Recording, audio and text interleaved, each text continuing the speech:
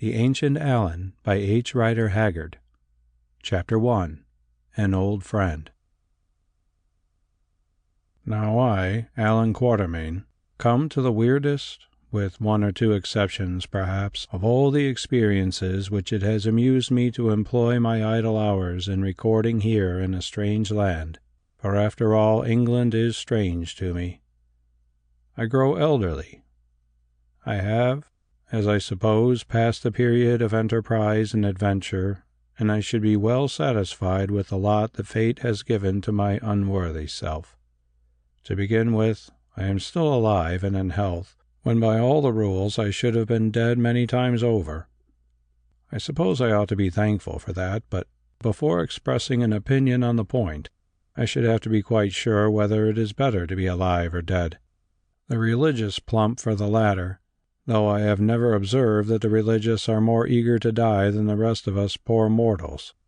For instance, if they are told that their holy hearts are wrong, they spend time and much money in rushing to a place called Nauheim in Germany, to put them right by means of water drinking, thereby shortening their hours of heavenly bliss and depriving their heirs of a certain amount of cash. The same thing applies to Buxton in my own neighborhood, and gout, especially when it threatens the stomach or the throat. Even archbishops will do these things, to say nothing of such small fry as deans or stout and prominent lay figures of the church. From common sinners like myself such conduct might be expected, but in the case of those who are obviously poised on the topmost rungs of the the heavenly ladder, it is legitimate to inquire why they show such reluctance in jumping off. As a matter of fact, the only persons that, individually, I have seen quite willing to die, except now and again to save somebody else whom they were so foolish as to care for more than they did for themselves, have been not those upon whom the light has shined, to quote an earnest paper I chanced to read this morning, but, to quote again, the sinful heathen wandering in their native blackness, by which I understand the writer to refer to their moral state, and not to their sable skins, wherein, for the most part, they are also condemned to wander, that is, if they happen to have been born south of a certain degree of latitude. To come to facts, the staff of faith, which each must shape for himself, is often hewn from unsuitable kinds of wood, yes, even by the very best among us.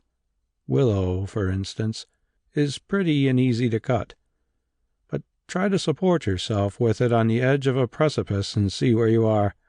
Then of a truth you will long for ironbark, or even homely oak. I might carry my parable further. Some allusions to the proper material of which to fashion the helmet of salvation suggest themselves to me, for example, but I won't. The truth is that we fear to die because all the religions are full of uncomfortable hints as to what may happen to us afterwards as a reward for our deviations from their laws. And we half believe in something, whereas often the savage, not being troubled with religion, fears less, because he half believes in nothing.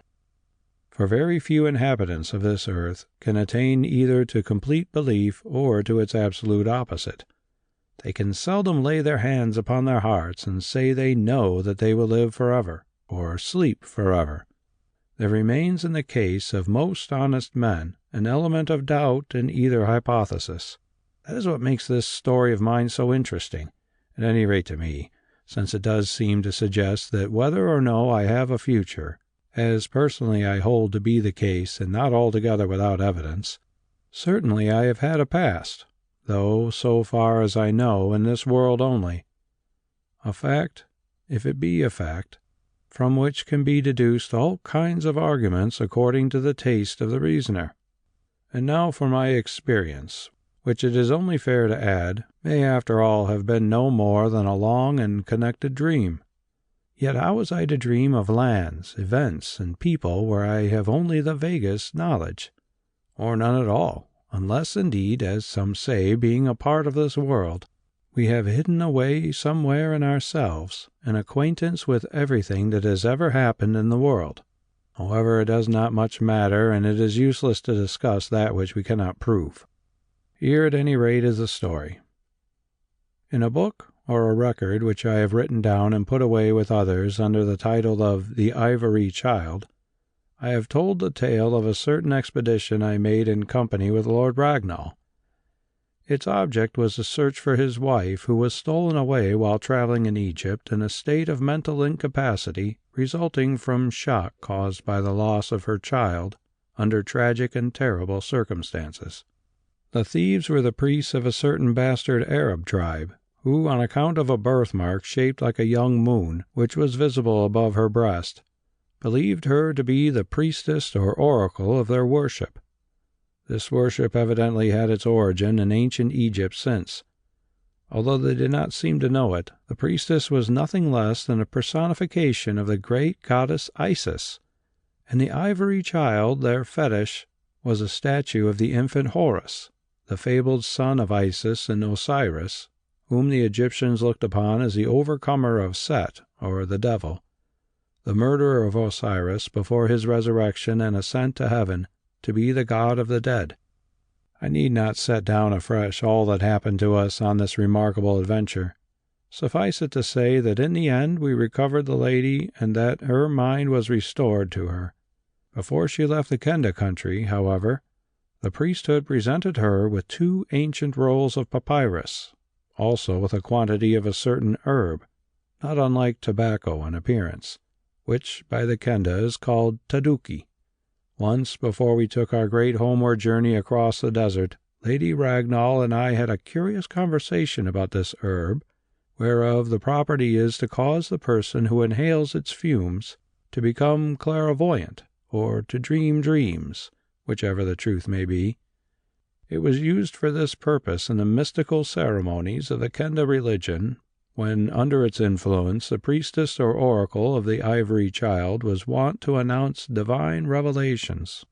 During her tenure of this office, Lady Ragnall was frequently subjected to the spell of the taduki vapor, and said strange things, some of which I heard with my own ears. Also myself once I experienced its effects and saw a curious vision, whereof many of the particulars were afterwards translated into facts. Now the conversation which I have mentioned was shortly to the effect that she, Lady Ragnall, believed a time would come when she, or I, or both of us, were destined to imbibe these taduki fumes and see wonderful pictures of some past or future existence in which we were both concerned. This knowledge, she declared, had come to her while she was officiating in an apparently mindless condition as the priestess of the Kenda god called the Ivory Child. At the time I did not think it wise to pursue so exciting a subject with a woman whose mind had been recently unbalanced, and afterwards, in the stress of new experiences, I forgot all about the matter, or at any rate, only thought of it very rarely. Once, however, it did recur to me with some force. Shortly after I came to England to spend my remaining days far from the temptations of adventure, I was beguiled into becoming a steward of a charity dinner, and, what was worse, into attending this said dinner. Although its objects were admirable, it proved one of the most dreadful functions in which I was ever called upon to share. There was a vast number of people, some of them highly distinguished, who had come to support the charity or to show off their orders, I don't know which, and others like myself, not at all distinguished, just common subscribers who had no orders and stood about the crowded room like waiters looking for a job. At the dinner, which was very bad, I sat at a table so remote that I could hear but little of the interminable speeches, which was perhaps fortunate for me.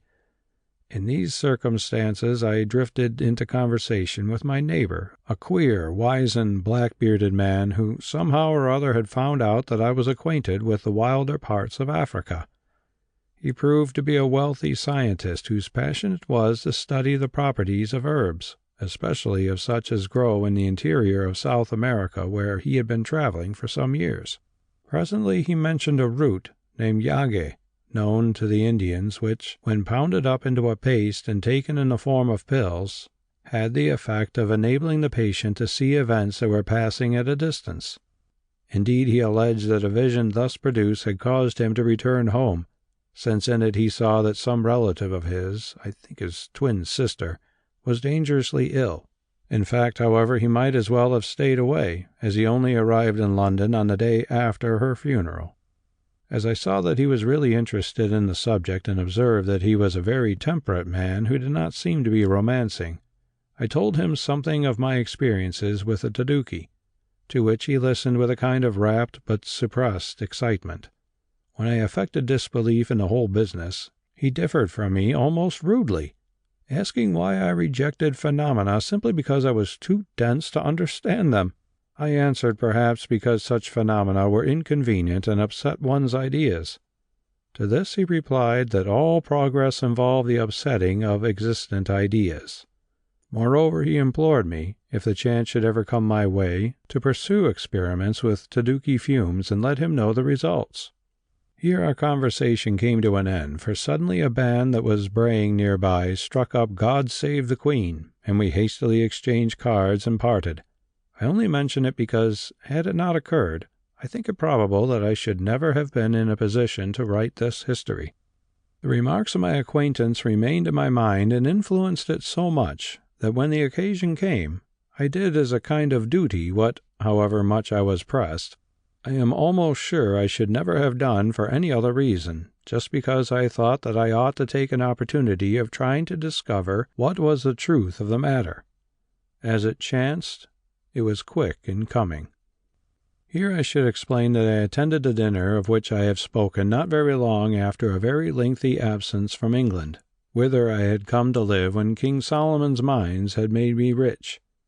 Therefore it happened that between the conclusion of my Kenda adventure some years before, and this time I saw nothing and heard little of Lord and Lady Ragnall.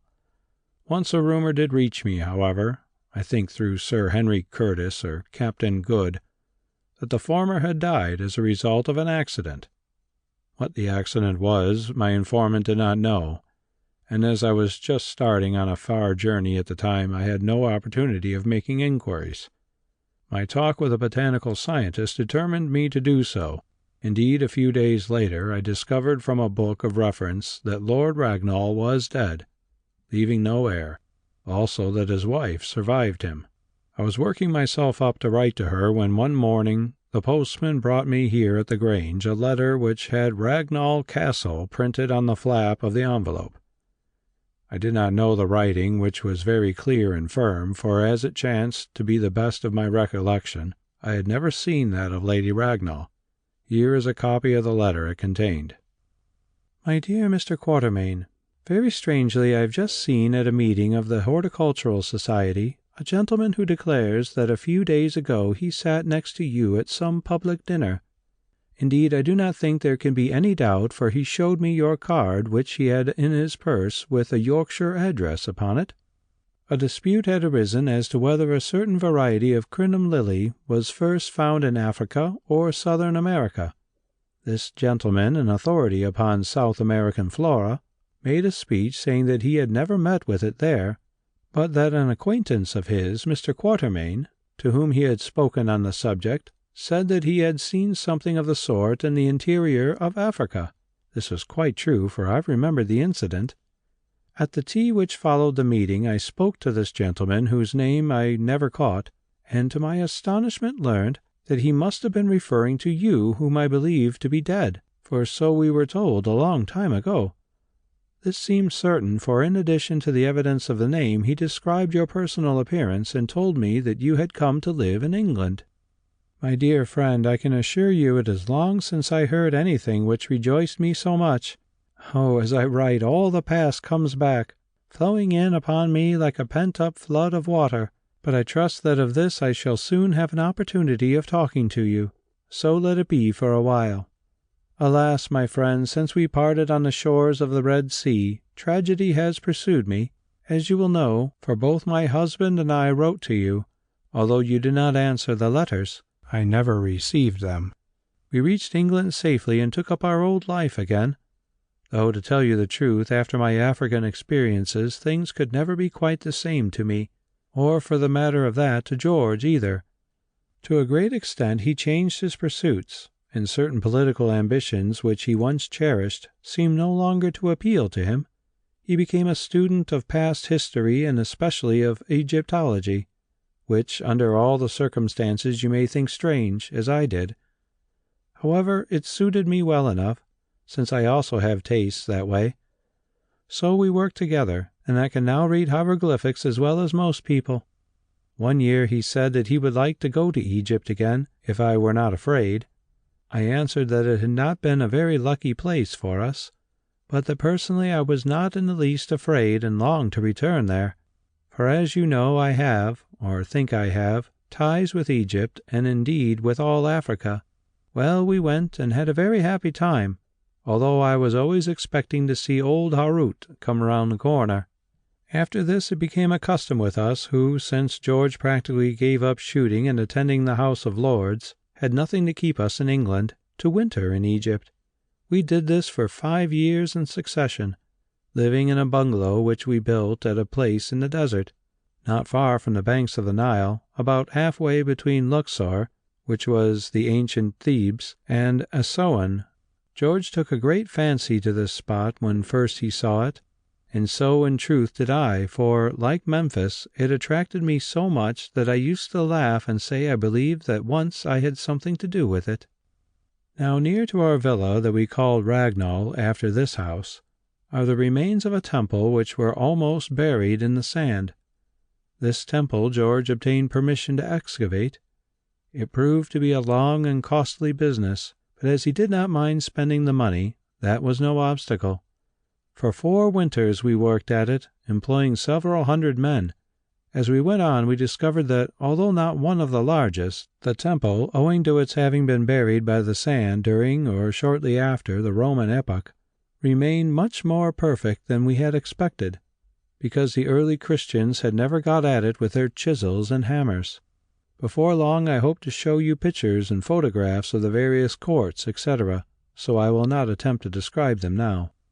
It is a temple to Isis, built or rather rebuilt over the remains of an older temple on the site that seems to have been called Amada, at any rate in the later days, and so named after a city in Nubia, apparently by one of the Amenhotep pharaohs who had conquered it.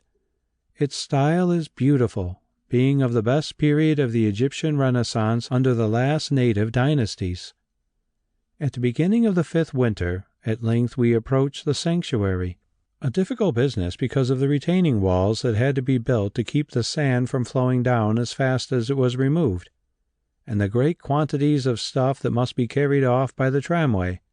In so doing we came upon a shallow grave, which appeared to have been hastily filled in and roughly covered over with paving stones like the rest of the court, as though to conceal its existence. In this grave lay the skeleton of a large man, together with the rusted blade of an iron sword and some fragments of armor. Evidently he had never been mummified, for there were no wrappings, canoptic jars, ushapti figures, or funeral offerings. The state of the bones showed us why, for the right forearm was cut through and the skull smashed in. Also an iron arrowhead lay among the ribs. The man had been buried hurriedly after a battle in which he had met his death. Searching in the dust beneath the bones, we found a gold ring still on one of the fingers. On its bezel was engraved the cartouche of Peroa, beloved of Ra. Now Peroa probably means Pharaoh, and perhaps he was Kabasha, who revolted against the Persians and ruled for a year or 2, after which he was supposed to have been defeated and killed, though of his end and place of burial there is no record.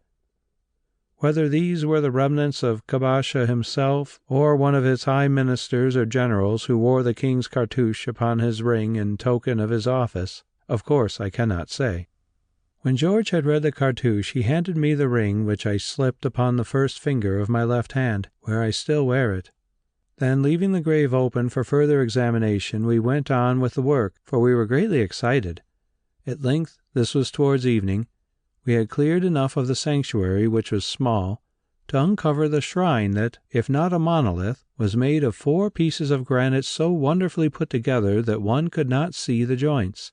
On the curved architrave, as I think it is called, was carved the symbol of a winged disc, and beneath, in the hieroglyphics as fresh as though they had been cut yesterday, an inscription to the effect that Peroa, royal son of the sun, gave this shrine as an excellent eternal work, together with the status of the Holy Mother and the Holy Child, to the emanations of the great goddess Isis and the god Horus, Amada, royal lady, being votaress or high priestess. We only read the hieroglyphics very hurriedly, being anxious to see what was within the shrine that, the cedar door having rotted away, was filled with fine drifted sand. Basketful by basketful we got it out, and then, my friend, there appeared the most beautiful, life-size statue of Isis carved in alabaster that ever I have seen. She was seated on a throne-like chair and wore the vulture cap on which traces of color remained. Her arms were held forward as though to support a child, which perhaps she was suckling as one of her breasts was bare, but if so, the child had gone. The execution of the status was exquisite, and its tender and mystic face extraordinarily beautiful, so lifelike also that I think it must have been copied from a living model. Oh, my friend, when I looked upon it, which we did by the light of the candles, for the sun was sinking and the shadows gathered in that excavated hole, I felt— never mind what I felt, perhaps you can guess who know my history.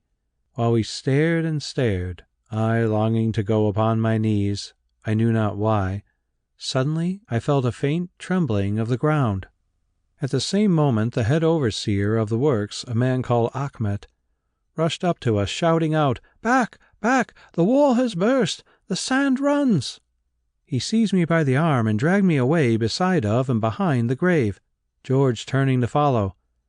Next instant I saw a kind of wave of sand, on the crest of which appeared the stones of the wall, curl over and break. It struck the shrine, overturned and shattered it, which makes me think it was made of 4 pieces, and shattered also the alabaster statue within, for I saw its head strike George upon the back and throw him forward. He reeled and fell into the open grave, which in another moment was filled and covered with a debris that seemed to grip me in my middle in its flow. After this, I remembered nothing more until hours later I found myself lying in our house. Achmed and his Egyptians had done nothing. Indeed, none of them could be persuaded to approach the place till the sun rose, because, as they said, the old gods of the land, whom they looked upon as devils, were angry at being disturbed and would kill them as they killed the Bey, meaning George. Then, distracted as I was, I went myself, for there was no other European there, to find that the whole site of the sanctuary was buried beneath hundreds of tons of sand that, beginning at the gap in the broken wall, had flowed from every side. Indeed, it would have taken weeks to dig it out, since to sink a shaft was impracticable and so dangerous that the local officials refused to allow it to be attempted. The end of it was that an English bishop came from Cairo and consecrated the ground by special arrangement with the government, which of course makes it impossible that this part of the temple should be further disturbed. After this, he read the burial service over my dear husband.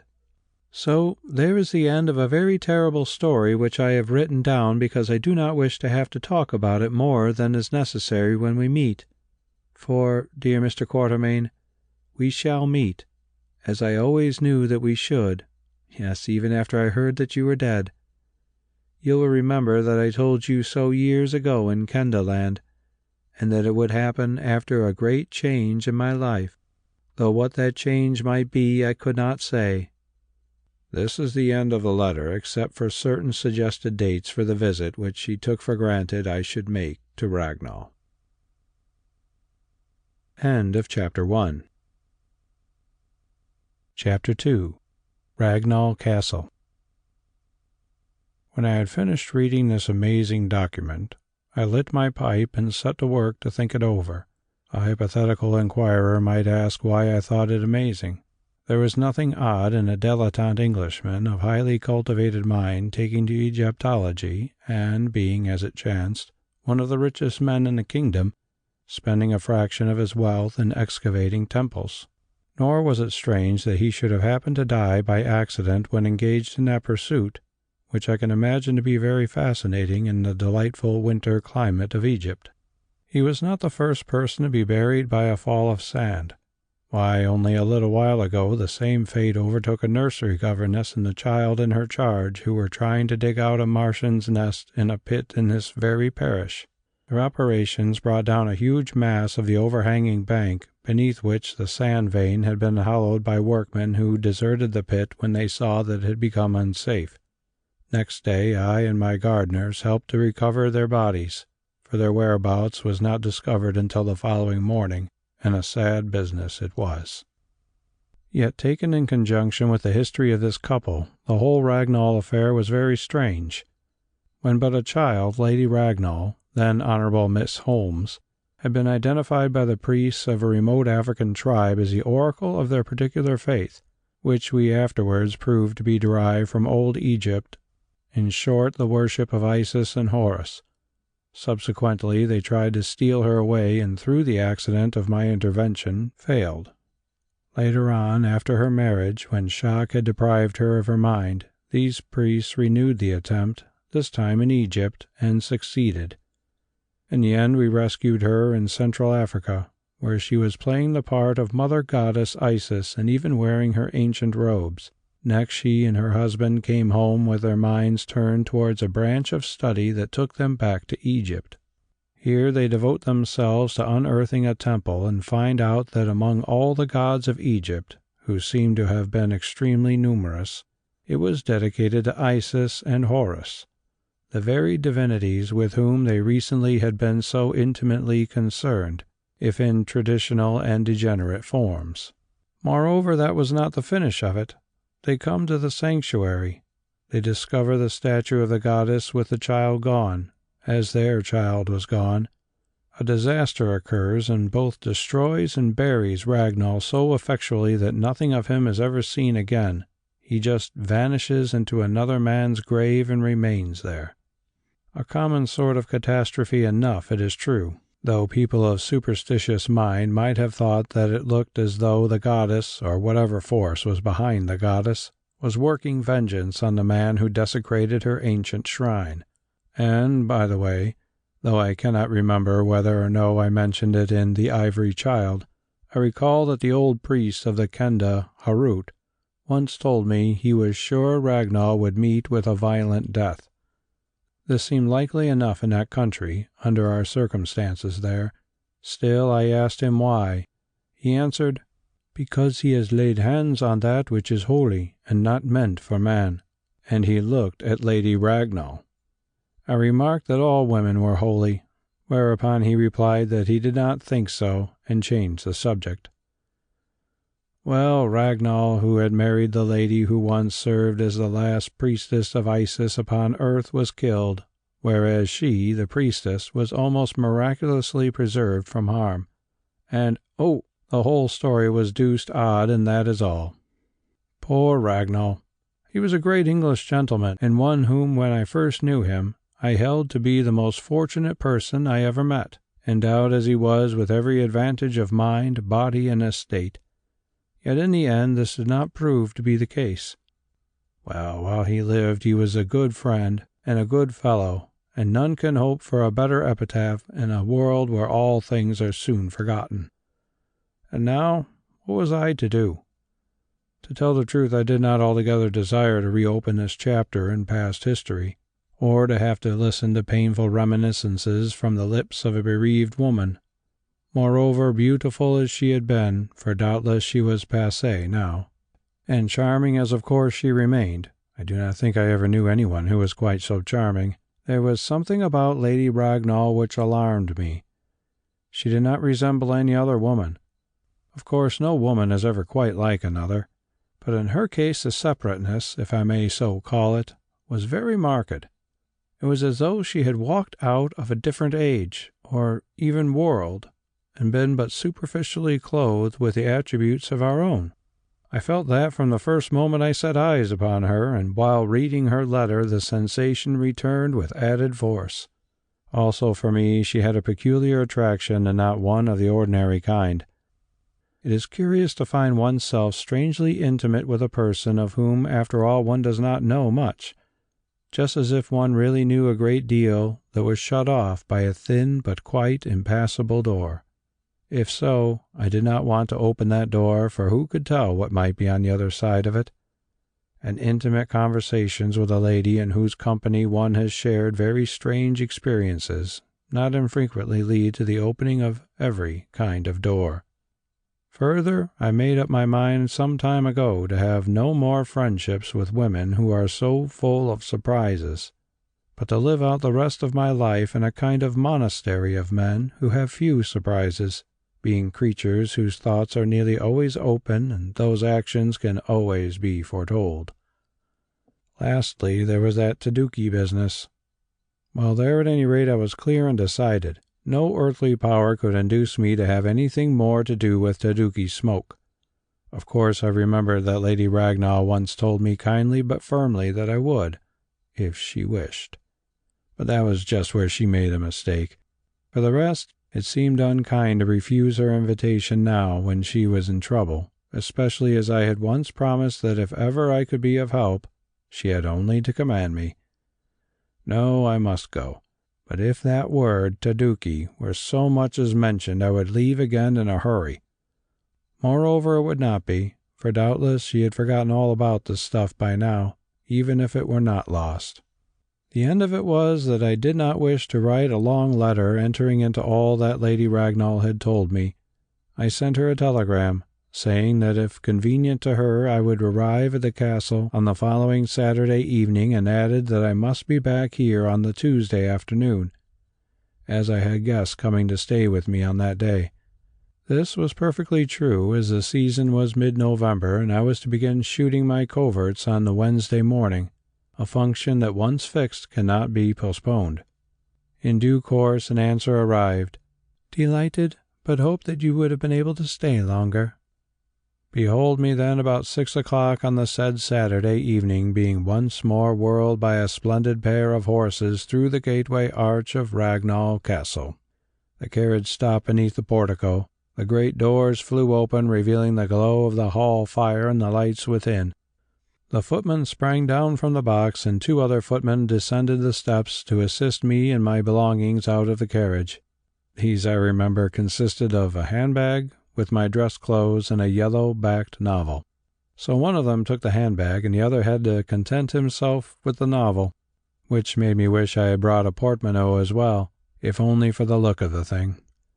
The pair, thus burdened, escorted me up the steps and delivered me over to the butler, who scanned me with a critical eye. I scanned him also, and perceived that he was a very fine specimen of his class. Indeed, his stately presence so overcame me that I remarked nervously, as he helped me off with my coat, that when last I was here another had filled his office. "Indeed, sir," he said. "And what was his name, sir?" "Savage," I replied. "And where might he be now, sir?" "Inside a snake," I answered. "At least he was inside a snake, but now I hope he is waiting upon his master in heaven." The man recoiled a little, pulling off my coat with a jerk. Then he coughed, rubbed his bald head, stared, and recovering himself with an effort, said, "Indeed, sir, I only came to this place after the death of his late lordship, when her ladyship changed all the household. Alfred, show this gentleman up to her ladyship's boudoir, and William, take his baggage to the blue room. Her ladyship wishes to see you at once, sir, before the others come." So I went up the big staircase to a part of the castle that I did not remember, wondering who the others might be. Almost could I have sworn that the shade of Savage accompanied me up those stairs. I could feel him at my side. Presently a door was thrown open, and I was ushered into a room somewhat dimly lit and full of the scent of flowers. By the fire near a tea-table stood a lady clad in some dark dress, with a light glinting on her rich-hued hair. She turned, and I saw that she still wore the necklace of red stones, and beneath it on her breast a single red flower. For this was Lady Ragnall. About that there was no doubt at all. So little doubt, indeed, that I was amazed. I had expected to see a stout, elderly woman, whom I should only know by the color of her eyes and her voice, and perhaps certain tricks of manner. But this was the mischief of it. I could not perceive any change, at any rate in that light. She was just the same, perhaps a little fuller in figure, which was an advantage, perhaps a little more considered in her movements, perhaps a little taller, or at any rate more stately, and that was all. These things I learned in a flash, when, with a murmured, "Mr. Quatermain, my lady," the footman closed the door, and she saw me. Moving quickly towards me with both her hands outstretched, she exclaimed in that honey-sweet voice of hers, "Oh, my dear friend!" She stopped and added, "Why, you haven't changed a bit." "Fossils wear well," I replied. "But that is just what I was thinking of you." "Then it is very rude of you to call me a fossil when I am only approaching that stage. Oh, I am glad to see you. I am glad." And she gave me both the outstretched hands. Upon my word, I felt inclined to kiss her, and have wondered ever since if she would have been very angry. I'm not certain that she did not divine the inclination. At any rate, after a little pause, she dropped my hands and laughed. Then she said, "I must tell you at once, a most terrible catastrophe has happened." Instantly it occurred to me that she had forgotten having informed me by letter of all the details of her husband's death. Such things chance to people who have once lost their memory. So I tried to look as sympathetic as I felt, sighed, and waited. "It is not so bad as all that," she said with a little shake of her head, reading my thought, as she always had the power to do from the first moment we met. "We can talk about that afterwards. It is only that I hoped we were going to have a quiet 2 days, and now the Adderby Smiths are coming. Yes, in half an hour. 5 of them." "The Adderby Smiths!" I exclaimed, for somehow I too felt disappointed. "Who are the Adderby Smiths?" "Cousins of George's, his nearest relatives. They think he ought to have left them everything, but he didn't, because he could never bear the sight of them. You see, his property was unentailed, and he left it all to me. Now the entire family is advancing to suggest that I should leave it to them, as perhaps I might have done if they had not chosen to come just now." "Why didn't you put them off?" I asked. "Because I couldn't," she answered with a little stamp of her foot. "Otherwise do you suppose they would have been here? They were far too clever. They telegraphed after lunch, giving the train by which they were to arrive, but no address save Charing Cross. I thought of moving up to the Berkeley Square house, but it was impossible in the time. Also, I didn't know how to catch you. Oh, it's most vexatious." "Perhaps they're very nice," I suggested feebly. "Nice! Wait till you have seen them. Besides, if they had been angels, I did not want them just now. But how selfish I am. Come and have some tea. And you can stop longer, that is if you live through the Adderby Smiths, who are worse than both the Kenda tribes put together. Indeed, I wish old Harut were coming instead. I should like to see Harut again, wouldn't you?" And suddenly the mystical look I knew so well gathered on her face. "Yes, perhaps I should," I replied doubtfully. "But I must leave by the first train on Tuesday morning. It goes at 8 o'clock. I looked it up." "Then the Adderby Smiths leave on Monday if I have to turn them out of the house. So we shall get one evening clear at any rate. Stop a minute." And she rang the bell. The footman appeared as suddenly as though he had been listening at the door. "Alfred," she said, "tell Moxley," he, I discovered, was the butler, "that when Mr. and Mrs. Adderby Smith, the 2 Misses Adderby Smith, and a young Mr. Adderby Smith arrive, they are to be shown to their rooms. Tell the cook also to put off dinner until 8:30. And if Mr. and Mrs. Scroop arrive earlier, tell Moxley to tell them that I am sorry to be a little late, but that I was delayed by some parish business. Now, do you understand?" "Yes, my lady," said Alfred, and vanished. "He doesn't understand in the least," remarked Lady Ragnall. "But so long as he doesn't show the Adderby Smiths up here, in which case he can go away with them on Monday, I don't care. It will all work out somehow. Now sit down by the fire and let's talk. We've got nearly an hour and 20 minutes, and you can smoke if you like. I learned to in Egypt." And she took a cigarette from the mantelpiece and lit it.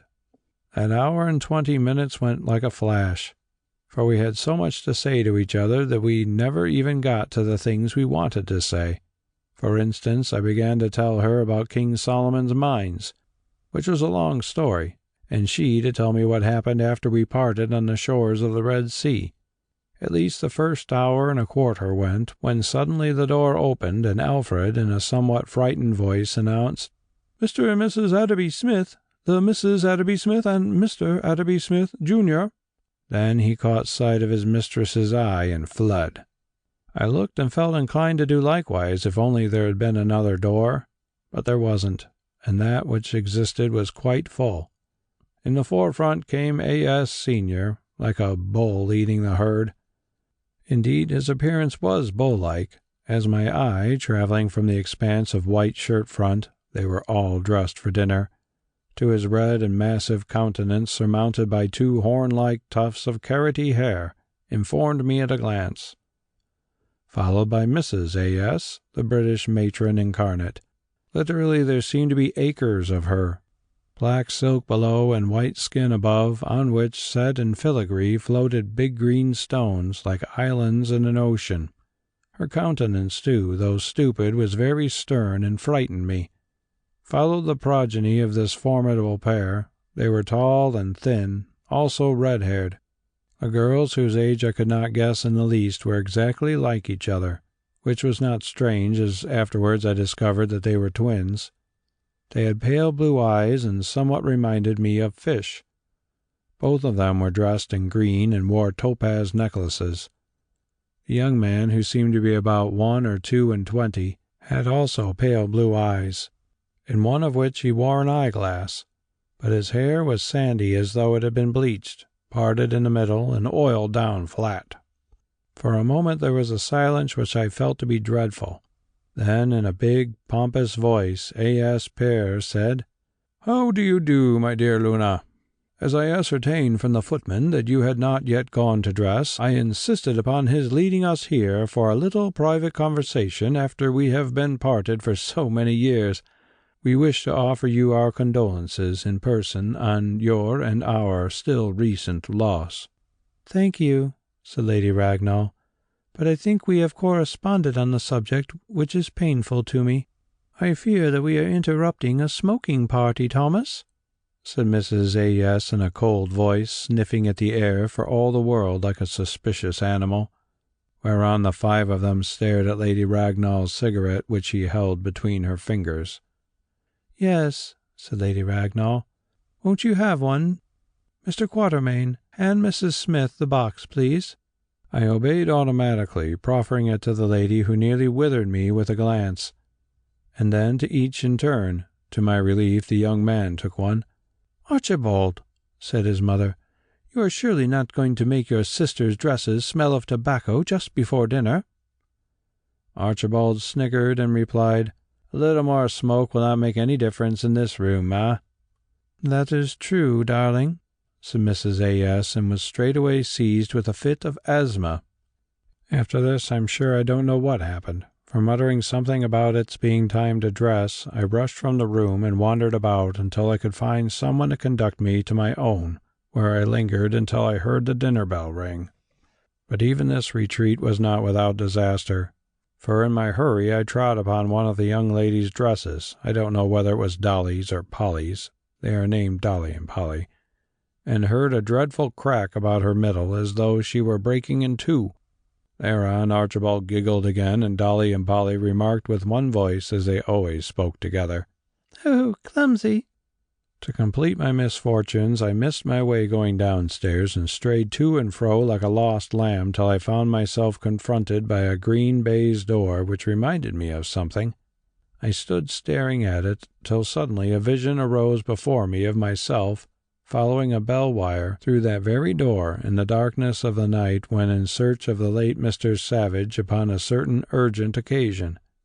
Yes, there could be no doubt about it, for look, there was the wire, and strange it seemed to me that I should live to behold it again. Curiosity led me to push the door open just to ascertain if my memory served me aright about the exact locality of the room. Next moment I regretted it, for I fell straight into the arms of either Dolly or Polly. "Oh," said she, "I've just been sewn up." I reflected that this was my case also, in another sense, but asked feebly if she knew the way downstairs. She didn't, neither of us did, till at length we met Mrs. Smith coming to look for her. If I had been a burglar, she could not have regarded me with graver suspicions, but at any rate she knew the way downstairs. And there, to my joy, I found my old friend Scroop and his wife, both of them grown stout and elderly, but as jolly as ever, after which the Smith family ceased to trouble me. Also, there was the rector of the parish, Dr. Jeffreys, and an absurdly young wife whom he had recently married, a fluffy-headed little thing with round eyes and a cheerful, perky manner. The two of them together looked exactly like a turkey cock and a chicken. I remembered him well enough, and to my astonishment he remembered me, perhaps because Lady Ragnall, when she had hastily invited him to meet the Smith family, mentioned that I was coming. Lastly, there was the curate, a dark young man who seemed to be always brooding over the secrets of time and eternity, though perhaps he was only thinking about his dinner or the next day's services. Well, there we stood in that well-remembered drawing-room in which first I had made the acquaintance of Harut and Marut, also of the beautiful Miss Holmes, as Lady Ragnall was then called. The Scroops, the Jeffreys, and I gathered in one group, and the Atterby Smiths in another, like a force about to attack, while between the two, brooding and indeterminate, stood the curate, a neutral observer. Presently Lady Ragnall arrived, apologizing for being late. For some reason best known to herself, she had chosen to dress as though for a great party. I believe it was out of mischief and in order to show Mrs. Atterby Smith some of the diamonds she was firmly determined that the family should never inherit. At any rate, there she stood, glittering and lovely, and smiled upon us. Then came dinner, and once more I marched to the great hall in her company. Dr. Jeffreys got Mrs. Smith. Papa Smith got Mrs. Jeffreys, who looked like a Grecian maiden walking into dinner with a minotaur. Scroop got one of the Miss Smiths, she who wore a pink bow. The gloomy curate got the other with a blue bow, and Archibald got Mrs. Scroop, who departed making faces at us over his shoulder. "You look very grand and nice," I said to Lady Ragnall as we followed the others at a discreet distance. "I am glad," she answered. "As to the nice, I mean. As for the grand, that dreadful woman is always writing to me about the Ragnall diamonds, so I thought that she should see some of them for the first and last time. Do you know I haven't worn these things since George and I went to court together, and I dare say she'll never wear them again, for there is only one ornament I care for, and I have got that under my dress." I stared at her and with a laugh said that she was very mischievous. "I suppose so," she replied, "but I detest those people who are pompous and rude and have spoiled my party. Do you know I had half a mind to come down in the dress that I wore as Isis in Kendahland? I have got it upstairs, and you shall see me in it before you go, for old time's sake. Only it occurred to me that they might think me mad, so I didn't. Dr. Jeffreys, will you say grace, please?" Well, it was a most agreeable dinner so far as I was concerned, for I sat between my hostess and Mrs. Scroop, and the rest were too far off for conversation. Moreover, as Archibald developed an unexpected quantity of small talk, and Scroop, on the other side, amused himself by filling Pinkbow Mrs. Smith's innocent mind with preposterous stories about Africa, as had happened to me once before at this table, Lady Ragnall and I were practically left undisturbed. "Isn't it strange that we should find ourselves sitting here again after all these years, except that you are in my mother's place? Oh, when that scientific gentleman convinced me the other day that you, whom I had heard were dead, were not only alive and well, but actually in England, really I could have embraced him." I thought of an answer, but did not make it, though as usual she read my mind, for I saw her smile. "The truth is," she went on, "I am an only child and really have no friends, though of course being, well, you know," and she glanced at the jewels on her breast, "I have plenty of acquaintances." "And suitors?" I suggested. "Yes," she replied, blushing, "as many as Penelope, not one of whom cares twopence about me any more than I care for them. The truth is, Mr. Quatermain, that nobody and nothing interest me, except a spot in the churchyard yonder, and another amid ruins in Egypt." "You have had sad bereavements," I said, looking the other way. "Very sad, and they have left life empty. Still, I should not complain, for I have had my share of good. Also, it isn't true to say that nothing interests me. Egypt interests me, though after what has happened I do not feel as though I could return there. All Africa interests me, and," she added, dropping her voice, "I can say it because I know you will not misunderstand. You interest me, as you have always done since the first moment I saw you." "I?" I exclaimed, staring at my own reflection in a silver plate, which made me look, well, more unattractive than usual. "It's very kind of you to say so, but I can't understand why you should. You have seen very little of me, Lady Ragnall, except on that long journey across the desert when we did not talk much, since you were otherwise engaged." "I know, that's the odd part of it, for I feel as though I had seen you for years and years and knew everything about you that one human being can know of another. Of course, too, I do know a good lot of your life through George and Harut." "Harut was a great liar," I said uneasily. "Was he? I always thought him painfully truthful, though how he got at the truth I do not know. Anyhow," she added with meaning, "don't suppose I think the worse of you because others have thought so well. Women who seem to be all different, generally, I notice, have this in common. If one or two of them like a man, the rest like him also because something in him appeals to the universal feminine instinct, and the same applies to their dislike. Now men, I think, are different in that respect." "Perhaps because they are more Catholic and charitable," I suggested. "Or perhaps because they like those who like them." She laughed in her charming way and said, "However, these remarks do not apply to you and me, for I think I told you once before in that cedar wood in Kendalland, where you feared lest I should catch a chill, or become odd again, it is another you with whom something in me seems to be so intimate." "That's fortunate for your sake," I muttered, still staring at and pointing to the silver plate. Again she laughed. "Do you remember the Taduki herb?" she asked. "I have plenty of it safe upstairs, and not long ago I took a whiff of it. Only a whiff, because you know it had to be saved." "And what did you see?" "Never mind. The question is, what shall we both see?" "Nothing," I said firmly. "No earthly power will make me breathe that unholy drug again." "Except me," she murmured with sweet decision. "No, don't think about leaving the house. You can't. There are no Sunday trains.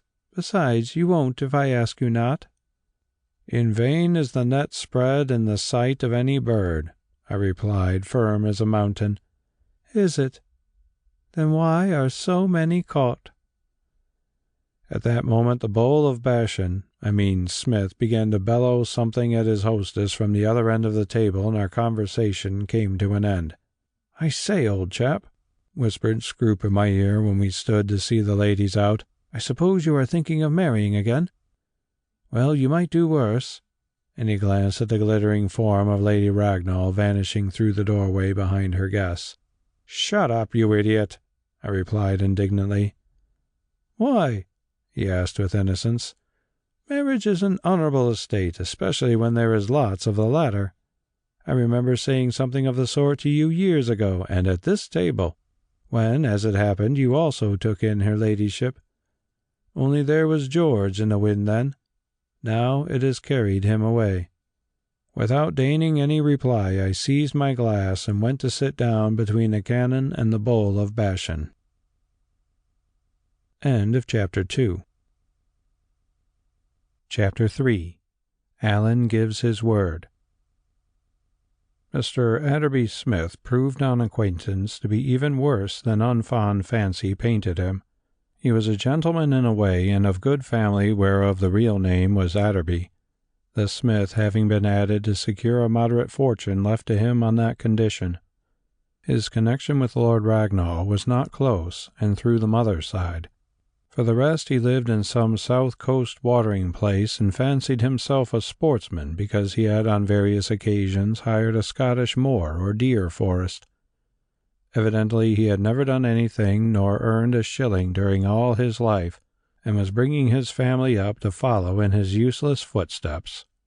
The chief note of his character was that intolerable vanity which so often marks men who have nothing whatsoever about which to be vain.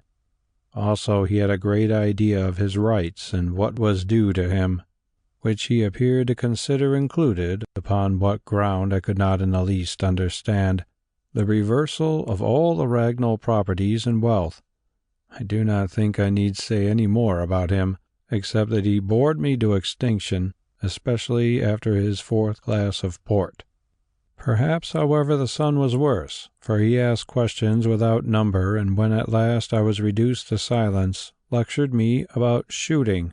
Yes, this callow youth who was at Sandhurst instructed me, Allan Quatermain, how to kill elephants. He who had never seen an elephant except when he fed it with buns at the zoo. At last Mr. Smith, who to Scroop's great amusement had taken the end of the table and assumed the position of host, gave the signal to move, and we adjourned to the drawing-room. I don't know what had happened, but there we found the atmosphere distinctly stormy. The ample Mrs. Smith sat in a chair fanning herself, which caused the barbaric ornaments she wore to clank upon her fat arm. Upon either side of her, pale and indeterminate, stood Polly and Dolly, each pretending to read a book. Somehow the three of them reminded me of a coat of arms seen in a nightmare. British matrons seigent, with modesty and virtue as supporters. Opposite, on the other side of the fire, and evidently very angry, stood Lady Ragnall, regardant. "Do I understand you to say, Luna," I heard Mrs. A.S. ask in resonant tones as I entered the room, "that you actually played the part of a heathen goddess among these savages, clad in a transparent bedrobe?" "Yes, Mrs. Atterbury Smith," replied Lady Ragnall, "and a nightcap of feathers. I will put it on for you if you won't be shocked. Or perhaps one of your daughters." "Oh," said both young ladies together. "Please be quiet. Here come the gentlemen." After this there was a heavy silence, broken only by the stifled giggles in the background of Mrs. Scroop and the Canon's fluffy-headed wife, who, to do her justice, had some fun in her. Thank goodness the evening, or rather that part of it, did not last long, since presently Mrs. Atterbury Smith, after studying me for a long while with a cold eye, rose majestically and swept off to bed, followed by her offspring. Afterwards I ascertained from Mrs. Scroop that Lady Ragnall had been amusing herself by taking away my character in every possible manner for the benefit of her connections, who were left with a general impression that I was the chief of a native tribe somewhere in Central Africa, where I dwelt in light attire surrounded by the usual accessories. No wonder, therefore, that Mrs. A.S. thought it best to remove her twin pets, as she called them, out of my ravening reach. Then the Scroops went away, having arranged for me to lunch with them on the morrow, an invitation that I hastily accepted, though I heard Lady Ragnall mutter "mean" beneath her breath. With them departed the Canon and his wife, and the curate, being, as they said, early birds with duties to perform. After this, Lady Ragnall paid me out by going to bed, having instructed Moxley to show us to the smoking-room, where, she whispered as she said good night, "I hope you will enjoy yourself." Over the rest of the night I drew the veil. For a solid hour and 3/4 did I sit in that room between this dreadful pair, being alternately questioned and lectured. At length I could stand it no longer, and while pretending to help myself to whiskey and soda, slipped through the door and fled upstairs. I arrived late to breakfast purposely, and found that I was wise, for Lady Ragnall was absent upstairs, recovering from a headache.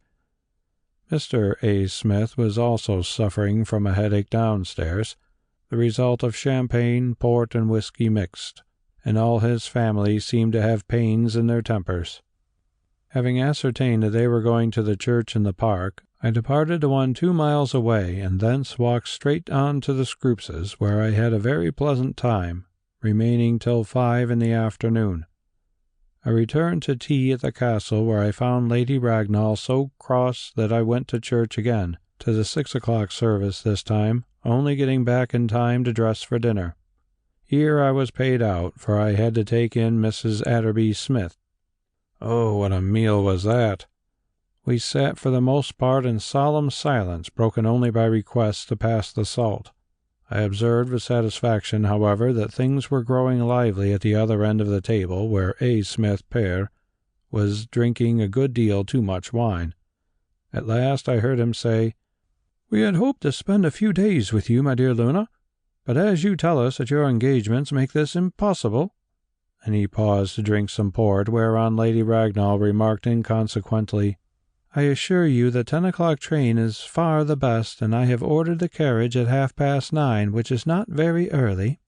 "As your engagements made this impossible," he repeated, "we would ask for the opportunity of a little family conclave with you tonight." Here all of them turned and glowered at me.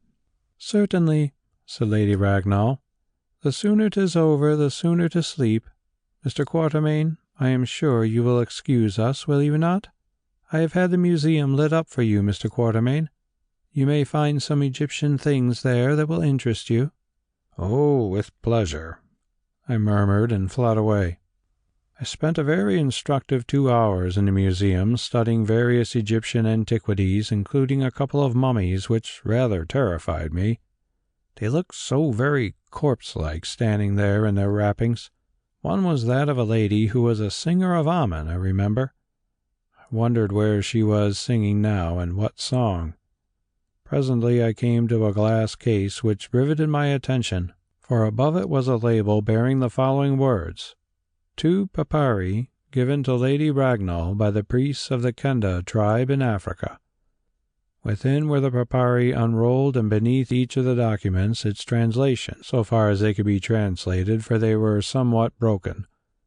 Number 1, which was dated in the 1st year of Perot, appeared to be the official appointment of the royal Lady Amada, to be the prophetess to the temple of Isis and Horus the child, which was also called Amada, and situated on the east bank of the Nile above Thebes. Evidently this was the same temple on which Lady Ragnall had written to me in her letter, where her husband had met his death by accident, a coincidence which made me start when I remembered how and where the document had come into her hands, and what kind of office she filled at the time. The second papyrus, or rather its translation, contained a most comprehensive curse upon any man who ventured to interfere with the personal sanctity of this same royal Lady of Amada, who, apparently in virtue of her office, was doomed to perpetual celibacy like the Vestal Virgins. I do not remember all the terms of the curse, but I know that it invoked the vengeance of Isis the Mother, Lady of the Moon, and Horus the Child upon anyone who should dare such a desecration, and in so many words doomed him to death by violence, far from his own country where he had first looked on Ra, i.e. the sun, and also certain spiritual sufferings afterwards. The document gave me the idea that it was composed in troubled days to protect that particularly sacred person, the prophetess of Isis, whose cult, as I have since learned, was rising in Egypt at the time, from threatened danger, perhaps at the hands of some foreign man. It occurred to me even that this princess, for evidently she was a descendant of kings, had been appointed to a most sacred office for that very purpose. Men who shrink from little will often fear to incur the direct curse of widely venerated gods in order to obtain their desires, even if they be not their own gods. Such were my conclusions about this curious and ancient writing, which I regret I cannot give in full, as I neglected to copy it at the time. I may add that it seemed extremely strange to me that it and the other, which dealt with a particular temple in Egypt, should have passed into Lady Ragnall's hands over 2,000 years later in a distant part of Africa, and that subsequently her husband should have been killed in her presence, whilst excavating the very temple to which they referred, whence too in all probability they were taken. Moreover, oddly enough, Lady Ragnall had herself for a while filled the role of Isis in a shrine whereof these two papyri had been part of the sacred appurtenances for unknown ages, and one of her official titles there was Prophetess and Lady of the Moon, whose symbol she wore on her breast. Although I have always recognized that there are a great many more things in the world than are dreamt of in our philosophy, I say with truth and confidence that I am not a superstitious man, yet I confess that these papers and the circumstances connected with them made me feel afraid. Also, they made me wish I had not come to Ragnall Castle. Well, the Atterbury Smiths had so far effectually put a stop to any talk of such matters, and even if Lady Ragnall should succeed in getting rid of them by that morning train, as to which I was doubtful, there remained but a single day of my visit, during which it ought not to be hard to stave off the subject. Thus I reflected, standing face to face with those mummies, till presently I observed that the singer of Amen, who wore a staring gold mask, seemed to be watching me with her oblong painted eyes. To my fancy a sardonic smile gathered in them and spread to the mouth. "That's what you think," the smile seemed to say. "As once before you thought that fate could be escaped. Wait and see, my friend, wait and see." "Not in this room, anyway," I remarked aloud, and departed in a hurry down the passage which led to the main staircase. Before I reached its end, a remarkable sight caused me to halt in the shadow. The Atterbury Smith family were going to bed en bloc. They marched in single file up the great stair, each of them carrying a hand candle. Papa led, and the young hopeful brought up the rear. Their countenances were full of war. Even the twins looked like angry lambs, but something written on them informed me that they had suffered defeat recent and grievous. So they vanished up the stairway and out of my ken forever. When they had gone, I started again, and ran straight into Lady Ragnall. If her guests had been angry, it was clear that she was furious, almost weeping with rage, indeed. Moreover, she turned and rent me. "You are a wretch," she said, "to run away and leave me all day long with those horrible people. Well, they will never come here again, for I have told them that if they do, the servants have orders to shut the door in their faces." Not knowing what to say, I remarked that I had spent a most instructive evening in the museum, which seemed to make her angrier than ever. At any rate, she whisked off without even saying good night, and left me standing there. Afterwards I learned that the A.S.'s had calmly informed Lady Ragnall that she had stolen their property, and demanded that, as an act of justice, she should make a will leaving everything she possessed to them, and meanwhile furnish them with an allowance of £4,000 a year. What I did not learn were the exact terms of her answer. Next morning Alfred, when he called me, brought me a note from his mistress, which I fully expected would contain a request that I should depart by the same train as her other guests. Its real contents, however, were very different. "My dear friend," it ran, "I am so ashamed of myself and so sorry for my rudeness last night, for which I deeply apologize. If you knew all that I had gone through at the hands of those dreadful mendicants, you would forgive me. L.R. P.S. I have ordered breakfast at 10. Don't go down much before, for your own sake." Somewhat relieved in my mind, for I thought that she was really angry with me, not altogether without cause, I rose, dressed, and set to work to write some letters. While I was doing so, I heard the wheels of a carriage beneath, and opening my window, saw the Atterbury Smith family in the act of departing in the castle bus. Smith himself seemed to be still enraged, but the others looked depressed. Indeed, I heard the wife of his bosom say to him, "Calm yourself, my dear. Remember that Providence knows what is best for us, and that beggars on horseback are always unjust and ungrateful." To which her spouse replied, "Hold your infernal tongue, will you?" and then began to rate the servants about the luggage. Well, off they went. Glaring through the door of the bus, Mr. Smith caught sight of me leaning out of the window, seeing which I waved my hand to him in adieu. His only reply to this courtesy, was to shake his fist, though whether at me or at the castle and its inhabitants in general, I neither know nor care. When I was quite sure that they had gone and were not coming back again to find something they had forgotten, I went downstairs and surprised a conclave between the butler Moxley and his satellites, reinforced by Lady Ragnall's maid and 2 other female servants. "Gratuities!" Moxley was exclaiming, which I thought a fine word for tips. "Not a smell of them. His gratuities were, 'Damn your eyes, you fat bottle washer,' being his name for butler. My eyes, mind you, Anne, not Alfred's or William's, and that because he had tumbled over his own rugs. Gentlemen! Why, I name him a hog with his litter." "Hogs don't have litters, Mr. Moxley," observed Anne smartly. "Well, young woman, if there aren't no hogs, there'd be no litter, so there. However, he won't root about in this castle no more, for I happened to catch a word or 2 of what passed between them and her ladyship last night. He said straight out that she was making love to that little Mr. Quatermain, who wanted her money. And probably not for the first time, as they had foregathered in Africa. A gentleman, mind you, Anne, who altogether peculiar, I like, and who, the keeper Charles tells me, is the best shot in the whole world." "And what did she say to that?" asked Anne. "What did she say? What didn't she say? That's the question. It was just as though all the furniture in the room got up and went for them Smiths. Well, having heard enough, and more than I wanted, I stepped off with the tray, and next minute out they all come and grabbed the bedroom candlesticks. That's all, and there's their ladyship's bell. Alfred, don't stand gaping there, but go and light the hot plates."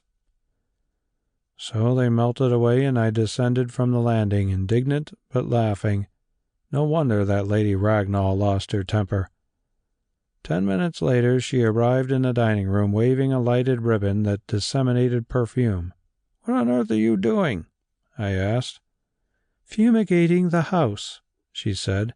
"It is unnecessary, as I don't think they were infectious, but the ceremony has moral significance, like incense. Anyway, it relieves my feelings." Then she laughed and threw the remains of the ribbon into the fire, adding, "If you say a word about those people, I'll leave the room." I think we had one of the jolliest breakfasts I ever remember. To begin with, we were both hungry, since our miseries of the night before had prevented us from eating any dinner. Indeed, she swore that she had scarcely tasted food since Saturday. Then we had such a lot to talk about. With short intervals, we talked all that day, either in the house or while walking through the gardens and grounds.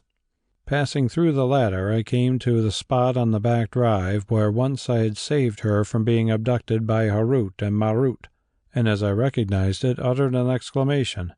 She asked me why, and the end of it was that I told her all that story which to this moment she had never heard, for Ragnall had thought well to keep it from her. She listened intently, then said, "So I owe you more than I knew. Yet I'm not sure. For you see, I was abducted after all. Also, if I had been taken there, probably George would never have married me or seen me again, and that might have been better for him." "Why?" I asked. "You are all the world to him." "Is any woman ever all the world to a man, Mr. Quatermain?" I hesitated, expecting some attack. "Don't answer," she went on. "It would be too long, and you wouldn't convince me who have been in the East. However, he was all the world to me. Therefore his welfare was what I wished and wish, and I think he would have had more of it if he had never married me." "Why?" I asked again. "Because I brought him no good luck, did I? I needn't go through all the story as you know it. And in the end, it was through me that he was killed in Egypt." "Or through the goddess Isis," I broke in rather nervously. "Yes, the goddess Isis. A part I have played in my time, or something like it.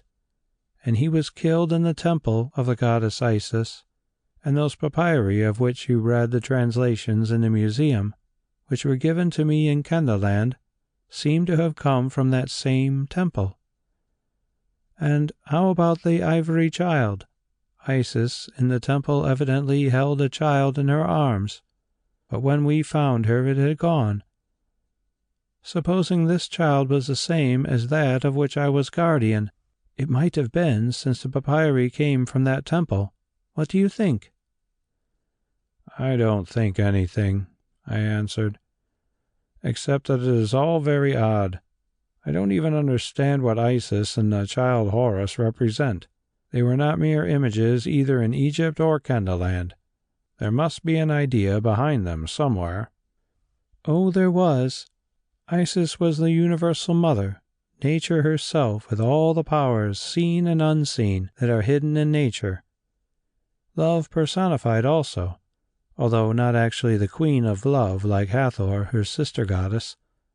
The Horus child, whom the old Egyptians called Heru Henu, signified eternal regeneration, eternal youth, eternal strength and beauty.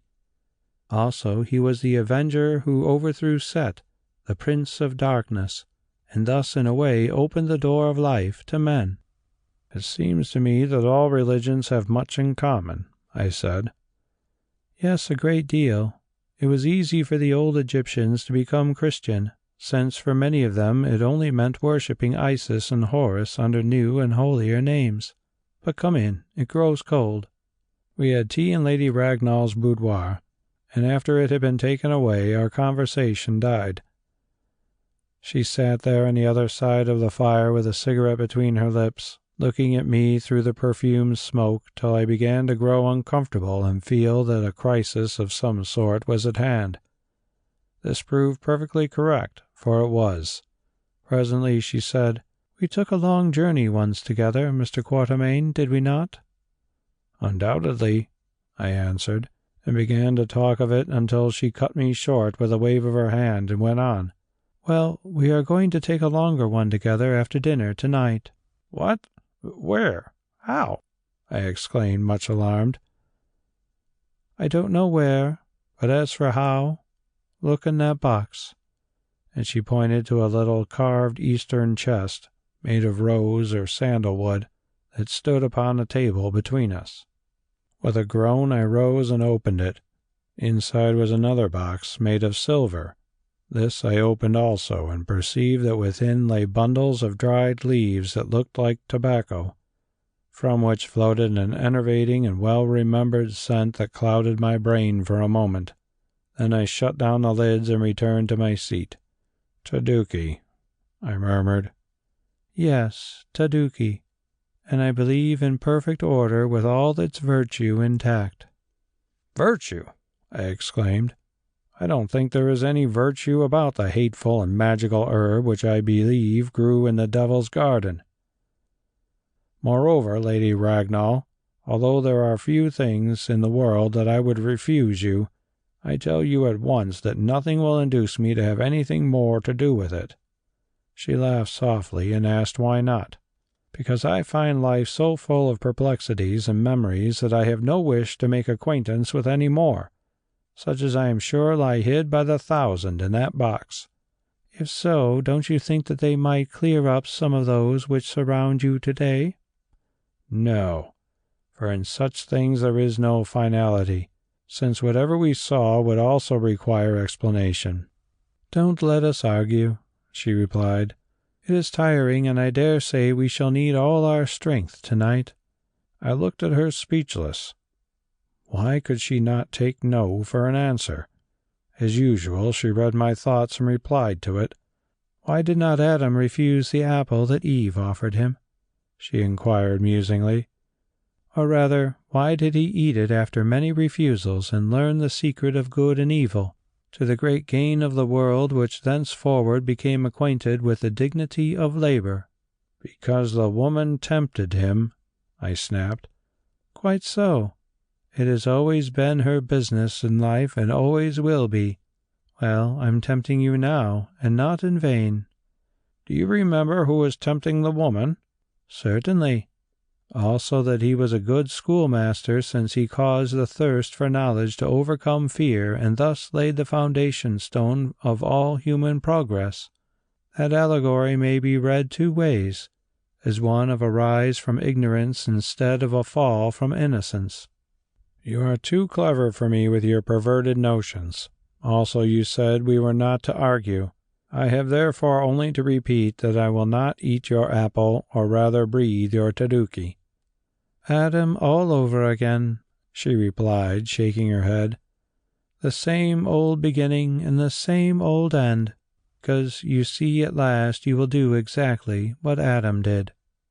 Here she rose, and standing over me looked me straight in the eyes, with the curious result that all my will power seemed to evaporate. Then she sat down again, laughing softly, and remarked as though to herself, "Who would have thought that Allan Quatermain was a moral coward?" "Coward," I repeated. "Coward?" "Yes, that's the right word. At least you were a minute ago. Now courage has come back to you. Why, it's almost time to dress for dinner, but before you go, listen. I have some power over you, my friend, as you have some power over me. For I tell you frankly, if you wished me very much to do anything, I should have to do it, and the same applies conversely. Now, tonight we are, as I believe, going to open a great gate and see wonderful things, glorious things that will thrill us for the rest of our lives, and perhaps suggest to us what is coming after death. You will not fail me, will you?" she continued in a pleading voice. "If you do, I must try alone, since no one else will serve, and then I know, how I cannot say, that I shall be exposed to great danger. Yes, I think that I shall lose my mind once more and never find it again this side the grave. You would not have that happen to me, would you, just because you shrink from digging up old memories?" "Of course not," I stammered. "I should never forgive myself." "Yes, of course not. There is really no need for me to ask you. Then you promise you will do all I wish?" And once more she looked at me, adding, "Don't be ashamed, for you remember that I have been in touch with hidden things, and am not quite as other women are. You will recollect I told you that which I have never breathed to any other living soul, years ago on that night when we first met." "I promise," I answered, and was about to add something, I forget what. Then she cut me short, saying, "That's enough, for I know your word is rather better than your bond. Now, dress as quickly as you can, or dinner will be spoiled." End of Chapter 3. Chapter 4. Through the Gates. Short as was the time at my disposal before the dinner gong sounded, it proved ample for reflection. With every article of attire that I discarded went some of that boudoir glamour, till its last traces vanished with my walking boots. I was fallen indeed. I, who had come to this place so full of virtuous resolutions, could now only reflect upon the true and universal meaning of our daily prayer that we might be kept from temptation. And yet what had tempted me? For my life's sake I could not say. The desire to please a most charming woman and to keep her from making solitary experiments of a dangerous nature, I suppose, though whether they should be less dangerous carried out jointly remained to be seen. Certainly it was not any wish to eat of her proffered apple of knowledge, for already I knew a great deal more than I cared for about things in general. Oh, the truth was that woman is the mightiest force in the world, at any rate where the majority of us poor men is concerned. She commanded, and I must obey. I grew desperate and wondered if I could escape. Perhaps I might slip out of the back door and run for it, without my greatcoat or hat, although the night was so cold and I should probably be taken up as a lunatic. No, it was impossible, for I had forged a chain that might not be broken. I had passed my word of honor. Well, I was in for it, and after all, what was there of which I need be afraid that I should tremble and shrink back as though I were about to run away with somebody's wife, or rather to be run away with, quite contrary to my own inclination? Nothing at all. A mere nonsensical ordeal, much less serious than a visit to the dentist. Probably that stuff had lost its strength by now. that is, unless it had grown more powerful by keeping, as is the case with certain sorts of explosives. And if it had not, the worst to be expected was a silly dream, followed perhaps by headache. That is, unless I did not chance to wake up again at all in this world, which was a most unpleasant possibility. Another thing, suppose I woke and she didn't, what should I say then? Of a certainty I should find myself in the dock. Yes, and there were further dreadful eventualities, quite conceivable, every one of them, the very thought of which plunged me into a cold perspiration and made me feel so weak that I was obliged to sit down. Then I heard the gong. To me it sounded like the execution bell to a prisoner under sentence of death. I crept downstairs feebly and found Lady Ragnall waiting for me in the drawing-room, clothed with gaiety as with a garment. I remember that it made me most indignant that she should be so happy in such circumstances, but I said nothing. She looked me up and down and remarked, "Really, from your appearance you might have seen the Ragnall ghost, or be going to be married against your will, or I don't know what. Also, you have forgotten to fasten your tie." I looked in the glass. It was true, for there hung the ends down my shirt front. Then I struggled with the wretched thing until at last she had to help me, which she did laughing softly. Somehow her touch gave me confidence again and enabled me to say quite boldly that I only wanted my dinner. "Yes," she replied, "but you are not to eat much, and you must only drink water. The priestesses in Kendalan told me that this was necessary before taking Taduki in its strongest form, as we are going to do tonight. You know the prophet Harut only gave us the merest whiff in this room years ago." I groaned, and she laughed again. That dinner with nothing to drink, although to avoid suspicion I let Moxley fill my glass once or twice, and little to eat, for my appetite had vanished, went by like a bad dream. I recall no more about it until I heard Lady Ragnall tell Moxley to see that there was a good fire in the museum where we were going to study that night and must not be disturbed. Another minute, and I was automatically opening the door for her. As she passed, she paused to do something to her dress and whispered, "Come in a quarter of an hour. Mind, no port, which clouds the intellect." "I have none left to cloud," I remarked after her. Then I went back and sat by the fire, feeling most miserable and staring at the decanters, for never in my life do I remember wanting a bottle of wine more. The big clock ticked and at last chimed the quarter, jarring on my nerves in that great lonely banqueting hall. Then I rose and crept upstairs like an evildoer, and it seemed to me that the servants in the hall looked on me with suspicion, as well they might. I reached the museum and found it brilliantly lit, but empty except for the cheerful company of the two mummies, who also appeared to regard me with gleaming but doubtful eyes. So I sat down there in front of the fire, not even daring to smoke lest tobacco should complicate Taduki. Presently I heard a low sound of laughter, looked up and nearly fell backwards, that is, metaphorically, for the chair prevented such a physical collapse. It was not wonderful, since before me, like a bride of ancient days adorned for her husband, stood the goddess Isis. White robes, feathered headdress, ancient bracelets, gold-studded sandals on bare feet, scented hair, ruby necklace, and all the rest. I stared.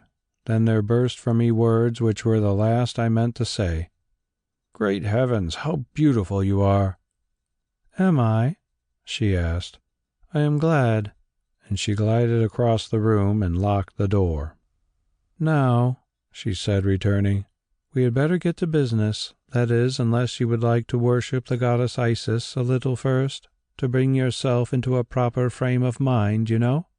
"No," I replied, my dignity returning to me. "I do not wish to worship any goddess, especially when she isn't a goddess. It was not part of the bargain." "Quite so," she said, nodding. "But who knows what you will be worshipping before an hour is over? Oh, forgive me for laughing at you, but I can't help it. You are so evidently frightened." "Who wouldn't be frightened?" I answered, looking with gloomy apprehension at the saddlewood box which had appeared upon a case full of scarabs. "Look here, Lady Ragnall," I added, "why can't you leave all this unholy business alone and let us spend a pleasant evening talking, now that those Smith people have gone? I have lots of stories about my African adventures which would interest you." "Because I want to hear my own African adventures, and perhaps yours too, which I am sure will interest me a great deal more," she exclaimed earnestly. "You think it is all foolishness, but it is not. Those Kenda priestesses told me much when I seemed to be out of my mind. For a long time I did not remember what they said, but of late years, especially since George and I began to excavate that temple, plenty has come back to me bit by bit, fragments, you know, that make me desire to learn the rest as I never desired anything else on earth. And the worst of it has always been that from the beginning I have known, and know, that this can only happen with you and through you. Why, I cannot say, or have forgotten. That's what sent me nearly wild with joy when I heard that you were not only alive, but in this country. You won't disappoint me, will you? There is nothing I can offer you which would have any value for you, so I can only beg you not to disappoint me. Well, because I'm your friend." I turned away my head, hesitating, and when I looked up again I saw that her beautiful eyes were full of tears. Naturally that settled the matter, so I only said, "Let's get on with the affair. What am I to do? Stop a bit. I may as well provide against eventualities." And going to the table I took a sheet of notepaper and wrote, "Lady Ragnall and I, Allan Quatermain, are about to make an experiment with an herb which we discovered some years ago in Africa. If by any chance this should result in accident to either or both of us, the coroner is requested to understand that it is not a case of murder or suicide, but merely of unfortunate scientific research." This I dated, adding the hour 9:47 p.m., and signed requesting her to do the same. She obeyed with a smile, saying it was strange that one who had lived a life of such constant danger as myself should be so afraid to die. "Look here, young lady," I replied with irritation, "doesn't it occur to you that I may be afraid lest you should die, and I be hanged for it?" I added by an afterthought. "Oh, I see," she answered. "That is really very nice of you. But, of course, you would think like that. It is your nature." "Yes," I replied, "nature, not merit."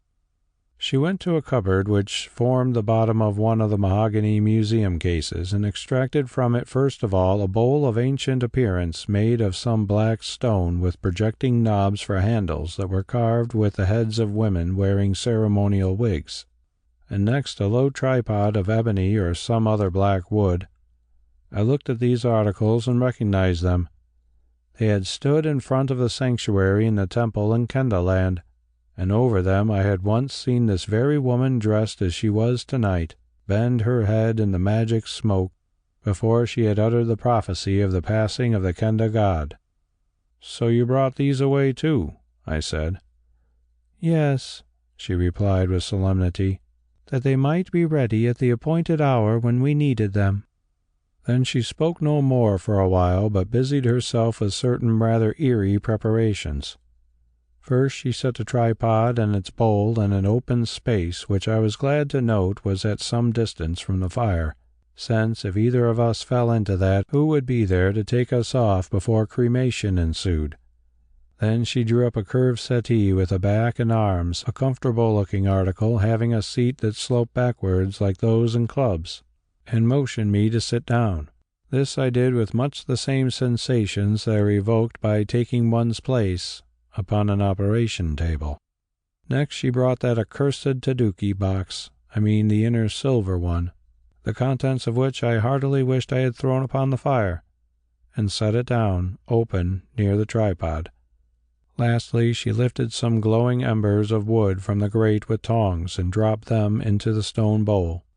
"I think that's all. Now for the great adventure," she said in a voice that was at once rapt and dreamy. "What am I to do?"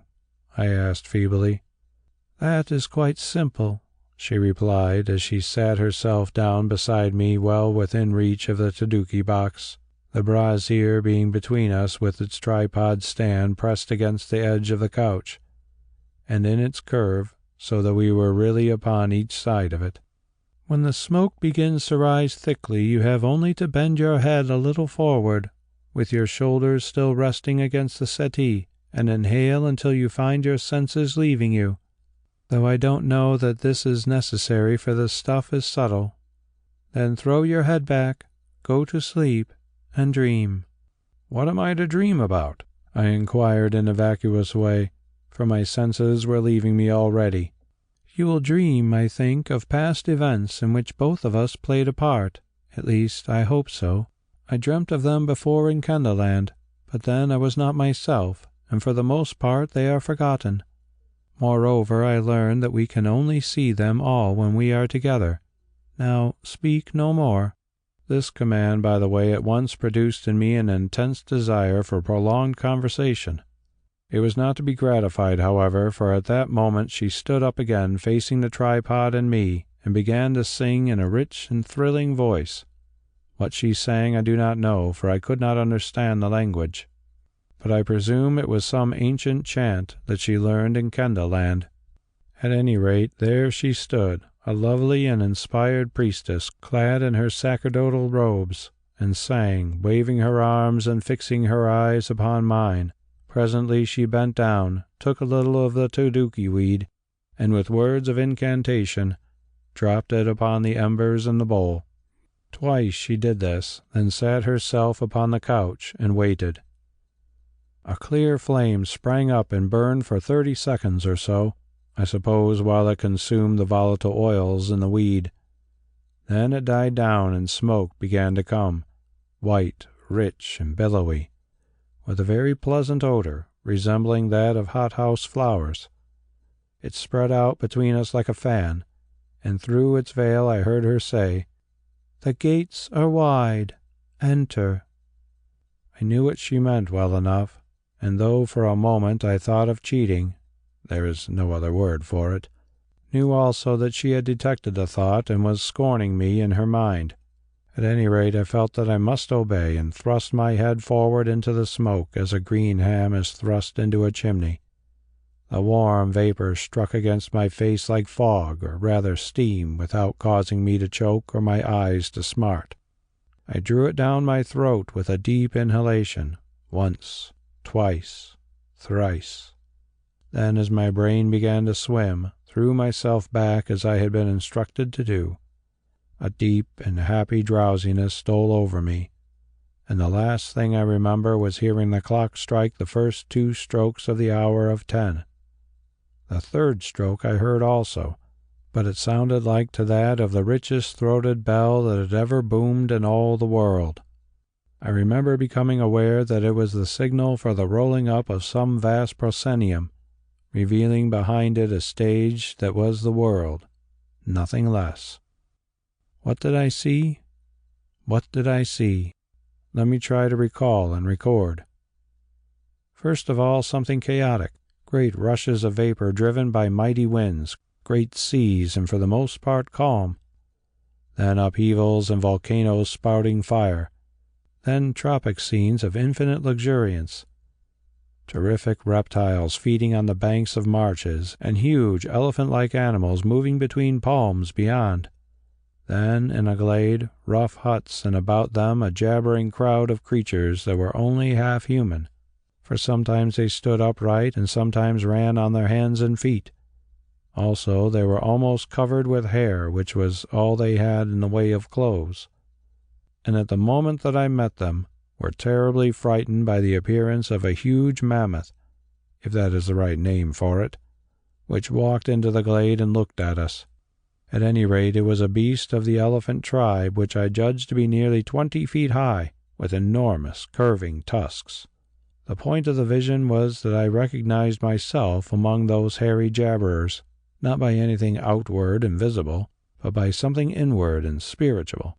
Moreover, I was being urged by a female of the race, I can scarcely call her a woman, to justify my existence by tackling the mammoth in her particular interest, or to give her up to someone who would.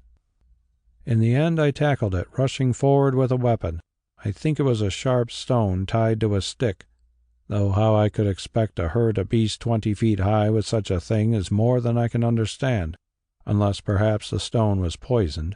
At any rate, the end was sudden. I threw the stone, whereat a great trunk shot out from between the tusks and caught me. Round and round I went in the air, reflecting as I did so, for I suppose at the time my normal consciousness had not quite left me, that this was my first encounter with the elephant Jana, also that it was very foolish to try to oblige a female regardless of personal risk.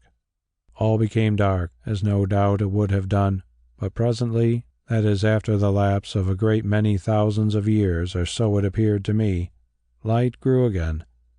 This time I was a black man living in something not unlike a Kafir kraal at the top of a hill. There was shouting below, and enemies attacked us. A woman rushed out of a hut and gave me a spear and a shield, the latter made of wood with white spots on it, and pointed to the path of duty which ran down the hill. I followed in company with others, though without enthusiasm, and presently met a roaring giant of a man at the bottom. I stuck my spear into him, and he stuck his into me, through the stomach, which hurt me most abominably. After this I retired up the hill, where the woman pulled the spear out and gave it to another man. I remember no more. Then followed a whole maze of visions, but really I cannot disentangle them, nor is it worth while doing so, since after all they were only of the nature of an overture, jumbled incidents of former lives, real or imaginary, or so I suppose, having to do, all of them, with elementary things, such as hunger and wounds and women and death. At length these broken fragments of the past were swept away out of my consciousness, and I found myself face to face with something connected and tangible, not too remote or unfamiliar for understanding. It was the beginning of the real story. Please remember always that I knew it was I, Allan, and no one else, that is, the same personality or whatever it may be which makes each man different from any other man. Saw myself in a chariot drawn by 2 horses with arched necks and driven by a charioteer who sat on a little seat in front. It was a highly ornamented, springless vehicle of wood, and gilded, something like a packing case with a pole, or as we should call it in South Africa, a disselboom, to which the horses were harnessed. In this cart I stood arrayed in flowing robes, fastened round my middle by a studded belt, with strips of colored cloth wound round my legs and sandals on my feet. To my mind the general effect of the attire was distinctly feminine, and I did not like it at all. I was glad to observe, however, that the I of those days was anything but feminine. Indeed, I could never have believed that once I was so good-looking, even over 2,000 years ago. I was not very tall, but extremely stalwart, burly almost, with an arm that, as I could observe, since it projected from the sleeve of my lady's gown, would have done no discredit to a prize-fighter, and a chest like a bull. The face also I admired very much. The brow was broad, and the black eyes were full and proud-looking, the features somewhat massive, but well cut and highly intelligent, the mouth firm and shapely, with lips that were perhaps a trifle too thick. The hair, well, there was rather a failure in the hair, at least according to modern ideas, for it curled so beautifully as to suggest that one of my ancestors might have fallen in love with a person of Negroid origin. However, there was lots of it, hanging down almost to the shoulders and bound about the brow with a very neat fillet of blue cloth with silver studs. The color of my skin, I was glad to note, was by no means black, only a light and pleasing brown, such as might have been produced by sunburn. My age, I might add, was anywhere between 25 and 35, perhaps nearer the latter than the former, at any rate, the very prime of life. For the rest, I held in my left hand a very stout, long bow of black wood, which seemed to have seen much service, with a string of what looked like catgut on which was set a broad feathered barbed arrow. This I kept in place with the fingers of my right hand, on one of which I observed a handsome gold ring, with strange characters carved upon the bezel. Now for the charioteer. He was black as night, black as a Sunday hat, with yellow rolling eyes set in a countenance of extraordinary ugliness, and, I may add, extraordinary humor. His big wide mouth with thick lips ran up the left side of his face towards an ear that was also big and projecting. His hair, that had a feather stuck in it, was real nigger wool, covering a skull like a cannon ball, and I should imagine as hard. This head, by the way, was set plumb upon the shoulders, as though it had been driven down between them by a pile-hammer.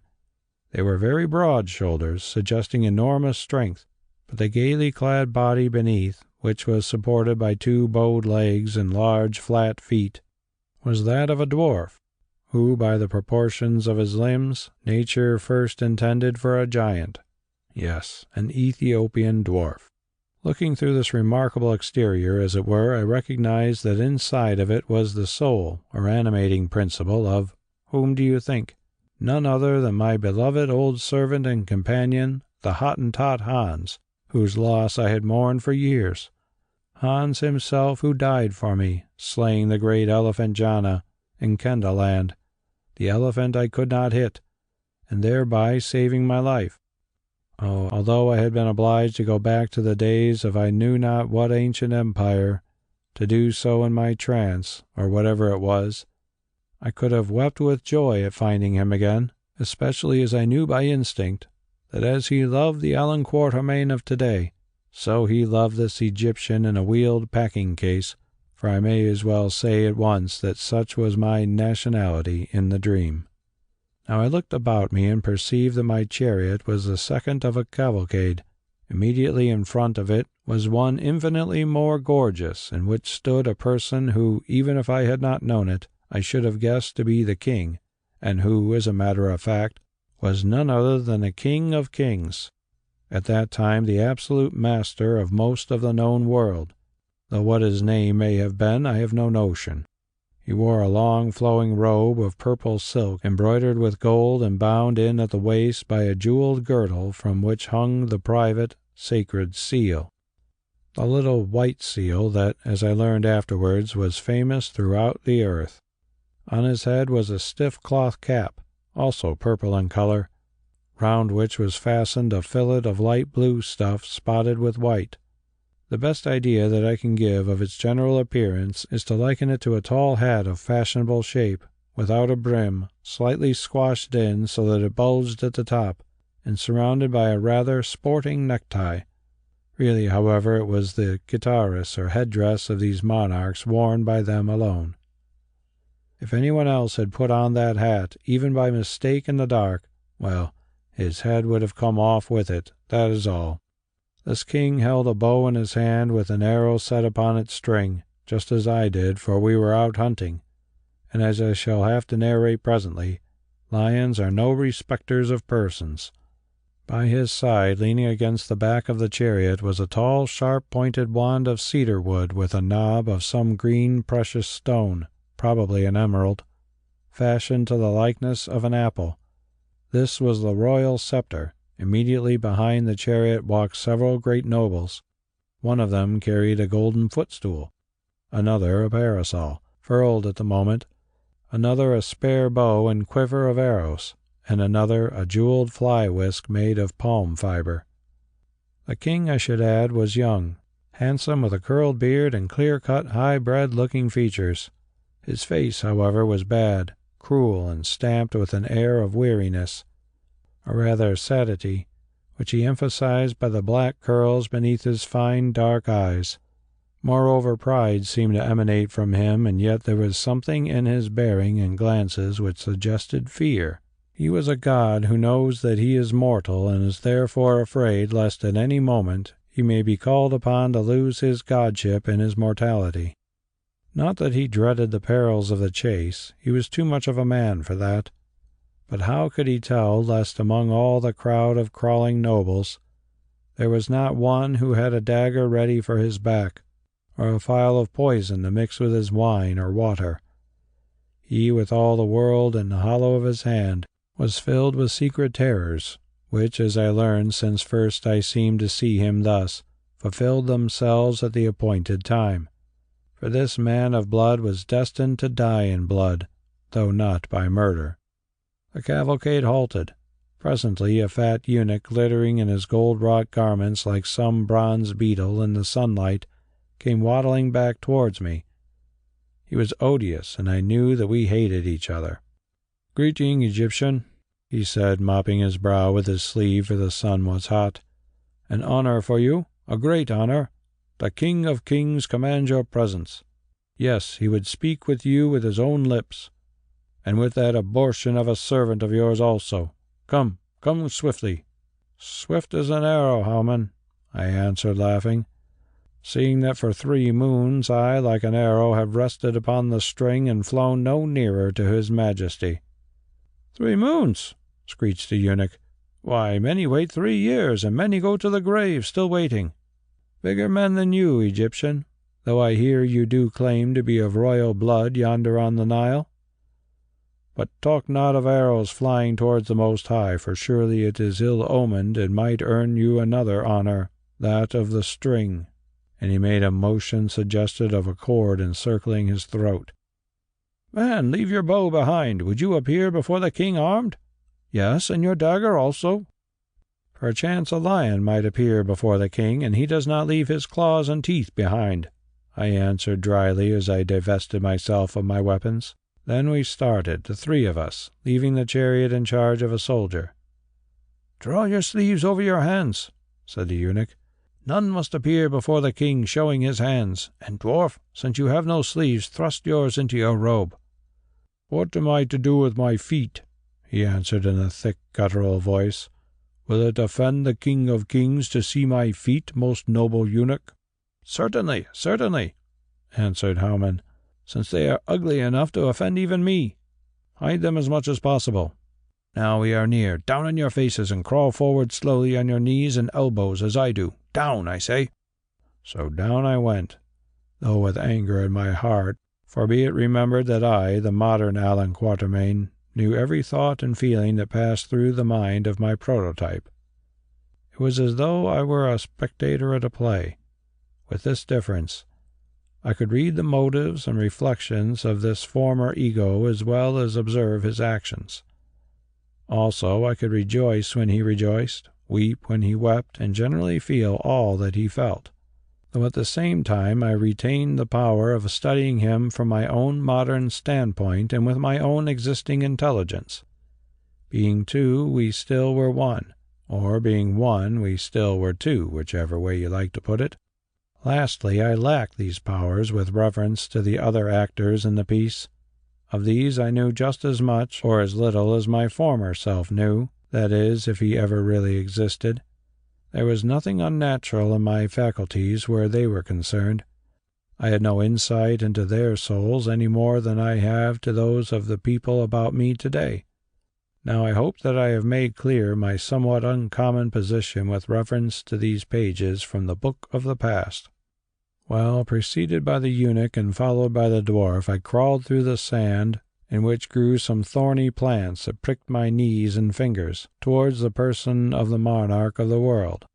He had descended from his chariot by help of a footstool, and was engaged in drinking from a golden cup, while his attendants stood round in various attitudes of adoration, he who had handed him the cup being upon his knees. Presently he looked up and saw us. "Who are these?" he asked in a high voice that yet was not unmusical. "And why do you bring them into my presence?" "May it please the king," answered our guide, knocking his head upon the ground in a very agony of humiliation. "May it please the king." "It would please me better, dog, if you answered my question. Who are they?" "May it please the king, this is the Egyptian hunter and noble Shabaka."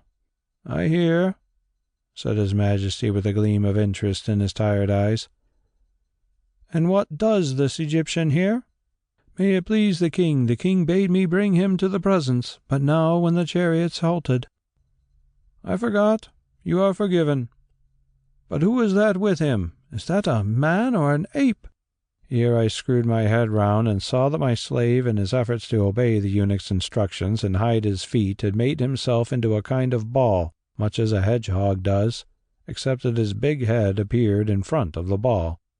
"O king, I understand it is the Egyptian servant and charioteer." Again he looked interested and exclaimed, "Is it so? Then Egypt must be a stranger country than I thought if such ape-men live there. Stand up, Egyptian, and bid your apes stand up also, for I cannot hear men who speak with their mouths in the dust." So I rose and saluted by lifting both my hands and bowing as I observed others do, trying, however, to keep them covered by my sleeves. The king looked me up and down, and then said briefly, "Set out your name and the business that brought you to my city." "May the king live forever," I replied. "As this lord said," and I pointed to the eunuch. "He is not a lord, but a dog," interrupted the monarch, "who wears the robe of women. But continue." "As this dog who wears the robe of women said." Here the king laughed, but the eunuch Hauman turned green with rage and glowered at me. "My name is Shabaka. I am a descendant of the Ethiopian king of Egypt of that same name. It seems from all I hear that there are too many descendants of kings in Egypt. When I visit that land, which perhaps soon I must do with an army at my back," here he stared at me coldly, "it may be well to listen to their number. There is a certain Peroa, for instance." He paused, but I made no answer, since Peroa was my father's cousin and one of the fallen royal house, also the protector of my youth. "Well, Shabaka," he went on, "in Persia royal blood is common also, though some of us think it looks best when it is shed. What else are you?" "A slayer of royal beasts, O king of kings, a hunter of lions and of elephants." This statement interested me, Allan Quatermain, intensely, showing me as it did that our tastes are very persistent. "Also, when I am at home, a breeder of cattle and a grower of grain." "Good trades, all of them, Shabaka. But why came you here?" "Idernes, the satrap of Egypt, servant of the King of Kings, sought for one who would travel to the east because the King of Kings desired to hear of the hunting of lions in the lands that lie to the south of Egypt towards the beginnings of the great river. Then I, who desired to see new countries, said, 'Here am I, send me.' So I came, and for 3 moons have dwelt in the royal city, but till this hour have scarcely so much as seen the face of the great king, although by many messengers I have announced my presence, showing them the letters of Idernes, giving me safe conduct. Therefore I propose tomorrow or the next day to return to Egypt." The king said a word, and a scribe appeared, whom he commanded to take note of my words and let the matter be inquired of, since some should suffer for this neglect, a saying at which I saw Hauman and certain of the nobles turn pale and whisper to each other. "Now I remember," he exclaimed, "that I did desire Idernes to send me an Egyptian hunter. Well, you are here, and we are about to hunt the lion, of which there are many in yonder reeds, hungry and fierce beasts, since for 3 days they have been herded in, so that they can kill no food. How many lions have you slain, Shabaka?" 53 in all, O king, not counting the cubs." He stared at me, answering with a sneer, "You Egyptians have large mouths. I have always heard it of you. Well, today we will see whether you can kill the 54th. In an hour, when the sun begins to sink, the hounds will be loosed in yonder reeds, and since the water is behind them, the lions will come out, and then we shall see." Now I saw that the king thought me to be a liar, and the blood rose to my head. "Why wait till the sun begins to sink, O king of kings?" I said. "Why not enter the reeds, as is our fashion in the land of Cush, and rouse the lions from sleep in their own lair?" Now the king laughed outright, and called in a loud voice to his courtiers, "Do ye hear this boasting Egyptian, who talks of entering the reeds and facing the lions in their lair? a thing that no man dare to do where none can see to shoot? What say ye now? Shall we ask him to prove his words?" Some great lord stepped forward, one who was a hunter, though he looked little like it, for the scent on his hair reached me from 4 paces away, and there was paint upon his face. "Yes, O king," he said in a mincing voice, "let him enter and kill a lion, but if he fail, then let the lion kill him. There are some hungry in the palace den, and it is not fit that the king's ears should be filled with the empty words by foreigners from Egypt." "So be it," said the king. "Egyptian, you have brought it on your own head. Prove that you can do what you say, and I will give you great honor. Fail, and to the lions with him who lies of lions. Still," he added, "it is not right that you should go alone. Choose therefore one of these lords to keep you company, he who would put you to the test, if you will." Now I looked at the scented noble, who turned pale beneath his paint. Then I looked at the fat eunuch, Halman, who opened his mouth and gasped like a fish, and when I had looked I shook my head and said as though to myself, "Not so. No woman and no eunuch shall be my companion on this quest." Whereat the king and all the rest laughed out loud. "The dwarf and I will go alone." "The dwarf?" said the king. "Can he hunt lions also?" "No, O king, but perchance he can smell them, for otherwise how shall I find them in that thicket within an hour?" "Perchance they can smell him. How is the ape-man named?" asked the king.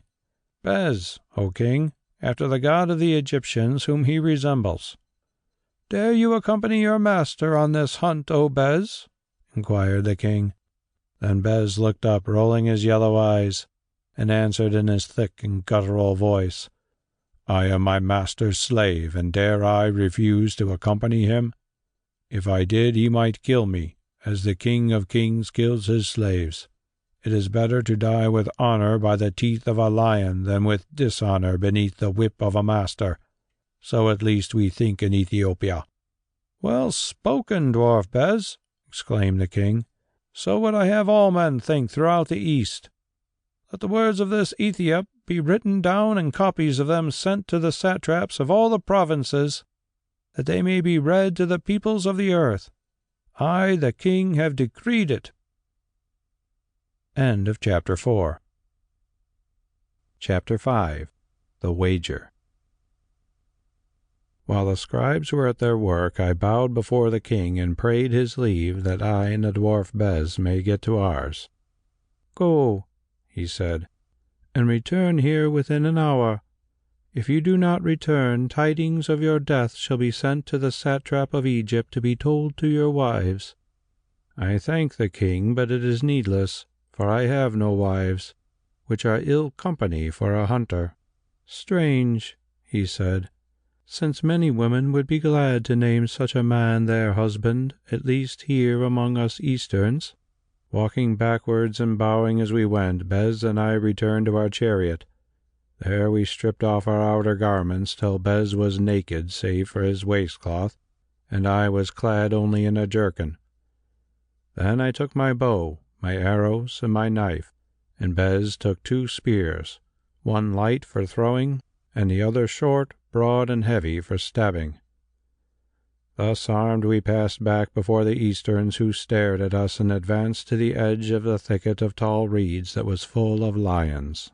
Here Bes took dust and threw it into the air, that we might learn from which quarter the light wind blew. "We will go against the breeze, lord," he said, "that I may smell the lions before they smell us." I nodded and answered, "Hearken, Bes. Well may it be that we kill no lions in this place where it is hard to shoot. Yet I would not return to be thrown to wild beasts by yonder evil king. Therefore, if we fail in this or in any other way, do you kill me, if you still live." He rolled his eyes and grinned. "Not so, master. Then we will win through the weeds, and lie hid in their edge till darkness comes. For in them those half-men will never dare to seek for us. Afterwards we will swim the water and disguise ourselves as jugglers and try to reach the coast, and so back to Egypt, having learned much. Never stretch out your hand to death till he stretches out his to you, which he will do soon enough, master." Again I nodded and said, "And if a lion should kill me, Bes, what then?" "Then, master, I will kill that lion if I can, and go report the matter to the king." "And if he should wish to throw you to the beasts, Bes, what then?" "Then first I will drag him down to the greatest of all beasts, he who waits to devour evildoers in the underworld, be they kings or slaves." And he stretched out his long arms and made a motion as of clutching a man by the throat. "Oh, have no fear, master.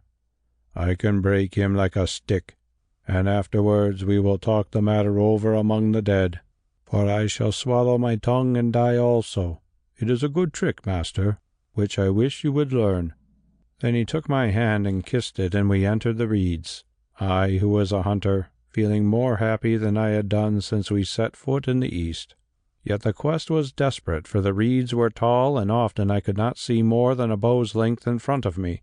Presently, however, we found a path made perchance by game coming down to drink, or by crocodiles coming up to sleep, and followed it, I with an arrow on my string, and Bes with the throwing spear in his right hand and the stabbing spear in his left, half a pace ahead of me. On we crept, Bes drawing in the air through his great nostrils as a hound might do, till suddenly he stopped and sniffed towards the north. "I smell lion near," he whispered, searching among the reed stems with his eyes. "I see lion," he whispered again and pointed, but I could see nothing save the stems of the reeds. "Rouse him," I whispered back, "and I will shoot as he bounds." Then Bes poised the spear, shook it till it quivered, and threw. There was a roar, and the lioness appeared with the spear fast in her flank. I loosed the arrow, but it cut into the thick reeds and stuck there. "Forward," whispered Bes. "For where woman is, there look for man. The lion will be near."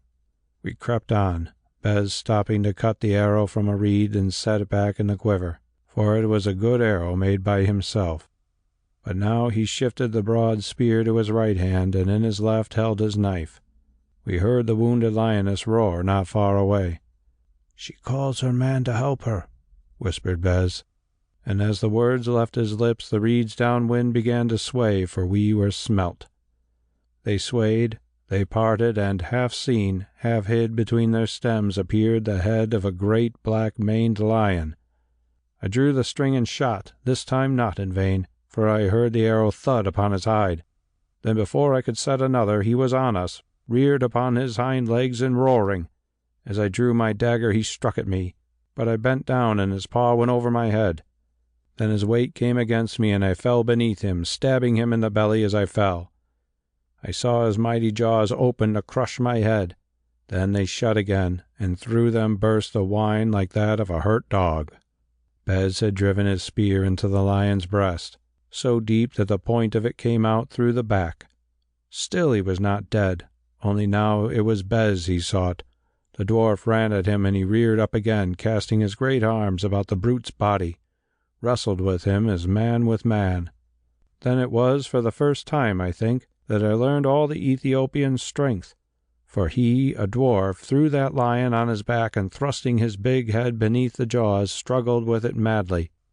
I was up, the knife still in my hand, and oh, I too was strong.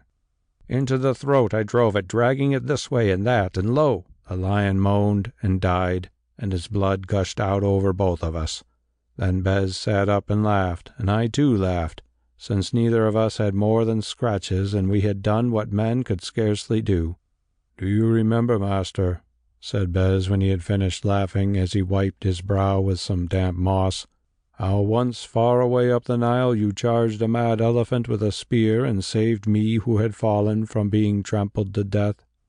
I, Shabaka, answered that I did, and I, Allan Quatermain, observing all these things in my psychic trance in the museum of Ragnall Castle, reflected that I also remembered how a certain Hans had saved me from a certain mad elephant, to wit, Jana, not long before.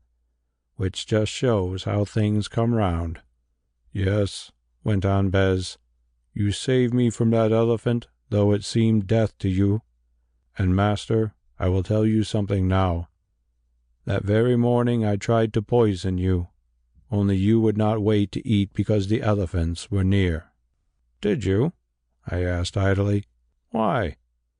Because 2 years before you captured me in battle with some of my people, and as I was misshapen, or for pity's sake, spared my life and made me your slave, while I, who had been a chief, a very great chief, master, did not wish to remain a slave and did wish to avenge my people's blood. Therefore I tried to poison you, and that very day you saved my life, offering for it your own. I think it was because I wanted the tusks of the elephant, Bes. Perhaps, master, only you will remember that this elephant was a young cow and had no tusks worth anything. Still, had it carried tusks, it might have been so, since one white tusk is worth many black dwarfs. Well, today I have paid you back. I say it lest you should forget that had it not been for me, that lion would have eaten you. Yes, Bes, you have paid me back, and I thank you. Master, hitherto I always thought you one who worshipped Maat, goddess of truth. Now I see that you worship the god of lies, whoever he may be, that god who dwells in the breasts of women and most men, but has no name.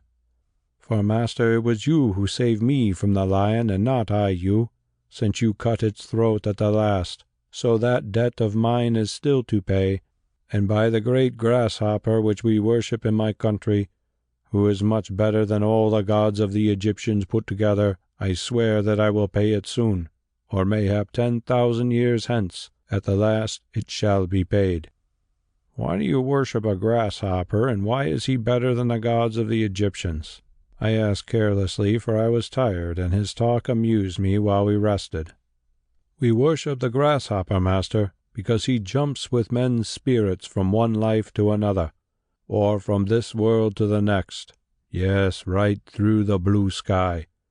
And he is better than your Egyptian gods, because they leave you to find your own way there, and then eat you alive. That is, if you have tried to poison people, as of course we all have done. But, master, we are fresh again now, so let us be going, for the hour will soon be finished. Also, when she has eaten the spear handle, that lioness may return. Yes, I said. Let us go and report to the King of Kings that we have killed a lion. Master, it is not enough. Even common kings believe little that they do not see. Wherefore it is certain that a King of Kings will believe nothing, and still more certain that he will not come here to look. So as we cannot carry the lion, we must take a bit of it, and straightway he cut off the end of the brute's tail. Following the crocodile path, presently we reached the edge of the reeds opposite to the camp, where the king now sat in state beneath a purple pavilion that had been reared, eating a meal, with his courtiers standing at a distance and looking very hungry. Out of the reeds bounded Bes, naked and bloody, waving the lion's tail and singing some wild Ethiopian chant, while I, also bloody and half naked, for the lion's claws had torn my jerkin off me, followed with bow unstrung. The king looked up and saw us. "What? Do you live, Egyptian?" he asked. "Of a surety I thought that by now you would be dead." "It was the lion that died, O king," I answered, pointing to Bes, who, having ceased from his song, was jumping about carrying the beast's tail in his mouth as a dog carries a bone. "It seems that this Egyptian has killed a lion," said the king to one of his lords, him of the painted face and scented hair. "May it please the king," he answered, bowing, "a tail is not the whole beast, and may have been taken thither, or cut from a lion lying dead already. The king knows that the Egyptians are great liars." So he spoke because he was jealous of the deed. "These men look as though they had met a live one, and not one that is dead," said the king, scanning our blood-stained shapes. "Still, as you doubt it, you will wish to put the matter to the proof. Therefore, cousin, take 6 men with you, enter the reeds and search. In that soft ground it will be easy to follow their footmarks." "It is dangerous, O king," began the prince, for such he was, no less. "And therefore the task will be more to your taste, cousin. Go now, and be swift." So 6 hunters were called, and the prince went, cursing me beneath his breath as he passed us, for he was terribly afraid, and with reason. Suddenly Bes ceased from his antics, and prostrating himself, cried, "A boon, O king! This noble lord throws doubt upon my master's word. Suffer that I may lead him to where the lion lies dead, since otherwise, wandering in those reeds, the great king's cousin might come to harm, and the great king be grieved." "I have many cousins," said the king. "Still, go if you wish, dwarf." So Bes ran after the prince, and catching him up, tapped him on the shoulder with the lion's tail to point out the way. Then they vanished into the reeds, and I went to the chariot to wash off the blood from my body and clothes. As I fastened my robe, I heard a sound of roaring, then one scream, after which all grew still. Now I drew near to the reeds, and stood between them and the king's camp. Presently on their edge appeared Bes, dancing and singing as before, but this time he held a lion's tail in either hand. After him came the 6 hunters, dragging between them the body of the lion we had killed. They staggered with it towards the king, and I followed. "I see the dwarf," he said. "I see the dead lion, and I see the hunters. But where is my cousin? Make report, O Bes."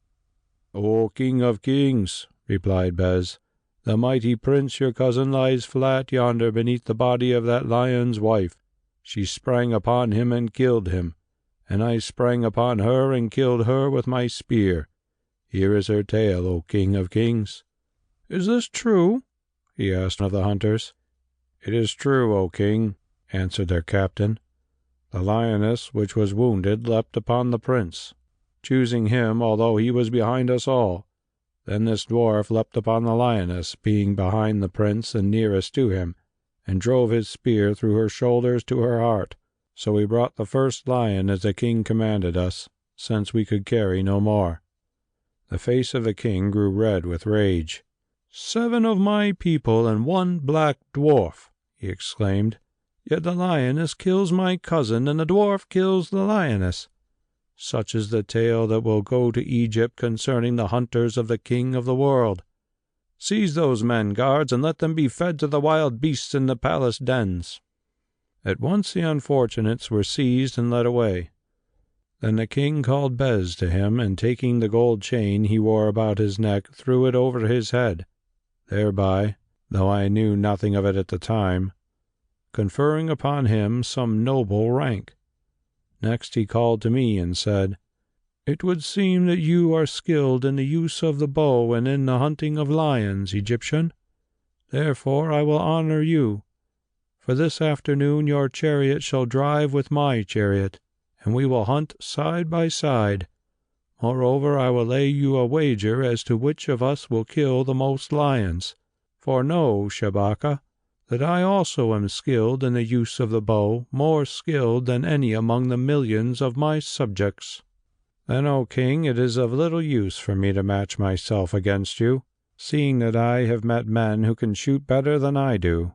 Or, since in the East all must speak nothing but the truth, but being liars, as the dead prince said we Egyptians are, 1 man." "Who is that man, Shabaka?" "The Prince Peroa, O king." The king frowned as though the name displeased him, then answered, "Am I not greater than this Peroa, and cannot I therefore shoot better?" "Doubtless, O king of kings, and therefore how can I who shoot worse than Peroa match myself against you? For which reason I will give you odds, Shabaka. Behold this rope of rose-hued pearls I wear. They are unequalled in the whole world. For 20 years the merchants sought them in the days of my father. Half of them would buy a satrapy. I wager them—" Here the listening nobles gasped, and the fat eunuch Hauman held up his hands in horror. "Against what, O king?" "Your slave Bes, to whom I have taken a fancy." Now I trembled, and Bes rolled his yellow eyes. "Your pardon, O King of Kings," I said, "but it is not enough. I am a hunter, and to such priceless pearls are of little use. But to me that dwarf is of much use in my hunting." "So be it, Shabaka. Then I will add to the wager. If you win, together with the pearls, I will give you the dwarf's weight in solid gold." "The king is bountiful," I answered, "but it is not enough. For even if I win against one who can shoot better than Peroa, which is impossible, what should I do with so much gold? Surely for the sake of it I should be murdered or ever I saw the coasts of Egypt." "What shall I add, then?" asked the king. "The most beauteous maiden in the house of women?" I shook my head. "Not so, O king, for then I must marry who would remain single." "There is no need. You might sell her to your friend Peroa." "A satrapy?" "Not so, O king, for then I must govern it, which would keep me from my hunting, till it pleased the king to take my head." "By the name of the holy ones I worship, what then do you ask added to the pearls and the pure gold?" Now I tried to bethink me of something that the king could not grant, since I had no wish for this match, which my heart warned me would end in trouble. As no thought came to me, I looked at Bes and saw that he was rolling his eyes toward the 6 doomed hunters who were being led away, also in pretense of driving off a fly, pointing to them with one of the lion tails. Then I remembered that a decree once uttered by the king of the East could not be altered, and saw a road of escape. "O king," I said, "together with the pearls and the gold I ask that the lives of those 6 hunters be added to the wager, to be spared if by chance I should win."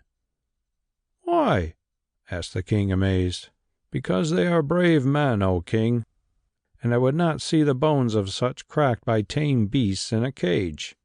"Is my judgment registered?" asked the king. "Not yet, O king," answered the head scribe.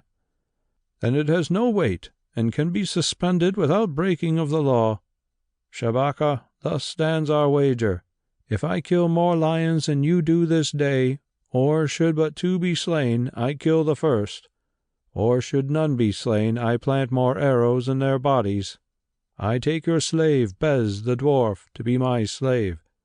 But should you have the better of me in any of these ways, then I give you this girdle of rose pearls and the weight of the dwarf Bes in gold and the 6 hunters free of harm, to do with what you will.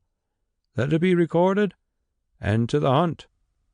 Soon Bes and I were in our chariot, which by command took place in line with that of the king, but at a distance some 30 steps. Bending over the dwarf who drove, I spoke with him, saying, "Our luck is ill today, Bes, seeing that before the end of it we may well be parted." "Not so, master.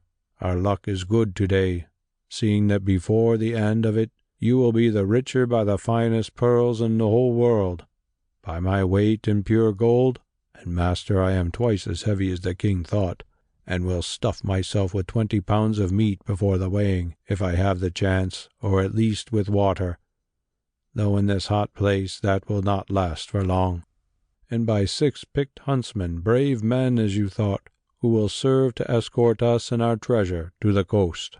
First I must win this match, Bes." "Which you could do with one eye blinded, master, and a sore finger. Kings think that they can shoot because all the worms that crawl about them and are named men dare not show themselves their betters. Oh, I have heard tales in yonder city. There have been days when this lord of the world has missed 6 lions with as many arrows, and they seated smiling in his face, being but tamed brutes brought from far in cages of wood. Yes, smiling like cats in the sun. Look you, master, he drinks too much wine and sits up too late in his woman's house. There are 300 of them there, master, to shoot as you and I can. If you doubt, look at his eyes and his hands. Oh, the pearls and the gold and the men are yours, and that painted prince who mocked us is where he ought to be, dead in the mud. Did I tell you how I managed that, master? As you know better than I do, lions hate those that have on them the smell of their own blood. Therefore, while I pointed out the way to him, I touched the painted prince with the bleeding tail of that which we killed, pretending that it was by chance, for which he cursed me as well he might. So when we came to the dead lion, and, as I had expected, met there the lioness you had wounded, she charged through the hunters at him who smelt of her husband, and bit his head off." "But, Bes, you smelt of him also, and worse." "Yes, master, but that painted cousin of the king came first. I kept well behind him, pretending to be afraid."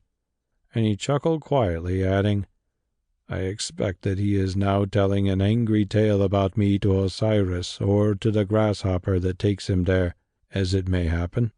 These Easterns worship neither Osiris nor your grasshopper, Bes, but a flame of fire. Then he is telling the tale to the fire, and I hope that it will get tired and burn him." So we walked merrily enough, because we had done great deeds, and thought that we had outwitted the Easterns and the king, not knowing all their craft. For none had told us that that man who hunted with the king and yet dared to draw arrow upon the quarry before the king should be put to death as one who had done insult to his majesty. This that royal fox remembered, and therefore was sure that he would win the wager. Now the chariots turned, and passing down a path came to an open space that was cleared of reeds. Here they halted, that of the king and my own side by side, with 10 paces between them, and those of the court behind.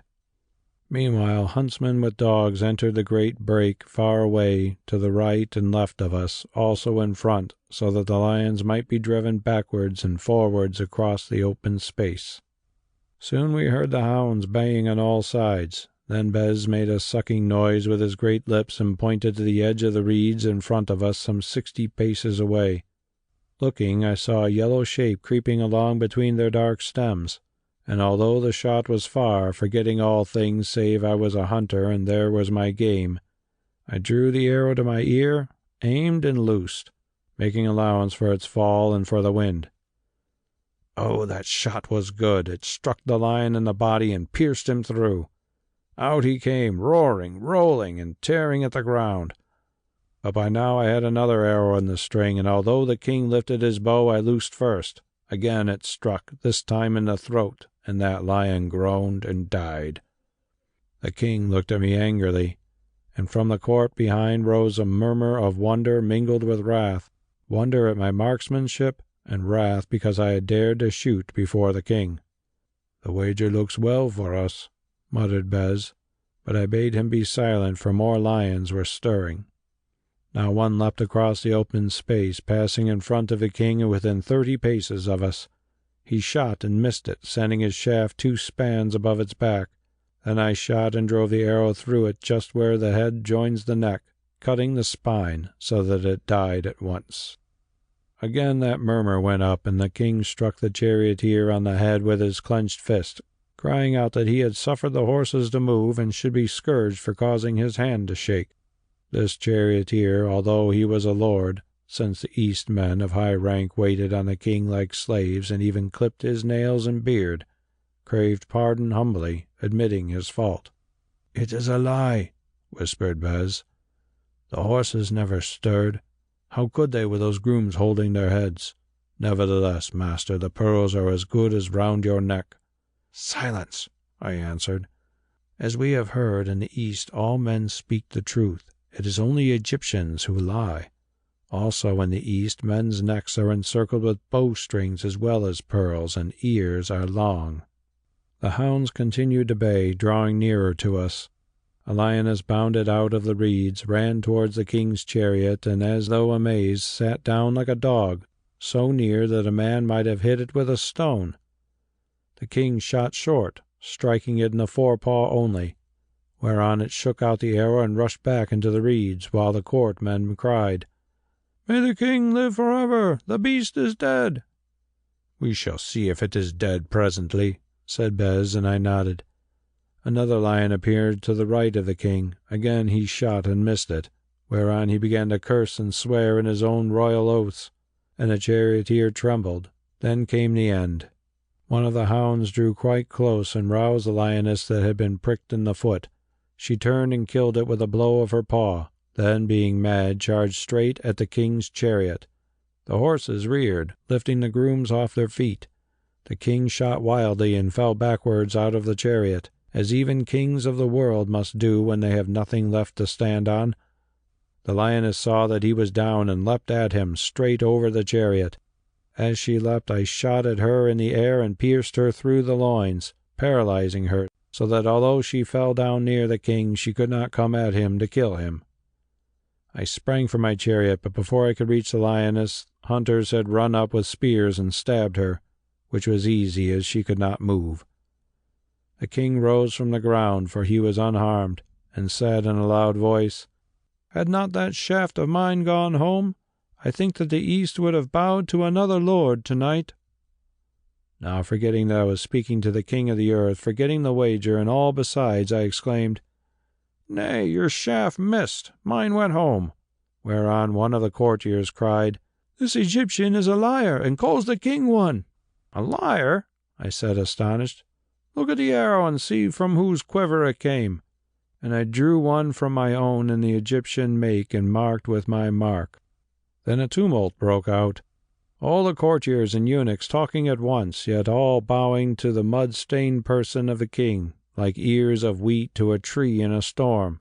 Not wishing to urge my claims further, for my part I returned to the chariot, and the hunting being done, as I supposed, unstrung my bow, which I prized above all things, and set it in its case. While I was thus employed, the eunuch Haman approached me with a sickly smile, saying, "The king commands your presence, Egyptian, that you may receive your reward." I nodded, saying that I would come, and he returned. "Bes," I said when he was out of hearing, "my heart sinks. I do not trust that king, who I think means mischief." "So do I, master. Oh, we have been great fools.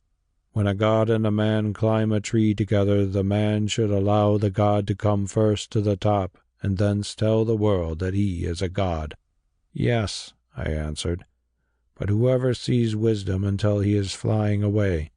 Now perhaps the god, being the stronger, will cast down the man." Then both together we advanced towards the king, leaving the chariot in charge of soldiers. He was seated on a gilded chair which served him as a throne, and behind him were his officers, eunuchs, and attendants, though not all of them, since at a little distance some of them were engaged in beating the lord who had served as his charioteer upon the feet with rods. We prostrated ourselves before him and waited till he spoke. At length he said, "Shabaka the Egyptian, we made a wager with you, of which you will remember the terms. It seems that you have won the wager, since you slew 2 lions, whereas we, the king, slew but one, that which leapt upon us in the chariot." Here Bes groaned at my side, and I looked up. "Fear nothing," he went on. "It shall be paid." Here he snatched off the girdle of priceless rose-hued pearls and threw it in my face. "At the palace, too," he went on, "the dwarf shall be set in the scales, and his full weight in pure gold shall be given to you. Moreover, the lives of the 6 hunters are yours, and with them the men themselves." "May the king live forever!" I exclaimed, feeling that I must say something. "I hope so," he answered cruelly. "But, Egyptian, you shall not, who have broken the laws of the land." "In what way, O king?" I asked. "By shooting at the lions before the king had time to draw his bow, and by telling the king that he lied to his face, for both of which things the punishment is death." Now my heart swelled till I thought it would burst with rage. Then of a sudden a certain spirit entered into me, and I rose to my feet and said, "O king, you have declared that I must die, and this is so. I will kneel to you no more, who soon shall sup at the table of Osiris, and there be far greater than any king, going before him with clean hands. Is it not your law that he who is condemned to die has first the right to set out his case for the honor of his name?" "It is," said the king, I think because he was curious to hear what I had to say. "Speak on." O king, although my blood is as high as your own, of that I say nothing, for at the wish of your satrap I came to the east from Egypt as a hunter to show you how we of Egypt kill lions and other beasts.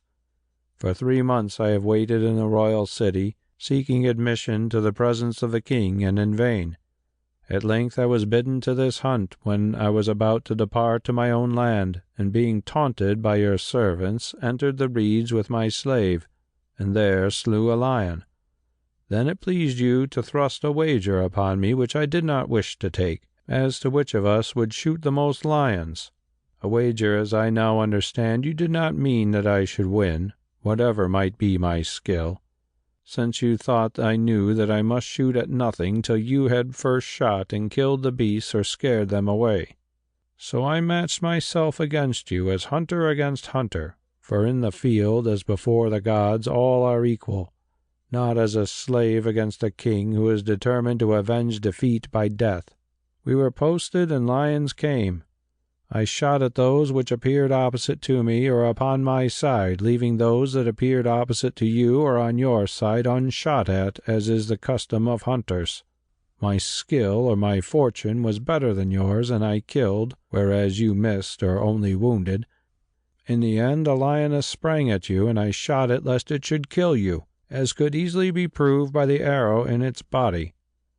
Now you say that I must die because I have broken some laws of yours which men should be ashamed to make, and to save your honor pay me what I have won, knowing that pearls and gold and slaves are of no value to a dying man and can be taken back again. That is all the story. Yet I would add one word. You Easterns have 2 sayings which you teach to your children, that they should learn to shoot with the bow and to tell the truth. O king, they are my last lessons to you. Learn to shoot with the bow, which you cannot do, and to tell the truth, which you have not done.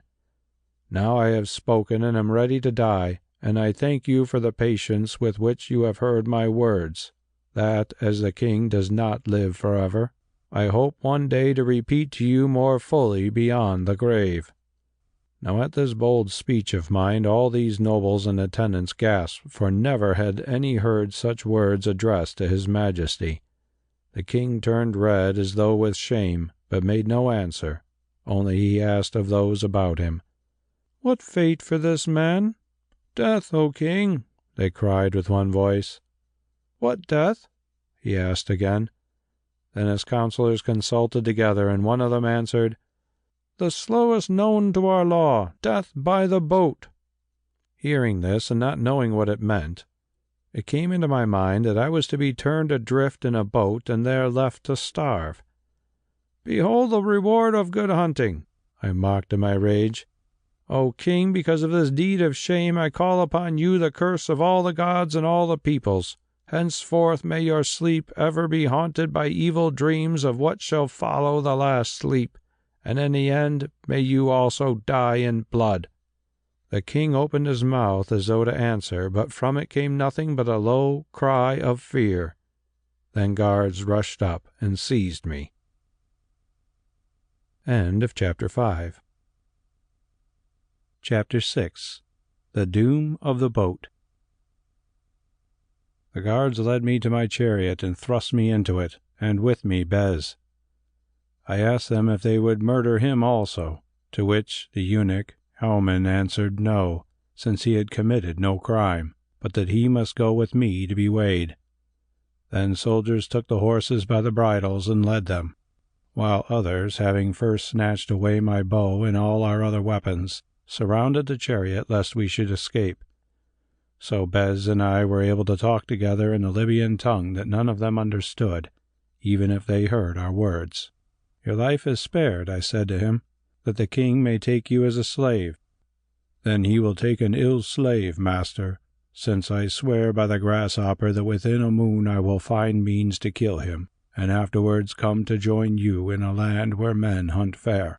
I smiled, and Bes went on, "Now I wish I had time to teach you that trick of swallowing your own tongue, since perhaps you will need it in this boat of which they talk."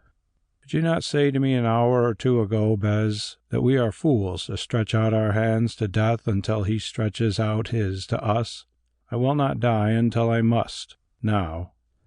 "Why now, master, seeing that only this afternoon you bade me kill you rather than let you be thrown to the wild beasts?" he asked, peering at me curiously. "You remember the old hermit, the Holy Tanofir, who dwells in a cell over the sepulchre of the Apis bulls in the burial ground of the desert near Memphis, Bes? The magician and prophet who is the brother of your grandfather, master, and the son of a king, he who brought you up before he became a hermit? Yes, I know him well, though I have seldom been very near to him because his eyes frighten me, as they frightened Cambyses the Persian when Tanofir cursed him and foretold his doom after he had stabbed the holy Apis, saying that by a wound from that same sword in his own body he should die himself, which thing came to pass, as they have frightened many other men also. Well, Bes, when yonder king told me that I must die, fear filled me who did not wish to die thus, and after the fear came a blackness in my mind. Then of a sudden in that blackness I saw a picture of Tanofir, my great uncle, seated in a sepulchre looking towards the east. Moreover, I heard him speak, and to me saying, 'Shabaka, my foster son, fear nothing. You are in great danger, but it will pass. Speak to the great king all that rises in your heart, for the gods of vengeance make use of your tongue, and whatever you prophesy to him shall be fulfilled.'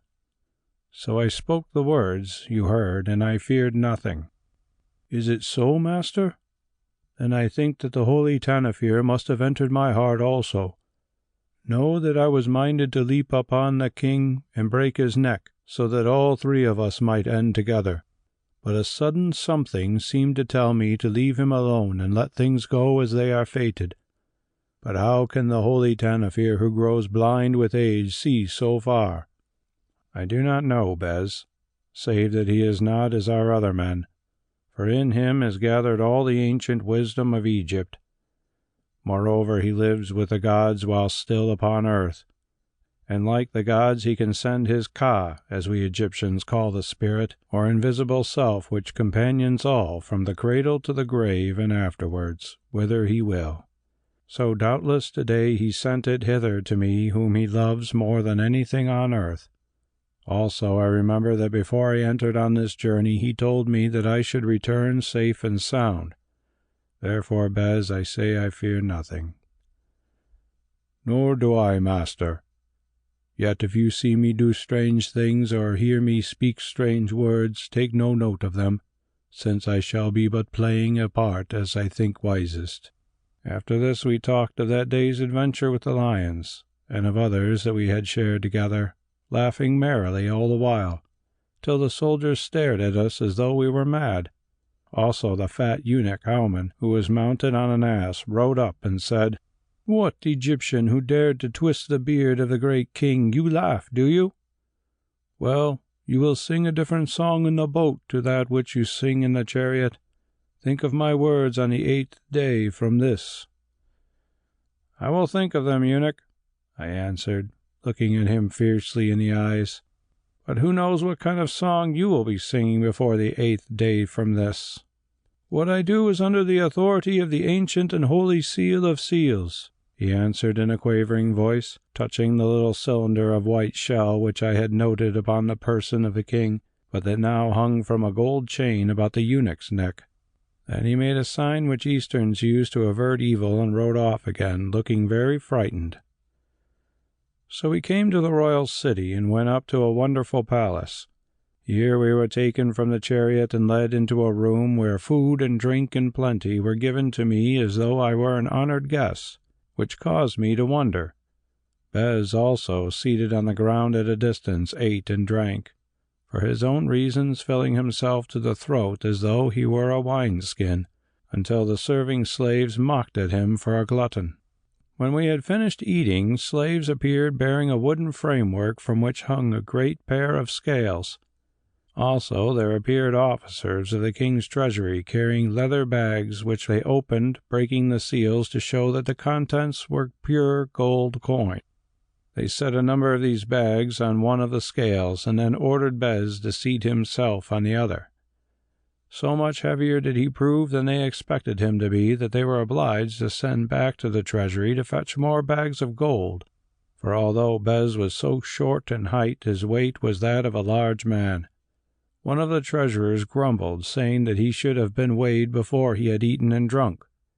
But the officer to whom he spoke grinned and answered that it mattered little, since the king was heir to criminals and that these bags would soon return to the treasury, only they would need washing first, a remark that made me wonder. At length, when the scales were even, the 6 hunters whose lives I had won and who had been given to me as slaves were brought in and ordered to shoulder the bags of gold. I too was seized, and my hands were bound behind me. Then I was led out in the charge of a eunuch Haman, who informed me with a leer that it would be his duty to attend to my comfort till the end. With him were 4 black men, all dressed in the same way. These, he said, were the executioners. Lastly came Bes, watched by 3 of the king's guards, armed with spears, lest he should attempt to rescue me or do anyone a mischief. Now my heart began to sink, and I asked Haman what was to happen to me. "This, O Egyptian slayer of lions. You will be laid upon a bed in a little boat upon the river, and another boat will be placed over you, for these boats are called the twins, Egyptian, in such a fashion that your head and your hands will project at one end and your feet at the other.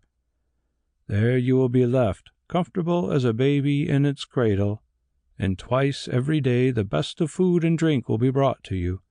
Should your appetite fail, moreover, it will be my duty to revive it by pricking your eyes with the point of a knife until it returns.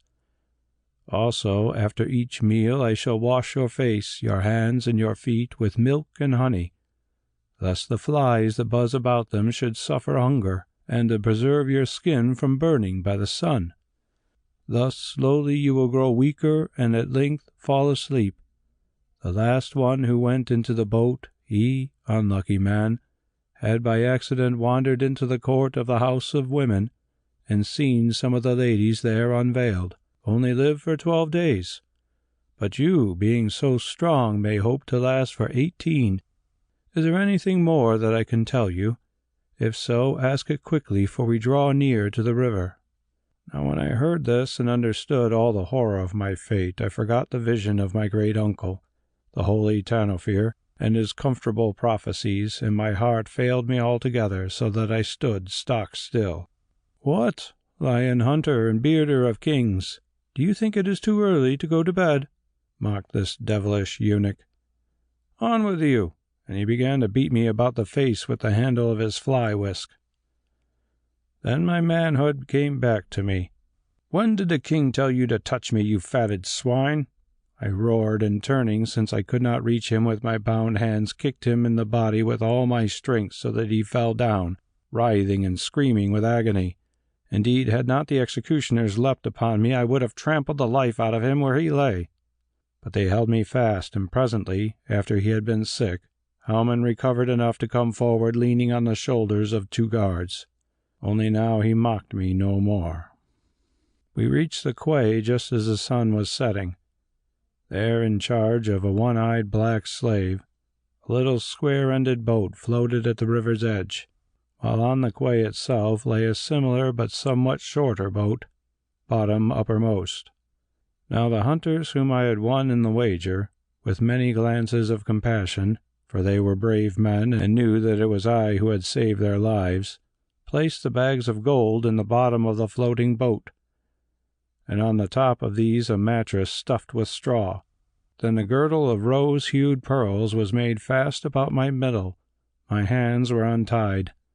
I was seized by the executioners and laid on my back on the mattress, and my wrists and ankles were fixed by cords into iron rings that were screwed into the thwarts of the boat. After this, the other, shorter boat was laid over me in such a manner that it did not touch me, leaving my head, my hands, and my feet exposed, as the eunuch had said. While this wicked work was going forward, Bes sat on the quay, watching, till presently, after I had been made fast and covered up, he burst into shouts of laughter. clapped his hands, and began to dance about as though with joy, till the eunuch, who had recovered somewhat from my kick, grew curious, and asked him why he behaved thus. "Oh, noble eunuch," he answered, "once I was free, and that man made me a slave, so that for many years I have been obliged to toil for him whom I hate. Moreover, often he has beaten me and starved me, which was why you saw me eat so much not long ago, and threatened to kill me. And now at last I have my revenge upon him who is about to die miserably. That is why I laugh and sing and dance and clap my hands. O most noble eunuch, I who shall become the follower and servant of the glorious king of all the earth, and perhaps your friend too, O eunuch of eunuchs, whose sacred person my brutal master dared to kick."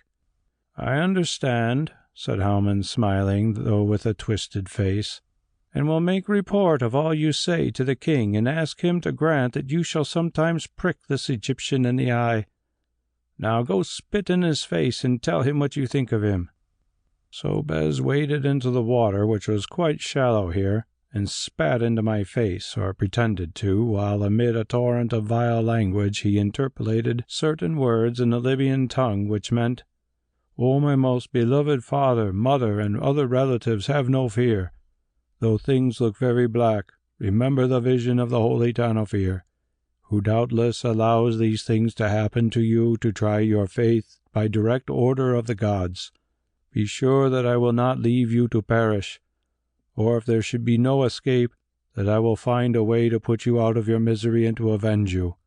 Yes, yes, I will yet see that accursed swine, Halman, take your place in this boat. Now I go to the court, to which it seems that this gold chain gives me a right of entry, or so the eunuch says, but soon I will be back again." Then followed another stream of most horrible abuse and more spitting, after which he waded back to the land and embraced Halman, calling him his best friend. They went, leaving me alone in the boat, save for the guard upon the quay, who, now that darkness had come, soon grew silent. It was lonely, very lonely, lying there staring at the empty sky with only the stinging gnats for company. And soon my limbs began to ache. I thought of the poor wretches who had to suffer in this same boat, and wondered if their lot would be my lot. Bes was faithful and clever, but what could a single dwarf do among all these black-hearted fiends? And if he could do nothing, oh, if he could do nothing. The seconds seemed minutes, the minutes seemed hours, and the hours seemed years. What then would the days be, passed in torture and agony while waiting for a filthy death? Where now were the gods I had worshipped, and was there any God? Or was man but a self-deceiver who created gods instead of the gods creating him, because he did not love to think of an eternal blackness in which he would soon be swallowed up and lost? Well, at least that would mean sleep, and sleep is better than torment of mind or body. It came to me, I think, who was so weary. At any rate, I opened my eyes to see that the low moon had vanished, and that some of the stars which I knew as a hunter who had often steered this way by them had moved a little. While I was wondering idly why they moved, I heard the tramp of soldiers on the quay and the voice of an officer giving a command.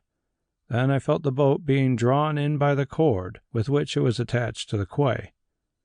Next, the other boat that lay over me was lifted off. The ropes that bound me were undone, and I was set upon my feet, for already I was so stiff that I could scarcely stand. A voice which I recognized as that of the eunuch Halman addressed me in respectful tones, which made me think I must be dreaming. "Noble Shabaka," said the voice, "the great king commands your presence at his feast." "Is it so?" I answered in my dream. "Then my absence from their feast will vex the gnats of the river," a saying at which Halman and the others with him laughed obsequiously. Next I heard the bags of gold being removed from the boat, after which we walked away, guards supporting me by either elbow until I found my strength again, and Halman following just behind, perhaps because he feared my foot if he went in front. "What has chanced, eunuch?" I asked presently, that I am disturbed from the bed where I was sleeping so well?"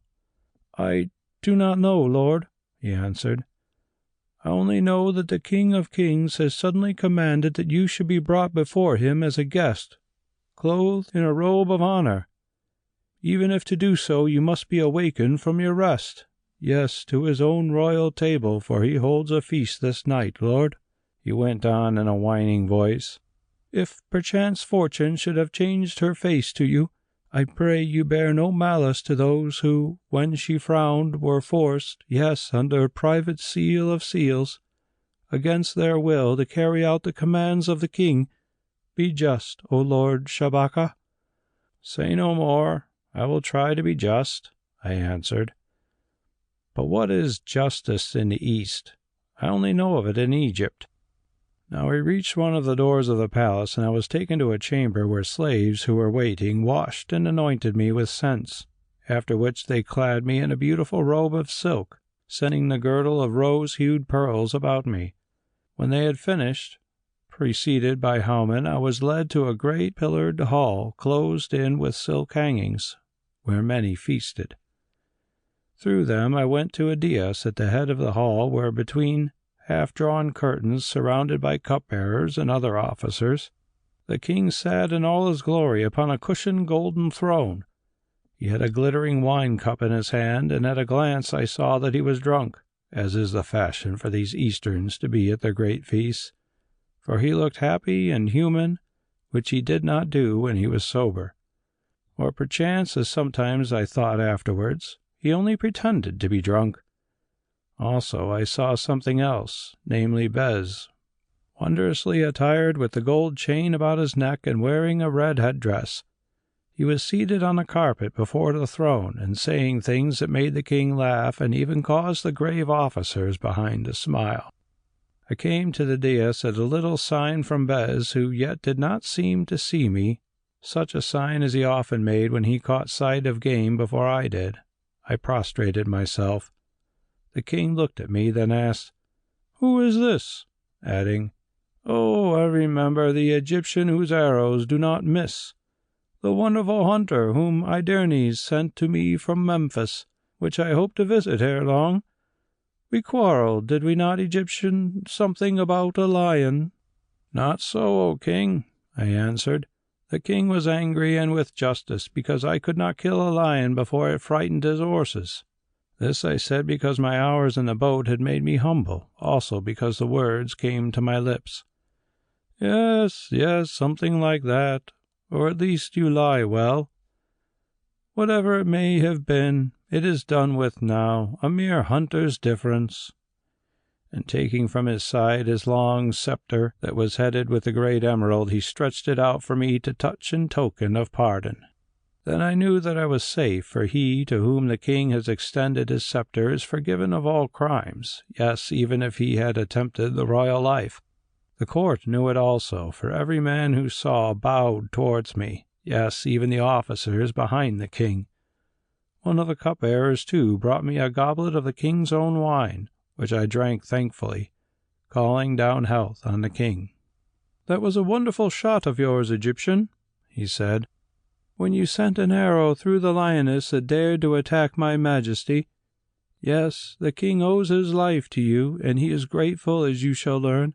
This slave of yours," he pointed to Bes in his gaudy attire, "has brought the whole matter to my mind whence it had fallen, and, Shabaka," here he hiccuped, "you may have noted how differently things look to the naked eye and when seen through a wine goblet. He has told me a wonderful story." "What was the story, dwarf?" "May it please the great king," answered Bes, rolling his big eyes. "Only a little tale of another king in my own country whom I used to think great until I came to the East and learned what kings could be. That king had a servant with whom he used to hunt. Indeed, he was my own father. One day they were out together seeking a certain elephant whose tusks were bigger than those of any other. Then the elephant charged the king, and my father, at the risk of his life, killed it and claimed the tusks, as is the custom among the Ethiopians. But the king, who greatly desired those tusks, caused my father to be poisoned that he might take them as his heir. Only before he died, my father, who could talk the elephant language, told all the other elephants of this wickedness, at which they were very angry, because they knew well that from the beginning of time their tusks have belonged to him who killed them, and the elephants are a people who do not like ancient laws to be altered. So the elephants made a league together, and when the king next went out hunting, taking heed of nothing else, they rushed at the king and tore him into pieces no bigger than a finger, and then killed the prince, his son, who was behind him. This is the tale of the elephants who love law, O king." "Yes, yes," said his majesty, waking up from a little doze. "But what became of the great tusks? I should like to have them." "I inherited them as my father's son, O king, and gave them to my master, who doubtless will send them to you when he gets back to Egypt." "A strange tale," said the king. "A very strange tale, which seems to remind me of something that happened not long ago. What was it? Well, it does not matter. Egyptian, do you seek any reward for that shot of yours at the lioness? If so, it shall be given to you. Have you a grudge against anyone, for instance?" "O king," I answered, "I do not seek justice against a certain man. This evening I was led to the bank of a river in charge of the eunuch Haman, who desired to take me for a row in a boat. On the road, for no offence, he struck me on the head with the handle of his fly-whip. See, here are the marks of it, O king. Unless the king commanded him to strike me, which I do not remember, I seek justice against this eunuch." Now the king grew very angry and cried, "What? Did the dog dare to strike a freeborn noble Egyptian?" Here Haman threw himself upon his face in terror and began to babble out I know not what about the punishment of the boat, which was unlucky for him, for he put the matter into the king's mind. "The boat!" he cried. "Oh, yes, the boat. Being so fat, you will fit it well, eunuch. To the boat with him, and before he enters it, 100 blows upon the feet with the rods." And he pointed at him with his sceptre. Then guards sprang upon Haman and dragged him away. As he went, he clutched at Bes, but hissing something into his ear, the dwarf bit him through the hand until he let go. So Haman departed, and the king's guests laughed at the sight, for he had worked mischief to many. When he had gone, the king stared at me and asked, "But why did I disturb you from your sleep, Egyptian?" "Oh, I remember.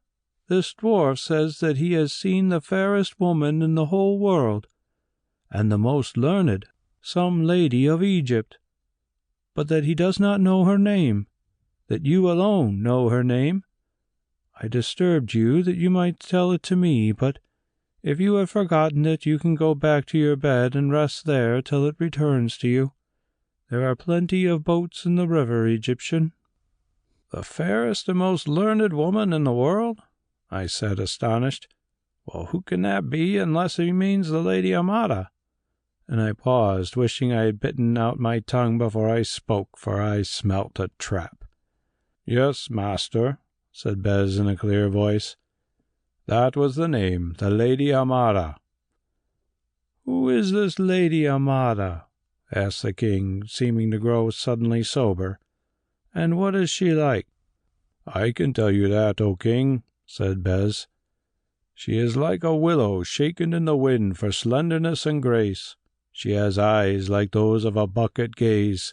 She has lips like rosebuds.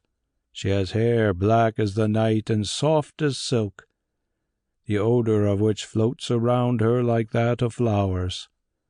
She has a voice that whispers like the evening wind, and yet is rich as honey. Oh, she is beautiful as a goddess, and when men see her, their hearts melt like wax in the sun, and for a long while they can look upon no other woman. Not till the next day, indeed, if they meet her in the evening." And Bes smacked his thick lips and gazed upwards. "By the holy fire," laughed the king, "I feel my heart melting already. Say, Shabaka, what do you know of this Amada? Is she married or a maiden?" Now I answered because I must, for after all that boat was not far away, nor did I dare to lie. She is married, O King of Kings, to the goddess Isis, whom she loves alone. A woman married to a woman? Or rather to the queen of women? He answered, laughing. Well, that matters little. Nay, O King, it matters much, since she is under the protection of Isis and inviolate. That remains to be seen, Shabaka. I think that I would dare the wrath of every false goddess in heaven to win such a prize. Learned also, you say, Shabaka? Aye, O King, full of learning to the fingertips, a prophetess also, one in whom the divine fire burns like a lamp in a vase of alabaster, one to whom visions come and who can read the future and the past.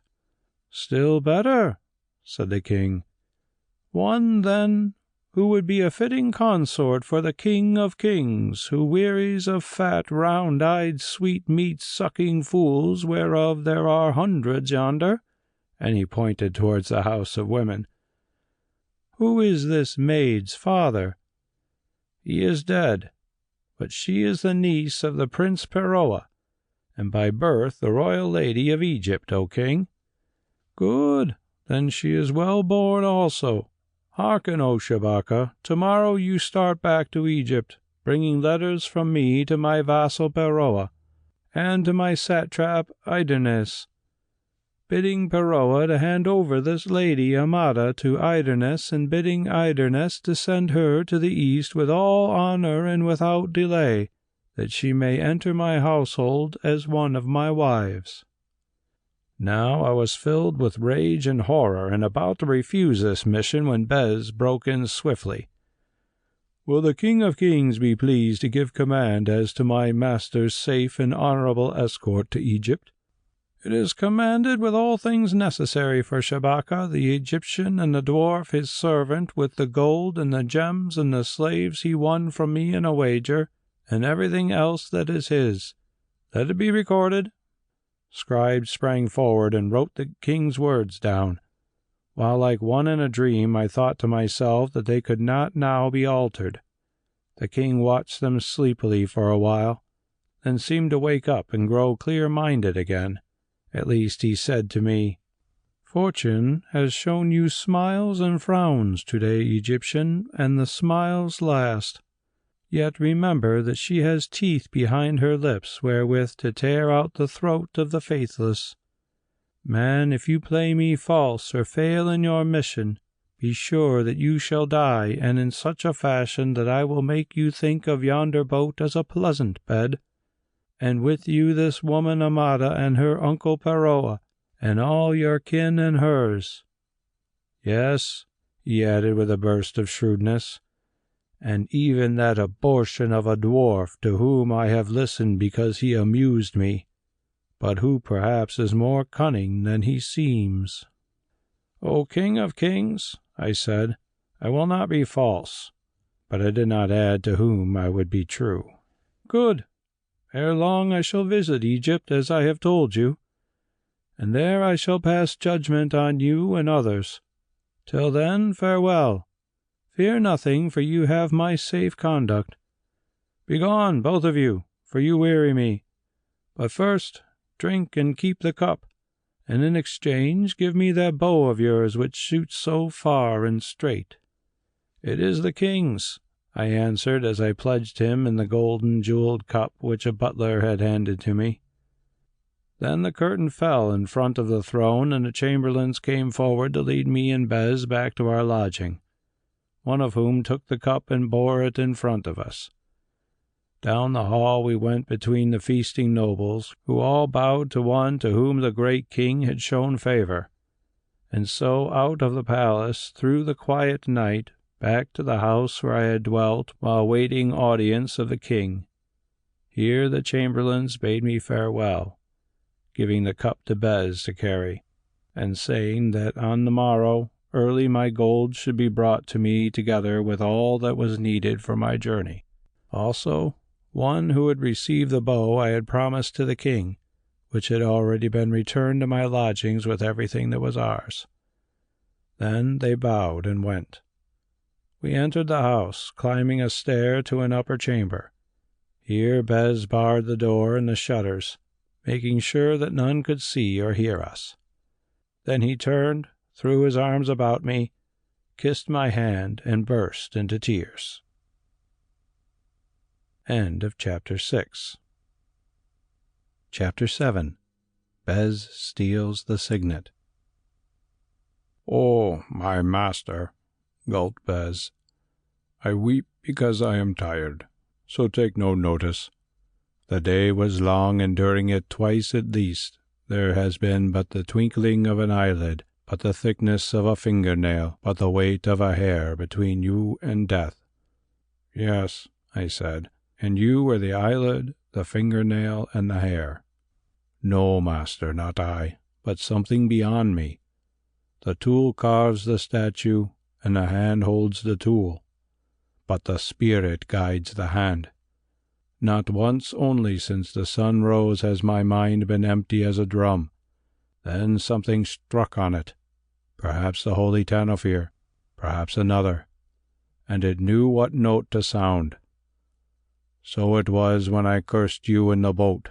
So it was when I walked back with the eunuch, meaning to kill him on the road, and then remembered that the death of one vile eunuch would not help you at all, whereas alive he could bring me to the presence of the king, if I paid him as I did out of the gold in your purse which I carried. Moreover, he earned his hire, for when the king grew dull, wine not yet having taken a hold of him, it was he who brought me to his mind as one who might amuse him, being so ugly and different from others, if only for a few minutes, after the women dancers had failed to do so." "And what happened then, Bes?" "Then I was fetched and did my jingling tricks with that snake I caught and tamed, which is in my pouch now. You should not hate it any more, master, for it played your game well. After this, the king began to talk to me, and I saw that his mind was ill at ease about you whom he knew that he had wronged. So I told him that story of an elephant that my father killed to save a king.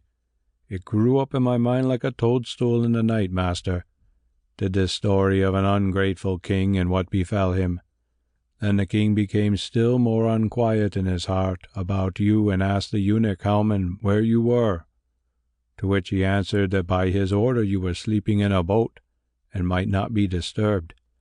So that arrow of mine missed its mark, because the king did not like to eat his own words and cause you to be brought from out the boat whither he had sent you.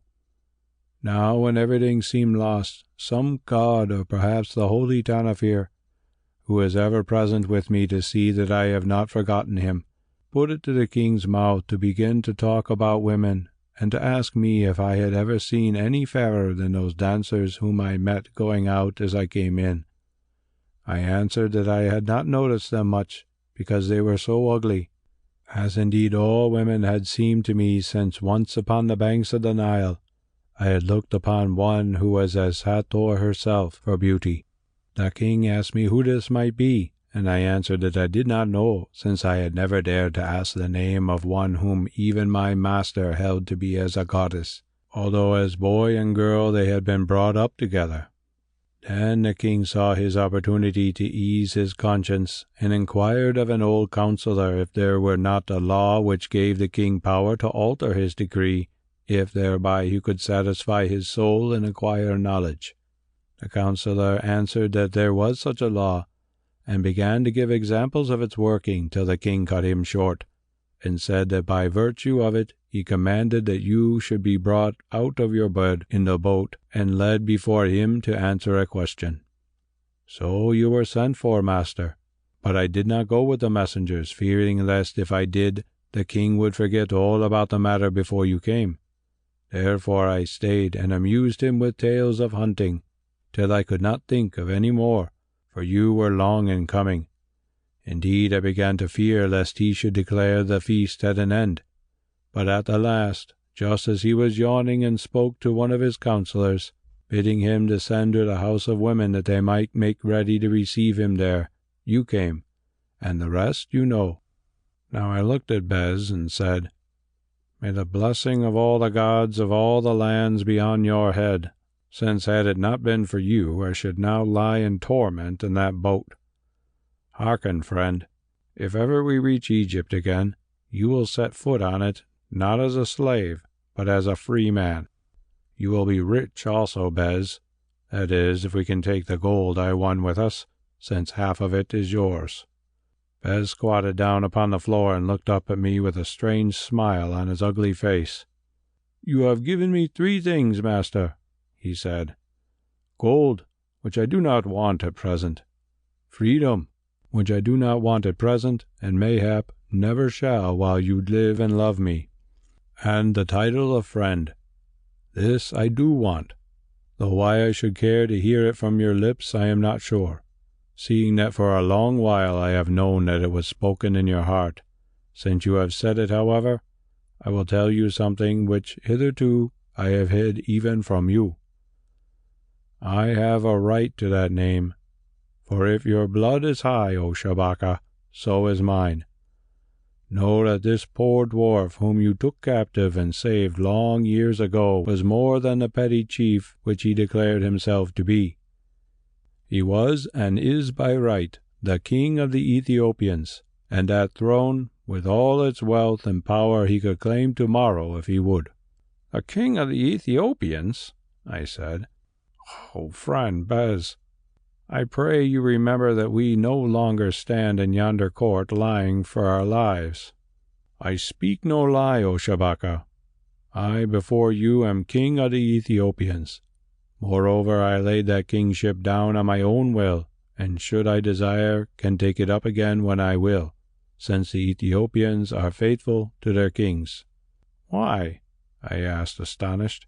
"Master, for so I will still call you, who am not yet upon the land of Egypt, where you have promised me freedom.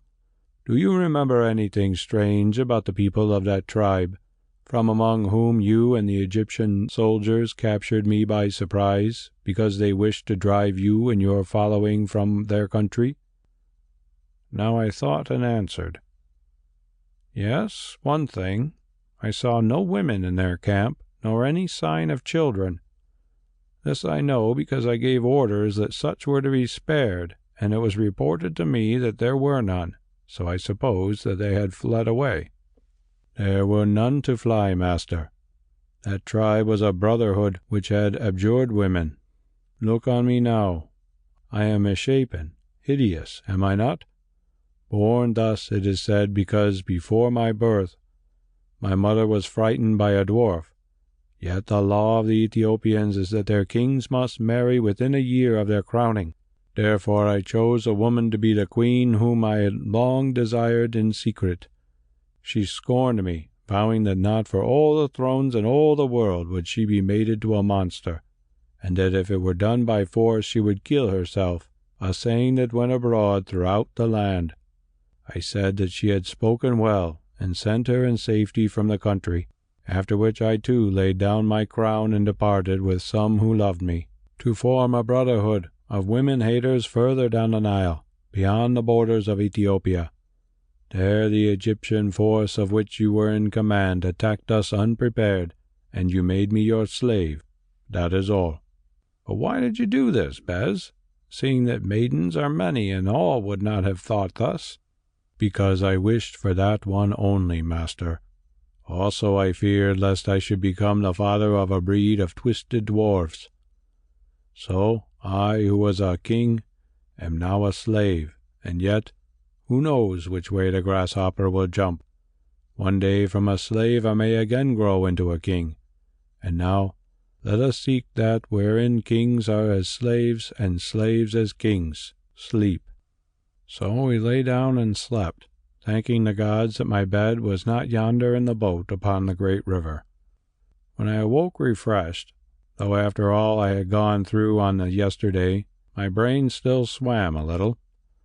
The light was pouring through the carved work of the shuttered windows.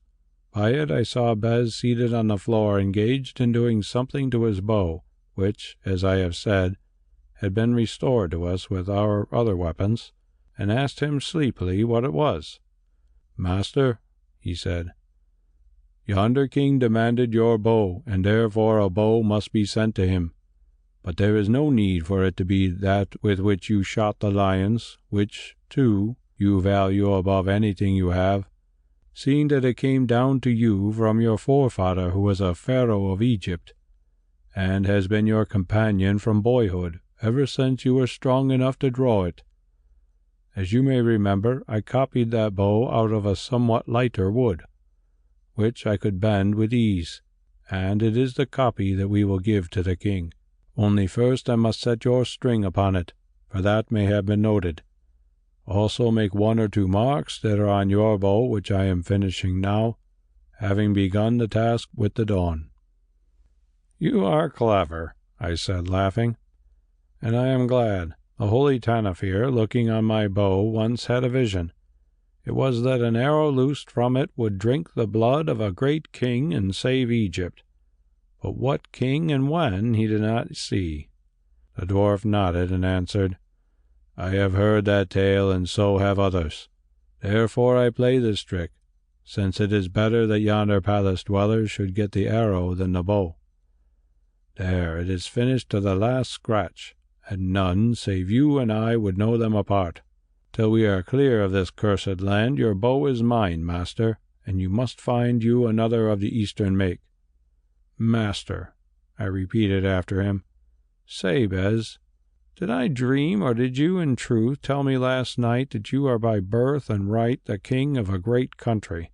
"I told you that, master, and it is true.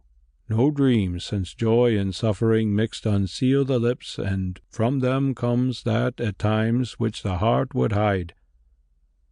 Now I ask a favor of you, that you will speak no more of this matter either to me or to any other, man or woman, unless I should speak of it first. Let it be as though it were indeed a dream." "It is granted," I said as I rose and clothed myself, not in my own garments which had been taken from me in the palace, but in the splendid silken robes that had been set upon me after I was loosed from the boat. When this was done, and I had washed and combed my long curling hair, we descended to a lower chamber and called for the women of the house to bring us food, of which I ate heartily. As we finished our meal, we heard shouts in the street outside of "Make way for the servants of a king," and looking through the window place saw a great cavalcade approaching, headed by 2 princes on horseback. "Now I pray that yonder tyrant has not changed his mind, and that those do not come to take me back to the boat," I said in a low voice. "Have no fear, master," answered Bes, "seeing that you have touched his scepter and drunk from his cup which he gave to you. After these things no harm can happen to you in any land he rules. Therefore be at ease and deal with these fellows proudly." A minute later 2 princes entered, followed by slaves who bore many things, among them those hide bags filled with gold that had been set beneath me in the boat. The elder of them bowed, greeting me with the title of Lord, and I bowed back to him. Then he handed me certain rolls tied up with silk and sealed, which he said I was to deliver as the king had commanded to the king's satrap in Egypt, and to the Prince Peroa. Also he gave me other letters addressed to the king's servants on the road and written on tablets of clay in a writing I could not read, with all of which I touched my forehead in the Eastern fashion. After this he told me that by noon all would be ready for my journey, which I should make with the rank of the king's envoy, duly provisioned and escorted by his servants, with liberty to use the royal horses from post to post. Then he ordered the slaves to bring the gifts which the king sent to me, and these were many, including even suits of flexible armor that would turn any sword thrust or arrow. I thanked him, saying that I would be ready to start by noon, and asked whether the king wished to see me before I rode. He replied that he had so wished, but that as he was suffering in his head from the effects of the sun, he could not. He bade me, however, remember all that he had said to me, and to be sure that the beauteous Lady Amada, of whom I had spoken, was sent to him without delay. In that case my reward should be great, but if I failed to fulfill his commands, Then his wrath would be greater, and I should perish miserably as he had promised." I bowed and made no answer, after which he and his companions opened the bags of gold to show me that it was there, offering to weigh it again against my servant, the dwarf, so that I could see that nothing had been taken away. I replied that the king's word was truer than any scale, whereon the bags were tied up again and sealed. Then I produced the bow, or rather its counterfeit, and having shown it to the princes, wrapped it and 6 of my own arrows in a linen cloth, to be taken to the king with a message that though hard to draw, it was the deadliest weapon in the world. The elder took them to it, bowed and bade me farewell, saying that perhaps we should meet again ere long in Egypt, if my gods gave me a safe journey. So we parted, and I was glad to see the last of them. Scarcely had they gone when the 6 hunters whom I had won in the wager, and thereby saved from death, entered the chamber and fell upon their knees before me, asking for orders as to making ready my gear for the journey. I inquired of them if they were coming also, to which their spokesman replied that they were my slaves to do what I commanded. "Do you desire to come?" I inquired. "O Lord Shabaka," answered their spokesman, "we do, though some of us must leave wives and children behind us." "Why?" I asked. "For 2 reasons, Lord. Here we are men disgraced, though through no fault of our own, and if you were to leave us in this land, soon the anger of the king would find us out, and we should lose not only our wives and children, but with them our lives. Whereas in another land we may get other wives and more children, but never shall we get another life. Therefore, we would leave those dear ones to our friends, knowing that soon the women will forget and find other husbands, and that the children will grow up to whatever fate is appointed them, thinking of us, their fathers, as dead. Secondly, we are hunters by trade, and we have seen that you are a great hunter, one whom we shall always be proud to serve in the chase or in war, one, too, who went out of his path to save our lives, because he saw that we had been unjustly doomed to a cruel death. Therefore we desire nothing better than to be your slaves, hoping that perchance we may earn our liberty from you in days to come by our good service." "That is the wish of all of you?" I asked. Speaking one by one, they said it was, though tears rose in the eyes of some of them who were married at the thought of parting from their women and their little ones, who it seemed might not be brought with them because they were the people of the king, and had not been named in the bet. Moreover, horses could not be found for so many, nor could they travel fast. "Come then," I said, "and know that while you are faithful to me, I will be good to you, men of my own trade, and perhaps in the end set you free in a land where brave fellows are not given to be torn to pieces by wild beasts at the word of any kind. But if you fail me or betray me, then either I will kill you, or sell you to those who deal in slaves, to work at the oar or in the mines till you die." "Henceforth we have no lord but you, O Shabaka," they said, and one after another took my hand and pressed it to their foreheads, vowing to be true to me in all things while we lived. So I bade them be gone, to bid farewell to those they loved, and return again within half an hour of noon, never expecting, to tell the truth, that they would come. Indeed, I did this to give them the opportunity of escaping if they saw fit, and hiding themselves where they would. But as I have often noted, the trade of hunting breeds honesty in the blood, and at the hour appointed all of these men appeared. One of them with a woman who carried a child in her arms, clinging to him and weeping bitterly. When her veil slipped aside, I saw that she was young and very fair to look on. So at noon we left the city with the great king in charge of 2 of his officers, who brought me his thanks for the bow I had sent him, which he said he should treasure above everything he possessed, a saying at which Bes rolled his yellow eyes and grinned. We were mounted on splendid stallions from the royal stables and clad in the shirts of mail that had been presented to us, though when we were clear of the city we took these off because of the heat, also because that which Bes wore chafed him, being too long for his squat shape. Our goods, together with the bags of gold, were laden on sumpter horses, which were led by my 6 hunter slaves. 4 picked soldiers brought up the rear, mighty men from the king's own bodyguard, and 2 of the royal postmen who served us as guides. Also there were cooks and grooms with spare horses. Thus we started in state, and a great crowd watched us go. Our road ran by the river, which we must cross in barges lower down, so that in a few minutes we came to that quay whither I had been led on the previous night to die. Yes, there were the watching guards, and there floated the hateful double boat, at the prow of which appeared the tortured face of the eunuch Haman, who rolled his head from side to side to rid himself of the torment of the flies. He caught sight of us and began to scream for pity and forgiveness, whereat Bes smiled. The officers halted our cavalcade, and one of them, approaching me, said, "It is the king's command, O Lord Shabaka, that you should look upon this villain who traduced you to the king and afterwards dared to strike you. If you will, enter the water and blind him, that your face may be the last thing he sees before he passes into darkness." I shook my head, but Bes, into whose mind some thought had come, whispered to me, "I wish to speak with yonder eunuch, so give me leave and fear nothing. I will do him no hurt, only good, if I find the chance." Then I said to the officer, "It is not for great lords to avenge themselves upon the fallen, yet my slave here was also wronged and would say a word to yonder Haman." "So be it," said the officer.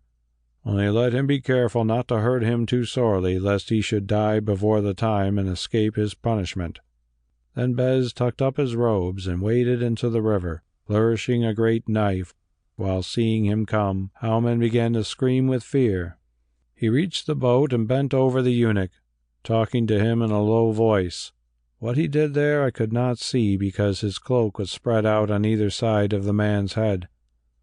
Presently, however, I caught sight of the flash of a knife and heard yells of agony, followed by groans, whereat I called to him to return and let the fellow be, for when I remembered that his fate was near to being my own, those sounds made me sick at heart, and I grew angry with Bes, though the cruel Easterns only laughed. At length he came back grinning and washing the blade of his knife in the water. I spoke fiercely to him in my own language, and still he grinned on, making no answer. When we were mounted again and riding away from that horrible boat with its groaning prisoner, watching Bes, whose behavior and silence I could not understand, I saw him sweep his hand across his great mouth and thrust it swiftly into his bosom. After this he spoke readily enough, though in a low voice, lest someone who understood Egyptian should overhear him. "You are a fool, master," he said, "to think that I should wish to waste time in torturing that fat knave." "And why did you torture him?" I asked. "Because my god, the grasshopper, when he fashioned me a dwarf, gave me a big mouth and good teeth," he answered, whereon I stared at him, thinking that he had gone mad. "Listen, master, I did not hurt Haman. All I did was to cut his cords nearly through from the underside, so that when night comes he can break them and escape, if he has the wit.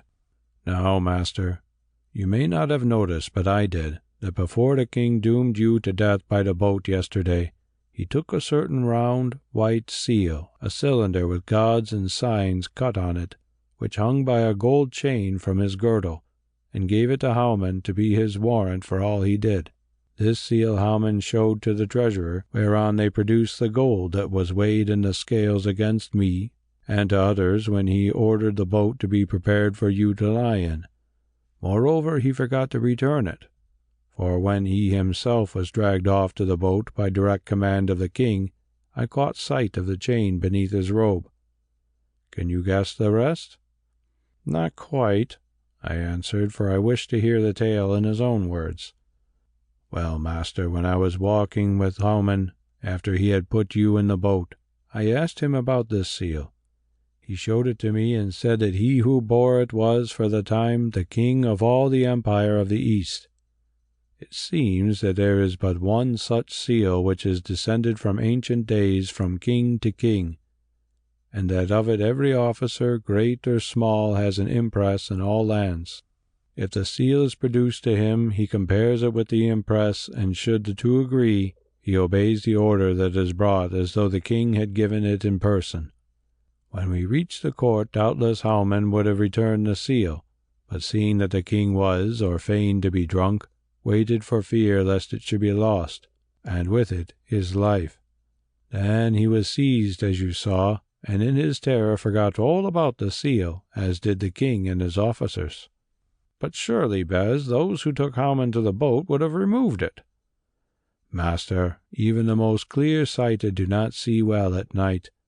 At any rate, my hope was that they had not done so, and that is why I waited out to prick the eyes of Howman. Moreover, as I had hoped, so it was. There beneath his robe I saw the chain. Then I spoke to him, saying, 'I am come to put out your eyes as you deserve, seeing how you have treated my master. Still I will spare you at a price. Give me the king's ancient white seal that opens all doors, and I will only make a pretense of blinding you. Moreover, I will cut your cords nearly through, so that when the night comes you can break them, roll into the river, and escape. Take it if you can,' he said, 'and use it to injure or destroy that accursed one.'" "So you took it, Bes?" "Yes, master, but not easily. Remember, it was on a chain about the man's neck, and I could not draw it over his head, for, like his hands, his throat was tied by a cord, as you remember yours was." "I remember very well," I said, "for my throat is still sore from the rope that ran to the same staples to which my hands were fastened." "Yes, master, and therefore if I drew the chain off his neck, it would still have been on the ropes. I thought of trying to cut it with a knife, but this was not easy because it is thick, and if I had dragged it up on the blade of the knife it would have been seen, for many eyes were watching me, master. Then I took another counsel. While I pretended to be putting out the eyes of Howman, I bent down, and getting the chain between my teeth, I bit it through. One tooth broke, see, but the next finished the business. I ate through the soft gold, master, and then sucked up the chain and the round white seal into my mouth. And that is why I could not answer you just now, because my cheeks were full of chain. Also we have the king's seal, that all the subject countries know and obey. It may be useful yonder in Egypt, and at least the gold is of value." "Clever," I exclaimed, "very clever, but you have forgotten something, Bes. When that knave escapes, he will tell the whole story, and the king will send after us and kill us who have stolen his royal seal." "I don't think so, master. First, it is not likely that Howman will escape. He is very fat and soft and already suffers much. After a day in the sun also he will be weak. Moreover, I do not think that he can swim, for eunuchs hate the water. Also, if he gets out of the boat, it is probable he will drown in the river, since he dare not wade to the quay where the guards will be waiting. But if he does escape by swimming across the river, he will hide for his life's sake and never be seen again, and if by chance he is caught, he will say that the seal fell into the water when he was taken to the boat, or that one of the guards had stolen it. What he will not say is that he had bargained it away with someone who in return cut his cords, since for that crime he must die by worse tortures than those of the boat. Lastly, we shall ride so fast that with 6 hours' start none will catch us. Or if they do, I can throw away the chain and swallow the seal." As Bes said, so it happened. The fate of Howman I never learned, and of the theft of the seal I heard no more until a proclamation was issued to all the kingdoms that a new one was in use. But this was not until long afterwards, when it had served my turn and that of Egypt. End of Chapter 7. Chapter 8. The Lady Amada. Now day by day, hour by hour, and minute by minute, every detail of that journey appeared before me, but to set it all down is needless. As I, Allan Quatermain, write the record of my vision, I still seem to hear the thunder of our horses' hoofs while we rushed forward at full gallop over the plains, over the mountain passes, and by the banks of rivers. The speed at which we traveled was wonderful, for at intervals of about 40 miles were post-houses, and at these, whatever might be the hour of day or night, we found fresh horses from the king's stud awaiting us. Moreover, the postmasters knew that we were coming, which astonished me, until we discovered that they had been warned of our arrival by 2 king's messengers who traveled ahead of us. These men, it would seem, although our officers and guides professed ignorance of the matter, must have left the king's palace at dawn on the day of our departure, whereas we did not mount in the city till a little after noon. Therefore they had 6 hours' good start of us, and what is more, traveled lighter than we did, having no sumpter beasts with them, and no cooks or servants. Moreover, always they had the pick of the horses, and chose the 3 swiftest beasts, leading the 3rd in case one of their own should founder or meet with accident. Thus it came about that we never caught them up, although we covered quite 100 miles a day. Only once did I see them, far off upon the skyline of a mountain range which we had to climb, but by the time we had reached its crest they were gone. At length we came to the desert without accident and crossed it, though more slowly. Even here the king had his posts, which were in charge of the Arabs who lived in tents by wells of water, or sometimes where there was none save what was brought to them. So still we galloped on, parched by the burning sand beneath and the burning sand above, and reached the borders of Egypt. Here upon the very boundary line the 2 officers halted the cavalcade, saying that their orders were to return thence and make report to the king. There then we parted, Bes and I with the 6 hunters who still chose to cling to me, going forward, and the officers of the king with the guides and servants going back. The good horses that we rode from the last post they gave to us by the king's command, together with the sumpter beasts, since horses broken to the saddle were hard to come by in Egypt, where they were trained to draw chariots. These we took, sending back my thanks to the king, and started on once more, Bes leading the beast which bore the gold and the hunters serving as a guard. Indeed, I was glad to see the last of those Easterns, although they had brought us safely and treated us well, for all the while I was never sure but that they had some orders to lead us into a trap, or perhaps to make away with us in our sleep and take back the gold and the priceless rose-hued pearls, any 2 of which were worth it all.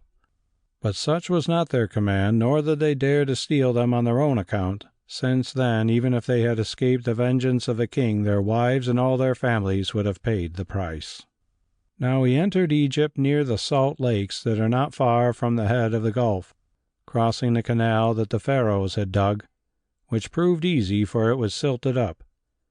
Before we reached it we found some pleasant folk laboring in their gardens, and I heard one of them call to another, "Here come more of the Easterns.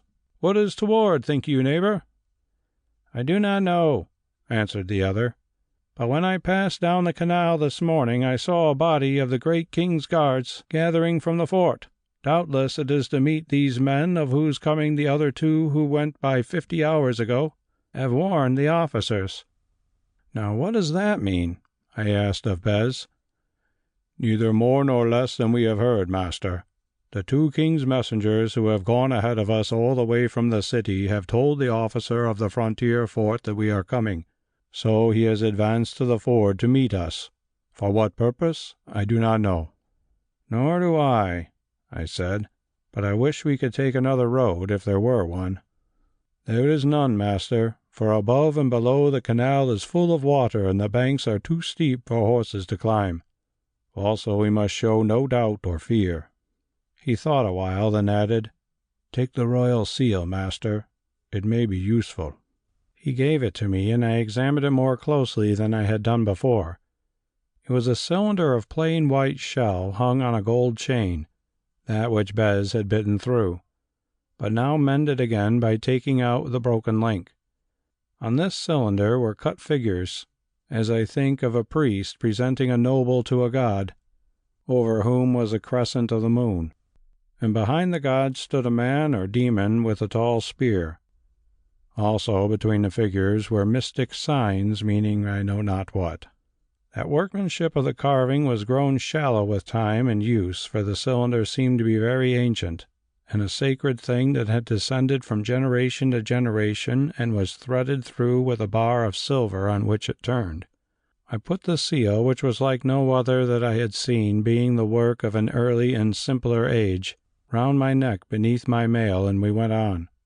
Descending the steep bank of the canal, we came to the ford where the sand that had silted in was covered by not more than a foot of water. As we entered it, on the top of the further bank appeared a body of about 30 armed and mounted men, one of whom carried the great king's banner, on which I noted was blazoned the very figures that were cut upon the cylinder. Now it was too late to retreat, so we rode through the water and met the soldiers. Their officer advanced, crying, "In the name of the great king, greeting, my lord Shabaka." "In the name of the great king, greeting," I answered. "What would you with Shabaka, officer of the king?" "Only to do him honor. The word of the king has reached us, and we come to escort you to the court of Idernes, the satrap of the king and governor of Egypt, who sits at Sais." "That is not my road, officer.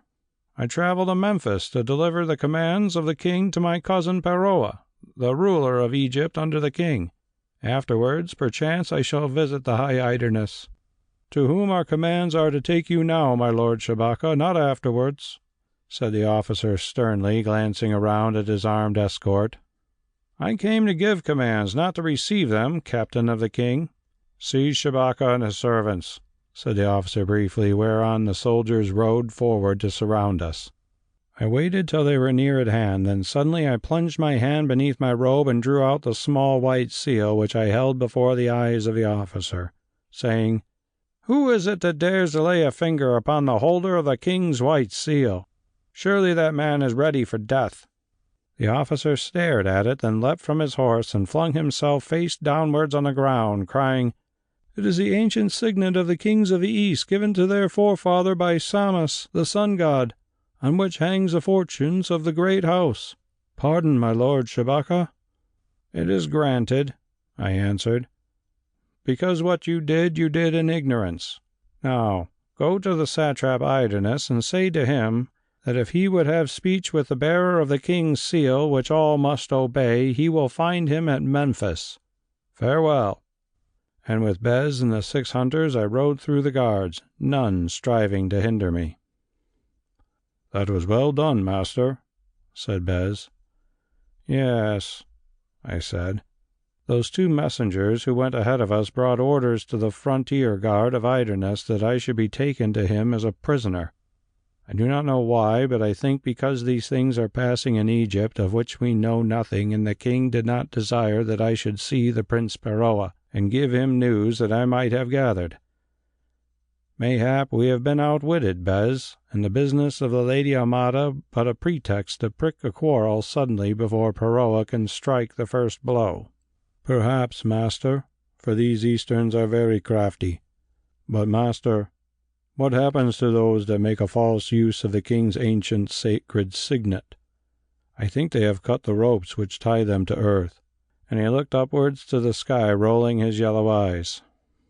"They must find new ropes, Bes, and quickly, before they are caught. Hearken, you have sat upon a throne, and I can speak out to you.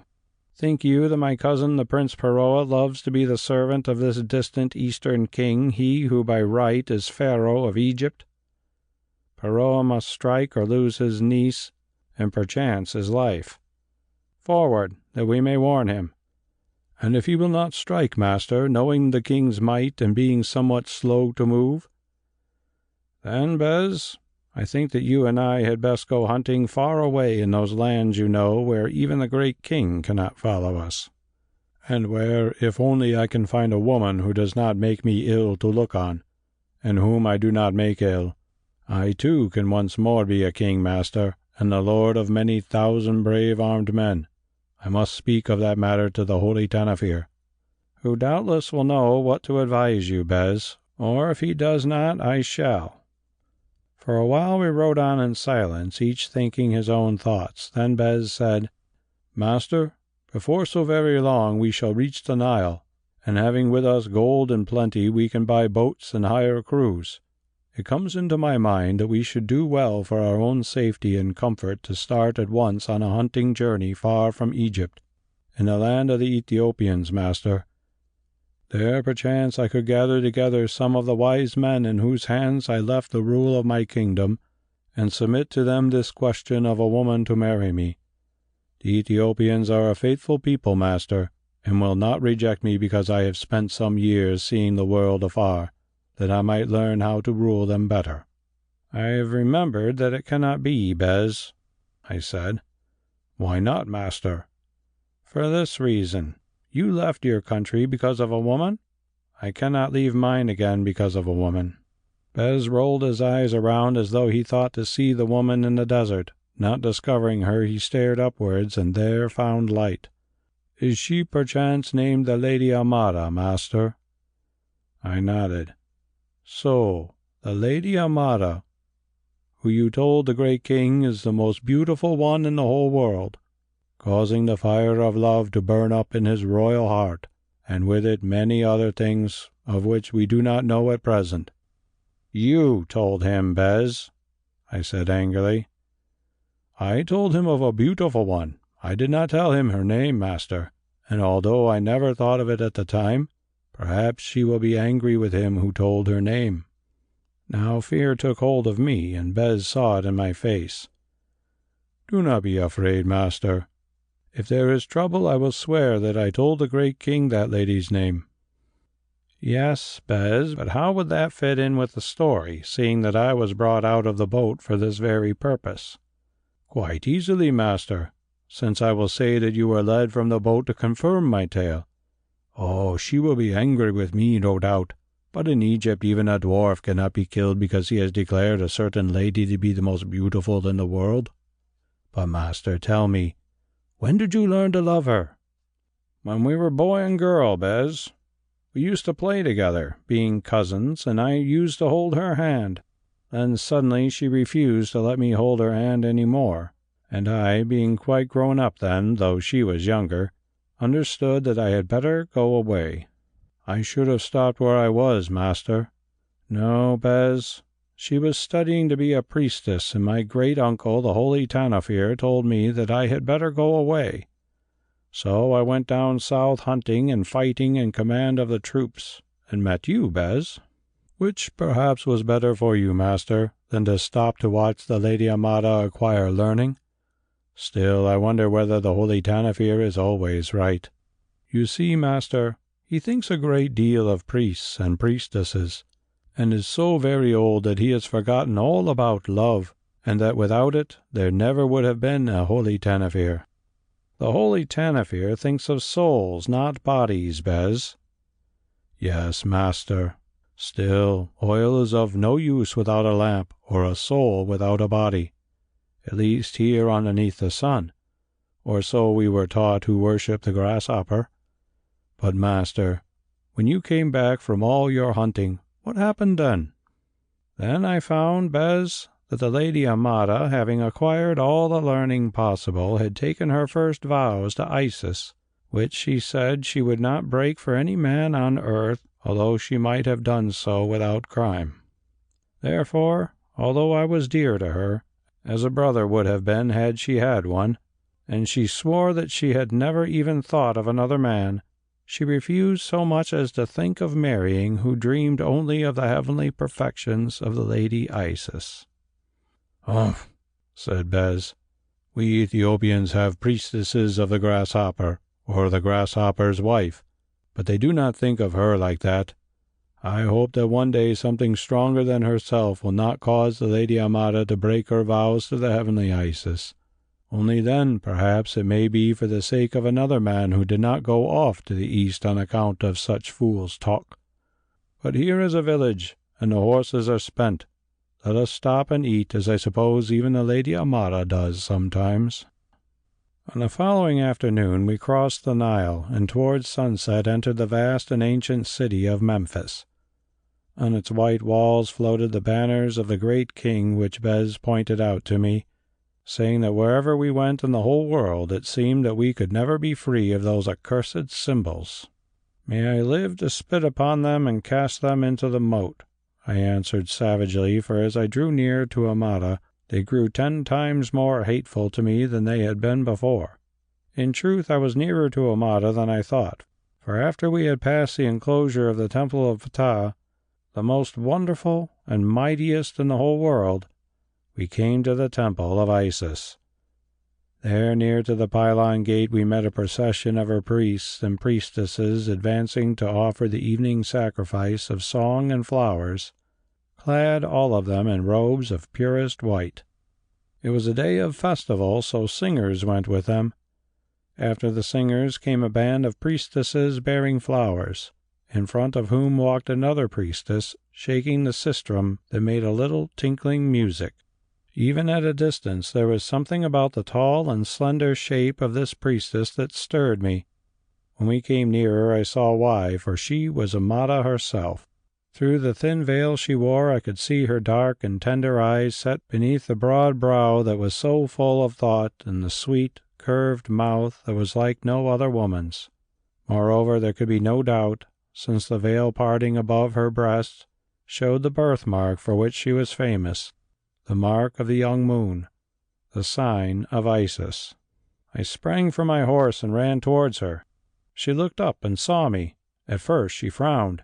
Then her face grew wondering, then tender, and I thought that her red lips shaped my name. Moreover, in her confusion, she let the sistrum fall. I muttered, "Amada," and stepped forward, but priests ran between us and thrust me away. Next moment she had recovered the sistrum and passed on with her head bowed, nor did she lift her eyes to look back. "Begone, man!" cried a priest. "Begone, whoever you may be. Because you wear Eastern armor, do you think that you can dare the curse of Isis?" Then I fell back. The holy image of the goddess passed, and the procession vanished through the pylon gate. I, Shabaka the Egyptian, stood by my horse and watched it depart. I was happy because the Lady Amada was alive, well, and more beautiful than ever. Also because she had shown signs of joy and confusion at seeing me again. Yet I was unhappy because I met her still filling a holy office which built a wall between us. Also because it seemed to me an evil omen that I should have been repelled from her by a priest of Isis, who talked of the curse of the goddess. Moreover, the sacred statue, I suppose by accident, turned towards me as it passed, and perhaps by the chance of light seemed to frown upon me. Thus I thought as Shabaka hundreds of years before the Christian era, but as Allan Quatermain, the modern man, to whom it was given so marvelously to behold all these things, and who, in beholding them, yet never quite lost the sense of his own identity of today. I was amazed, for I knew that this Lady Amada was the same, being though clad in different flesh, as that other lady with whom I had breathed the magical Taduki fumes, which had power to rend the curtain of the past, or perhaps only to breed dreams of what it might have been.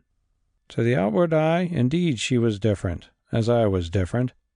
Taller, more slender, larger-eyed, with longer and slimmer hands than those of any Western woman, and on the whole even more beautiful and alluring.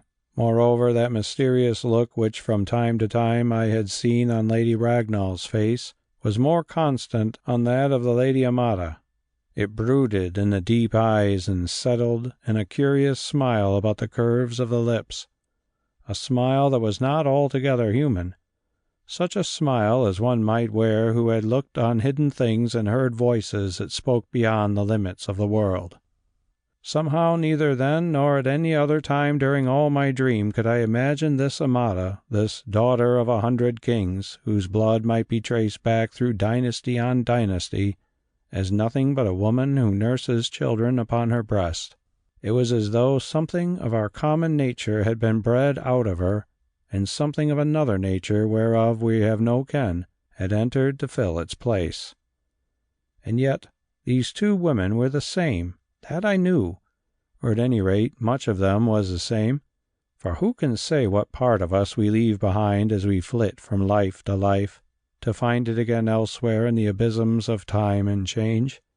One thing, too, was quite identical.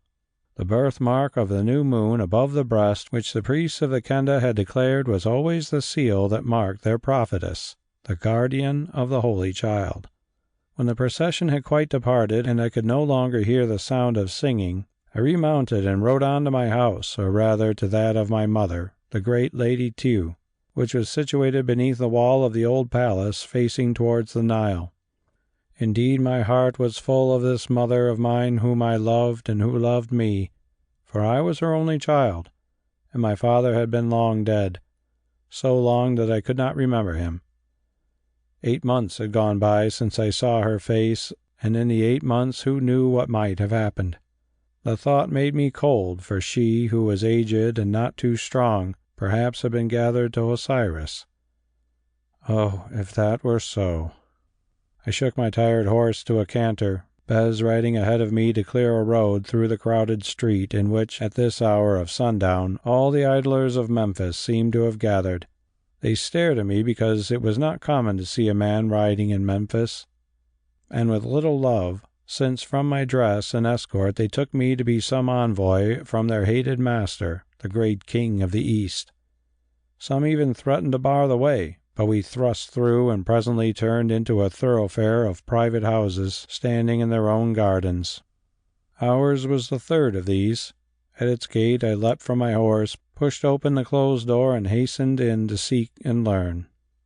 I had not far to go, for there in the courtyard, standing at the head of Amada's household and dressed in her festal robes, was my mother, the stately and white-haired Lady Tew, as one stands who awaits the coming of an honored guest. I ran to her, and kneeling kissed her hands, saying, my mother, I have come safe home and greet you." "I greet you also, my son," she answered, bending down and kissing me on the brow, "who have been in far lands and passed so many dangers. I greet you and thank the guardian gods who have brought you safe home again. Rise, my son." I rose and kissed her on the face, then looked at the servants who were bowing their welcome to me, and said, "How comes it, lady of the house, that all are gathered here? Did you await some guest?" "We awaited you, my son. For an hour have we stood here listening for the sound of your feet."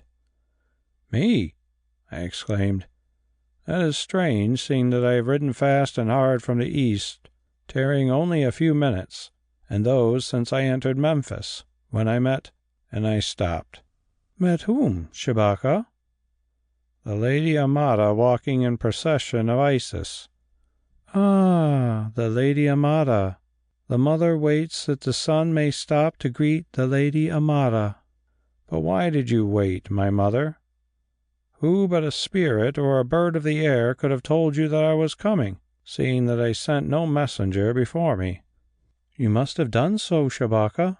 Since yesterday one came from the Holy Tanofir, our relative who dwells in the desert in the burial ground of Sekra. He bore a message from Tanofir to me, telling me to make ready, since before sundown tonight you, my son, would be with me, having escaped great dangers, accompanied by the dwarf Bes, your servant, and 6 strange Eastern men. So I made ready and waited, and I prepared lodging for the 6 strange men in the outbuildings behind the house, and sent a thank offering to the temple. For know, my son, I have suffered much fear for you." "And not without cause, as you will say when I tell you all," I said, laughing. "But how Tanofir knew that I was coming is more than I can guess. Come, my mother, greet Bes here, for had it not been for him, never should I have lived to hold your hand again." So she greeted him and thanked him, whereon Bes rolled his eyes and muttered something about the Holy Tanofir, after which we entered the house. Thence I dispatched a messenger to the Prince Peroa, saying that if it were his pleasure I would wait on him at once, seeing that I had much to tell him. This done, I bathed and caused my hair and beard to be trimmed, and, discarding the Eastern garments, clothed myself in those of Egypt, and so felt that I was my own man again. Then I came out refreshed, and drank a cup of Syrian wine, and the night having fallen, sat down by my mother in the chamber with a lamp between us, and, holding her hand, told her something of my story, showing her the sacks of gold that had come with me safely from the East, and the chain of priceless rose-hued pearls that I had won in a wager from the great king. Now when she learned how Bes by his wit had saved me from a death of torment in the boat, my mother clapped her hands to summon a servant, and sent for Bes, and said to him, "Bes, hitherto I have looked on you as a slave taken by my son, the noble Shabaka, in one of his far journeys that it pleases him to make a fight and to hunt. But henceforth I look upon you as a friend, and give you a seat at my table. Moreover, it comes into my mind that although so strangely shaped by some evil god, perhaps you are more than you seem to be." Now Bes looked at me to see if I had told my mother anything, and when I shook my head, he answered, "I thank you, lady of the house, who have done but my duty to my master. Still, it is true that as a goat skin often holds good wine, so a dwarf should not always be judged by what can be seen of him." Then he went away. "It seems that we are rich again, son, who have been somewhat poor of late years," said my mother, looking at the bags of gold. "Also, there are the pearls, which doubtless are worth more than the gold. What are you going to do with them, Shabaka?" "I thought of offering them as a gift to the Lady Amada," I replied hesitatingly. "That is, unless you—" "I? No, I am too old for such gems. Yet, son, it might be well to keep them for a time, seeing that while they are your own, they may give you more weight in the eyes of the Prince Peroa and others. Whereas if you gave them to the Lady Amada and she took them, perchance it might only be to see them return to the east, whither you tell me she is summoned by one whose orders may not be disobeyed." Now I turned white with rage and answered, "While I live, mother, Amada shall never go to the east to be the woman of yonder king." "While you live, son. But those who cross the will of a great king are apt to die. Also, this is a matter which her uncle, the Prince Peroa, must decide as policy dictates. Now as ever, the woman is but a pawn in the game. Oh, my son," she went on, "do not pin all your heart to the robe of this Amada. She is very fair and very learned, but is she one who will love? Moreover, if so, she is a priestess, and it would be difficult for her to wed who is sworn to Isis. Lastly, remember this, if Egypt were free, she would be its heiress, not her uncle Peroa, for hers is the true blood, not his. Would he, therefore, be willing to give her to any man who, according to the ancient custom, through her would acquire the right to rule?" "I do not seek to rule, mother. I only seek to wed Amada, whom I love." "Amada, whom you love, and whose name you, or rather your servant Bes, which is the same thing since it will be held that he did it by your order, gave to the king of the east, or so I understand. Here is a pretty tangle, Shabaka, and rather would I be without all that gold and those priceless pearls than have the task of its unraveling." Before I could answer and explain all the truth to her, the curtain was swung aside, and through it came a messenger from the Prince Peroa, who bade me to come and eat with him at once at the palace, since he must see me this night.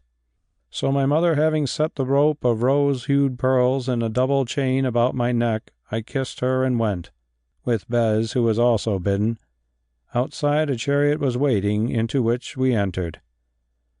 "Now, master," said Bes to me as we drove to the palace, "I almost wish that we were back in another chariot hunting lions in the east." "Why?" I asked. "Because then, although we had much to fear, there was no woman in the story. Now the woman has entered it, and I think that our real troubles are about to begin. Oh, tomorrow I go to seek the counsel of the Holy Tanofir." "And I come with you," I answered, "for I think it will be needed." End of Chapter 8. Chapter 9. The Messengers. We descended at the great gate of the palace, and were led through empty halls that were no longer used now when there was no king in Egypt, to the wing of the building in which dwelt the Prince Peroa. Here we were received by a chamberlain, for the Prince of Egypt still kept some state, although it was but small, and had about him men who bore the old high-sounding titles of the officers of Pharaoh. The chamberlain led me and Bes to an antechamber of the banqueting hall and left us, saying that he would summon the prince who wished to see me before he ate. This, however, was not necessary, since while he spoke, Peroa, who as I guessed had been waiting for me, entered by another door. He was a majestic-looking man of middle age, for gray showed in his hair and beard, clad in white garments with a purple hem and wearing on his brow a golden circlet, from the front of which rose the urus in the shape of a hooded snake that might be worn by those of royal blood alone. His face was full of thought, and his black and piercing eyes looked heavy as though with sleeplessness. Indeed, I could see that he was troubled. His gaze fell upon us, and his features changed into a pleasant smile. "Greeting, cousin Shabaka," he said. "I am glad you have returned safe from the east, and burn to hear your tidings. I pray that they may be good, for never was good news more needed in Egypt." "Greeting, Prince," I answered, bowing my knee. "I and my servant here are returned safe, but as for our tidings, well, judge them for yourself." And drawing the letter of the great king from my robe, I touched my forehead with the roll and handed it to him. "I see that you have acquired the Eastern customs, Shabaka," he said as he took it. "But here in my own house, which once was the palace of our forefathers, the pharaohs of Egypt, by your leave I will omit them. Amen be my witness," he added bitterly. "I cannot bear to lay the letter of a foreign king against my brow in token of my country's vassalage." Then he broke the silk of the seals and read, and as he read his face grew black with rage. "What?" he cried, casting down the roll and stamping on it. "What? Does this dog of an Eastern king bid me send my niece, by birth the royal princess of Egypt, to be his toy until he wearies of her? First I will choke her with my own hands. How comes it, Shabaka, that you care to bring me such a message? Were I pharaoh now, I think your life would pay the price." "As it would certainly have paid the price had I not done so. Prince, I brought the letter because I must. Also a copy of it is gone, I believe, to Idernes the satrap at Sais. It is better to face the truth, Prince, and I think that I may be of more service to you alive than dead. If you do not wish to send the Lady Amada to the king, marry her to someone else, after which he will seek her no more." He looked at me shrewdly and said, "To whom, then? I cannot marry her, being her uncle and already married. Do you mean to yourself, Shabaka?" "I have loved the Lady Amada from a child, Prince," I answered boldly. "Also I have high blood in me, and having brought much gold from the East, am rich again and one accustomed to war." "So you have brought gold from the East? How? Well, you can tell me afterwards. But you fly high. You, a count of Egypt, wish to marry the royal lady of Egypt, for such she is by birth and rank, which, if ever Egypt were free again, would give you a title to the throne."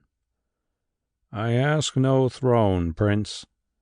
If there were one to fill, I should be content to leave that to you and your heirs."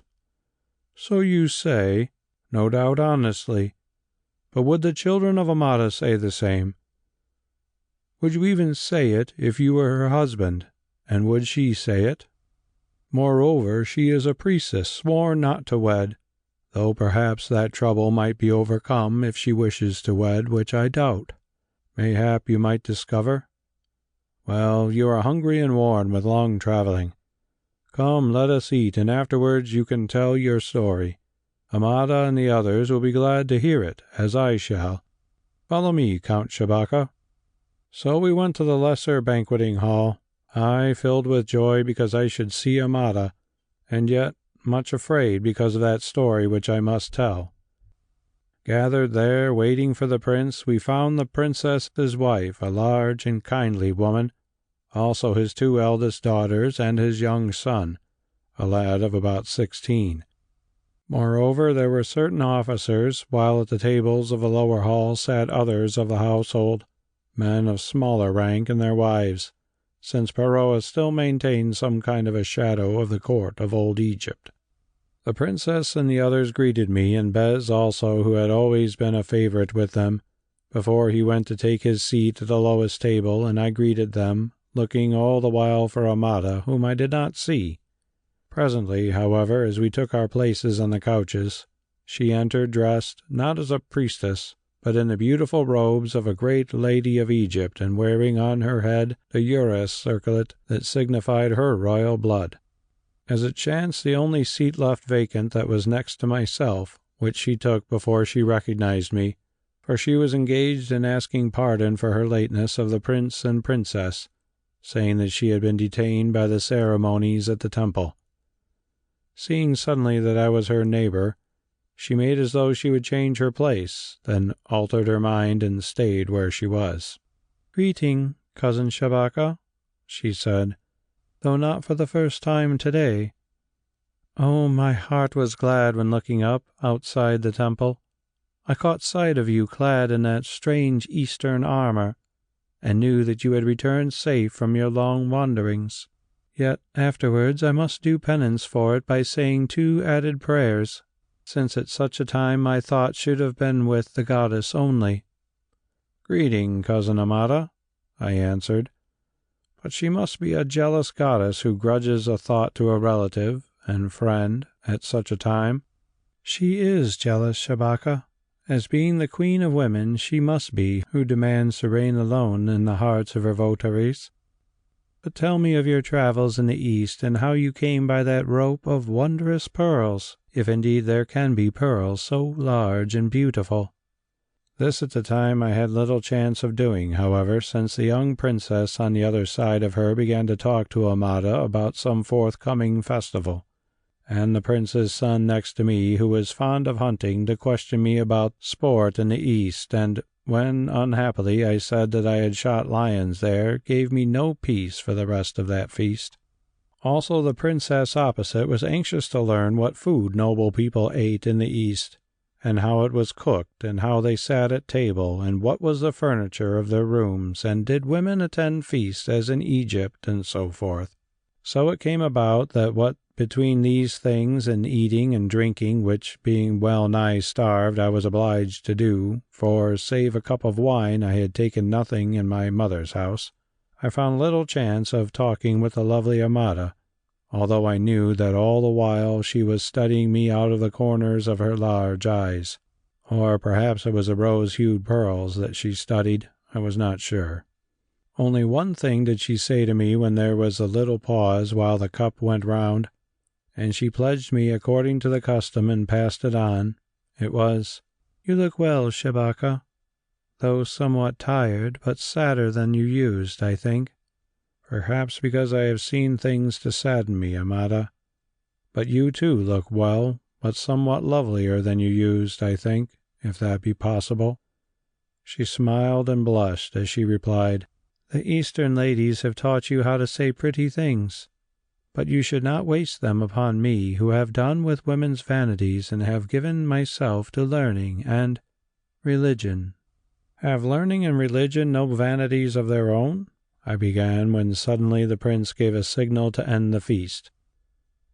Thereon all the lower part of the hall went away, and the little tables at which we ate were removed by servants, leaving us only wine cups in our hands, which a butler filled from time to time, mixing the wine with water.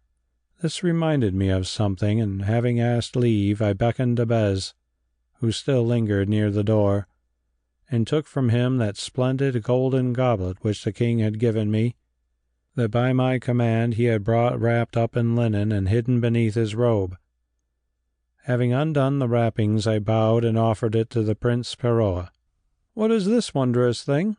asked the prince when all had finished admiring its workmanship.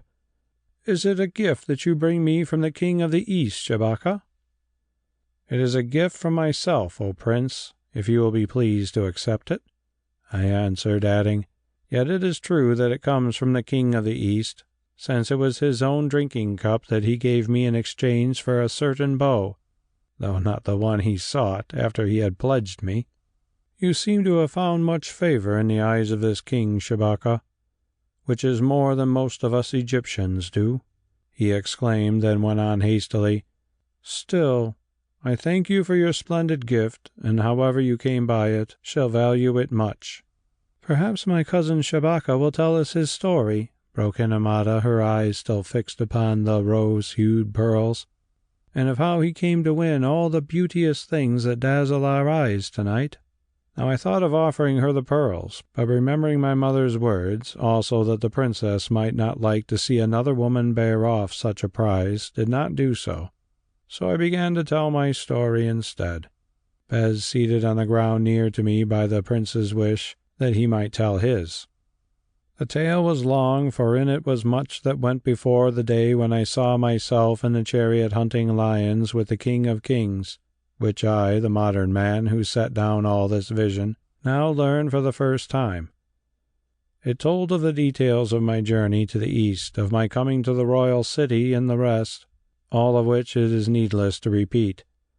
Then I came to the lion hunt, to my winning of the wager, and all that happened to me, of my being condemned to death, of the weighing of Bes against the gold, and of how I was laid in the boat of torment, a story at which I noticed Amada turn pale and tremble. Here I cease, saying that Bes knew better than I what had chanced at the court while I was pinned in the boat, whereon all present cried out to Bes to take up the tale. This he did, and much better than I could have done, bringing out many little things which made the scene appear before them, as Ethiopians have the art of doing. At last he came to the place in his story where the king asked him if he had ever seen a woman fairer than the dancers, and went on thus. "O prince, I told the great king that I had, that there dwelt in Egypt a lady of royal blood, with eyes like stars, with hair like silk, and long as an unbridled horse's tail, with a shape like to that of a goddess, with breath like flowers, with skin like milk, with a voice like honey, with learning like to that of the god Troth, with wit like a razor's edge, with teeth like pearls, with majesty of bearing like to that of the king himself, with fingers like rosebuds set in pink seashells, with motion like that of an antelope, with grace like that of a swan floating upon water, and I don't remember the rest, O prince." "Perhaps it is well," exclaimed Peroa. "But what did the king say then?" "He asked her name, O prince." "And what name did you give this wondrous lady who surpasses all the goddesses in loveliness and charm, O dwarf Bes?" inquired Amada, much amused. "What name, O high-born one? Is it needful to ask? Why, what name could I give but your own? For is there any other in the world of whom a man whose heart is filled with truth could speak such things?" Now hearing this I gasped, but before I could speak Amada leapt up, crying, "Wretch, you dared to speak my name to this king! Surely you should be scourged till your bones are bare." "And why not, lady? Would you have had me sit still and hear those fat trollops of the East exalted above you? Would you have had me so disloyal to your royal loveliness?" "You should be scourged," repeated Amada, stamping her foot. "My uncle, I pray you cause this knave to be scourged." "Nay, nay," said Peroa moodily. "Poor simple man, he knew no better, and thought only to sing your praises in a far land. Be not angry with the dwarf niece. Had it been Shabaka who gave your name, the thing would be different. What happened next, Bes?" "Only this, prince," said Bes, looking upwards and rolling his eyes as was his fashion when unloading some great lie from his heart. "The king sent his servants to bring my master from the boat, that he might inquire of him whether he always found me truthful. For, prince, those Easterners set much store by truth, which here in Egypt is worshipped as a goddess.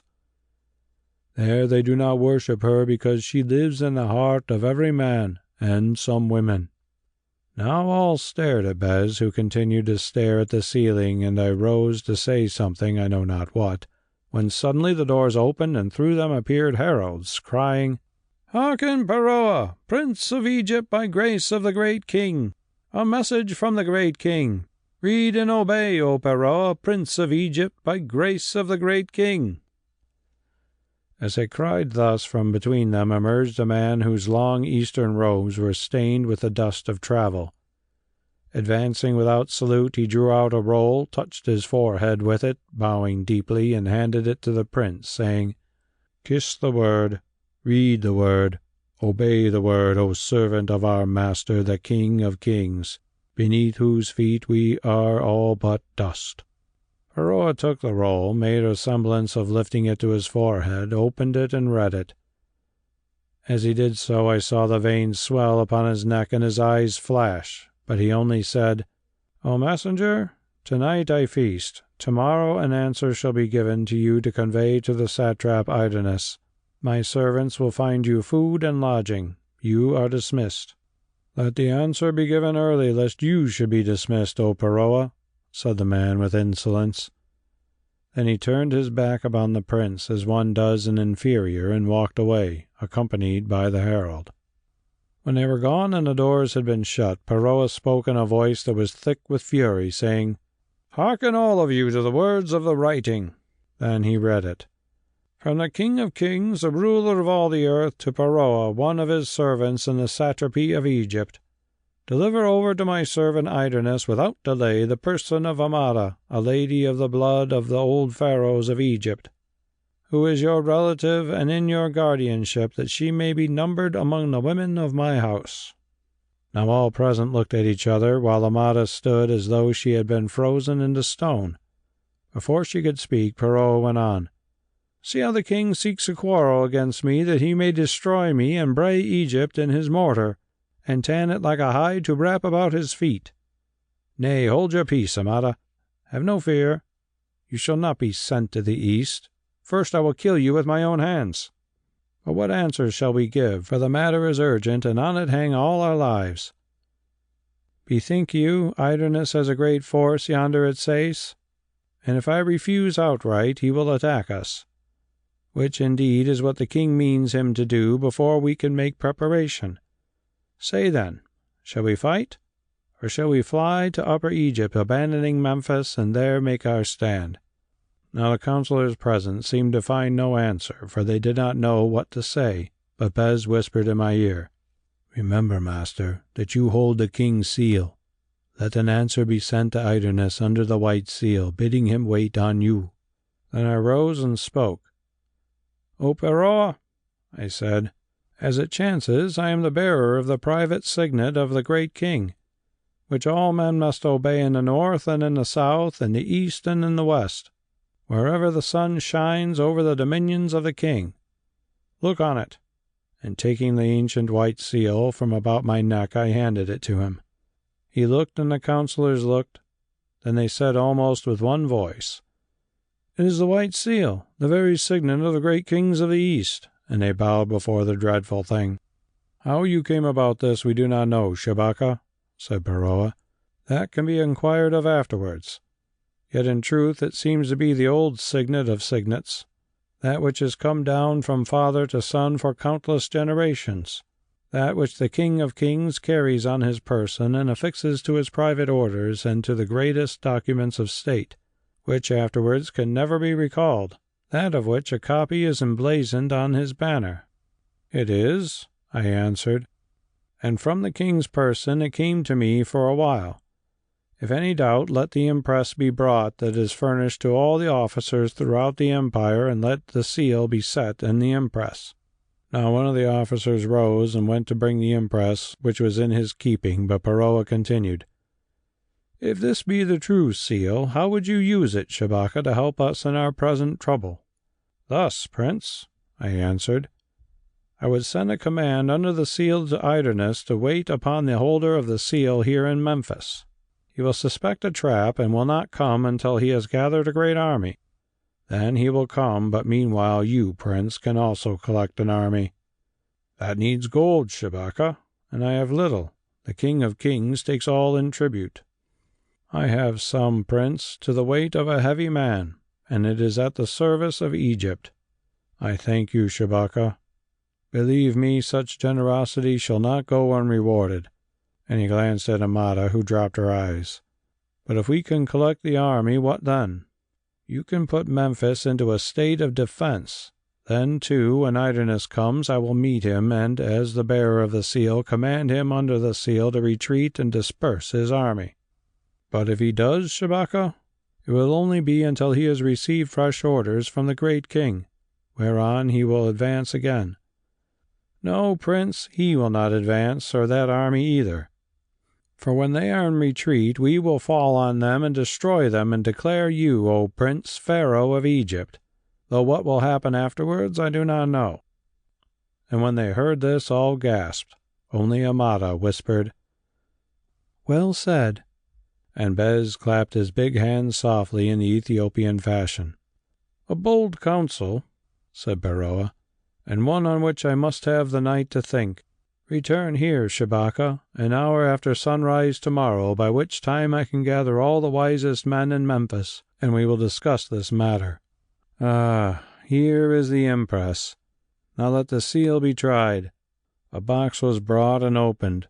In it was a slab of wood on which was an impress of the king's seal in wax, surrounded by those of other seals certifying that it was genuine. Also, there was a writing describing the appearance of the seal. I handed the signet to Baroa, who, having compared it with the description in the writing, fitted it to the impress on the wax. "It is the same," he said. "See, all of you." They looked and nodded. Then he would have given it back to me, but I refused to take it, saying, "It is not well that this mighty symbol should hang about the neck of a private man, whence it might be stolen or lost." "Or who might be murdered for its sake," interrupted Baroa.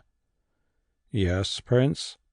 Therefore take it and hide it in the safest and most secret place in the palace, and with it these pearls that are too priceless to be flaunted about the streets of Memphis at night, unless, indeed—" and I turned to look for Amada, but she was gone. So the seal and the pearls were taken and locked in the box with the impress and borne away. Nor was I sorry to see the last of them, wisely as it happened. Then I bade the prince and his company good night, and presently was driving homeward with Bes in the chariot.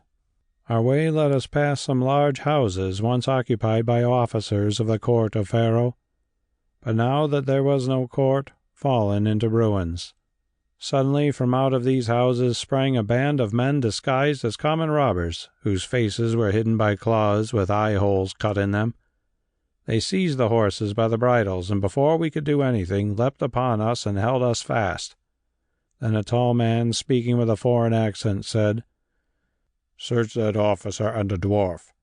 Take from them the seal upon a gold chain, and a rope of rose-hued pearls which they have stolen, but do them no harm."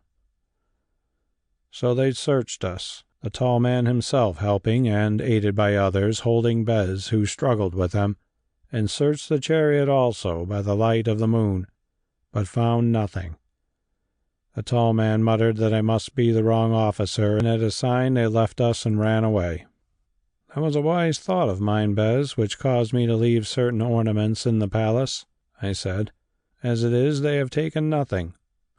"Yes, master," he answered, "though I have taken something from them." A saying that I did not understand at the time. Those Easterns whom we met by the canal told Idernes about the seal, and he ordered this to be done. That tall man was one of the messengers who came tonight to the palace. "Then why did they not kill us, Bes?" "Because murder, especially of one who holds the seal, is an ugly business that is easily tracked down, whereas thieves are many in Memphis, and who troubles about them when they have failed? Oh, the grasshopper or Ammon or both have been with us tonight." So I thought, although I said nothing, for since we had come off scatheless, what did it matter? Well, this. It showed me that the signet of the great king was indeed to be dreaded and coveted, even here in Egypt. If Idernes could get it into his possession, what might he not do with it? Cause himself to be proclaimed pharaoh, perhaps, and become the forefather of an independent dynasty. Why not, when the empire of the East was taxed with a great war elsewhere? And if this was so, why should not Baroa do the same, he who had behind him all old Egypt, maddened with its wrongs and foreign rule? That same night before I slept, but after Bes and I had hidden away the bags of gold by burying them beneath the clay floor, I laid the whole matter before my mother, who was a very wise woman. She heard me out, answering little, then said, "The business is very dangerous. and of its end I will not speak until I have heard the counsel of your great uncle, the Holy Tanofir.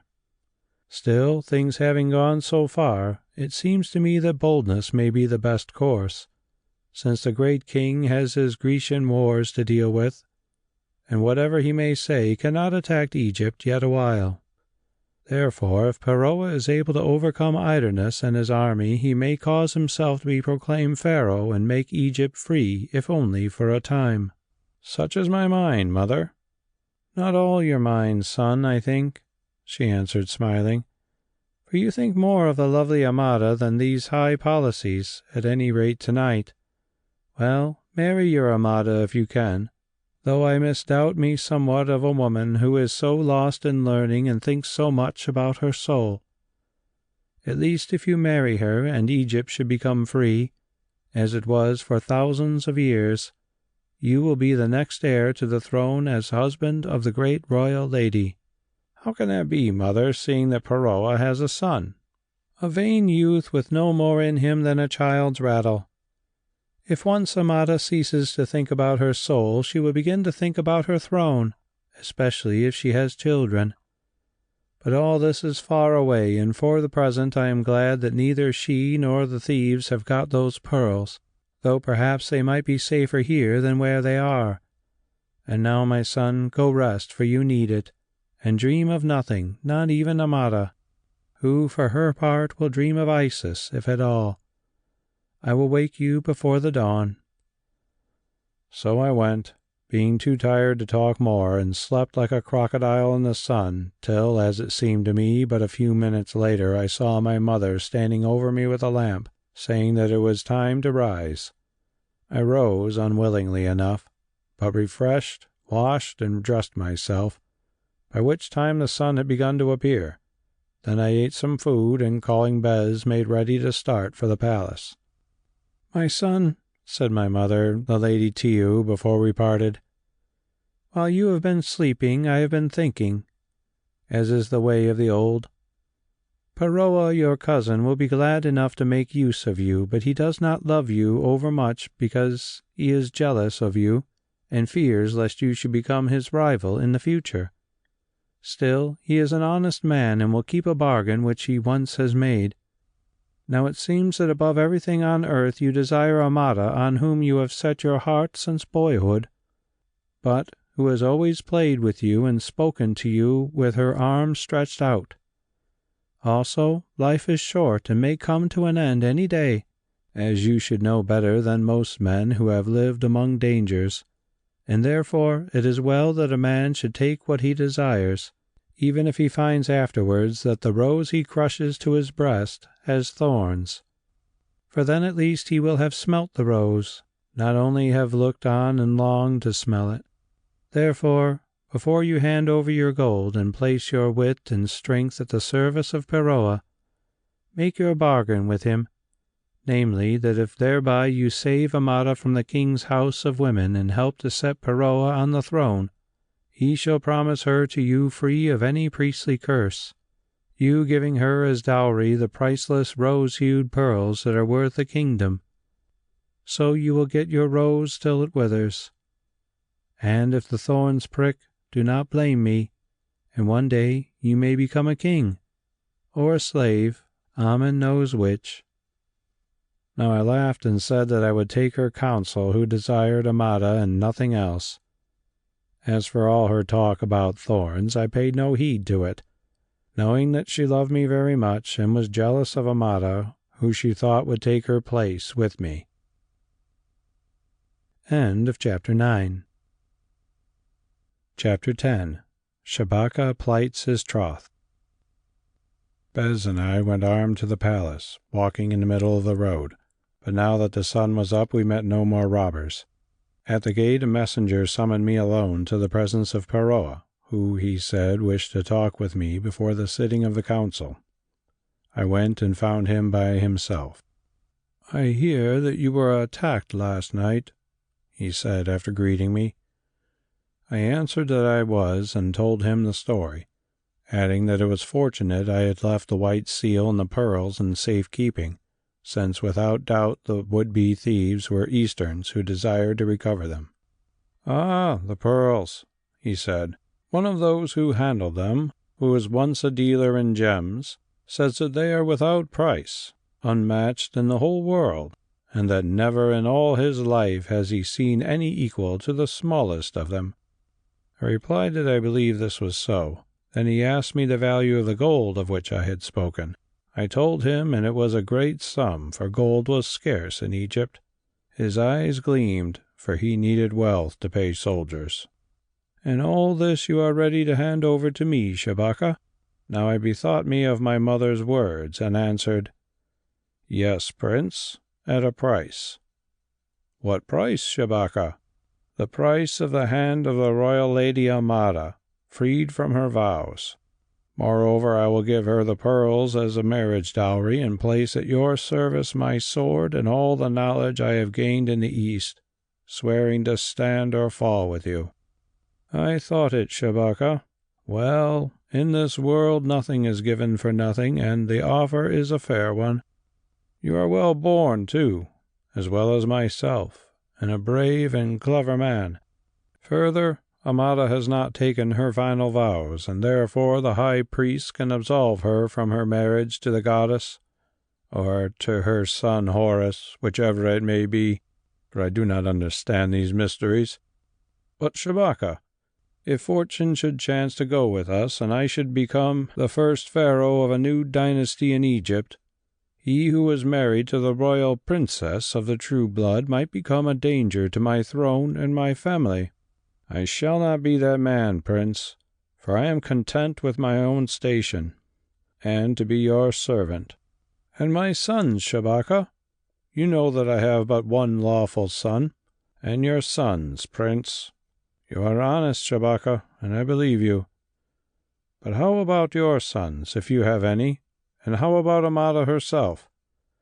Well, in great business something must be risked, and I need the gold and the rest, which I cannot take for nothing, for you won them by your skill and courage, and they are yours. But how you won the seal you have not told us, nor is there time for you to do so now." He thought a little, walking up and down the chamber, then went on. "I accept your offer, Shabaka, so far as I can." "So far as you can, Prince?" "Yes, I can give you Amada in marriage, and make that marriage easy, but only if Amada herself consents. The will of a royal princess of Egypt of full age cannot be forced, save by her father if he reigns as pharaoh. And I am not her father, but only her guardian. Therefore it stands thus. Are you willing to fulfill your part of the bargain, save only as regards the pearls, if she does not marry you, and to take your chance of winning Amada as a man wins a woman, I, on my part, promising to do all in my power to help your suit?" Now it was my turn to think for a moment. What did I risk? The gold, and perhaps the pearls, no more. For in any case I should fight for Pharaoh against the Eastern king whom I hated, and through him for Egypt. Well, these came to me by chance, and if they went by chance, what of it? Also, I was not one who desired to wed a woman, however much I worshipped her, if she desired to turn her back on me. If I could win her in fair love, well. If not, it was my misfortune, and I wanted her in no other way. Lastly, I had reason to think that she looked on me more favorably than she had ever done on any other man, and that if it had not been for what my mother called her soul and its longings, she would have given herself to me before I journeyed to the East. Indeed, once she had said as much, and there was something in her eyes last night which told me that in her heart she loved me, though with what passion at the time I did not know. So very swiftly I made up my mind and answered, "I understand and I accept. The gold shall be delivered to you today, Prince. The pearls are already in your keeping to await the end." "Good," he exclaimed. "Then let the matter be reduced to writing, and at once, that afterwards neither of us may have cause to complain of the other." So he sent for his secret scribe and dictated to him, briefly but clearly, the substance of our bargain, nothing being added and nothing taken away. This roll written on papyrus was afterwards copied twice, Pharaoh taking one copy, I another, and a third being deposited according to custom in the library of the temple of Ptah. When all was done, and Peroa and I had touched each other's breasts and given our word in the name of Ammon, we went to the hall in which we had dined, where those whom the prince had summoned were assembled. Altogether there were about 30 of them, great citizens of Memphis, or landowners from without, who had been called together in the night. Some of these men were very old, and could remember when Egypt had a pharaoh of its own, before the East set its heel upon her neck, of noble blood also. Others were merchants who dealt with all the cities of Egypt, others hereditary generals or captains of fleets of ships, others Grecians, officers of mercenaries who were supposed to be in the pay of the King of Kings, but hated him, as did all the Greeks. Then there were the high priests of Ptah, of Ammon, of Osiris, and others who were still the most powerful men in the land, since there was no village between Thebes and the mouths of the Nile in which they had not those who were sworn to the service of their gods. Such was the company representing all that remained or could be gathered there of the greatness of Egypt, the ancient and the fallen. To these, when the doors had been closed and barred and trusty watchmen sent to guard them, Peroa expounded the case in a low and earnest voice. He showed them that the king of the East sought a new quarrel against Egypt, that he might grind her to powder beneath his heel, and that he did this by demanding the person of Amada, his own niece and the royal lady of Egypt, to be included in his household like any common woman. If she were refused, then he would send a great army under pretext of taking her and lay the land waste as far as Thebes. And if she were granted, some new quarrel would be picked, and in the person of the royal Amada all of them be forever shamed. Next he showed the seal, telling them that I, who was known to many of them, at least by repute, had brought it from the East, and repeating to them the plan that I had proposed upon the previous night. After this he asked their counsel, saying that before noon he must send an answer to Idernes, the king's satrap at Sais.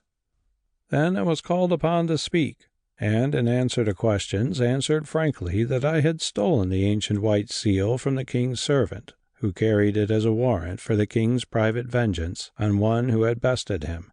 How, I did not mention. I told them also of the state of the great king's empire, and that I had heard that he was about to enter upon a war with the Greeks, which would need all its strength, and that therefore, if they wished to strike for liberty, the time was at hand. Then the talk began and lasted for 2 hours, each man giving his judgment according to precedence, some one way and some another.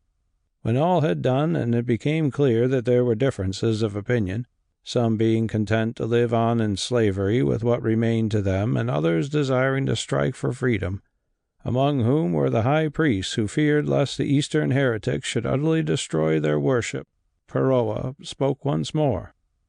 "Elders of Egypt," he said briefly, "certain of you think one way, and certain another. But of this be sure, such talk as we have held together cannot be hid. It will come to the ears of the spies, and through them to those of the great king, and then all of us alike are doomed. If you refuse to stir, this very day I, with my family and household and the royal Lady Amada and all who cling to me, fly to Upper Egypt and perhaps beyond it to Ethiopia, leaving you to deal with the great king as you will, or to follow me into exile. That he will attack us there is no doubt, either over the pretext of Amada or some other, since Shabaka has heard as much from his own lips. Now choose." And after a little whispering together, every man of them voted for rebellion, though some of them I could see with heavy hearts, and bound themselves by a great oath to cling together to the last. The matter being thus settled, such a letter was written to Idernes as I had suggested on the night before, and sealed with a signet of signets. Of the yielding up of Amada it said nothing, but commanded Idernes, under private white seal that none dared disobey, to wait upon the Prince Peroa at Memphis forthwith, and there learn from him, the holder of the seal, what was the will of the great king.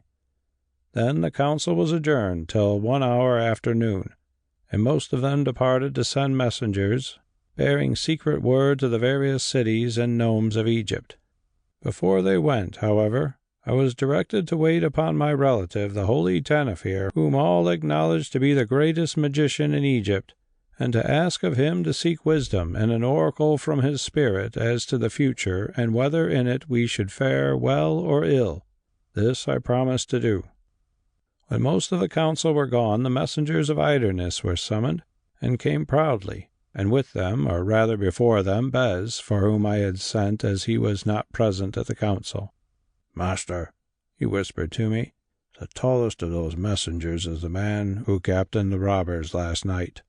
Wait, and I will prove it."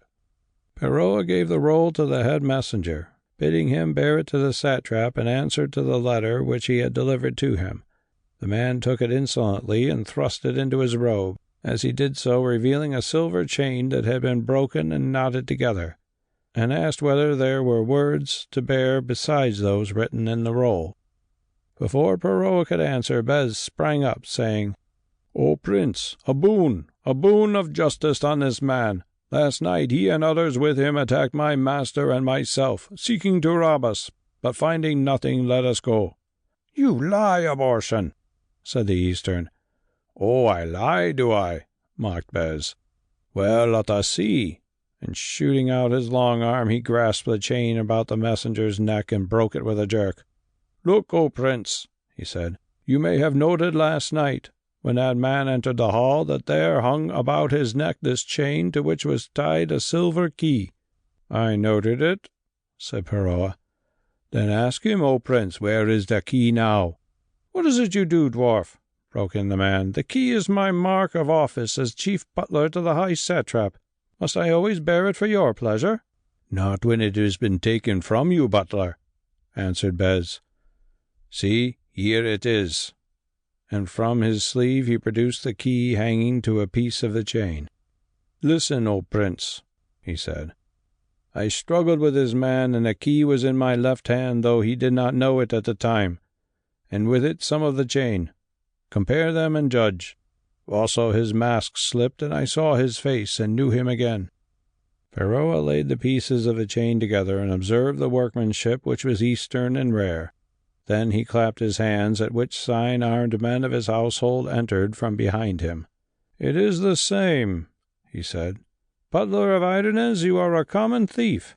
The man strove to answer, but could not, for the deed was proved against him. "Then, O Prince," asked Bes, "what is the punishment of those thieves who attack passers-by with violence in the streets of Memphis? For such I demand on him." "The cutting off of the right hand and scourging," answered Peroa, at which words the butler turned to fly, but Bes leapt on him like an ape upon a bird and held him fast. "Seize that thief," said Peroa to his servants, "and let him receive 50 blows with the rods. His hand I spare, because he must travel." They laid the man down, and the rods having been fetched, gave him the blows until at the 13th he howled for mercy, crying out that it was true, and that it was he who had captained the robbers, words which Peroa caused to be written down. Then he asked him why he, a messenger from the satrap, had robbed in the streets of Memphis, and as he refused to answer, commanded the officer of justice to lay on. After 3 more blows, the man said, "O Prince, this was no common robbery for gain. I did what I was commanded to do, because yonder noble had about him an ancient white seal of the great king, which he showed to certain of the satrap's servants by the banks of the canal. That seal is a holy token, O Prince, which, it is said, has descended for twice 1,000 years in the family of the great king, and as the satrap did not know how it had come into the hands of the noble Shabaka, he ordered me to obtain it if I could. And the pearls too, butler. Yes, O Prince, since those gems are a great possession with which any satrap could buy a larger satrapy." "Let him go," said Peroa, and the man arose, rubbing himself and weeping in his pain. "Now, butler," he went on, "return to your master with a grateful heart, since you have been spared much what you deserve. Say to him that he cannot steal the signet, but that if he is wise he will obey it, since otherwise his fate may be worse than yours, and to all his servants say the same." Foolish man, how can you or your master guess what is in the mind of the great king, or for what purpose the signet of signets is here in Egypt? Beware lest you fall into a pit, all of you together, and let Idernes beware lest he find himself at the very bottom of that pit." "O Prince, I will be aware," said the humble butler, "and whatever is written over the seal, that I will obey, like many others." "You are wise," answered Perrault. "I pray for his own sake that the satrap Idernes may be as wise. Now begone, thanking whatever god you worship that your life is whole in you, and that your right hand remains upon your wrist." So the butler and those with him prostrated themselves before Perrault and bowed humbly to me and even to Bes, because in their hearts they now believed that we were clothed by the great king with terrible powers that might destroy them all, if so we chose. Then they went, the butler limping a little and with no pride left in him. "That was good work," said Perrault to me afterwards when we were alone, "for now yonder knave is frightened, and will frighten his master." "Yes," I answered, "you played that pipe well, Prince. Still there is no time to lose, since before another moon this will all be reported in the east, whence a new light may arise and perchance a new signet." "You say you stole the white seal?" he asked. "Nay, Prince, the truth is that Bes bought it in a certain fashion, and I used it. Perhaps it is well that you should know no more at present." "Perhaps," he answered, and we parted, for he had much to do. That afternoon the council met again. I gave over the gold, and by help of it all was arranged. Within a week 10,000 armed men would be in Memphis, and 100 ships with their crews upon the Nile. Also a great army would be gathering in Upper Egypt, officered for the most part by Greeks skilled in war. The Greek cities, too, at their mouths of the Nile, would be ready to revolt, or so some of their citizens declared, for they hated the great king bitterly and longed to cast off his yoke.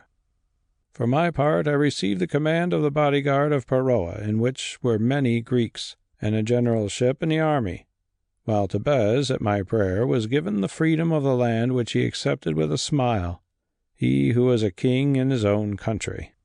At length all was finished, and I went out into the palace garden to rest myself before I rode into the desert to see my great-uncle, the Holy Tanofir.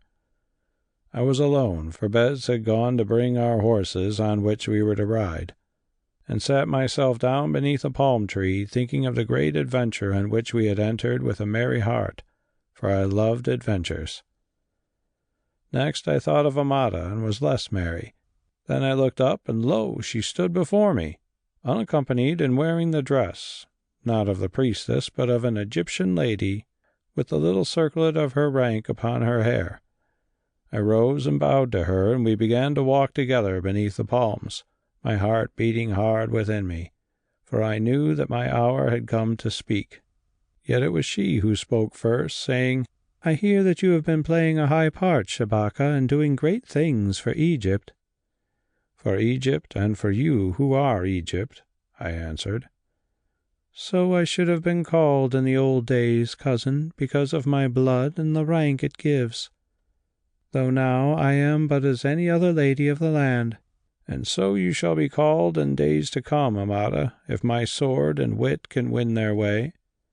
"How so, cousin, seeing that you have promised certain things to my uncle Perrault and his son?" "I have promised those things, Amada, and I will abide by my promise, but the gods are above all, and who knows what they may decree?" "Yes, cousin, the gods are above all, and in their hands we will let these matters rest, provoking them in no manner, and least of all by treachery to our oaths." We walked for a little way in silence, then I spoke. "Amada, there are more things than thrones in the world." "Yes, cousin, there is that in which all thrones end, death, which it seems we court." "And, Amada, there is that in which all thrones begin, love, which I court from you." "I have known it long," she said, considering me gravely, "and been grateful to you, who are more to me than any man has been or ever will be.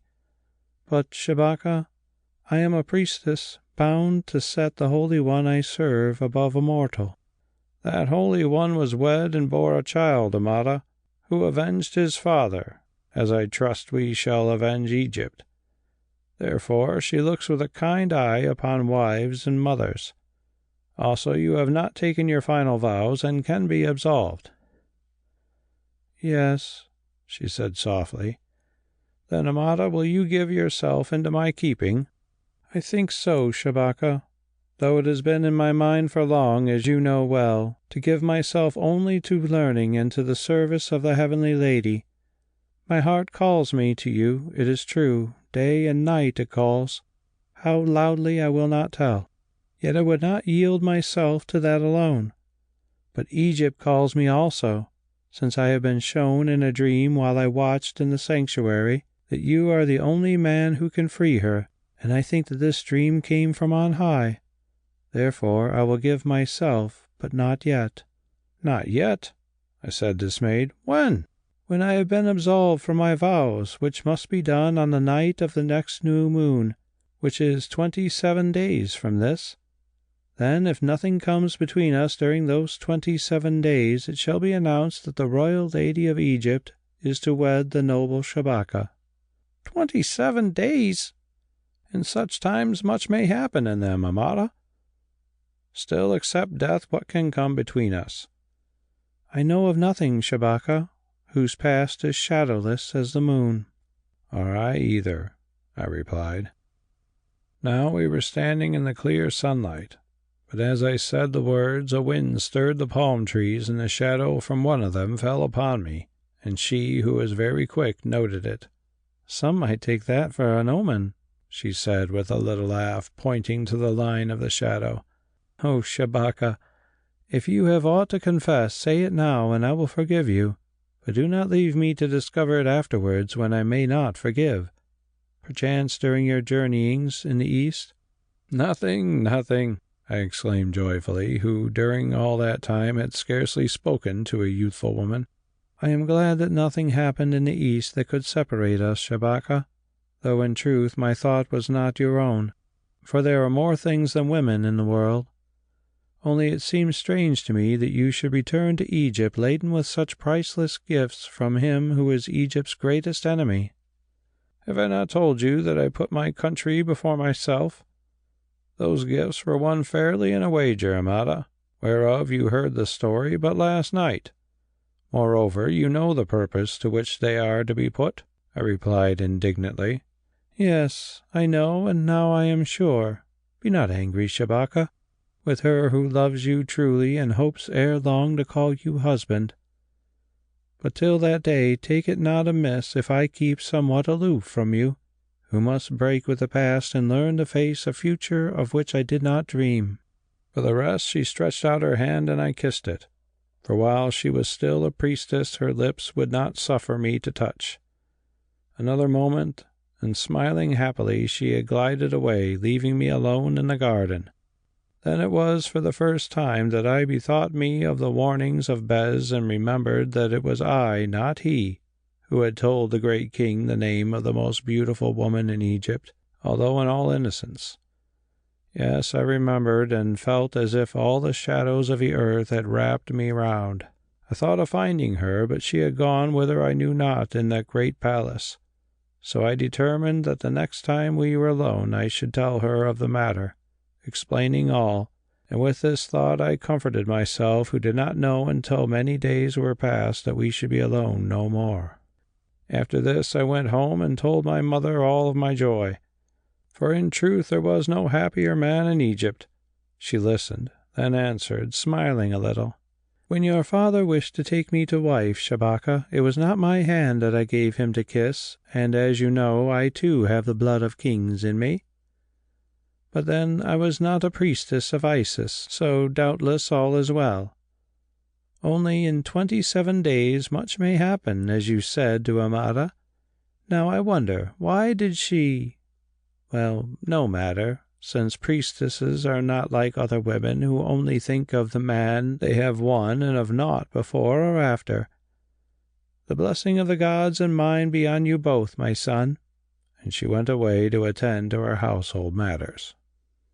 As we rode to Sakura to find the Holy Tanofir, I told Bes also, adding that I had forgotten to reveal that it was I who had spoken Amada's name to the king, but that I intended to do so ere long. Bes rolled his eyes and answered, "If I were you, master, as I had forgotten, I should continue to forget. For what is welcome in one hour is not always welcome in another.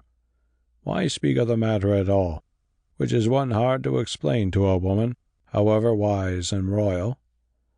I have already said that I spoke the name to the king, and that you were brought from the boat to say whether I was noted for my truthfulness. Is that not enough?" While I considered, Bes went on, "You may remember, master, that when I told, the truth about this story, the Lady Amada asked earnestly that I should be scourged even to the bones. Now, if you should tell another truth, which will make mine dull as tarnished silver, she will not leave me even my bones, for I shall be proved a liar. And what will happen to you, I am sure I do not know. And, master, as I am no longer a slave here in Egypt, to say nothing of what I may be elsewhere, I have no fancy for scourgings, who may not kiss the hand that smites me as you can." "But, Bes," I said, "what is, and may always be learned in this way or in that."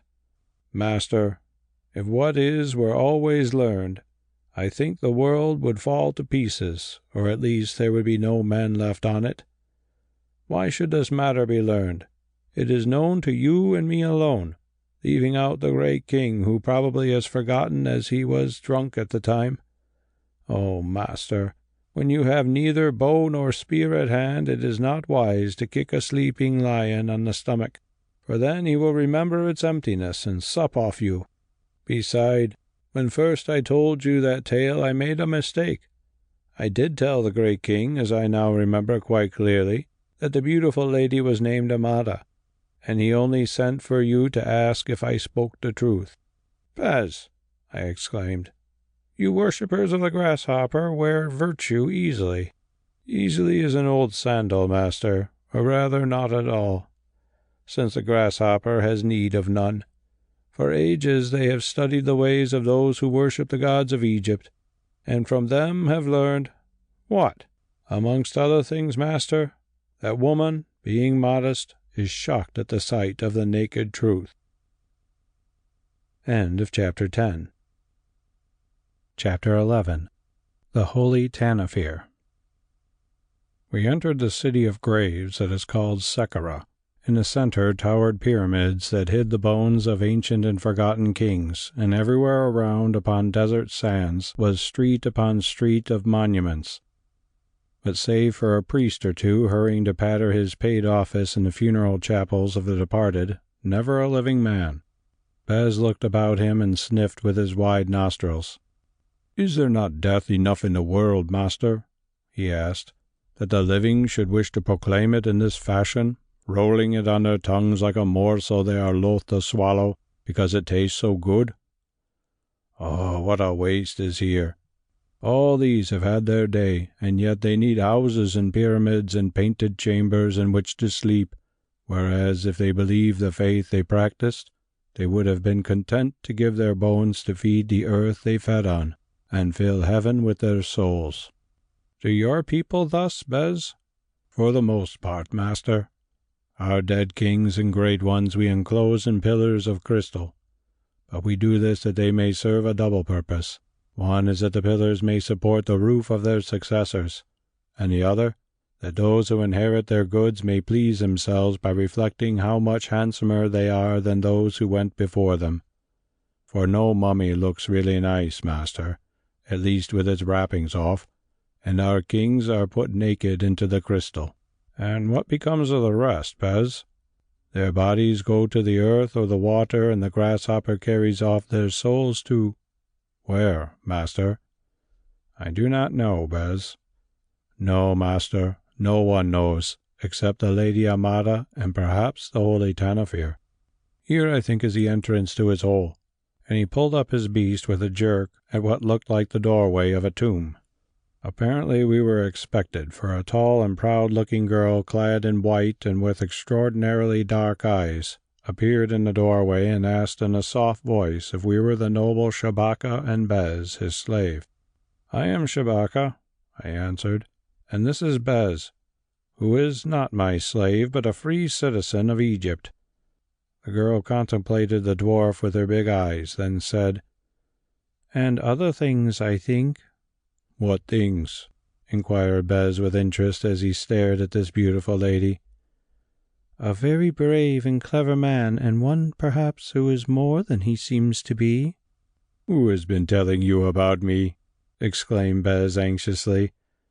"No one, O Bes, at least not that I can remember." "Not that you can remember? Then who and what are you who learn things you know not how?" "I am named Karima, and desert bred, and my office is that of cup to the Holy Tanofir."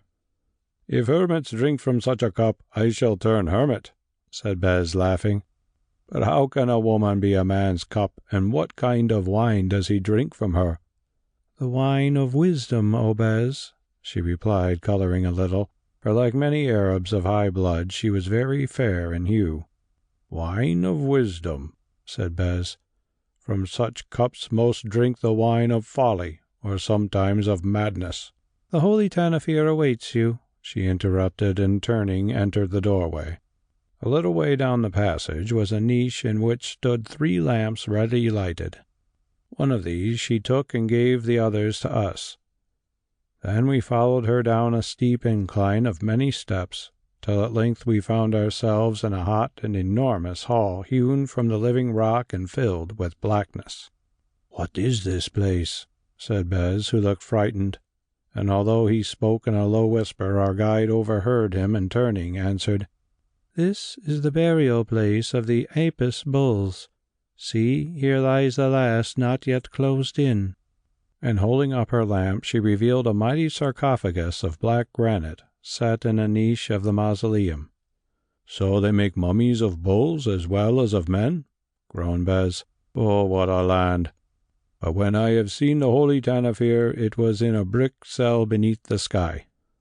"Doubtless that was at night, O Bes," answered Karima.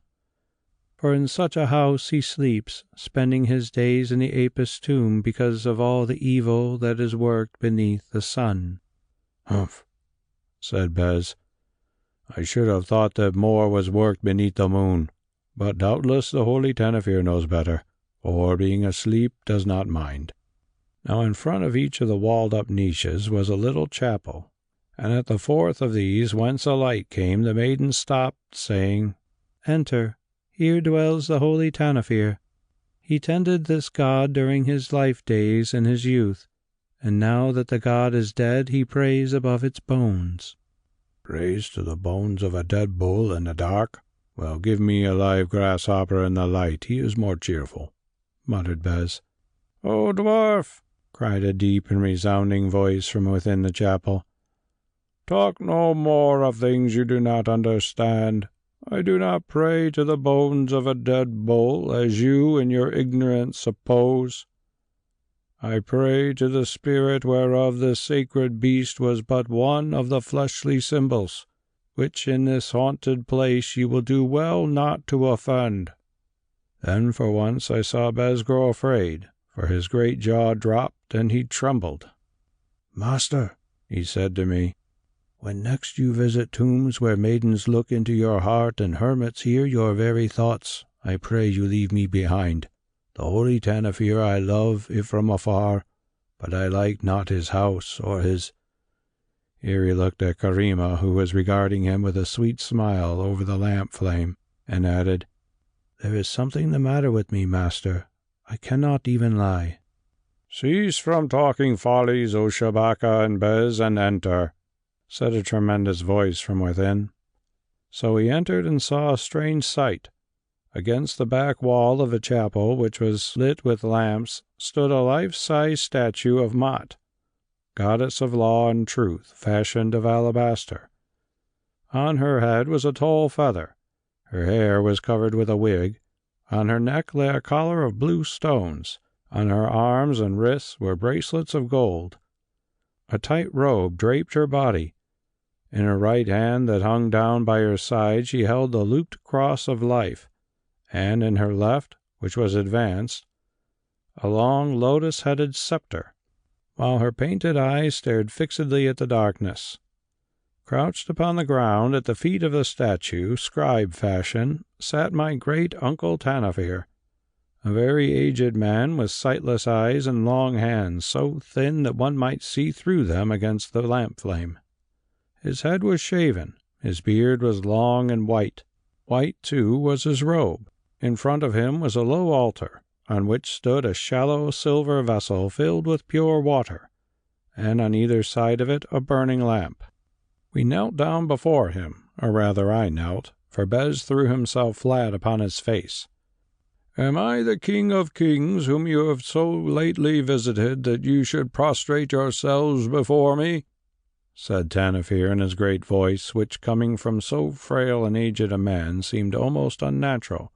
"Or is it to the goddess of truth behind that you bow yourselves? If so, that is well, since one, if not both of you, greatly needs her pardon and her help. Or is it to the sleeping god beyond who holds the whole world in his horns?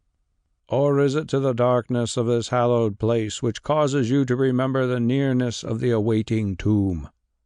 "Nay, my uncle," I said, "we would greet you no more, who are so worthy of our veneration, seeing we believe, both of us, that you saved us yonder in the east from that tomb of which you speak, or rather from the jaws of lions, or a cruel death by torments." "Perchance I did, I or the gods of which I am the instrument. At least I remember that I sent you certain messages in answer to a prayer for help that reached me here in my darkness. For know that since we parted I have gone quite blind, so that I must use this maiden's eyes to read what is written in yonder divining cup. Well, it makes the darkness of this sepulchre easier to bear, and prepares me for my own. 'Tis a full 120 years since first I looked upon the light, and now the time of sleep draws near. Come hither, my nephew, and kiss me on the brow, remembering in your strength that a day will dawn when, as I am, so you shall be, if the gods spare you so long." So I kissed him, not without fear, for the old man was unearthly. Then he sent Karima from the place and bade me tell him my story, which I did. Why he did this I cannot say, since he seemed to know it already, and once or twice corrected me in certain matters that I had forgotten. For instance, as the exact words that I had used to the great king in my rage, and as to the fashion in which I was tied in the boat. When I had done, he said, "So you gave the name of Amada to the great king, did you? Well, you could have done nothing else if you had wished to go on living, and therefore cannot be blamed. Yet before all is finished, I think it will bring you into trouble, Shabaka, since among many gifts the gods did not give that of reason to women. If so, bear it, since it is better to have trouble and be alive than to have none and be dead. That is, for those whose work is still to do in the world. And you, or rather Bes, stole the white signet of signets, of which, although it is so simple and ancient, there is not the like for power in the whole world. That was well done, since it will be useful for a while. And now Peroa has determined to rebel against the king, which also is well done. Oh, trouble not to tell me of the business, for I know all. But what would you learn from me, Shabaka?" "I am instructed to learn from you the end of these great matters, my uncle." "Are you mad, Shabaka, that you should think me a god who can read the future?" "Not at all, my uncle, who know that you can if you will." "Call the maiden," he said. So Bes went out and brought her in. "Be seated, Karima, there in front of the altar, and look into my eyes." She obeyed, and presently seemed to go to sleep, for her head nodded. Then he said, "Wake, woman. Look into the water in the bowl upon the altar, and tell me what you see." She appeared to wake, though I perceived that this was not really so, for she seemed a different woman, with a fixed face that frightened me, and wide and frozen eyes. She stared into the silver bowl, then spoke in a new voice as though some spirit used her tongue. "I see myself crowned a queen in a land I hate," she said coldly, a saying at which I gasped. "I am seated on a throne beside yonder dwarf," a saying at which Bes gasped. "Although so hideous, this dwarf is a great man with a good heart, a cunning mind, and the courage of a lion. Also, his blood is royal." Here Bes rolled his eyes and smiled, but Tanofir did not seem in the least astonished, and said, "Much of this is known to me, and the rest can be guessed. Pass on to what will happen in Egypt before the spirit leaves you." "There will be war in Egypt," she answered. "I see fightings. Shabaka and the others lead the Egyptians. The Easterns are driven away or slain. Pharaoh rules as Pharaoh. I see him on his throne. Shabaka is driven away in his turn. I see him traveling south with the dwarf and myself, looking very sad. Time passes. I see the moons float by. I see messengers reach Shabaka sent by Pharaoh. And you, O Holy Tanofir, they tell of trouble in Egypt. I see Shabaka and the dwarf coming north at the head of a great army of black men armed with bows. With them I come rejoicing, for my heart seems to shine. He reaches a temple on the Nile about which is camped another great army, a countless army of Easterns under the command of the King of Kings. Shabaka and the dwarf give battle to that army, and the fray is desperate. They destroy it. They drive it into the Nile. The Nile runs red with blood. The great king falls. An arrow from the bow of Shabaka is in his heart. He enters the temple, a conqueror, and there lies Pharaoh, dying or dead. A veiled priestess is there before an image. I cannot see her face. Shabaka looks on her. She stretches out her arms to him. Her eyes burn with woman's love. Her breast heaves, and above the image frowns and threatens. All is done, for Tanofir, master of spirits, you die, yonder in the temple on the Nile, and therefore I can see no more. The power that comes through you has left me." Then once more she became as a woman asleep. "You have heard, Shabaka and Bes," said Tanofir quietly and stroking his long white beard. "And what that maiden seemed to read in the water you may believe or disbelieve as you will." "What do you believe, O Holy Tanofir?" I asked. "The only part of the story whereof I am sure," he replied, evading a direct answer, "is that which said that I shall die, and that when I am dead I shall no longer be able to cause the maiden Karima to see visions. For the rest I do not know.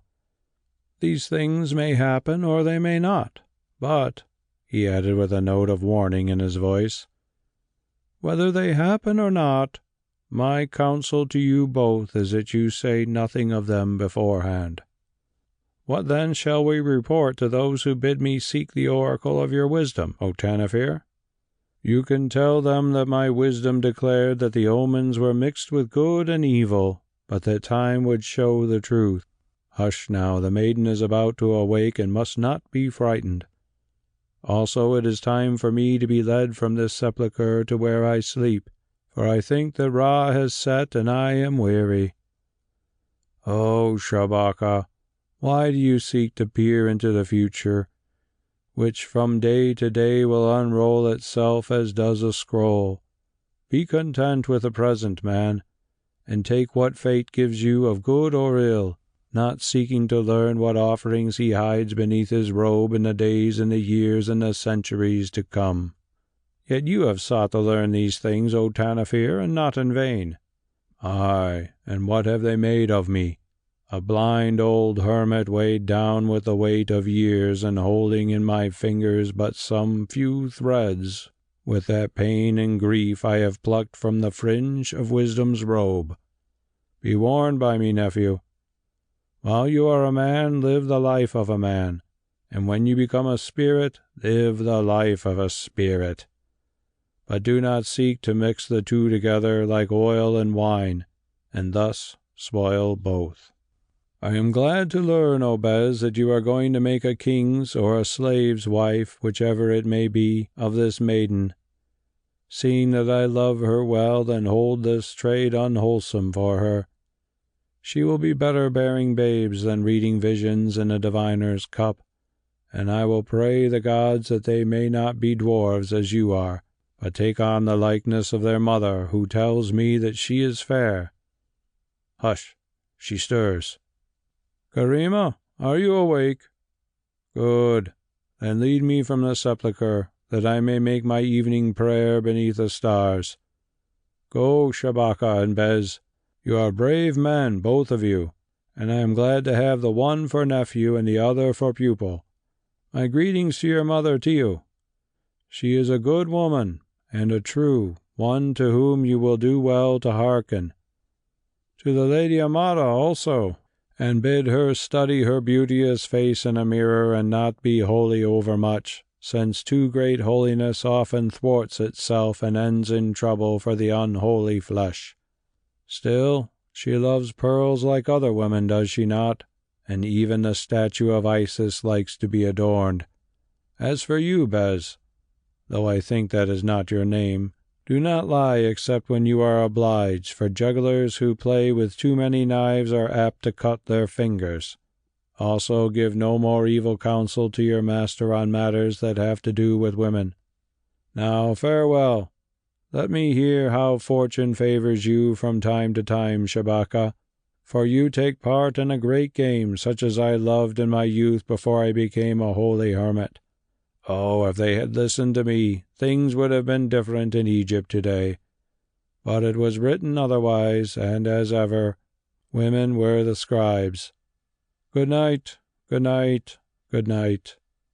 I am glad that my thought reached you yonder in the east and taught you what to say and do. It is well to be wise sometimes for others' sake, but not for our own. Oh, not for our own. Master, said Bes as we ambled homewards beneath the stars, the Holy Tanofir is a man for thought to feed on, since having climbed to the topmost peak of holiness, he does not seem to like its cold air, and warns off those who would follow in his footsteps. And he might have spared himself the pains in your case, Bes, or in my own, for that matter, since we shall never come so high. No, master, I am glad to have his leave to stay lower down, since that hot place of dead bulls is not one which I wish to inhabit in my age, making use of a maiden to stare into a pot of water, and there read marvels, which I could invent better for myself after a jug or two of wine. Oh, the Holy Tanofir is quite right. If these things are going to happen, let them happen, for we cannot change them by knowing of them beforehand. Who wishes to know, master, if his throat will be cut? Or that he will be married, I suggested. Just so, master, seeing that such prophecies end in becoming truths because we make them true, feeling that we must. Thus, now I must marry yonder Karima, if she will marry me, for fear lest I should prove the Holy Tanofir to be what he called me, a liar. I laughed, and then asked Bes if he had taken note of what the seeress said of our flight south and our return thence with a great army of black men armed with bows. Yes, master, he answered gravely, and I think this army can be none other than the Ethiopians of whom by right I am the king. This very night I send messengers to tell those who rule in my place that I still live and am changing my mind on the matter of marriage. Also, that if I do change it, I may return to them, the wisest man who ever wore the crown of Ethiopia, having journeyed all about the world and collected much knowledge. Perhaps, Bes, those who rule in your place may not wish to give it up to you. Perhaps they will kill you. Have no fear, master. As I have told you, the Ethiopians are a faithful people.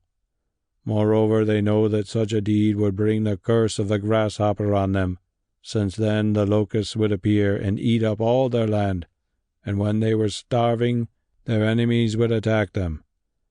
Lastly, They are very tall folk and simple-minded, and would not wish to miss the chance of being ruled by the wisest dwarf in all the world, if only because it would be something new to them, master." Again I laughed, thinking that Bes was jesting according to his fashion. But when that night, chancing to go round the corner of the house, I came upon him with a circlet of feathers round his head and his big bow in his hand, addressing 3 great black men who knelt before him as though he were a god, I changed my mind. As I withdrew, he caught sight of me and said, "I pray you, my lord Shabaka, stay one moment." Then he spoke to the 3 men in his own language, translating sentence by sentence to me what he said to them. Briefly, it was this: "Say to the lords and councillors of the ancient kingdom that I, Karun, or such it seemed was his title, have a friend named the Lord Shabaka, he whom you see before you, who again and again has saved my life, nursing me in his arms as a mother nurses her babe, and who is, after me, the bravest and the wisest man in all the world. Say to them that if needed, I double myself by marriage, and return having fulfilled the law. I will beg his mighty prince to accompany me, and that if he consents, that will be the most joyful day which the Ethiopians have seen for 1,000 years, since he will teach them wisdom and lead their armies in great and glorious battles. Let the priests of the grasshopper pray, therefore, that he may consent to do so. Now salute the mighty Lord Shabaka, who can send 1 arrow through all 3 of you and 2 more behind, and depart, tarrying not day or night till you reach the land of Ethiopia. Then, when you have delivered the message to Karun, to the captains and the councillors return, or let others return and seek me out, wherever I may be, bringing of the gold of Ethiopia and other gifts, together with their answer, seeing that I and the Lord Shabaka, who have the world beneath our feet, will not come to a land where we are not welcome." So these great men saluted me as though I were the King of Kings himself, after which they rubbed their foreheads in the dust before Bes, said something which I did not understand, leapt to their feet, crying "Karun," and sprang away into the night. "It is good to have been a slave, master," said Bes when they had gone, "since it teaches one that it is even better to be a king, at least sometimes." Here I may add that during the days which followed Bes was often absent. When I asked him where he had gone, he would answer, "To drink in the wisdom of the Holy Tanofir by help of a certain silver vessel that the maiden Karima held to his lips," from all of which I gathered that he was wooing the lady who had called herself the Cup of Tanofir, and wondered how the business went, though as he said no more, I did not ask him.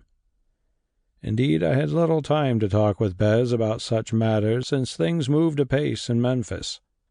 Within 6 days all the great lords left in Upper Egypt were sworn to the revolt under the leadership of Peroa, and hour by hour their vassals or hired mercenaries flowed into the city. These it was my duty to weld into an army, and at this task I toiled without cease, separating them into regiments and drilling them, also arranging for the arming and victualling of the boats of war. Then news came that Idernes was advancing from Sais with a great force of Easterns, all the garrison of Lower Egypt, indeed, as his messengers said, to answer the summons conveyed to him under the private seal of seals. Of Amada during this time I saw little, only meeting her now and again at the table of Peroa, or elsewhere in public. For the rest, it pleased her to keep away from me. Once or twice I tried to find her alone, only to discover that she was engaged in the service of the goddess. Once, too, as she left Peroa's table, I whispered into her ear that I wished to speak with her, but she shook her head, saying, "After the new moon, Shabaka, then you shall speak with me as much as you wish." Thus it came about that never could I find opportunity to tell her of that matter of what had happened at the court of the great king.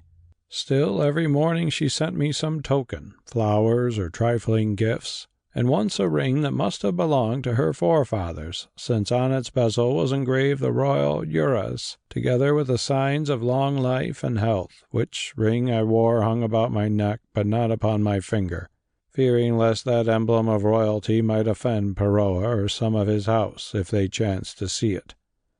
So in answer I also sent her flowers and other gifts, and for the rest was content to wait. All of which things my mother noted with a smile, saying that the Lady Amada showed a wonderful discretion, such as any man would value in a wife of so much beauty, which also must be most pleasing to her mistress, the goddess Isis. To this I answered that I valued it less as a lover than I might do as a husband. My mother smiled again and spoke of something else. Thus things went on while the storm clouds gathered over Egypt. One night I could not sleep. It was that of the new moon, and I knew that during those hours of darkness, before the solemn conclave of the high priests, with pomp and ceremony in the sanctuary of the temple, Amada had undergone absolution of her vows to Isis and been given liberty to wed as other women do. Indeed, my mother, in virtue of her rank as a singer of Amen, had been present at the rite, and returning, told me all that happened. She described how Amada had appeared, clad as a priestess, how she had put up her prayer to the 4 high priests seated in state, demanding to be loosed from her vow, for the sake of her heart and of Egypt. Then one of the high priests, he of Amen, I think, as the chief of them all, had advanced to the statue of the goddess Isis and whispered the prayer to it, whereon, after a pause, the goddess nodded thrice in the sight of all present, thereby signifying her assent. This done, the high priest returned and proclaimed the absolution in the ancient words, for the sake of the suppliant's heart and of Egypt, and with it the blessing of the goddess on her union, adding, however, the formula, "At thy prayer, daughter and spouse, I, the goddess Isis, cut the rope that binds thee to me on earth. Yet if thou shouldst tie it again, know that it may never more be severed, for if thou strivest so to do, it shall tangle thee in whatever shape thou livest in the earth throughout generations, and with thee the man thou choosest, and those who give thee to him. Thus saith Isis, the Queen of Heaven." "What does that mean?" I asked my mother.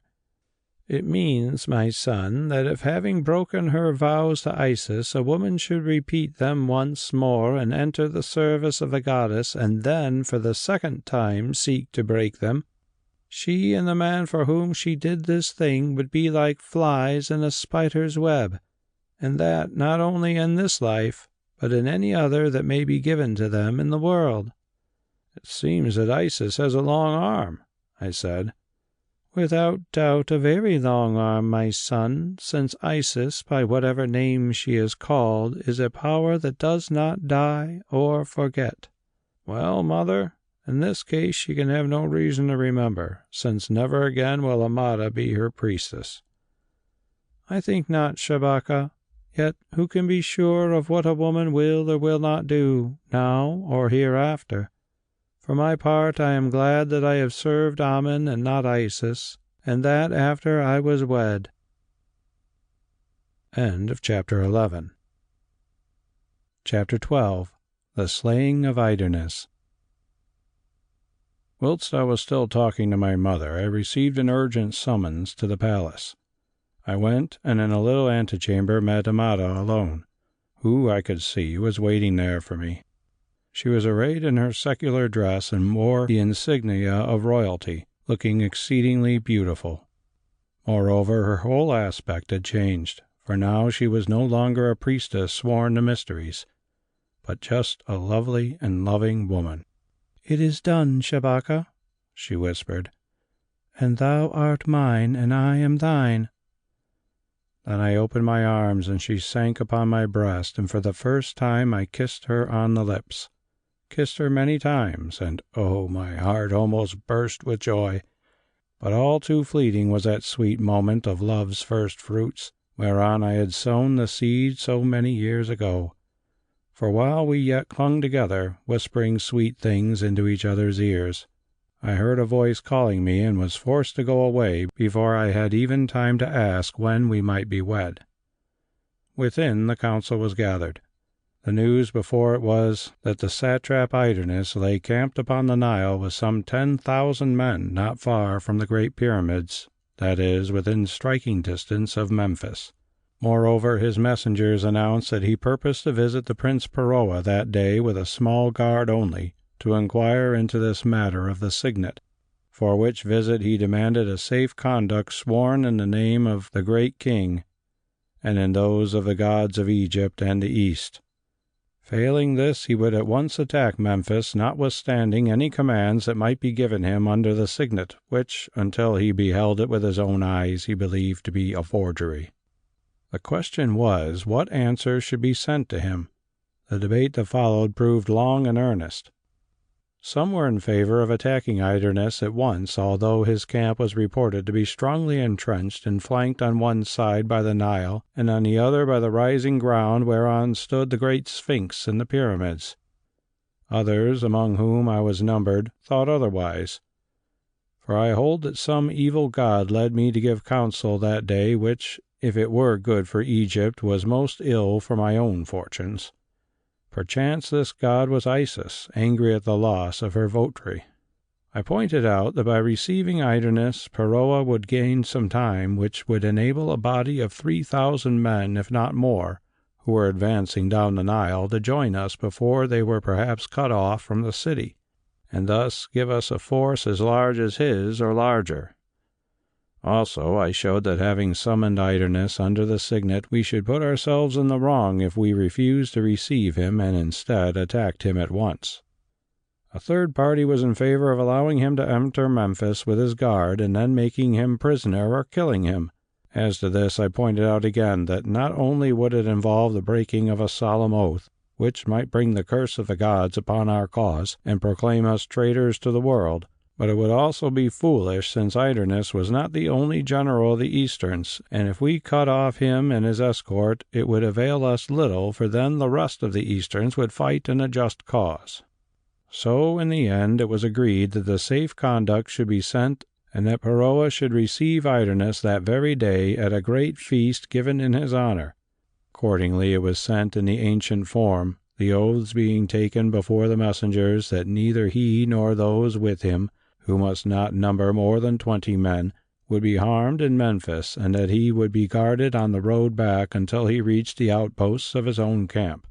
This done, I was dispatched up the Nile bank in a chariot accompanied only by Bes, to hurry on the march of those troops of which I have spoken, so that they might reach Memphis by sundown. Before I went, however, I had some words with Peroa. He told me that my immediate marriage with the Lady Amada would be announced at the feast that night. Thereon I prayed him to deliver to Amada the rope of priceless rose-hued pearls, which was in his keeping as my betrothal gift, with the prayer that she would wear them at the feast for my sake. There was no time for more. The journey up the Nile proved long, for the road was bad, being covered with drifted sand in some places and deep in mud from the inundation waters in others. At length I found the troops just starting forward after their rest, and rejoiced to see that there were more of them than I had thought. I told the case to their captains, who promised to make a forced march and to be in Memphis 2 hours before midnight. As we drove back, Bes said to me suddenly, "Do you know why you could not find me this morning?" I answered that I did not. "Because a good slave should always run a pace ahead of his master to clear the road and tell him of its pitfalls. I was being married. The cup of the Holy Tanofir is now by law and right Queen of the Ethiopians. So when you meet her again, you must treat her with great respect, as I do already." "Indeed, Bes," I said, laughing. "And how did you manage that business? You must have wooed her well during these days, which have been so full for both of us." "I did not woo her overmuch, master. Indeed, the time was lacking. I wooed the Holy Tanofir, which was more important." "The Holy Tanofir, Bes?" I exclaimed. "Yes, master. You see, this beautiful cup of his is, after all, his beautiful cup. Her mind is a shadow of his mind, and from her he pours out his wisdom. So I told him all the case. At first he was angry, for notwithstanding the words he spoke to you and me, when it came to a point the Holy Tanofir, being after all much like other men, did not wish to lose his cup. Indeed, had he been a few score of years younger, I am not sure but he would have forgotten some of his holiness because of her.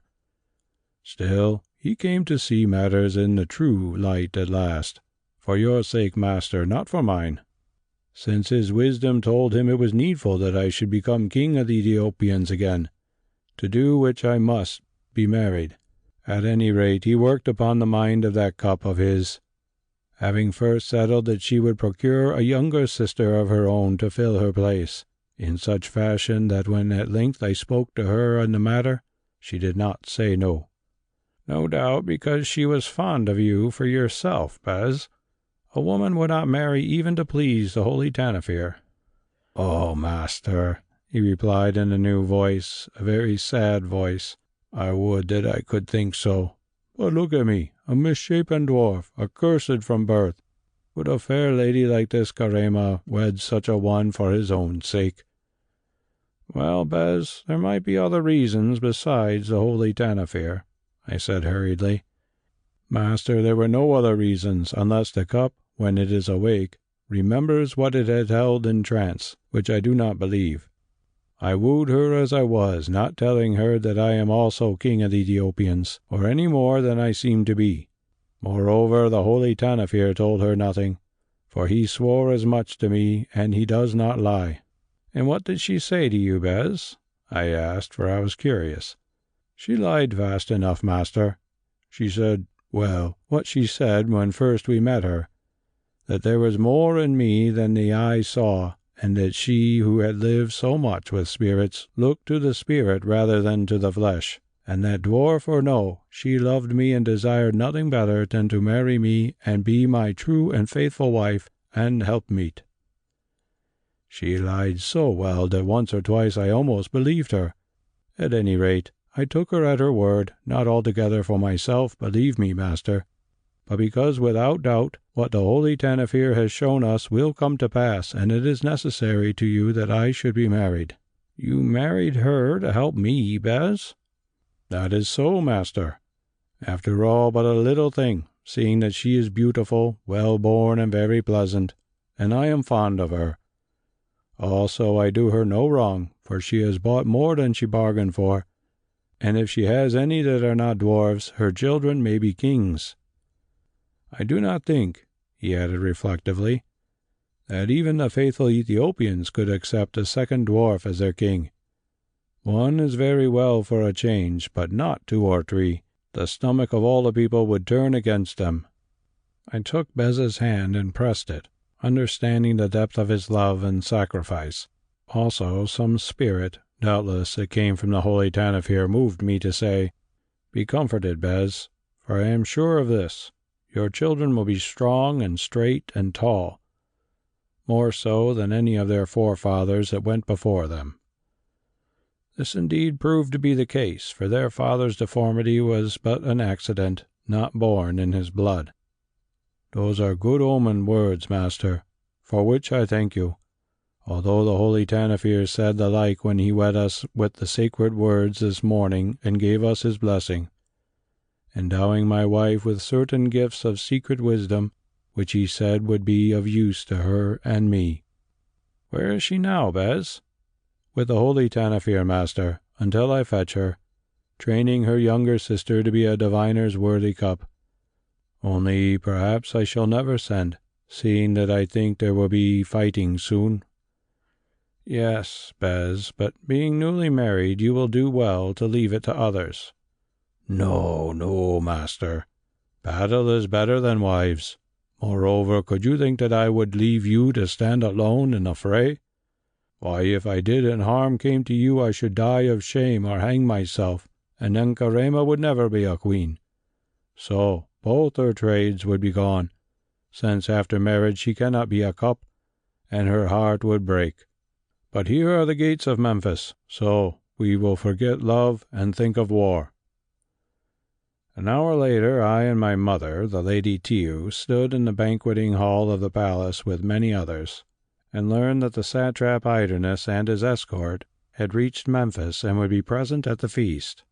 A while later, trumpets blew and a glittering procession entered the hall. At the head of it was Peroa, who led Idernes by the hand. This Eastern was a big, strong man with tired and anxious eyes, such as I had noted were common among the servants of the great king, who from day to day never knew whether they would fill a satrapy or a grave. He was clad in gorgeous silks and wore a cap upon his head in which shone a jewel, but beneath his robes I caught the glint of mail. As he came into the hall and noted the number and quality of the guests and the stir and the expectant look upon their faces, he started as though he were afraid, but recovering himself, murmured some courteous words to his host and advanced towards the seat of honor, which was pointed out to him upon the prince's right. After these two followed the wife of Peroa and her son and daughters. Then, walking alone in token of her high rank, appeared Amada, the royal lady of Egypt, wonderfully arrayed. Now, however, she wore no emblems of royalty, either because it was not thought wise that these should be shown in the presence of the satrap, or because she was about to be given in marriage to one who was not royal. Indeed, as I noted with joy, her only ornament was the rope of rose-hued pearls which were arranged in a double row upon her breast. She searched me out with her eyes, smiled, touching the pearls with her finger, and passed on to her place next to the daughters of Peroa, at one end of the head table, which was shaped like a horse's hoof. After her came the nobles who had accompanied Idernes, grave Eastern men. One of these, a tall captain with eyes like a hawk, seemed familiar to me, nor was I mistaken, for Bes, who stood behind me and whose business it would be to wait on me at the feast, whispered in my ear, "Note that man. He was present when you were brought before the great king from the boat and saw and heard all that passed." "Then I wish he were absent now," I whispered back, for at the words a sudden fear shot through me, of what I could not say. By degrees all were seated in their appointed places. Mine was by that of my mother at a long table that stood, as it were, across the ends of the high table, but at a little distance from them, so that I was almost opposite to Peroa and Idernes and could see Amada, although she was too far away for me to be able to speak to her. The feast began, and at first was somewhat heavy in silence, since, save for the talk of courtesy, none spoke much. At length wine, whereof I noted that Idernes drank a good deal, as did his escort, but Peroa and the Egyptians little, loosened men's tongues, and they grew merrier, for it was the custom of the people of the great king to discuss both private and public business when full of strong drink, but of the Egyptians when they were quite sober. This was well known to Peroa and many of us, especially to myself who had been among them, which was one of the reasons why Idernes had been asked to meet us at a feast, where we might have the advantage of him in debate. Presently the satrap noted the splendid cup from which he drank, and asked some question concerning it of the hawk-eyed noble of whom I have spoken. When it had been answered, he said in a voice loud enough for me to overhear, "Tell me, O Prince Peroa, was this cup ever that of the great king which it so much resembles?" "So I understand, O Idernes," answered Peroa. "That is, until it became mine by gift from the Lord Shabaka, who received it from the great king." An expression of horror appeared upon the face of the satrap and upon those of his nobles. "Surely," he answered, "this Shabaka must hold the king's favors lightly, if he passes them on thus to the first comer. At the least, let not the vessel which has been hallowed by the lips of the King of Kings be dishonored by the humblest of his servants. I pray you, O Prince, that I may be given another cup." So a new goblet was brought to him, Peroa trying to pass the matter off as a jest by appealing to me to tell the story of the cup. Then I said, while all listened, "O Prince, the Most High Satrap is mistaken. The King of Kings did not give me the cup. I bought it from him in exchange for a certain famous bow, and therefore held it not wrong to pass it on to you, my lord."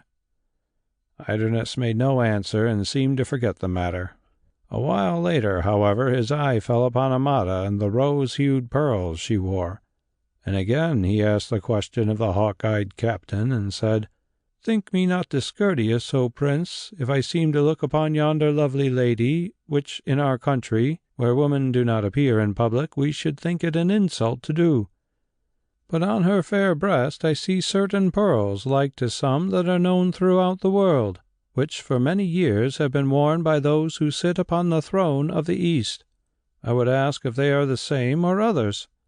"I do not know, Idernes," answered Boroa. "I only know that the Lord Shabaka brought them from the East. Inquire of him, if it be your pleasure." "Shabaka again," began Idernes, but I cut him short, saying, "Yes, O satrap, Shabaka again. I won those pearls in a bet from the great king, and with them a certain weight of gold. This I think you knew before, since your messenger of a while ago was whipped for trying to steal them, which under the rods he said he did by command, O satrap." To this bold speech Idernes made no answer, only his captains frowned and many of the Egyptians murmured approval. After this the feast went on without further incident for a while, the Easterns always drinking more wine, till at length the tables were cleared and all the meaner sort departed from the hall, save the butlers and the personal servants, such as Bes, who stood behind the seats of their masters. There came a silence, such as precedes the bursting of a storm, and in the midst of it Idernes spoke, somewhat thickly. "I did not come here, O Boroa," he said, "from the seat of government at Sais to eat your meats and to drink your wine. I came to speak of high matters with you." "It is so, O satrap," answered Boroa. "And now what may be your will? Would you retire to discuss them with me and my counsellors?" "Where is the need, O Boroa, seeing that I have naught to say which may not be heard by all?" "As it pleases you. Speak on, O satrap." "I have been summoned here, Prince Boroa, by a writing under what seems to be the Signet of Signets, the ancient white seal that for generations unknown has been worn by the forefathers of the King of Kings. Where is this signet?" "Here," said the prince, opening his robe. "Look on it, satrap, and let your lords look, but let none of you dare to touch it." Idernes looked long and earnestly, and so did some of his people, especially the lord with the hawk eyes. Then they stared at each other, bewildered, and whispered together. "It seems to be the very seal, the white seal itself!" exclaimed Idernes at length. "Tell me now, Boroa, how came this sacred thing that dwells in the East hither into Egypt?" "The Lord Shabaka brought it to me with certain letters from the great king, O satrap."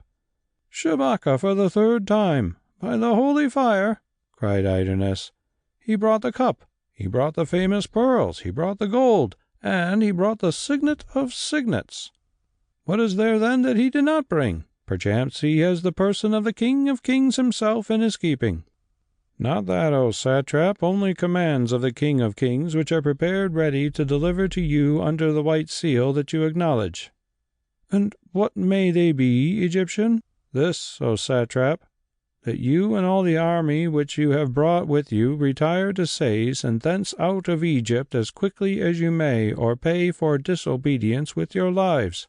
Now Idernes and his captains gasped. "Why, this is rebellion," he said. "No, O satrap, only the command of the great king, given under the white seal."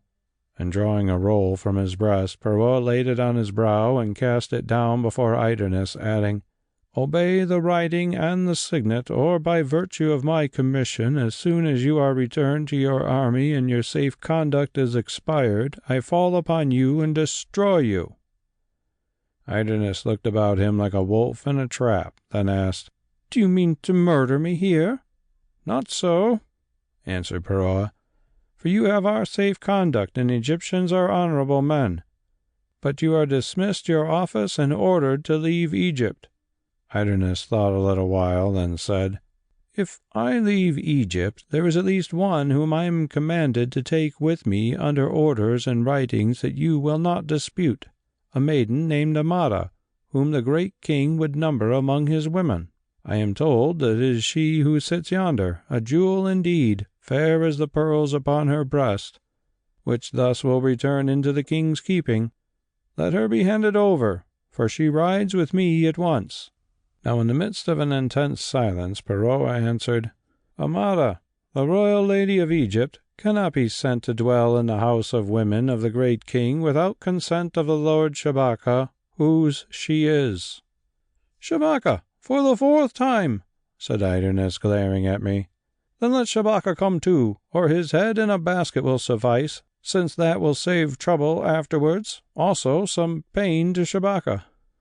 "Why, now I remember, it was this very Shabaka whom the great king condemned to death by the boat for a crime against his majesty, and who bought his life by promising to deliver to him the fairest and most learned woman in the world, the Lady Amada of Egypt.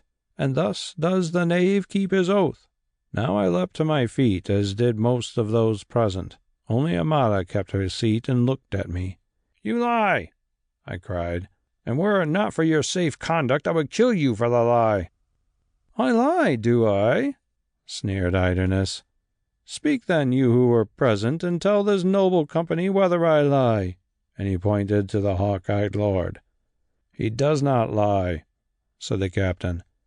"I was in the court of the great king, and heard yonder Shabaka purchase pardon by promising to hand over his cousin, the Lady Amada, to the king. The pearls were entrusted to him as a gift to her, and I see she wears them. The gold also, of which mention has been made, was to provide for her journey in state to the east, or so I heard. The cup was his guerdon, also a sum for his own purse." "It is false!" I shouted. "The name of Amada slipped my lips by chance, no more." "So it slipped your lips by chance, did it?" sneered Idernes. "Now if you are wise, you will suffer the Lady Amada to slip your hand, and not by chance. But let us have done with this cunning knave. Prince, will you hand over yonder fair woman, or will you not?" "Satrap, I will not," answered Perrault. "The demand is an insult put forward to force us to rebellion, since there is no man in Egypt who will not be ready to die in defense of the royal lady of Egypt." The statement was received with a shout of applause by every Egyptian in the hall. Idernes waited until it died away, then said, "Prince Perrault and Egyptians, you have conveyed to me certain commands sealed with the signet of signets, which I think was stolen by yonder Shabaka. Now hearken until this matter is made clear. I will obey those commands thus far. I will return with my army to Sais, and there wait until I have received the orders of the great king, after report made to him. If so much as an arrow is shot at us on our march, it will be open rebellion, as the prince of which Egypt shall be crushed as she was never crushed before, and every one of you here present shall lose his head, save only the Lady Amada, who is the property of the great king. Now I thank you for your hospitality, and demand that you escort me and those with me back to my camp, since it seems that we are here in the midst of enemies." "Before you go, Idernes," I shouted, "know that you and your lying captain shall pay with your lives for your slander on me." "Many will pay with their lives for this night's work, O thief of pearls and seals," answered the satrap, and turning, left the hall with his company. Now I searched for Amada, but she also had gone with the ladies of Perrault's household, who feared lest the feast should end in blows and bloodshed, also lest she should be snatched away. Indeed, of all the women in the hall, only my mother remained. "Search out the Lady Amada," I said to her, "and tell her the truth." "Yes, my son," she answered thoughtfully. "But what is the truth? I understood it was Bes who first gave the name of the Lady Amada to the great king. Now we learn from your own lips that it was you. Wise would you have been, my son, if you had bitten out your tongue before you said it, since this is a matter that any woman may well misunderstand." "Her name was surprised out of me, mother. It was Bes who spoke to the king of the beauty of a certain lady of Egypt." And I think, my son, it was Bes who told Peroa and his guests that he and not you had given the king her name, which you do not seem to have denied. Well, doubtless both of you are to blame for foolishness, no more, since well I know that you would have died 10 times over rather than buy your life at the price of the honour of the Lady of Egypt. This I will say to her as soon as I may, praying that it may not be too late, and afterwards you shall tell me everything, which you would have done well to do at first, if Bes, as I think, had not been over-cunning after the fashion of black people, and counselled you otherwise. See, Peroa calls you, and I must go, for there are greater matters afoot than that of who let slip the name of the Lady Amada to the King of Kings." So she went, and there followed a swift council of war, the question being whether we were to strike at the satrap's army or to allow it to retreat to Sais. In my turn I was asked for my judgment of the issue, and answered, "Strike at once, since we cannot hope to storm Sais, which is far away. Moreover, such strength as we have is now gathered, and if it is idle and perhaps unpaid, will disperse again. But if we can destroy Idernes and his army, it will be long before the King of Kings, who is sending all his multitudes against the Greeks, can gather another. And during this time Egypt may again become a nation, and able to protect herself under Peroa, her own pharaoh." In the end I and those who thought like me prevailed, and so that before the dawn I was sailing down the Nile with the fleet, having 2,000 men under my command. Also I took with me the 6 hunters whom I had won from the great king, since I knew them to be faithful, and thought that their knowledge of the Easterns and their ways might be of service. Our orders were to hold a certain neck of land between the river and the hills where the army of Idernes must pass, until Peroa and all his strength could attack him from behind. 4 hours later, the wind being very favourable to us, we reached that place, and there took up our station, and having made all as ready as we could, rested. In the early afternoon Bes awakened me from the heavy sleep into which I had fallen, and pointed to the south. I looked, and through the desert haze saw the chariots of Idernes advancing in ordered ranks, and after them the masses of his footmen. Now we had no chariots, only archers, and 2 regiments armed with long spears and swords. Also the sailors on the boats had their slings and throwing javelins. Lastly, the ground was in our favour, since it sloped upwards, and the space between the river and the hills was narrow. Somewhat boggy, too, after the inundation of the Nile, which meant that the chariots must advance in a column and could not gather sufficient speed to sweep over us. Idernes and his captains noted all this also, and halted. Then they sent a herald forward to ask who we were, and to command us in the name of the great king to make way for the army of the great king. I answered that we were Egyptians, ordered by Peroa to hold the road against the satrap who had done affront to Egypt by demanding that its royal lady should be given over to him to be sent to the east as a woman slave, and if the satrap wished to clear the road, he would come and do so. For if it pleased him, he could go back towards Memphis or stay where he was, since he did not wish to strike the first blow. I added this: I, who speak on behalf of the Prince Peroa, am the Lord Shabaka, that same man whom but last night the satrap and a certain captain of his named a liar.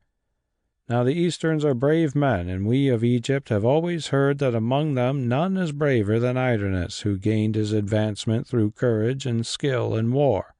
Let him therefore come out together with the Lord who named me a liar, armed with swords only, and I, who being a liar must also be a coward, together with my servant, a black dwarf, and will meet them man to man in the sight of both the armies, and fight them to the death.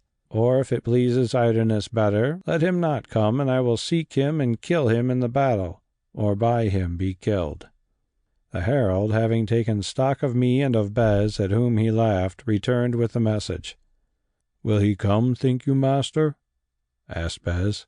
"Mayhap," I answered, "since it is a shame for an Eastern to refuse a challenge from any man whom he calls barbarian. And if he did so, it might cost him his life afterwards at the hands of the great king. Also, if he should fall, there are others to take his command, but none who can wipe away the stain upon his honor." "Yes, said Bes. Also they think me a dwarf of no account, which makes the task of killing you easy. Well, they shall see. Now when I sent this challenge, I had more in my mind than a desire to avenge myself upon Idernes and his captain for the public shame they had put upon me. I wished to delay the attack of their host upon our little band and give time for the army of Peroa to come up behind. Moreover, if I fell, it did not greatly matter except as an omen, seeing that I had good officers under me who knew all my plans. We saw the herald reach the satrap's army, and after a while returned towards us again, which made us think my challenge had been refused, especially as with him was an officer who, I took it, was sent to spy out our strength. But this was not so, for the man said, "The satrap Idernes has sworn by the great king to kill the thief of the signet and send his head to the great king, and fears that if he waits to meet him in battle he may slip away. Therefore he is minded to accept your challenge, O Shabaka, and put an end to you. And indeed, under the laws of the East, he may not refuse. But a noble of the great king may not fight against a black slave save with a whip. So how can that noble accept the challenge of the dwarf Bes?" "Quite well," answered Bes, "seeing that I am no slave, but a free citizen of Egypt. Moreover, in my own country of Ethiopia, I am of royal blood. Lastly, tell the man this, that if he does not come and afterwards falls into my hands or into those of the Lord Shabaka, he who talks of whips shall be scourged with them till his life creeps out from between his bare bones." Thus spoke Bes, rolling his great eyes and looking so terrible that the herald and the officer fell back a step or two. Then I told them that if my offer did not please them, I myself would fight, first Idernes, then the noble. So they returned. The end of it was that we saw Idernes and his captain advancing, followed by a guard of 10 men. Then after I had explained all things to my officers, I also advanced with Bes, followed by a guard of 10 picked men. We met between the armies on a little sandy plain at the foot of the rise, and there followed talk between the captains of our guards as to arms and so forth. But we four said nothing to each other, since the time for words was past. Only Bes and I sat down upon the sand and spoke a little together of Amada and Karima, and of how they would receive the news of our victory or deaths. "It does not much matter, master," said Bes at last, "seeing that if we die, we shall never know, and if we live, we shall learn for ourselves." At length all was arranged, and we stood up to face each other, the 4 of us being armed in the same way. For as did Idernes and the hawk-eyed lord, Bes and I wore shirts of mail and helms, those that we had brought with us from the east. For weapons we had short and heavy swords, small shields, and knives at our girdles. "Look your last upon the sun, thieves," mocked Idernes. "For when you see it again, it shall be with blind eyes, from the points of spears fastened to the gateway pillars of the great king's palace." "Liars you have lived, and liars you shall die," shouted Bes, but I said nothing. Now the agreement was that when the word had been given, Idernes and I and the noble and Bes should fight together. But if they killed one of us, or we killed one of them, the 2 who survived might fall together on the remaining man. Remembering this, as he told me afterwards, at the signal Bes leapt forward like a flash, with working face and foam upon his lips, and before ever I could come to Idernes, how I know not, he received the blow of the Eastern lord upon his shield without striking back, had gripped him in his long arms and wrapped him round with his bowed legs. In an instant they were on the ground, Bes uppermost, and I heard the sound of blow upon blow struck with knife or sword, I knew not which, upon the Eastern's mail, followed by a shout of victory from the Egyptians which told me that Bes had slain him. Now Idernes and I were smiting at each other. He was a taller and a bigger man than myself, but older and one who had lived too well. Therefore I thought it wise to keep him at a distance and tire him, which I did by retreating and catching his sword cuts on my shield, only smiting back now and again. "He runs! He runs!" shouted the Easterns. "Oh, Idernes, beware the dwarf!" "Stand away, Bes," I called. "This is my game." And he obeyed, as often as he had done when we were hunting together. Now a shrewd blow from Idernes cut through my helm and staggered me, and another, before I could recover myself, shore the shield from my hand, whereat the Easterns shouted more loudly than before. Then fear of defeat entered into me and made me mad, for this satrap was a great fighter. With a shout of "Egypt!" I went at him like a wounded lion, and soon it was his turn to stagger back. But alas, I struck too hard, for my sword snapped upon his mail. "The knife!" screamed Bes. "The knife!" I hurled the sword hilt at the satrap's face and drew the dagger from my belt. Then I ran in beneath his guard and stabbed and stabbed and stabbed. He gripped at me, and we went down side by side, rolling over each other. The gods know how it ended, for things were growing dim to me, when some thrust of mine found a rent in his mail made when the sword had broke, and he became weak. His spirit weakened also, for he gasped, "Spare my life, Egyptian, and my treasure is yours. I swear it by the fire." "Not for all the treasure in the world, slanderer." I panted back and drove the dagger home to the hilt thrice, until he died. Then I staggered to my feet, and when the army saw that it was I who rose while Idernes lay still, a roar of triumph went up from the Egyptians, answered by a roar of rage from the Easterns.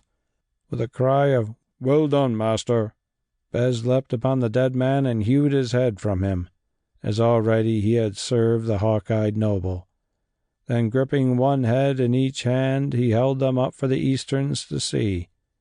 "Men of the great king," I said, "bear us witness that we have fought fairly, man to man, when we need not have done so." The 10 of the satrap's guards stood silent, but my own shouted, "Back, Shabaka! The Easterns charge!" I looked and saw them coming like waves of steel, then supported by men and preceded by Bes, who danced in front shaking the several heads. I ran back to my own ranks, where one gave me wine to drink and threw water over my hurts, which were but slight. Scarcely it was done when the battle closed in, and soon in it I forgot the deaths of Idernes and the Eastern lyre. End of Chapter 12. Chapter 13. Amada returns to Isis. We fought a very terrible fight that evening there by the banks of the Nile. Our position was good, but we were outnumbered by 4 to 5 to 1, and the Easterns and their mercenaries were mad at the death of the satrap by my hand. Time upon time they came on furiously, charging up the slope like wild bulls.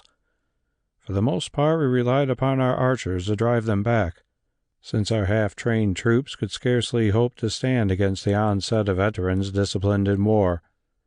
So taking cover behind the rocks, we rained arrows on them, shooting the horses and the chariots, and when these were down, pouring our shafts upon the footmen behind. Myself I took my great black bow and drew it thrice, and each time I saw a noble fall, for no male could withstand the arrows which it sent, and of that art I was a master. None in Egypt could shoot so far or so straight as I did, save perhaps Pharaoh himself. I had no time to do more, since I always must be moving up and down the line encouraging my men. 3 times we drove them back, after which they grew cunning. Ceasing from a direct onslaught, and keeping what remained of their chariots in reserve, they sent one body of men to climb along the slope of the hill where the rocks gave them cover from our arrows, the other to creep through the reeds and growing crops upon the bank of the river where we could not see them to shoot them well, although the slingers in the ships did them some damage. Thus they attacked us on either flank, and while we were thus engaged their centre made a charge. Then came the bitterest of the fighting, for now the bows were useless, and it was sword against sword and spear against spear. Once again we broke and thought that they were through, but I led a charge against them and drove them back a little way. Still the issue was doubtful till I saw Bes rush past me grinning and leaping, and with him a small body of Greeks whom we held in reserve, and I think that the sight of the terrible dwarf, whom they thought a devil, frightened the Easterns more than did the Greeks. At any rate, shouting out something about an evil spirit whom the Egyptians worshipped, by which I suppose they meant that a god after whom Bes was named, they retreated, leaving many dead, but taking their wounded with them, for they were unbroken. At the foot of the slope they reformed and took counsel, then sat down out of bowshot as though to rest. Now I guessed their plan. It was to wait till night closed in, which would be soon, for the sun was sinking, and then, when we could not see to shoot, either rush through us by the weight of numbers or march back to where the cliffs were lower, and climb them, thus passing us on the higher open land. Now we also took counsel, though little came of it, since we did not know what to do.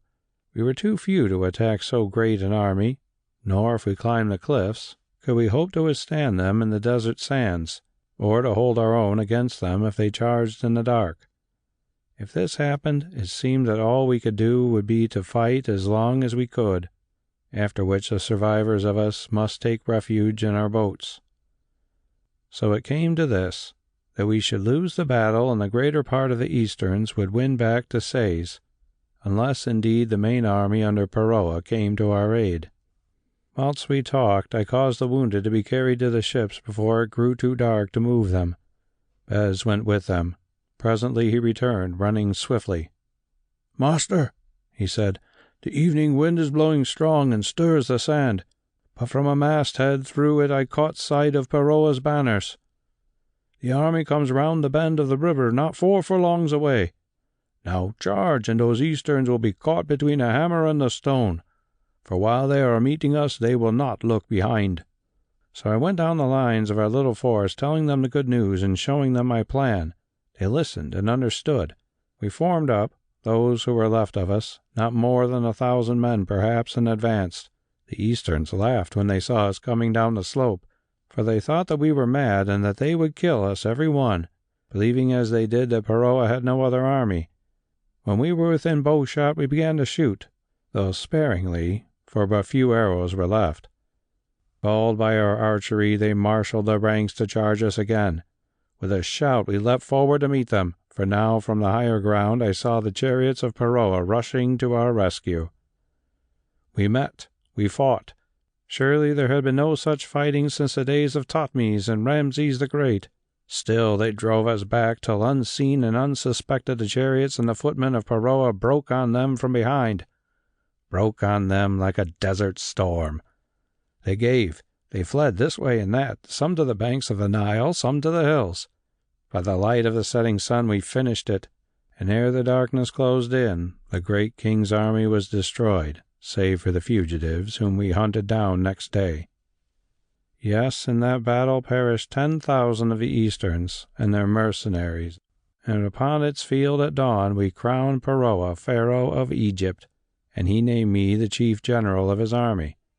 There, too, fell over 1,000 of my men, and among them those 6 hunters whom I had won in the wager with the great king, and brought with me from the east. Throughout the fray they served me as a bodyguard, fighting furiously, who knew that they could hope for no mercy from their own people. One by one they were slain, the last 2 of them in the charge at sunset. Well, they were brave and faithful to me, so peace on their spirits. Better to die thus than in the den of lions. In triumph we returned to Memphis, I bringing in the rear guard and the spoils.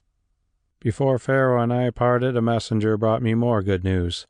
Sure tidings had come that the King of Kings had been driven by revolt in his dominions to embark upon a mighty war with Syria, Greece, and Cyprus, and other half-conquered countries, in which, doubtless by agreement, the fires of insurrection had suddenly burned up. Also already Peroa's messengers had departed to tell them of what was passing on the Nile. "If this be true," said Peroa when he had heard all, "the great king will have no new army to spare for Egypt." "It is so, Pharaoh," I answered. "Yet I think he will conquer in this great war, and that within 2 years you must be prepared to meet him face to face. 2 years are long, Shabaka, and in them, by your help, much may be done." But as it chanced, he was destined to be robbed of that help, and this by a work of Woman the Destroyer. It happened thus. Amidst great rejoicings Pharaoh reached Memphis, and in the vast temple of Ammon laid down our spoils in the presence of the god, thousands of right hands hewn from the fallen, thousands of swords and other weapons, and tens of chariots, together with much treasure, of which a portion was given to the god. The high priest blessed us in the name of Ammon and the other gods, and people blessed us and threw flowers in our path.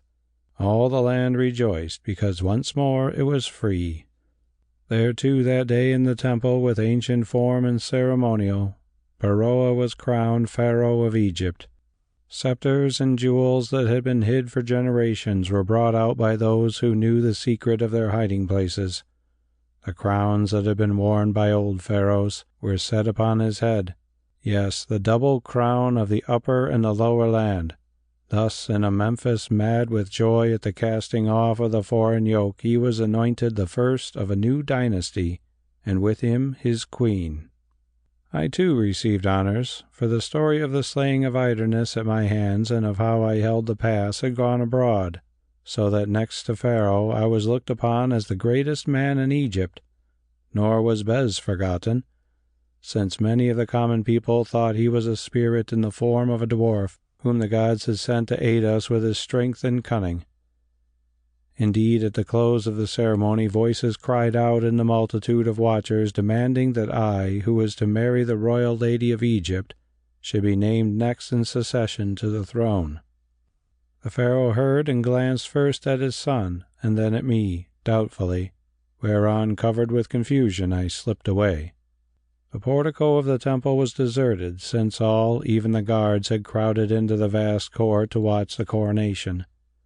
Only in the shadow, seated against the pedestal of one of the two colossal statues, in front of the outer pylon gate, and looking very small beneath its greatness, was a man wrapped in a dark cloak, whom, noting vaguely, I took to be a beggar. As I passed him, he plucked at my robe, and I stopped to search for something to give him, but could find naught. "I have nothing, father," I said, laughing, "except the gold hilt of my sword."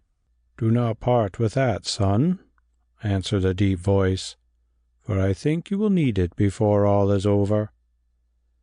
And while I stared at him, he threw back his hood, and I saw that beneath was the ancient withered face and the long white beard of my great-uncle, the Holy Tanofir, the hermit and magician. "Great things happen yonder, Shabaka, so great that I have come from my sepulchre to see, or rather being blind to listen, who thrice in my life days have known the like before," and he pointed to the glittering throng in the court within. "Yes," he went on, "I have seen pharaohs crowned and pharaohs die, one of them at the hand of a conqueror. What will happen to this pharaoh, think you, Shabaka?" "You should be better able to answer that question than I, who am no prophet, my uncle." "How, my nephew, seeing that your dwarf is borne away in my magic cup? I do not grudge her to him, for he is a brave dwarf and clever, who may yet prove a good prop to you, as he has done before, and to Egypt also. But she has gone, and the new vessel is not yet shaped to my liking, so how can I answer?"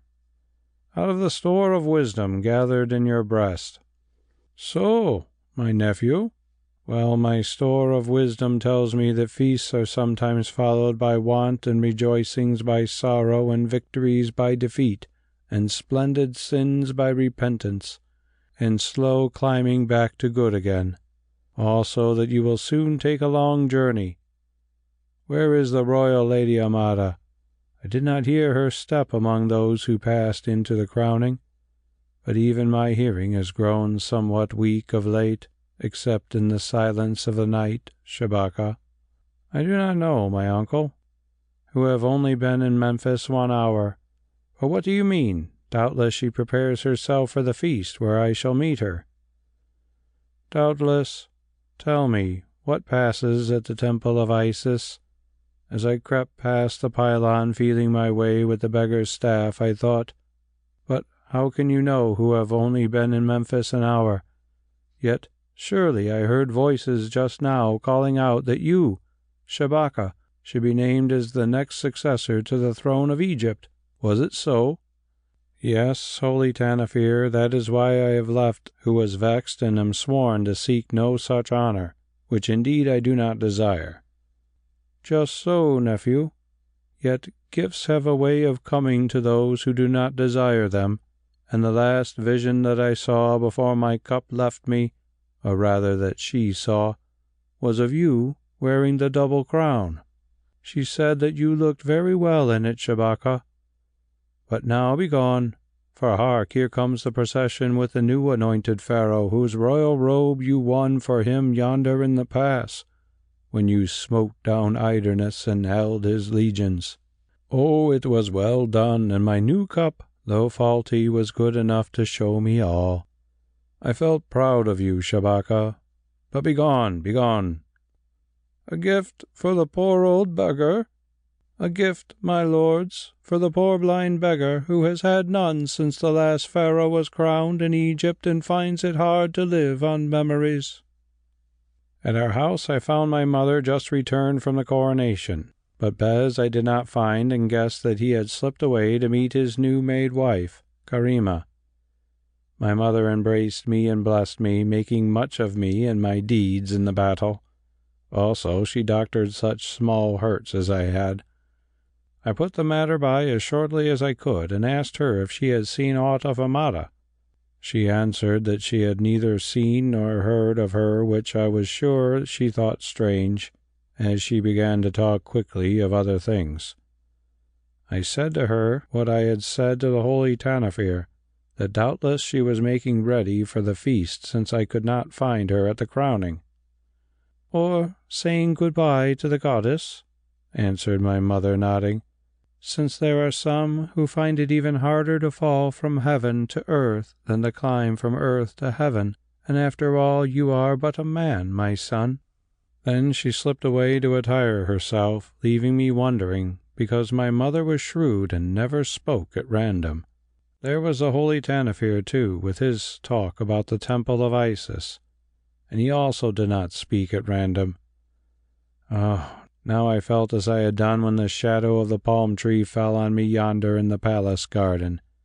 The mood passed, for my blood still tingled with the glory of the great fight, and my heart shut its doors to sadness, knowing, as I did, that I was the most praised man in Memphis that day.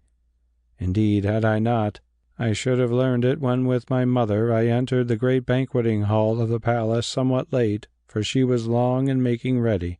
The first thing I saw there was Bes gorgeously arrayed in eastern silks that he had plundered from the satrap's tent, standing on a table so that all might see and hear him, and holding aloft in one hand the grisly head of Idernes, and in the other that of the hawk-eyed noble whom he had slain, while in his thick guttural voice he told the tale of that great fray. Catching sight of me, he called aloud, "See, here comes the man! Here comes the hero to whom Egypt owes its liberty, and Pharaoh his crown." Thereon all the company and the soldiers and the servants who were gathered about the door began to shout and acclaim me, till I wished that I could vanish away as the Holy Tanofir was said to be able to do. Since this was impossible, I rushed at Bes, who leapt from the table like a monkey, and, still waving the heads and talking, slipped from the hall, I know not how, followed by the loud laughter of the guests. Then heralds announced the coming of Pharaoh, and all grew silent. He and his company entered with pomp, and we, as subjects, prostrated ourselves in the ancient fashion. "Rise, my guests," he cried. "Rise, my people. Above all do you rise, Shabaka, my beloved cousin, to whom Egypt and I owe so much." So we rose, and I took my seat at the place of honor, having my mother at my side, and looked about me for Amada, but in vain. There was a carven chair, upon which she should have been among those of the princesses, but it was empty. At first I thought that she was late, but when time went by and she did not appear, I asked if she were ill, a question that none seemed able to answer. The feast went on with all the ancient ceremonies that attended the crowning of a pharaoh of Egypt, since there were old men who remembered these. Also the scribes and priests had them written in their books. I took no heed of them, and will not set them down, At length Pharaoh pledged his subjects, and his subjects pledged Pharaoh. Then the doors were opened, and through them came a company of white-robed, shaven priests, bearing on a bier the body of a dead man wrapped in his mummy cloths. At first some laughed, for this rite had not been performed in Egypt since she passed into the hands of the great kings of the East, and therefore was strange to them. Then they grew silent, since after all it was solemn to see those death-bearing priests flitting in and about between the great columns, now seen, now lost in the shadows, and to listen to their funeral chants. In the hush my mother whispered to me that this body was that of the last Pharaoh of Egypt brought from his tomb, but whether this were so I cannot say for certain. At length they brought the mummy, which was crowned with a snake-headed circlet of the royal urus, and still draped with withered funeral wreaths, and stood it on its feet opposite to Pharaoh, just behind and between my mother and me, in such a fashion that it cut off the light from us. The faint and heavy smell of the embalmer's spices struck upon my nostrils. A dead flower from the chaplets fell upon my head, and glancing over my shoulder, I saw the painted or enameled eyes and the gilded mask staring at me. The thing filled me with fear, I knew not of what. Not of death, surely, for that I had faced a score of times of late and thought nothing of it. Indeed, I am not sure that it was fear I felt, but rather a deep sense of the vanity of all things. It seemed to come home to me. Shabaka or Allan Quatermain, for in my dream the inspiration, or whatever it might be, struck through the spirit that animated both of us, as it had never done before, that everything is nothing, that victory and love and even life itself have no meaning, that naught really exists save the soul of man and God, of whom perchance that soul is a part sent forth for a while to do his work through good and ill. The thought lifted me up, and yet crushed me, since for a moment all that makes a man passed away, and I felt myself standing in utter loneliness, naked before the glory of God, watched only by the flaming stars that light his throne. Yes, and at that moment suddenly I learned that all the gods are but one God, having many shapes and called by many names. Then I heard the priest saying, "Pharaoh the Osiris greets Pharaoh the living on the earth and sends to him this message.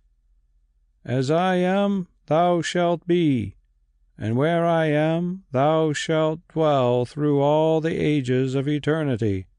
Then Pharaoh the living rose and bowed to Pharaoh the dead, and Pharaoh the dead was taken away back to his eternal house. And I wondered whether his Ka, or his spirit, or whatever is the part of him that lives on, were watching us and remembering the feast whereof he had partaken in his pomp in this pillared hall, as his forefathers had done before him for hundreds or thousands of years. Not until the mummy had gone and the last sound of the chanting of the priests had died did the hearts of the feasters grow light again. But soon they forgot, as men alive always forget death and those whom time has devoured, for the wine was good and strong, and the eyes of the women were bright, and victory had crowned our spears, and for a while Egypt was once more free. So it went on till Pharaoh rose and departed, the great old earrings in his ears jingling as he walked, and the trumpets sounding before and after him. I too rose to go with my mother when a messenger came and bade me wait upon Pharaoh, and with me the dwarf Bes. So we went, leaving an officer to conduct my mother to our home. As I passed her, she caught me by the sleeve and whispered in my ear, "My son, whatever chances to you, be brave, and remember that the world holds more than women." "Yes," I answered. "It holds death and God, or they hold it, though what put the words into my mind I do not know, since I did not understand and had no time to ask her meaning." The messenger led us to the door of Pharaoh's private chamber, the same in which I had seen him on my return from the east. Here he bade me enter, and Bes to wait without. I went in, and found 2 men and a woman in the chamber, all standing very silent. The men were Pharaoh, who still wore his glorious robe and double crown, and the high priest of Isis clothed in white. The other was Lady Amada, also clothed in the snowy robes of Isis. At the sight of her thus arrayed, my heart stopped, and I stood silent because I could not speak. She too stood silent, and I saw that beneath her thin veil her beautiful face was set and pale as that of an alabaster statue. Indeed, she might have been not a lofty living woman, but the goddess Isis herself, whose symbols she bore about her. "Shabaka," said Pharaoh at length, "the royal lady of Egypt, Amada, priestess of Isis, has somewhat to say to you." "Let the royal lady of Egypt speak on to her servant and affianced husband," I answered. "Count Shabaka, general of the armies," she began in a cold, clear voice, like to that of one who repeats a lesson, "learn that you are no more my affianced husband, and that I, who am gathered again to Isis the divine, am no more your affianced wife." "I do not understand. Will it please you to be more plain?" I said faintly. "I will be more plain, Count Shabaka, more plain than you have been with me. Since we speak together for the last time, it is well that I should be plain. Hear me. When first you returned from the east in yonder hall, you told us of certain things that happened to you there. Then the dwarf your servant took up the tale. He said that he gave my name to the great king. I was wroth, as well I might be, but even when I prayed that he should be scourged, you did not deny that it was he who gave my name to the king, although Pharaoh yonder said that if you had spoken the name it would have been another matter." "I had no time," I answered, "for just then the messengers came from Idernes, and afterwards, when I sought you, you were gone." "Had you then no time?" she asked coldly, "beneath the palms in the garden of the palace when we were affianced? Oh, there was time and plenty, but it did not please you to tell me that you had bought safety and great gifts at the price of the honor of the Lady of Egypt, whose love you stole." "You do not understand," I exclaimed wildly.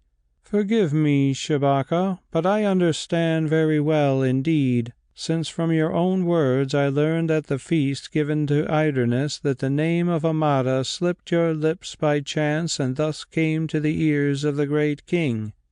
The tale that Idernes and his captain told was false, lady, and for it Bes and I took their lives with our own hands. It had perhaps been better, Shabaka, if you had kept them living that they might confess that it was false, but doubtless you thought them safer dead, since dead men cannot speak, and for this reason challenged them to single combat." I gasped and could not answer, for my mind seemed to leave me, and she went on in a gentler voice. "I do not wish to speak angrily to you, my cousin Shabaka, especially when you have just wrought such great deeds for Egypt. Moreover, by the law I serve, I may speak angrily to no man. Know then that on learning the truth, since I could love none but you according to the flesh, and therefore can never give myself in marriage to another, I sought refuge in the arms of the goddess whom for your sake I had deserted. She was pleased to receive me, forgetting my treason. On this very day, for the second time, I took the oaths which may no more be broken, and that I may dwell where I shall never see you more. Pharaoh here has been pleased at my request to name me high priestess and prophetess of Isis, and to appoint me as a dwelling place, her temple at Amada, where I was born far away in Upper Egypt. Now all is said and done, so farewell." "All is not said and done," I broke out in a fury. "Pharaoh, I ask your leave to tell the full story of this business of the naming of the Lady Amada to the King of Kings, and that in the presence of the dwarf Bes. Even a slave is allowed to set out his tale before judgment is passed upon him." Pharaoh glanced at Amada, who made no sign, then said, "It is granted, General Shabaka." So Bes was called into the chamber, and having looked about him curiously, seated himself upon the ground. "Bes," I said, "you have heard nothing of what has passed?" Here I was mistaken, for he told me afterwards he had heard everything through the door, which was not quite closed. "It is needful, Bes, that you should repeat truly all that happened at the court of the King of Kings before and after I was brought from the boat." Bes obeyed, telling the tale very well, so well that all listened earnestly, without error, moreover. When he had finished, I also told my story about how, shaken by all I had gone through and already weak from the torment of the boat, the name of Amada was surprised from me, who never dreamed that the king would at once make demand of her, and would have perished 1,000 times rather than such a thing should happen. I added what I had learned afterwards from our escort, that this name was already well known to the great king, who meant to make use of it as a cause of quarrel with Egypt. Further, that he had let me escape from a death by horrible torments because of some dream that he had dreamed while he rested before the banquet, in which a god appeared and told him that it was an evil thing to slay a man because that man had bested him at a hunting match, and one of which heaven would keep an account. Still, because of the law of his land, he must find a public pretext for loosing one whom he had once condemned, and therefore chose this matter of the Lady Amada, whom he pretended to send me to bring to him. When I had finished, as Amada still remained silent, Pharaoh asked of Bes how it came about that he told one story on the night of our return and another on this night. "Because, O Pharaoh," answered Bes, rolling his eyes, "for the first time in my life I have been just a little too clever and shot my arrow just a little too far. Hearken, Pharaoh, and royal lady, and high priest. I knew that my master loves the Lady Amada, and knew also that she is quick of tongue and temper, one who readily takes offence, even if thereby she breaks her own heart, and so brings her life to ruin, and with it perchance her country. Therefore, knowing women whom I have studied in my own land, I saw in this matter just such a cause of offence as she would lay hold of, and counselled my master to keep silent as to the story of naming of her before the king. Some evil spirit made him listen to this bad counsel, so far at least that when I lied as to what had chanced, for what lie the Lady Amada prayed that I might be scourged till my bones broke through the skin, he did not at once tell all the truth, nor did he do so afterwards, because he feared that if he did, I should in fact be scourged, for my master and I love each other. Neither of us wishes to see the other scourged, though such is my lot tonight." And he glanced at Amada. "I have said." Then at last Amada spoke. "Had I known all this story from the first, perhaps I should not have done what I have done today, and perhaps I should have forgiven and forgotten. For in truth, even if the dwarf still lies, I believe your word, O Shabaka, and understand how all came about. But now it is too late to change. Say, O priest of the mother, is it not too late?" "It is too late," said the priest solemnly, "seeing that if such vows as yours are broken for the second time, O prophetess, the curse of the goddess will pursue you and him for whom they were broken. Yes, through this life and all other lives that perchance may be given to you upon the earth or elsewhere." "Pharaoh," I cried in despair, "I made a bond with you. It is recorded in writing and sealed. I have kept my part of the bond. My treasure you have spent. Your enemies I have slain. Your army I have commanded not so ill. Will you not keep yours and bid the priests release this lady from her vow, and give her to me to whom she was promised? Or must I believe that you refuse, not because of goddess and vows, but because yonder is the royal lady of Egypt, the true heiress to the throne, who might perchance bear children, which as a prophetess Isis she can never do? Yes, because of this, and because of certain cries that came to your ears in the hour of your crowning before Amun-Ra and all the gods?" Pharaoh flushed as he heard me and answered, "You speak roughly, cousin, and were you any other man I might be tempted to answer roughly. But I know that you suffer, and therefore I forgive. Nay, you must believe no such things. Rather you must remember that in this bond of which you speak, it was set down that I only promised you the Lady Amada with her own consent, and this she has withdrawn. Then, Pharaoh, hearken. Tomorrow I leave Egypt for another land, giving you back your generalship and sheathing the sword I had hoped to wield in its defence, and yours when the last great day of trial by battle comes, as come it will. I tell you that I go to return no more, unless the Lady of Amada yonder shall summon me back to fight for her and you, promising herself to me in guerdon." "That can never be," said Amada. Then I became aware of another presence in the room, though how and when it appeared I do not know, but I suppose that it had crept in while we were lost in talk. At least between me and Pharaoh, crouched upon the ground, was the figure of a man wrapped in a beggar's cloak. It threw back the hood, and there appeared the ashen face and snowy beard of the Holy Tanofir. "You know me, Pharaoh," he said in his deep, solemn voice. "I am Tanofir, the king's son, Tanofir the hermit, Tanofir the seer. I have heard all that passes, it matters not how, and I come to you with a message, I who read men's hearts. Of vows and goddesses and women I say nothing, but this I say to you, that if you break the spirit of your bond and suffer yonder Shabaka to go hence with a bitter heart, trouble shall come on you. All the great king's armies did not die yonder by the banks of the Nile, and mayhap one day he will journey to bury the bones of those who fell, and with them yours, O Pharaoh. I do not think that you will listen to me tonight, and I am sure that yonder lady, full of the new-fanned flame of the jealous goddess, will not listen. Still, let her take counsel and remember my words.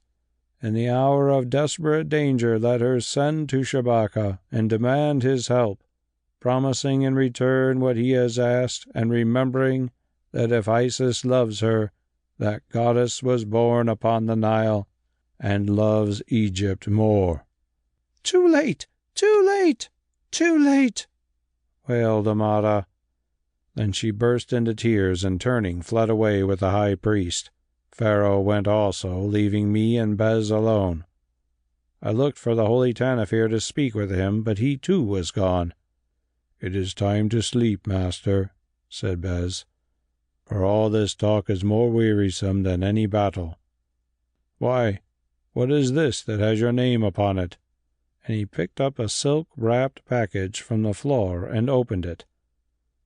Within were the priceless rose-hued pearls. End of Chapter 13. Chapter 14. Shabaka fights the crocodile. "Where to?" I said to Bes when we were outside the palace, for I was so broken with grief that I scarcely knew what I did. "To the house of the Lady Tiu, I think, master, since there you must make preparations for your start on the morrow. Also bid her farewell." "Oh," he went on in a kind of rapture which afterwards I knew was feigned, though at the time I did not think about it. "Oh, how happy you should be now you are free from all this woman coil, with life new and fresh before you. Reflect, master, on the hunting we will have yonder in Ethiopia. No more cares, no more plannings for the welfare of Egypt, no more persuading of the doubtful to take up arms, no more desperate battle ventures with your country's honor on your sword point. And if you must see women, well, there are plenty in Ethiopia who come and go lightly as an evening breeze laden with the odor of flowers, and never trouble in the morning. At any rate, you are not free from such coils, Bes, I said, and in the moonlight I saw his great face fall in. "No, master, I am tying them about my throat. See, such is the way of the world, or of the gods that rule the world, I know not which. For years I have been happy and free. I have enjoyed adventures and visited strange countries, and have gathered learning, till I think that I am the wisest man upon the Nile, at the side of one whom I loved, and holding nothing at risk except my own life, which mattered no more than that of a gnat dancing in the sun. Now all is changed. I have a wife whom I love also, more than I can tell you," and he sighed, "but who still must be looked after and obeyed, yes, obeyed.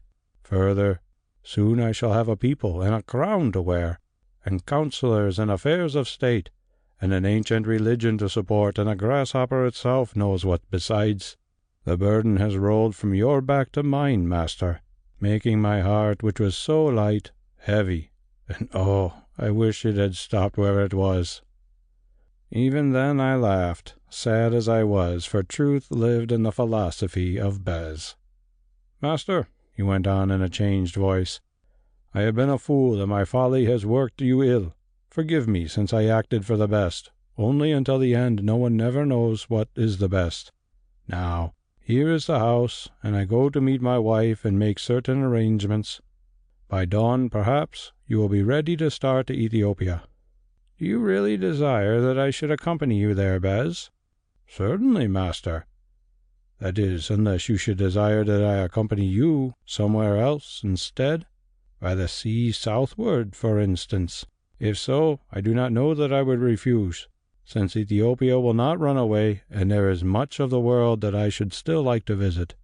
Only, then there is Quatermain to be thought about, who expects, or when she learns all, soon will expect, to be a queen," he added doubtfully.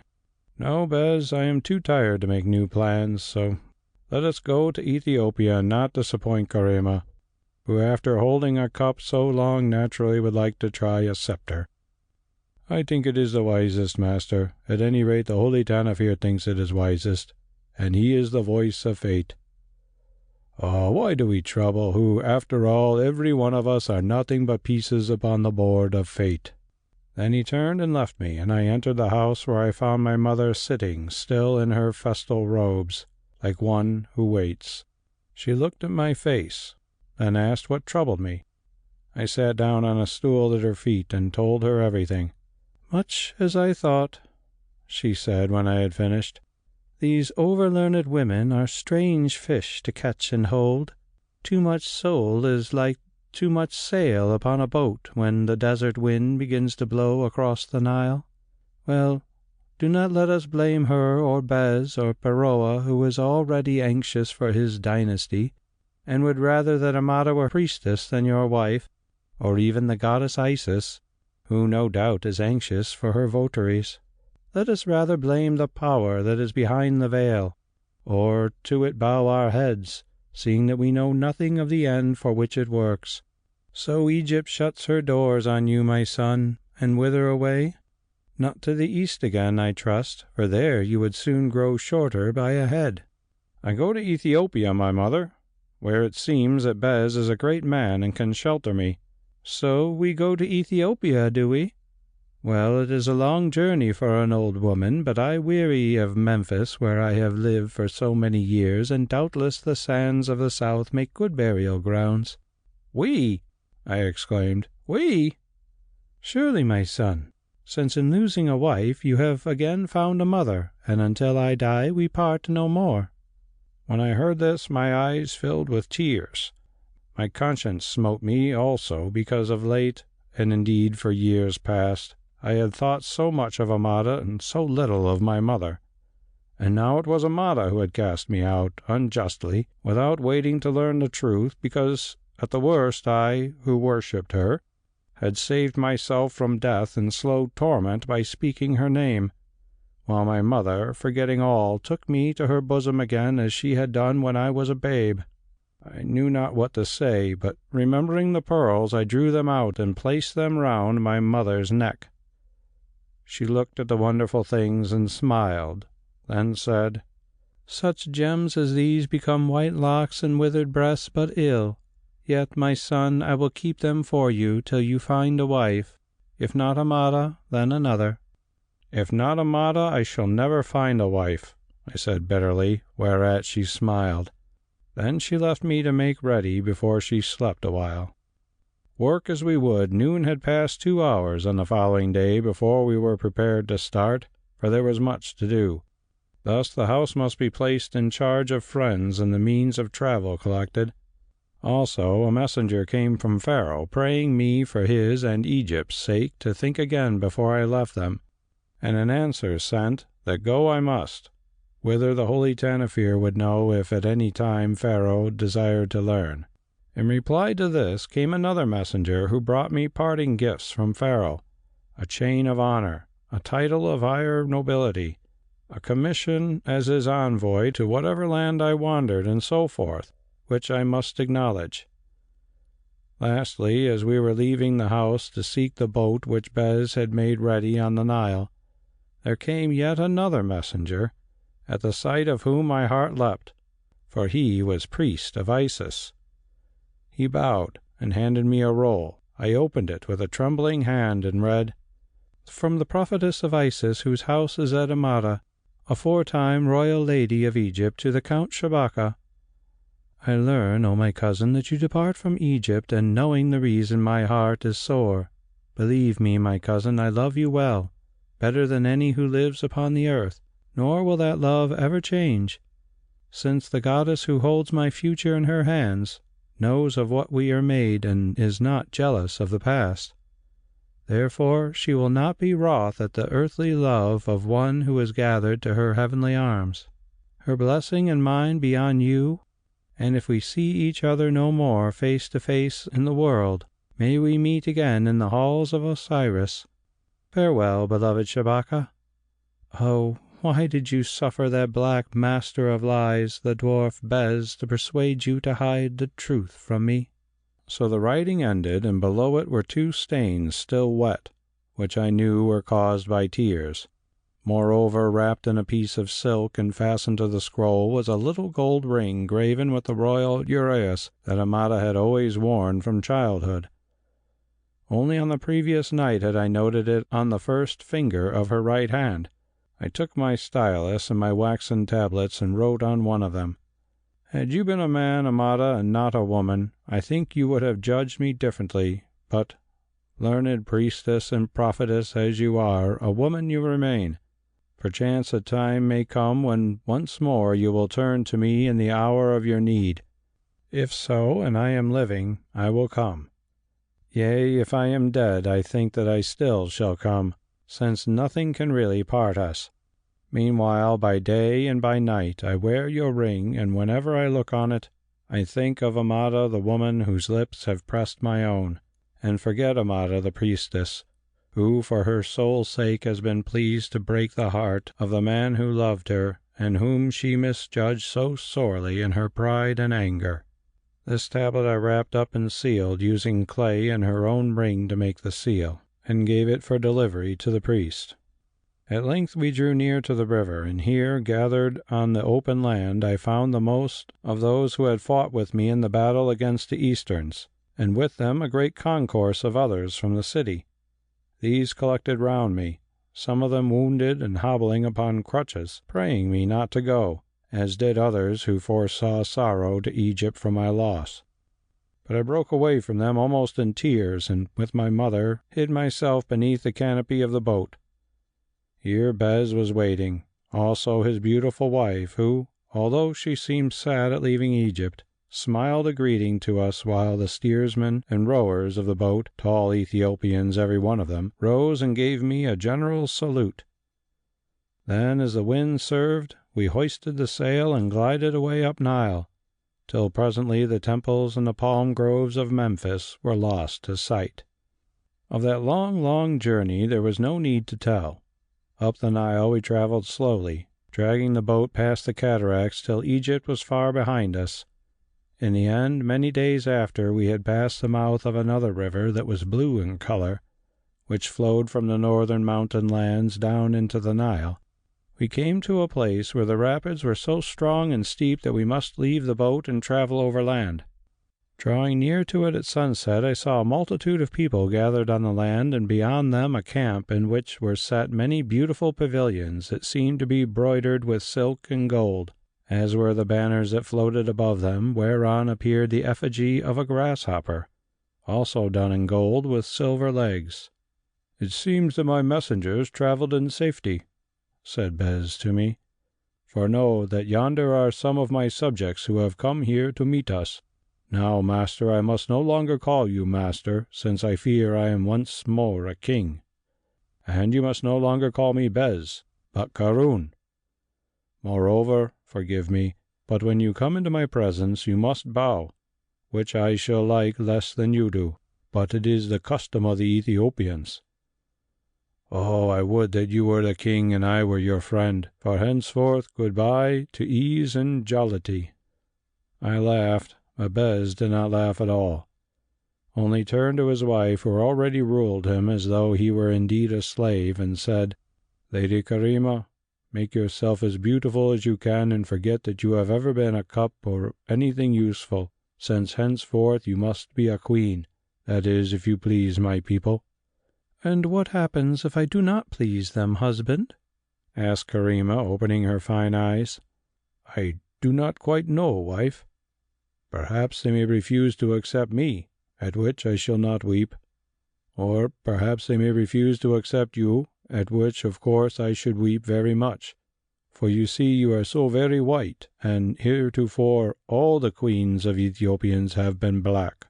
"And if they refuse to accept me because I am white, or rather brown, instead of black, like oiled marble, what then, O husband?" "Then, and I cannot say, O wife. Perhaps they will send you back to your own country, or perhaps they will separate us and place you in a temple where you will live alone in all honor. I remember that once they did that to a white woman, making a goddess of her until she died of weariness. Or perhaps, well, I do not know." Then Karima grew angry. "Now I wish I had remained a cup," she said, "and the servant of the Holy Tanofir, who at least taught me many secret things, instead of coming to dwell among black barbarians in the company of a dwarf who, even if he be a king, it seems has no power to protect the wife whom he has chosen." "Why will women always grow wroth before there is need?" asked Bes humbly. "Surely it would be time to rate me when any of these things had happened." "If any of them do happen, husband, I shall say much worse things than that," she replied, but the talk went no further.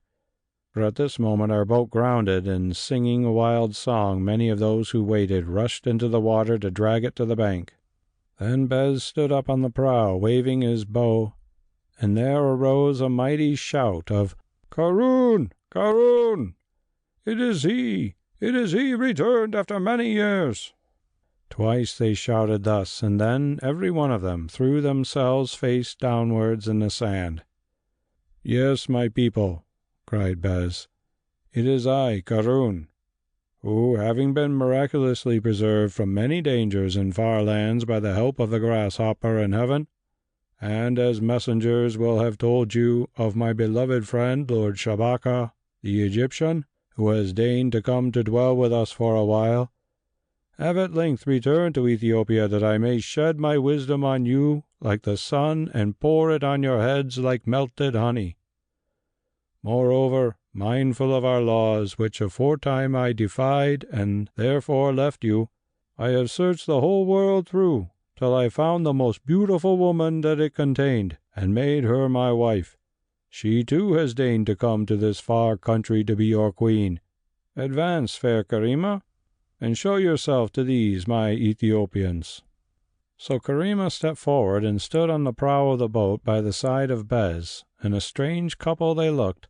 The Ethiopians who had risen considered her gravely. Then one said, "Carroon called her beautiful, but in truth she is almost white and very ugly." "At least she is a woman," said another, "for her shape is female." "Yes, and he has married her," remarked a third, "and even a king may choose his own wife sometimes. for in such matters who can judge another's taste?" "Cease," said Bes in a lordly way. "If you do not think her beautiful tonight, you will tomorrow, and now let us land and rest." So we landed, and while I did so I took note of these Ethiopians. They were great men, black as charcoal, with thick lips, white teeth, and flat noses. Their eyes were large, and the whites of them somewhat yellow, and their hair curled like wool. Their beards were short, and on their faces they wore a continual smile. Of dress, most of them had little, but their elders or leaders wore lion and leopard skins, and some were clad in a kind of silken tunic belted about the middle. All were armed for war with long bows, short swords, and small shields round in shape, and made from the hide of the hippopotamus or the unicorn. Gold was plentiful amongst them, since even the humblest wore bracelets of that metal, while about the necks of the chieftains it was wound in great torques, also sometimes on their ankles. They wore sandals on their feet, and some of them had ostrich feathers stuck in their hair. A few also had grasshoppers fashioned of gold bound on the top of their heads, and these I took to be the priests. There were no women in their number. As the sun was sinking, we were led at once to a very beautiful tent made of woven flax and ornamented as I have described, where we found food made ready for us in plenty, milk in bowls, and the flesh of sheep and oxen boiled and roasted. Bes, however, was taken to a place apart, which made Karima even more angry than she was before. Scarcely had we finished eating when a herald rushed into the tent, crying, "Prostrate yourselves! Yea, be prostrated! The grasshopper comes! Karun comes!" Here I must say that I found that the title of Karun meant great grasshopper. But Karima, who did not know this, asked indignantly why she should prostrate herself to a grasshopper. Indeed, she refused to do so even when Bes entered the pavilion wonderfully attired in a gorgeous colored robe of which the train was held by 2 huge men. So absurd did he look that my mother and I must bow very deeply to hide our laughter, while Karima said, "It would be better, husband, if you found children to carry your robe instead of 2 giants. Moreover, if it is meant to copy the colors of a grasshopper, 'tis badly done, since grasshoppers are green, and you are gold and scarlet. Also, they do not wear feathers set awry upon their heads." Bes rolled his eyes as though in agony, then turning, bade his attendants be gone. They obeyed, though doubtfully, as though they did not like to leave him alone with us, whereon he let down the flap of the pavilion, threw off his gorgeous coverings, and said, "You must learn to understand, wife, that our customs are different from those of Egypt. There I was happy as a slave, and you are held to be beautiful as the cup of the Holy Tanofir, also learned. Here I am wretched as a king, and you are held to be ugly, also ignorant as a stranger. Oh, do not answer, I pray you, but learn that all goes well. For the time you are accepted as my wife, subject to the decision of a council of matrons, aged relatives of my family, who will decide when we reach the city of the grasshopper, whether or not you shall be acknowledged as the queen of the Ethiopians. No, I pray you say nothing, since I must go away at once, as according to the law of the Ethiopians the time has come for the grasshopper to sleep, alone, Karima, as you are not yet acknowledged as my wife. You also can sleep with the Lady Tiu, and for Shabaka a tent is provided. Rest sweetly, wife. Hark, they fetch me." "Now, if I had my way," said Karima, "I would rest in that boat going back to Egypt. What say you, Lord Shabaka?"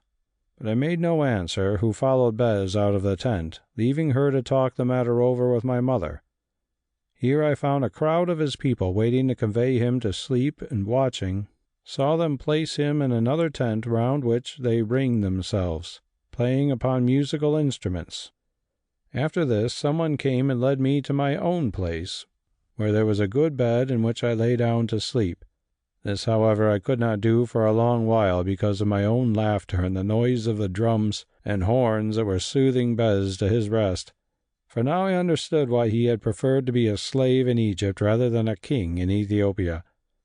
In the morning I rose before the dawn and went out to the river bank to bathe. While I was making ready to wash myself, who should appear but Bes, followed, but at a distance, by a number of his people. "Never have I spent such a night, master," he said, "at least not since you took me prisoner years ago, since by law I may not stop those horns and musical instruments. Now, however, also according to the law of the Ethiopians, I am my own lord until the sun rises. So I have come here to gather some of those blue lilies which she loves as a present for Karima, because I fear that she is angry and must be appeased." "Certainly she's very angry," I said, "or at least was so when I left her last night. Oh, Bes, why did you let your people tell her that she was ugly?" "How can I help it, master? Have you not always heard that the Ethiopians are chiefly famous for one thing, namely, that they speak nothing but the truth? To them, she, being different, seems to be ugly. Therefore, when they say that she is ugly, they speak the truth." "If so, it is a truth that she does not like, Bes, as I have no doubt she will tell you by and by. Do they think me ugly also?" "Yes, they do, master. But they think also that you look like a man who can draw a bow and use a sword, and that goes far with the Ethiopians.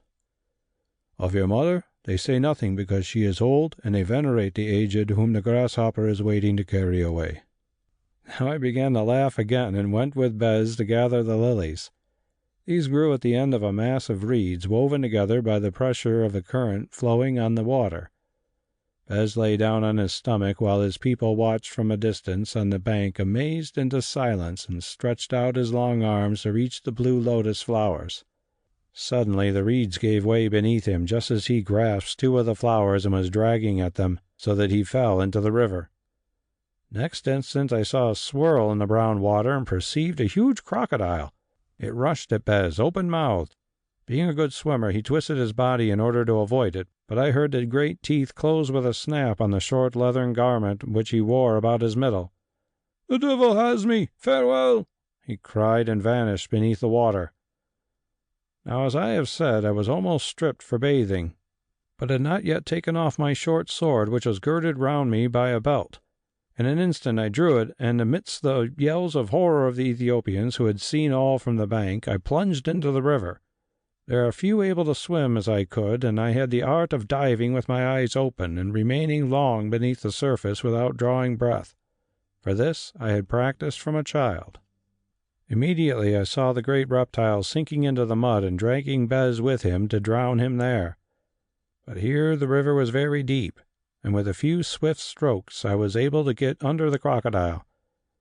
Then with all my strength I stabbed upwards, driving that sword far into the soft part of the throat. Feeling the pain of the sharp iron, the beast let go of Bes and turned on me. How it happened I do not know, but presently I found myself upon its back and was striking at its eyes. One thrust at least went home, for the blinded brute rose to the surface, bearing me with him, and oh, the sweetness of the air as I breathed again. Thus we appeared, I riding the crocodile like a horse and stabbing furiously, while close by was Bes rolling his yellow eyes, but helpless, for he had no weapon. Still the devil was not dead, although blood streamed from him, only mad with pain and rage. Nor could the shouting Ethiopians help me, since they had only bows and dared not shoot lest their shaft should pierce me. The crocodile began to sink again, snapping furiously at my legs. Then I bethought me of a trick I had seen practiced by natives on the Nile. Waiting till its huge jaws were open, I thrust my arm between them, grasping the short sword in such a fashion that the hilt rested on its tongue and the point against the roof of its mouth. It tried to close its jaws, and lo! The good iron was fixed between them, holding them wide open. Then I withdrew my hand and floated upwards with nothing worse than a cut upon the wrist from one of its sharp fangs. I appeared upon the surface, and after me the crocodile spouting blood and wallowing in its death agonies. I remembered no more till I found myself lying on the bank surrounded by a multitude, with Bes standing over me. Also in the shallow water was the crocodile, dead, my sword still fixed between its jaws. "Are you harmed, master?" cried Bes in a voice of agony. "Very little, I think," I answered, sitting up with the blood pouring from my arm. Bes thrust aside Karima, who had come lightly clothed from her tent, saying, "All is well, wife. I will bring you the lilies presently." Then he flung his arms about me, kissed my hands and my brow, and turning to the crowd, shouted, "Last night you were disputing as to whether this Egyptian lord should be allowed to dwell with me in the land of Ethiopia. Which of you disputes it now?" "No one," they answered with a roar. "He is not a man but a god. No man could have done such a deed." "So it seems," answered Bes quietly. "At least none of you even tried to do it. Yet he is not a god, but only that kind of man who is called a hero. Also, he is my brother, and while I reign in Ethiopia, either he shall reign at my side, or I go away with him." "It shall be so, Karun," they shouted with one voice, and after this I was carried back to the tent. In front of it my mother waited and kissed me proudly before them all, whereat they shouted again. So ended this adventure of the crocodile, except that presently Bes went back and recovered 2 lilies for Karima, this time from a boat, which caused the Ethiopians to call out that he must love her very much, though not as much as he did me. That afternoon, borne in litters, we set out for the city of the grasshopper, which we reached on the 4th day. As we drew near the place, regiments of men to the number of 12,000 or more came out to meet us, so that at last we arrived escorted by an army who sang their songs of triumph and played upon their musical instruments until my head ached with the noise. The city was a great place, whereof the houses were built of mud and thatched with reeds. It stood upon a wide plain, and in its center rose a natural rocky hill, upon the crest of which, fashioned of blocks of gleaming marble and roofed with a metal that shone as gold, was the Temple of the Grasshopper, a columned building very like to those of Egypt. Round it also were other public buildings, among them the palace of the Karun, the whole being surrounded by triple marble walls as a protection from attack by foes. Never had I seen anything so beautiful as that hill, with its edifices shining white roofed with gold or copper and gleaming in the sun. Descending from my litter, I walked to those of my mother and Karima, for Bes and his majesty might not be approached, and said as much to them. "Yes, son," answered my mother. "It is worth while to have traveled so far to see such a sight. I shall have a fine sepulchre, son." "I have seen it all before," broke in Karima. "When?" I asked. "I do not know. I suppose it must have been when I was the cup of the Holy Tanofir. At least it is familiar to me. Already I weary of it, for who can care for a land or a city where they think white people hideous and scarcely allow a wife to go near her husband, save between midnight and dawn, when they cease from their horrible music? It will be your part to change these customs, Karima." "Yes," she exclaimed, "certainly that will be my part." After which I went back to my litter. End of chapter 14. Chapter 15. The Summons. Now at the gates of the city of the Grasshopper we were royally received. The priests came out to meet us, pushing a colossal image of their god before them on a kind of flat chariot, and I remember wondering what be the value of that huge golden locust if it were melted down. Also the council came, very ancient men all of them, since the Ethiopians for the most part lived more than 100 years. Perhaps that is why they were so glad to welcome Bes, since they were too old to care about retaining power in their own hands as they had done during his long absence. For save Bes there was no other man living of the true royal blood who could take the throne. Then there were thousands of women, broad-faced and smiling, whose black skins shone with scented oils, for they wore little except a girdle about their waists and many ornaments of gold. Thus their earrings were sometimes a palm in breadth, and many of them had great gold rings through their noses, such as in Egypt are put in those of bulls. My mother laughed at them, but Karima said that she thought them hideous and hateful. They were a strange people, these Ethiopians, like children, most of them, being merry and kind, and never thinking of one thing more than a minute. Thus one would see them weep and laugh almost in the same breath. But among them was an upper class who had great learning and much ancient knowledge. These men made their laws wherein there was always sense under what seemed to be folly, designed the temples, managed the mines of gold and other metals, and followed the arts. They were the real masters of the land. The rest were but slaves, content to live in plenty, for in that fertile soil want never came near them, and to do as they were bid. Thus they passed from the cradle to the grave amidst song and flowers, carrying out their light allotted tasks, and for the rest, living as they would and loving those they would, especially their children, of whom they had many. By nature and tradition the men were warriors and hunters, being skilled in the use of the bow and always at war when they could find anyone to fight. Indeed, when we came among them their trouble was that they had no enemies left, and at once they implored Bes to lead them out to battle, since they were weary of herding kine and tilling fields. All of these things I found out by degrees. Also that they were a great people who could send out an army of 70,000 men and yet leave enough behind them to defend their land. Of the world beyond their borders, the most of them knew little, but the learned men of whom I have spoken a great deal, since they traveled to Egypt and elsewhere to study the customs of other countries. For the rest, their only god was the grasshopper, and like that insect they skipped and chirruped through life, and when the winter of death came, sprang away to another of which they knew nothing, leaving their young behind them to bask in the sun of unborn summers. Such were the Ethiopians. Now of all the ceremonies of the reception of Bes and his re-crowning as Karun, I knew little, for the reason that the tooth of the crocodile poisoned my blood and made me very ill, so that I remained for a moon or more lying in a fine room in the palace where the gold seemed to be as plentiful as earthen pots are in Egypt, and all the vessels were of crystal. Had it not been for the skill of the Ethiopian leeches, and above all for the nursing of my mother, I think that I must have died. She it was who withstood them when they wished to cut off my arm, and wisely, for it recovered and was as strong as it had ever been.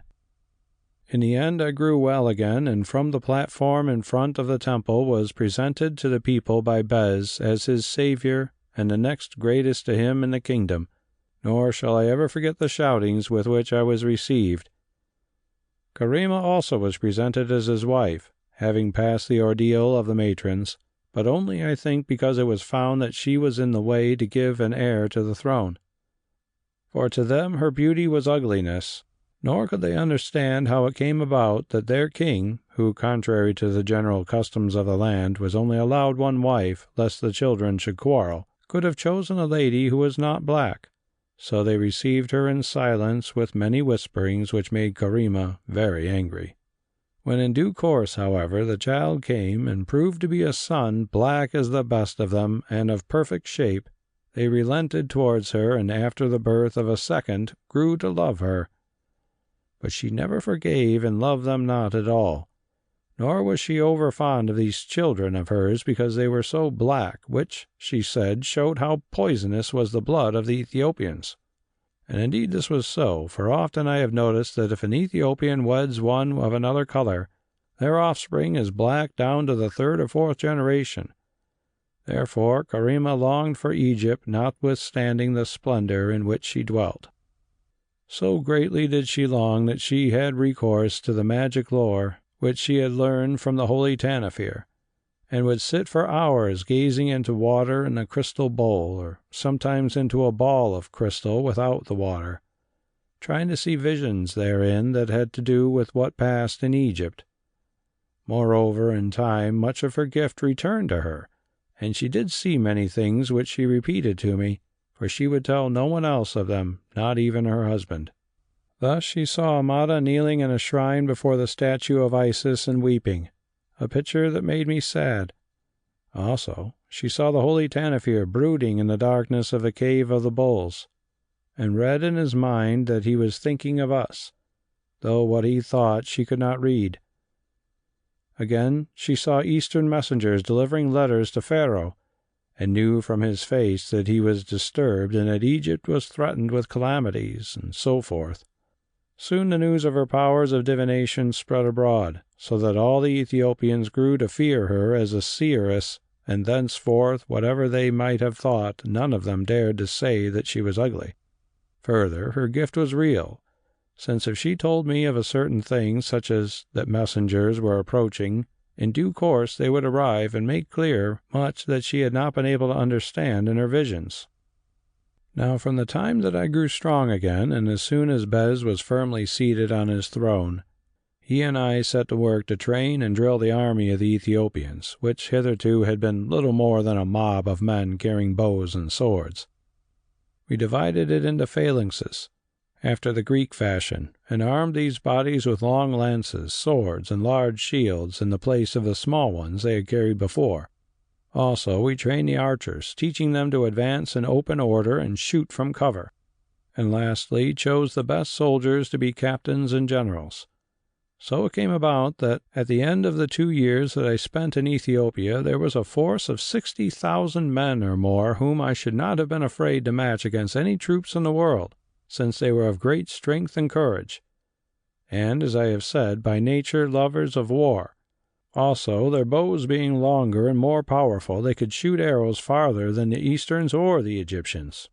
The Ethiopian lords wondered why their king and I did these things, since they saw no enemy against which so great an army could be led to battle. On that matter Bes and I kept our own counsel, telling them only that it was good for the men to be trained to war, since, hearing of their wealth, one day the King of Kings might attempt to invade their country. So month by month I labored at this task, leading armies into distant regions to accustom them to traveling far afield, carrying with them what was necessary for their sustenance. So it went on, until a sad thing happened. Since returning from one of these forays, in which I had punished a tribe that had murdered some Ethiopian hunters, and we had taken many thousands of their cattle, I found my mother dying. She had been smitten by a fever which was common in that season of the year, and being old and weak, had no strength to throw it off. As medicine did not help her, the priests of the Grasshopper prayed day and night in their temple for her recovery. Yes, there they prayed to a golden locust standing on an altar in a sanctuary that was surrounded by crystal coffins, wherein rested the flesh of former kings of the land. To me the sight was pitiful, but Bes asked me what was the difference between praying to a locust and praying to images with the heads of beasts, or to a dwarf shaped as he was like we did in Egypt, and I could not answer him.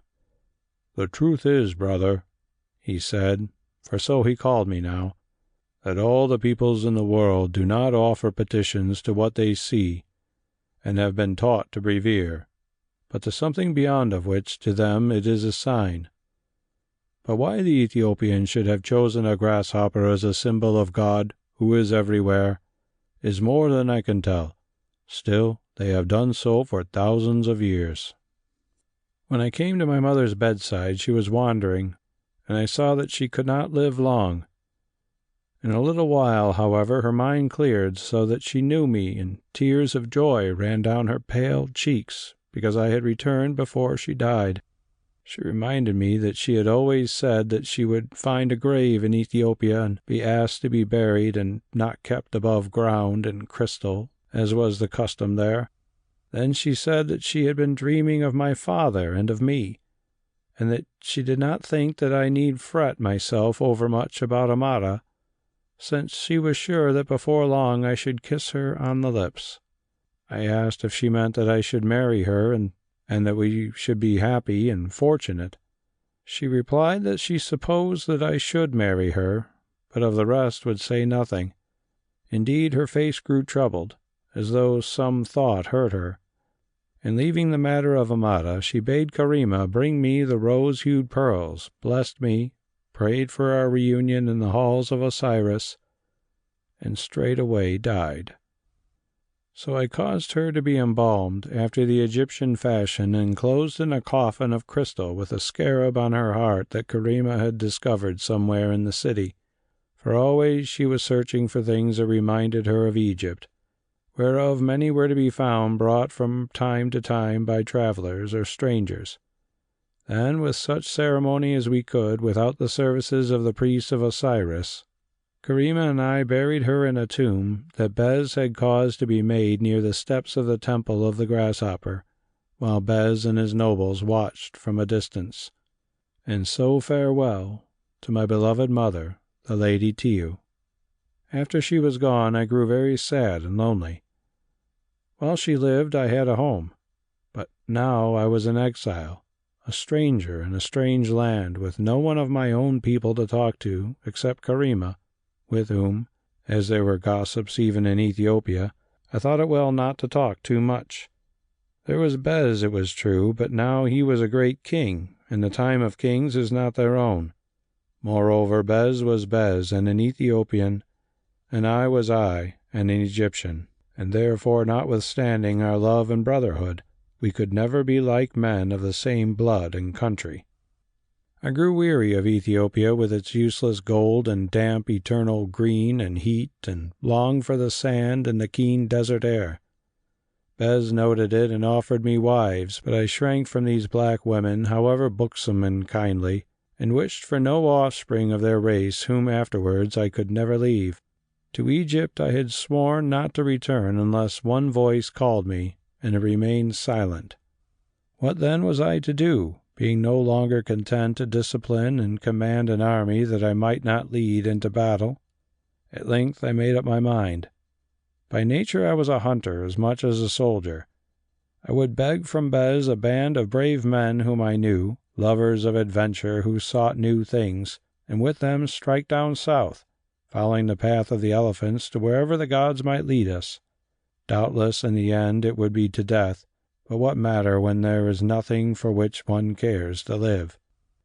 While I was brooding over these plans, Karima read my mind, perhaps because it was her own, perhaps by help of her strange arts, which I do not know. At least one day when I was sitting alone looking at the city beneath from one of the palace window places, she came to me, looking very beautiful and very mystic in the white robe she always loved to wear, and said, "My lord Shabaka, you tire of this land of honey and sweetness and soft airs and flowers and gold and crystal and black people who grin and chatter and are not pleasant to be near, is it not so?" "Yes, Queen," I answered. "Do not call me Queen, my lord Shabaka, for I weary of that name, as we both do of the rest. Call me Karima the Arab, or Karima the Cup, which you will, but by the name of Thoth, god of learning, do not call me Queen." "Karima, then," I said. "Well, how do you know that I tire of all this, Karima?" "How could you do otherwise who are not a barbarian, and who have Egypt in your heart, and Egypt's fate, and—" here she looked me straight in the eyes, "Egypt's lady. Besides, I measure you by myself." "You at least should be happy, Karima, who are great and rich and beloved, and the wife of a king who is one of the best of men, and the mother of children." "Yes, Shabaka, I should be, but I am not. For who can live on sweetmeats only, especially when they like what is sour? See now how strangely we are made. When I was a girl, the daughter of an Arab chief, well bred and well taught as it chanced, I tired of the hard life of the desert and the narrow minds about me, I who longed for wisdom and to know great men. Then I became the cup of the Holy Tanofir, and wisdom was all about me, strange wisdom from another world, rough, sharp wisdom from Tanofir, and the quiet wisdom of the dead among whom I dwelt. I wearied of that also, Shabaka. I was beautiful and knew it, and I longed to shine in a court and be admired among men, and to be envied of women, to rule. My husband came my way. He was clever with a great heart. He was your friend, and therefore I was sure that he must be loyal and true. He was, or might be, a king, as I knew, though he thought that I did not. I married him, and the Holy Tanofir laughed, but he did not say me nay, and I became a queen.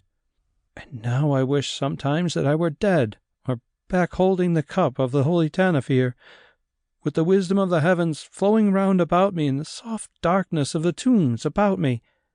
It seems that In this world we never can be content, Shabaka." "No, Karima. We only think that we should be if things were otherwise than they are. But how can I help you, Karima?" "Least of all by going away and leaving me alone," she answered with the tears starting to her eyes. Looking at her, I began to think that the best thing I could do would be to go away and at once. But as ever she read my thought, shook her head and laughed. "No, no, I have put on my yoke and will carry it to the end. Have I not 2 black children and a husband who is a hero, a wit and a mountebank in one, and a throne and more gold and crystal than I could ever wish to see again, even in a dream? And shall I not cling to these good things? If you went, I should only be a little more unhappy than before, that is all. Not for my sake do I ask you to stay, but for your own." "How for my own, Karima? I have done all that I can do here. I have built the army afresh from cook boys to generals. Bes needs me no longer, who has you, his children, and his country, and I die of weariness." "You can stop to make use of that army you have built afresh, Shabaka." "Against whom? There are none to fight." "Against the great king of the East. Listen. My gift of vision has grown strong and clear of late. Only today I have been seeing a meeting between Pharaoh, the Holy Tanofir, and the Lady Amada. They were all disturbed, I know not at what, and the end of it was that Amada wrote in a roll and gave the writing to messengers, who I think even now are speeding southward, to you, Shabaka. Nay, do not look doubtfully on me, it is true." "Then you did well to tell me, Karima, for within a moon of this day I should have been where perhaps no messengers would have found me. Now I will wait, and let it be your part to prepare the mind of Bes. Do you think he would give me an army to lead to Egypt if there were need?" She nodded and answered, "He would do so for 3 reasons. The first is because he loves you. The second, because he too wearies of Ethiopia and this rich, fat life of peace. And the third, because I shall tell him that he must." "Then why trouble to speak of the other 2? I said, laughing. So I stayed on in the city of the grasshopper and busied myself with the questions of how to transport and feed a great army that must hold the field for 6 months or a year. Also with the setting of hundreds of skilled men to the making of bows, arrows, swords, and shields. Nor did Bes say me no in these matters. Indeed, he helped them forward by issuing the orders as his own, wherein I saw the hand of Karima. 3 months went by, and I began to think that Karima's power had been at fault, or that her vision was one that came from her lips and not from her heart, to keep me in Ethiopia. But again she read my mind and smiled. "Not so, Shabaka," she said. "Those messengers have come to trouble, and are detained by a petty tribe beyond our borders over some matter of a woman. 10 days ago the frontier guards marched to set them free." So again I waited, and at length the messengers came, 3 of them Egyptians and 3 men of Ethiopia who dwelt in Egypt to learn its wisdom, reporting that, as Karima had said, through the foolishness of a servant they had been held prisoner by an Arab chief and thus delayed. Then they delivered the writings which they had kept safe. One was from Pharaoh to Karun of Ethiopia, one was from the Holy Tanofir to Karima, and one from the Lady Amada to myself. With a trembling hand I broke the silk seals and read. It ran thus: "Shabaka, my cousin, you departed from Egypt, saying that never would you return unless I, Amada the priestess, called you. And I told you that I should never call. You said, moreover, that if you came at my call, you would demand me in guerdon. And I told you that I never would give myself to you who was doubly sworn to Isis. Yet now I call, and now I say that if you come and conquer and I yet live, then, if you still will it, I am yours. Thus stands the case. The great king advances upon Egypt with an army countless as the sands, nor can Egypt hope to battle against him unaided and alone. He comes to make of her a slave, to kill her children, to burn her temples, to sack her cities and defile her gods with blasphemies. Moreover, he comes to seize me and to drag me away to shame in his house of women. Therefore, for the sake of the gods, for Egypt's sake, and for my own, I pray that you come and save us. Moreover, I still love you, Shabaka. Yes, more than 1,000 times than ever I did. Though whether you still love me, I know not. For that love's sake, therefore, I am ready to break my vows to Isis and to dare her vengeance, if she should desire to be venged upon me, who would save her and her worship, praying that it may fall on my head and not on yours. This will I do by the counsel of the Holy Tanofir, by command of Pharaoh, and with the consent of the high priests of Egypt. Now I, Amada, have written. Choose, Shabaka, beloved of my heart. Such was the letter that caused my head to swim and set my soul on fire. Still I said nothing, but thrust it into my robe and waited. Presently Bes, who had been reading in his roll, looked up and spoke, saying, "Are you minded to see arrows fly and swords shine in war, brother? If so, there is opportunity. Pharaoh writes to me above his own seal, seeking an alliance between Egypt and Ethiopia. He says that the King of Kings invades him, and that if he conquers Egypt, he has sworn to travel and conquer Ethiopia also, since he learns that it is now ruled by a certain dwarf who once stole his white signet, and by a certain Egyptian who once killed his satrap Idernes."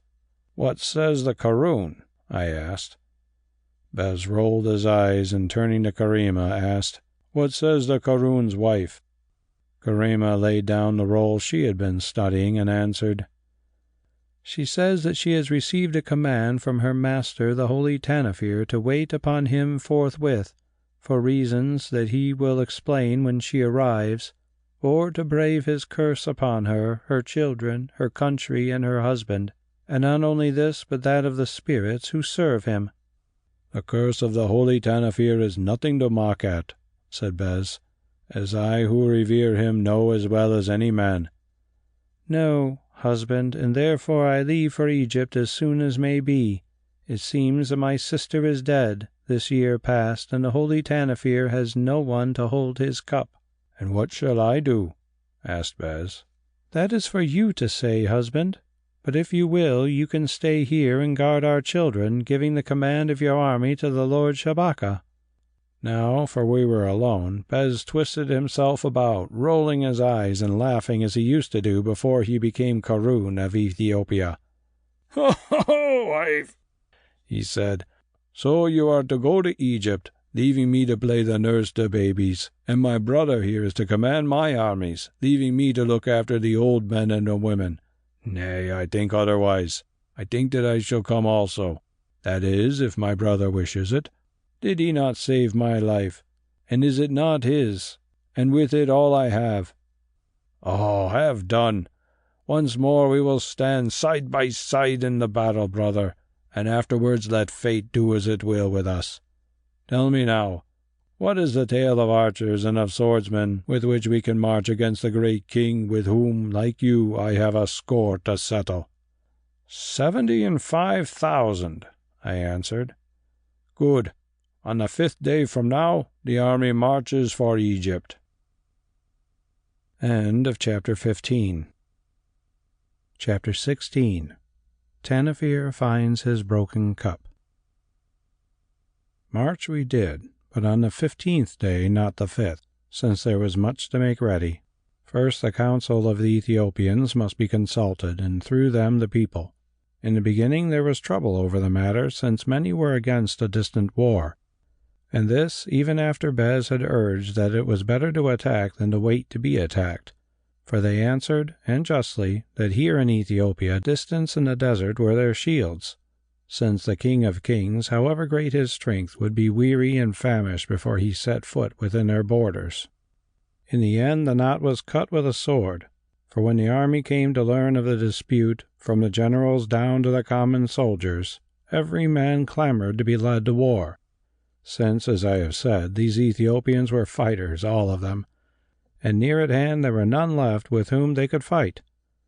So when the council came to see that they must choose between war abroad and revolt at home, they gave way, bargaining only that the children of the Caroon should not leave the land, so that if aught befell him, there would be some of the true blood left to succeed. Also the grasshopper was consulted by the priests, who found the omens favorable. Indeed, it was told that this great golden locust sat upon its hind legs upon the altar and waved its feelers in the air, which only happened when wonderful fortune was about to bless the land. The tale reminded me of the nodding of the statues of our own gods in Egypt when a new pharaoh was presented to them, and that of Isis when Amada put up her prayer to the Divine Mother. To tell the truth, I suspected Karima of having some hand in the business. However, so it happened. At length we set forth, a mighty host, Bes commanding the swordsmen, and I under him the archers, of whom there were more than 30,000 men, and glad was I when all the farewells were said and we were free of the weeping crowds of women. At first Bes and Karima were somewhat sad at parting from their children, but in a little while they grew gay again, since the one longed for battle and the other for the sands of Egypt. Now, for our advance I need say little, except that it was slow, though none dared to bar the road of so mighty an array. Since we must go on foot, we were not able to cover more than 5 leagues in a day, for even after we reached the river, boats could not be found for so many, though Karima traveled in one with her ladies. Also, cattle and corn must always be sent forward for food. Still, we crept on to Egypt without sickness, accident, or revolt. When we drew near to its frontiers, messengers met us from Pharaoh, bearing letters in answer to those which we had sent with the tidings of our coming. These contained little but ill news. It seemed that the great king with a countless host had taken all the cities of the Delta, and, after a long siege, had captured Memphis and put it to the sack, and that the army of Egypt, fighting desperately by land and upon the Nile, was being driven southwards towards Thebes. Pharaoh added that he proposed to make his last stand at the strong city of Amada, since he doubted whether the troops from Lower Egypt would not rather surrender to the Easterns than retreat further up the Nile. He thanked and blessed us for our promised aid, and prayed that it might come in time to save Egypt from slavery and himself from death.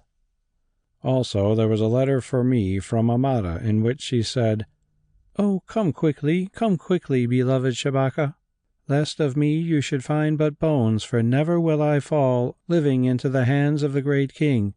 We are sore pressed, and although Amada has been made very strong, it can stand but a little while against such a countless multitude armed with all the engines of war." For Karima, too, there were messages from the Holy Tanofir of the same meeting, saying that unless we appeared within a moon of their receipt, all was lost. We read and took counsel. Then we pressed forward by double marches, sending swift runners forward to bid Pharaoh and his army hold on to the last spear and arrow. On the 25th day from the receipt of this news, we came to the great frontier city, which we found in tumult, for its citizens were mad with fear. Here we rested one night and ate of the food that was gathered there in plenty. Then, leaving a small rear guard of 5,000 men who were tired out to hold the place, we pressed onwards, for Amada was still 4 days' march away. On the morning of the 4th day we were told that it was falling, or had fallen, and when at length we came in sight of the place, we saw that it was beleaguered by an innumerable host of Easterns, while on the Nile was a great fleet of Grecian and Cyprian mercenaries. Moreover, heralds from the King of Kings reached us, saying, "Surrender, barbarians, or before the 2nd day dawns you shall sleep sound, every one of you." To these we answered that we would take counsel on the matter, and that perhaps on the morrow we would surrender, since when we had marched from Ethiopia we did not know how great was the king's strength, having been deceived as to it by the letters of Pharaoh. Meanwhile, that the King of Kings would do well to let us alone, since we were brave men and meant to die hard, and it would be better for him to leave us to march back to Ethiopia rather than lose an army trying to kill us. With these words, which were spoken by Bes himself, the messengers departed. One of them, however, who seemed to be a great lord, called in a loud voice to his companions, saying it was hard that nobles should have to do the errands, not of a man, but of an ape, who would look better hanging to a pole. Bes made no answer, only rolled his yellow eyes, and said, when the lord was out of hearing, "Now, by the grasshopper and all the gods of Egypt, I swear that in payment for this insult I will choke the Nile with the army of the great king, and hang that knave to a pole from the prow of the royal ship." Which last thing I hope he did. When the embassy had gone, Bes gave orders that the whole army should eat and lie down to sleep. "I am sure," said he, "that the great king will not attack us at once, since he will hope that we shall flee away during the night, having seen his strength." So the Ethiopians filled themselves and lay down to sleep, which these people can do at any time, even if not tired as they were. But while they rested, Bes and I and Karima, with some of the generals, consulted together long and earnestly. For in truth we knew not what to do. But a league away lay the town of Amada, beset by hundreds of thousands of the Easterns, so that none could come in or out. And within its walls were the remains of Pharaoh's army, not more than 20,000 men, all told, if what we heard were true. On the Nile also was a great Grecian and Cyprian fleet, 200 vessels and more, though as we could see by the light of the setting sun that most of these were made fast to the western bank where the Egyptians could not come at them. For the rest, our position was good, being on high desert beyond the cultivated land which bordered the eastern bank. But in front of us, separating us from the southern army of the king, stretched a swamp hard to cross, so that we could not hope to make an attack by night, as there was no moon. Lastly, the main eastern strength, to the number of 200,000 or more, lay to the north beyond Amada. All these things we considered, talking low and earnestly there in the tent, till it grew so dark that we could not see each other's faces, while behind us slumbered our army that now numbered some 70,000 men.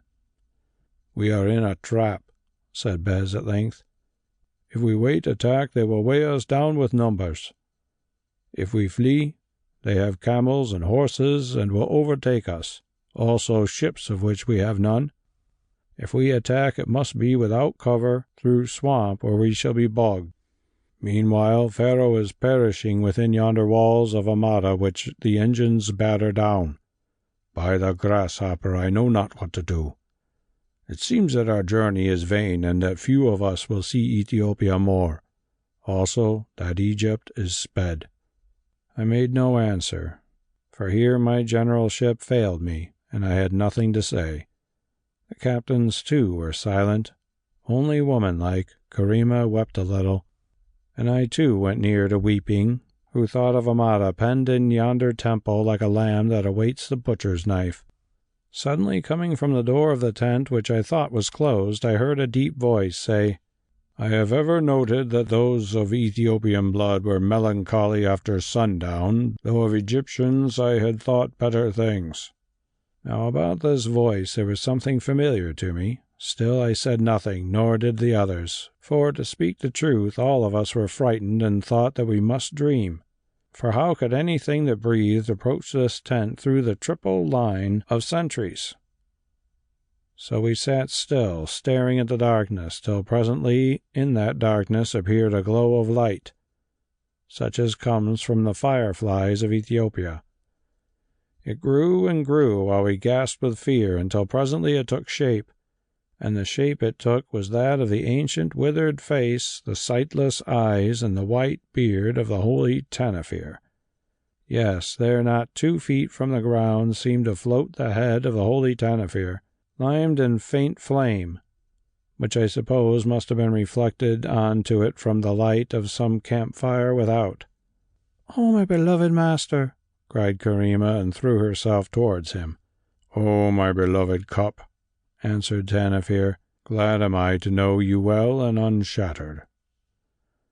Then a torch was lit, and lo, there before us, wrapped in his dark cloak, sat the Holy Tanofir. "Whence come you, my great uncle?" I asked, amazed. "From less far than you, nephew," he answered, "namely, out of Amada yonder." "Oh, ask me not how. It is easy if you are a blind old beggar who knows the path. And, by the way, if you have aught to eat, I should be glad of a bite and a sup, since in Amada food has been scarce for this last month, and tonight there is little left." Karima sped from the tent, and presently returned with bread and wine, of which Tanofir partook almost greedily. "This is the first strong drink I have tasted for many a year," he said as he drained the goblet. "But better a broken vow than broken wits when one has much to plan and do. At least I hope the gods will think so when I meet them presently. There, I am strong again. Now, say, what is your force?" We told him. "Good. And what is your plan?" We shook our heads, having none. "Bes," he said sternly, "I think you grow dull since you became a king, or perhaps it is marriage that makes you so. Why, in bygone years schemes would have come so fast that they would have choked each other between those thick lips of yours. And Shabaka, tell me, have you lost all your generalship, whereof once you had plenty, in the soft air of Ethiopia? Or is it that even the shadow of marriage makes you dull? Well, I must turn to the woman, for that is always the lot of man. Your plan, Karima, and quickly, for there is no time to lose." Now the face of Karima grew fixed and her eyes dreamy as she spoke in a slow, measured voice, like one who knows not what she says. "My plan is to destroy the armies of the great king and relieve the city of Amada." "Very good plan," said the Holy Tanofir, "but the question is, how?" "I think," went on Karima, "that about a league above this place there is a spot where at this season the Nile can be forded by tall men without the wetting of their shoulders. First, then, I would send 5,000 swordsmen across that ford and let them creep down on the navy of the great king where the sailors revel in safety or sleep sound, and fire the ships. The wind blows strongly from the south, and the flames will leap fast from one of them to the other. Most of their crews will be burned, and the rest can be slain by our 5,000. "Good, very good," said the Holy Tanofir, "but not enough, seeing that on the eastern bank is gathered the host of over 200,000 men. Now, how will you deal with them, Karima?" "I seem to see a road yonder beyond the swamp. It runs on the edge of the desert, but behind the sand hills. I would send the archers, of whom there are more than 30,000, under the command of Shabaka, along that road which leads them past Amada. On its farther side are low hills strewn with rocks. Here I would let the archers take cover and wait for the breaking of the dawn. Then beneath them they will see the most of the eastern host, and with such bows as ours they can sweep the plain from the hills almost to the Nile, and having 100 arrows to a man should slaughter the Easterns by the 10,000, for when these turn to charge a shaft should pierce through two together." "Good again," said Tanofir. "But what of the army of the great king which lies upon this side of Amada?" "I think that before dawn, believing us so few, it will advance, and with the first light begin to thread the swamp, and therefore we must keep 5,000 archers to gall it as it comes. Still it will win through, though with loss, and find us waiting for it here, shoulder to shoulder, rank upon rank, with locked shields, against which horse and foot shall break in vain. For who shall drive a wedge through the Ethiopian squares that Shabaka has trained and that Bes, the Karun, commands? I say that they shall roll back like waves from a cliff, yes, again and again, growing ever fewer, till the clamour of battle and the shouts of fear and agony reach their ears from beyond Amada, where Shabaka and the archers do their work, and the sight of burning ships strikes terror in them, and they fly." "Good again," said the Holy Tanofir, "but still many on both fronts will be left, for this army of Easterns is very vast. And how will you deal with those, O Karima?" "On these I would have Pharaoh, with all his remaining strength, pour from the northern and southern gates of Amada. for so shall they be caught like wounded lions between two wild bulls, and torn and trampled and utterly destroyed. Only I know not how to tell Pharaoh what he must do and when." "Good again," said the Holy Tanofir. "Very good. And as for the telling of Pharaoh, well, I shall see him presently. It is strange, my chipped cup, which I had almost thrown away as useless, that although broken, you still hold so much wisdom. For know, wonderful though it may seem, that just such plans as you have spoken have grown up in my own mind, only I wish to learn if you thought them wise." Then he laughed a little, and Karima stretched her arms as one does who awakes from sleep, rubbed her eyes, and asked if he would not eat more food. In an instant Tanofir was speaking again in a quick, clear voice. "Bes, or king," he said, "doubtless you will do your wife's will. Therefore, let the host be aroused and stand to its arms. It chances I have 4 men without who can be trusted. 2 of these will guide the 5,000 to the ford and across it, also down upon the ships. The other 2 will guide Shabaka and the archers along the road which Karima remembers so well. Perhaps she trod it as a child. For my part, I return to Amada to make sure that Pharaoh does his share and at the right time. For mark, unless all this is carried through tonight, Amada will fall tomorrow. A certain priestess will die, and you, Bes, and your soldiers will never look upon Ethiopia again. Is it agreed?" I nodded, who did not wish to waste time in words, and Bes rolled his eyes and answered, "When one can think of nothing, it is best to follow the counsel of those who can think of something. Also to hunt rather than to be hunted. Especially is this so if that something comes from the Holy Tanofir or his broken cup. Generals, you have heard. Rouse the host and bid them stand to their arms, company by company." The generals leapt away into the darkness like arrows from a bow, and presently we heard the noise of gathering men. "Where are these guides of yours, Holy Tanofir?" asked Bes. Tanofir beckoned over his shoulder, and out of the gloom, one by one, 4 men stole into the tent. They were strange, quiet men, but I can say no more of them, since their faces were veiled, nor, as it chances, did I ever see any of them after the battle, in which I suppose that they were killed. Or perhaps they appeared after... well, never mind. "You have heard?" said Tanofir, whereupon all 4 of them bowed their mysterious veiled heads. "Now, my brother," whispered Bes into my ear, "tell me, I pray you, how did 4 men who were not in the tent hear what was said in this tent, and how did they come through the guards who have orders to kill anyone who does not know the countersign, especially men whose faces were wrapped in napkins?" "I do not know," I answered, whereon Bes groaned. Only Karima smiled a little as though to herself. "Then, having heard, obey," said the Holy Tanofir, whereon the 4 veiled ones bowed again. "Will you not give them their orders, most venerable?" inquired Bes doubtfully.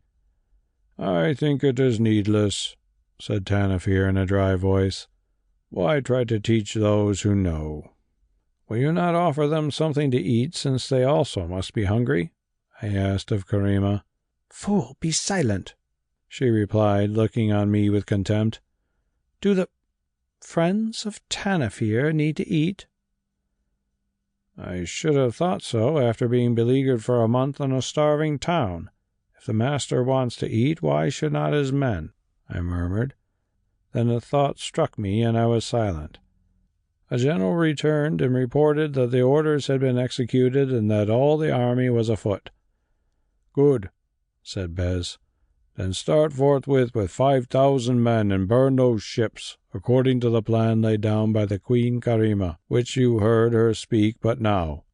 And he named certain regiments that he should take with him, those of a general's own command, adding, "Save some of the ships if you can, and afterwards cross the Nile in them with your men, and join yourself either to my force or to that of the Lord Shabaka, according to what you see. May the grasshopper give you victory and wisdom." The general saluted and asked, Who guides us to and across the ford of the great river?" Two of the veiled men stepped forward, whereon the general muttered into my ear, "I do not like the look of them. I pray the grasshopper they do not guide us across the river of death." "Have no fear, General," said the Holy Tanofir from the other end of the tent. "If you and your men play their parts as well as the guides will play theirs, the ships are already burned together with their companies. Only take fire with you." So the general departed with the two guides, looking somewhat frightened, and soon was marching up Nile at the head of 5,000 swordsmen. Now Bes looked at me and said, "It seems that you had better be gone also, my brother, with the archers. Perchance the Holy Tanofir will show you whither."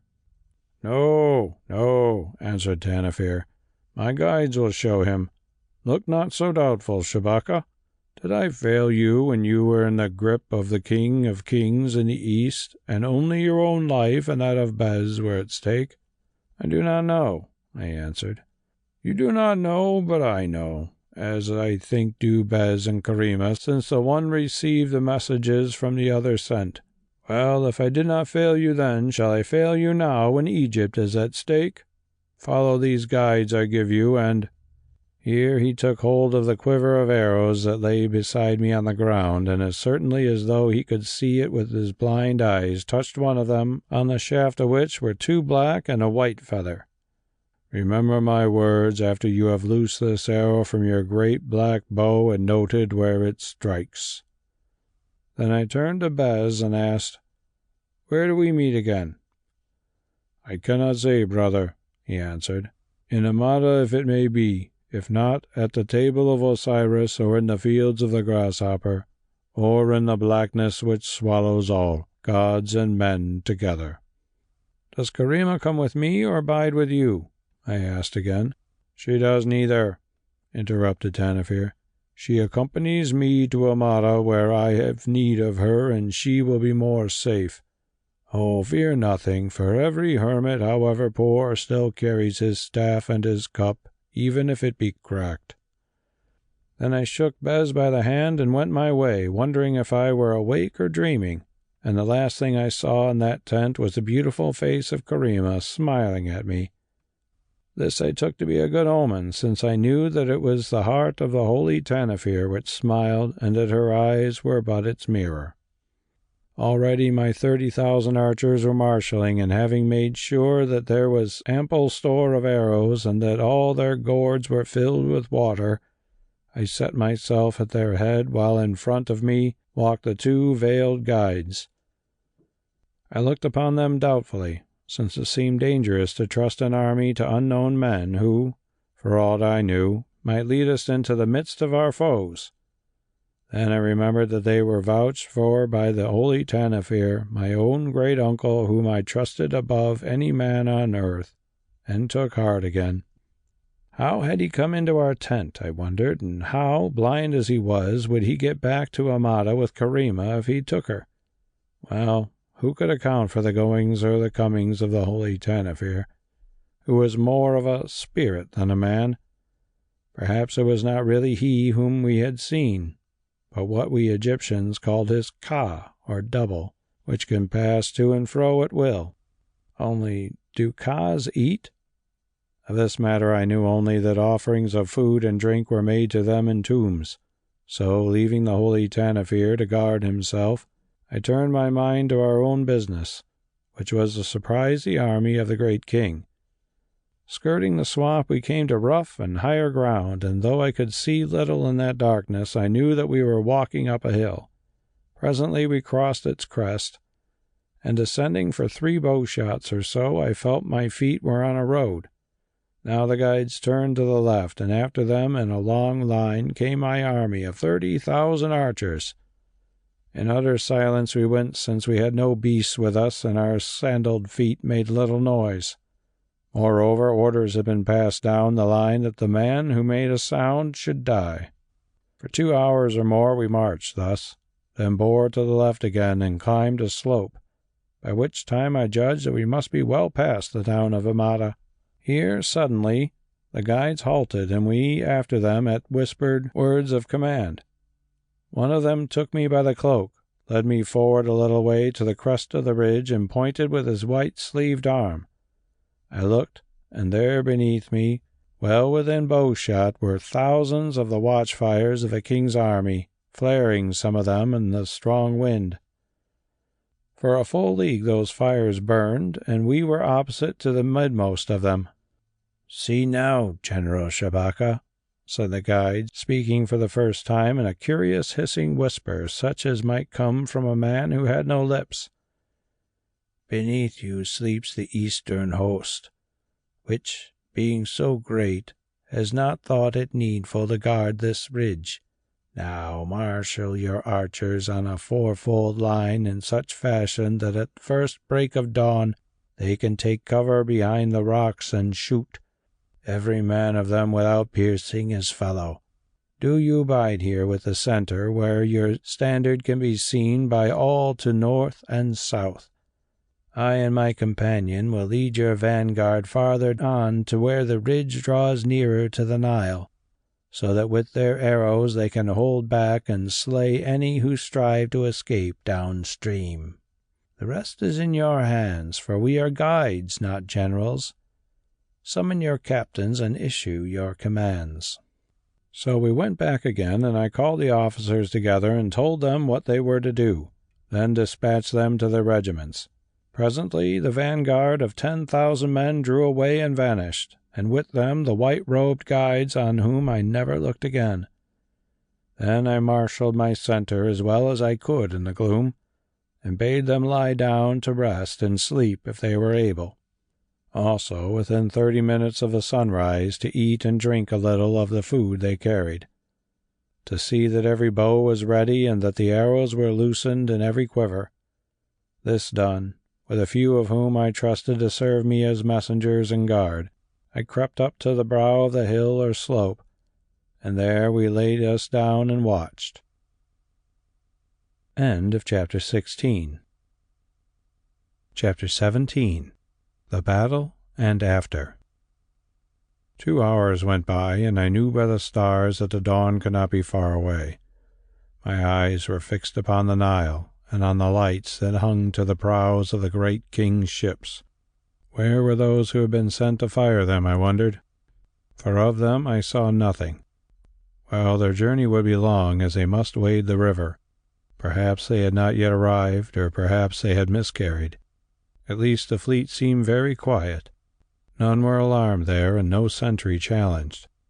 At length it grew near to dawn, and behind me I heard the gentle stir of the Ethiopians arising and eating as they had been bidden, whereon I too ate and drank a little, though never had I less wished for food. The east brightened, and far up the Nile of a sudden there appeared what at first I took to be a meteor or a lantern waving in the wind that now was blowing its strongest, as it does at this season of the year, just at the time of dawn. Yet that lantern seemed to travel fast, and lo, now I saw that it was fire running up the rigging of a ship. It leapt from rope to rope, and from sail to sail, till they blazed fiercely, and in other ships also nearer to us. Flame appeared that grew to a great red sheet. Our men had not failed. The navy of the King of Kings was burning.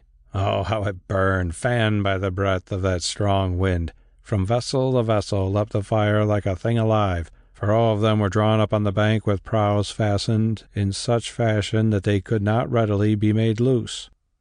Some broke away indeed, but they were aflame and only served to spread the fire more quickly. Before the rim of the sun appeared for a league or more, there was nothing but blazing ships, from which rose a hideous crying, and still more and more took fire lower down the line. I had no time to watch, for now I must be up and doing. The sky grew gray. There was light enough to see, though faintly. I cast my eyes about me and perceived that no place in the world could have been better for archery. In front the hill was steep for 100 paces or more, and scattered over with thousands of large stones, behind which bowmen might take shelter.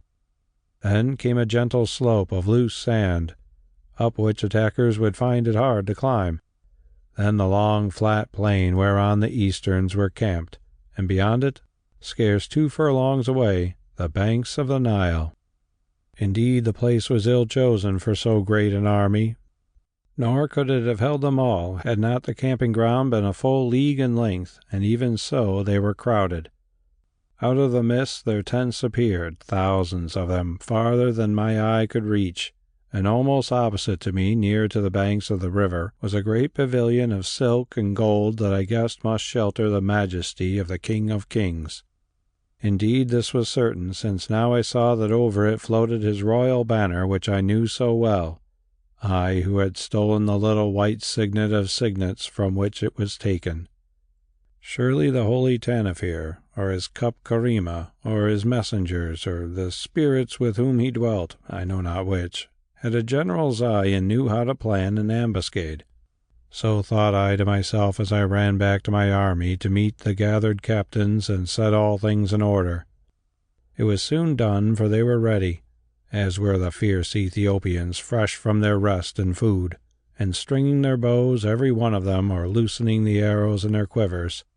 As I came they lifted their hands in salute, for speak they dared not, and I sent a whisper down their ranks, that this day they must fight and conquer, or fall for the glory of Ethiopia and their king. Then I gave my orders, and before the sun rose and revealed them, they crept forward in a fourfold line and took shelter behind the stones, lying there invisible on their bellies until the moment came. The red rim of Ra appeared glorious in the east, and I, from behind the rocks that I had chosen, sat down and watched. Oh, truly, Tanofir, the gods of Egypt were ordering things aright for us. The huge camp was awake now and aware of what was happening on the Nile. They could not see well because of the tall reeds upon the river's rim, and therefore, without order or discipline, by the 1,000 and 10,000, for their numbers were countless, some with arms and some without, they ran to the slope of sand beneath our station and began to climb it to have a better view of the burning ships. The sun leapt up swiftly as it does in Egypt. His glowing edge appeared over the crest of the hill, though the hollows beneath were still filled with shadow. The moment was at hand. I waited till I counted 10, glancing to the right and left of me to see that all were ready, and to suffer the crowd to thicken on the slope, but not to reach the lowest rocks whither they were climbing. Then I gave the double signal that had been agreed. Behind me the banner of the golden grasshopper was raised upon a tall pole, and broke upon the breeze. That was the first signal, whereat every man rose to his knees and set shaft on string. Next I lifted my bow, the black bow, the ancient bow that few save I could bend, and drew it to my ear.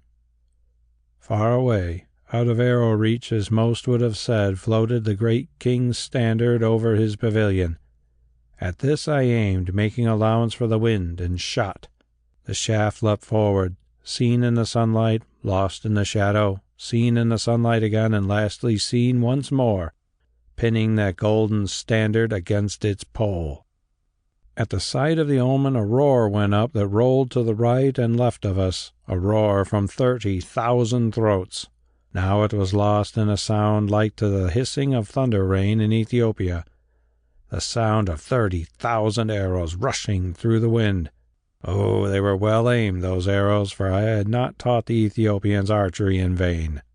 How many went down before them? The gods of Egypt know alone. I do not. All I know is that the long slope of sand which had been crowded with standing men was now thick with fallen men, many of whom lay as though they were asleep. For what male could resist the iron-pointed shafts driven by the strong bows of the Ethiopians? And this was but a beginning, for flight after flight those arrows sped till the air grew dark with them. Soon there were no more to shoot at on the slope, for these were down, and the order went to lift the bows and draw upon the camp, and especially upon the parks of baggage beasts. Presently these were down also, a rushing madden to and fro. At last the Eastern generals saw and understood. Orders were shouted, and in a mad confusion the scores of thousands who were unharmed rushed back towards the banks of the Nile, where our shafts could not reach them. Here they formed up in their companies and took counsel. It was soon ended, for all the vast mass of them, preceded by a cloud of archers, began to advance upon the hill. Now I passed a command to the Ethiopians, of whom so far not one had fallen, to lie low and wait. On came the glittering multitude of Easterns, gay with purple and gold, their mail and swords shining in the risen sun. On they came by squadron and by company, more than the eye could number. They reached the sand slope thick with their own dead and wounded, and paused a little because they could see no man, since the black bodies of the Ethiopians were hid behind the black stones, and the black bows did not catch the light. Then from a gorgeous group that I guessed hid the person of the great king surrounded by his regiment of guards, 10,000 of them who were called immortals, messengers sprang forth, screaming the order to charge. The host began to climb the slippery sand slope, but still I held my hand till their endless lines were within 50 paces of us, and their arrows rattled harmlessly against our stones.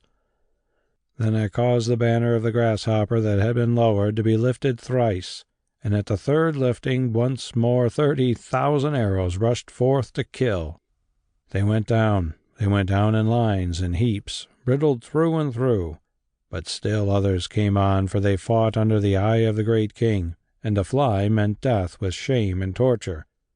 We could not kill them all, they were too many.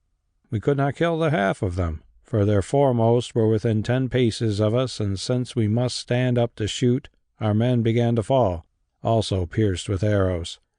I caused the blast of retreat to be sounded on the ivory horn, and step by step we drew back to the crest of the ridge, shooting as we went.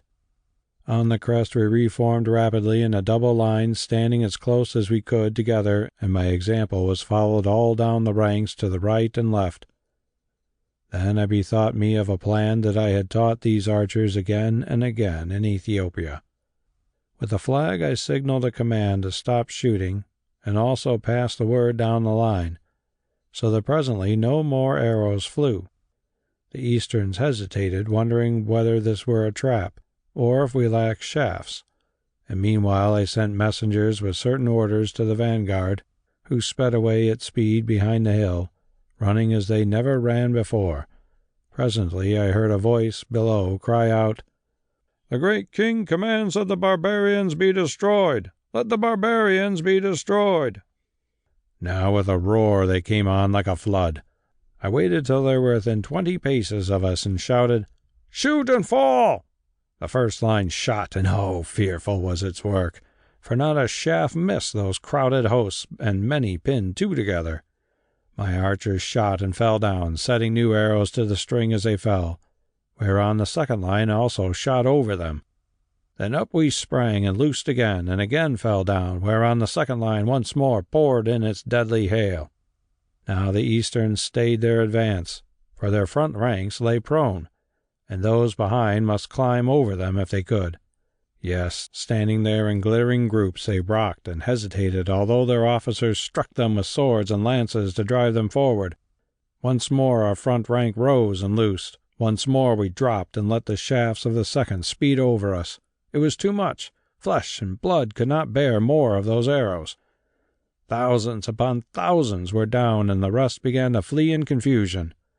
Then at my command the ivory horn sounded the charge. Every man slung his bow upon his back and drew his short sword. "On to them!" I cried, and leapt forward. Like a black torrent we rushed down the hill, leaping over the dead and wounded.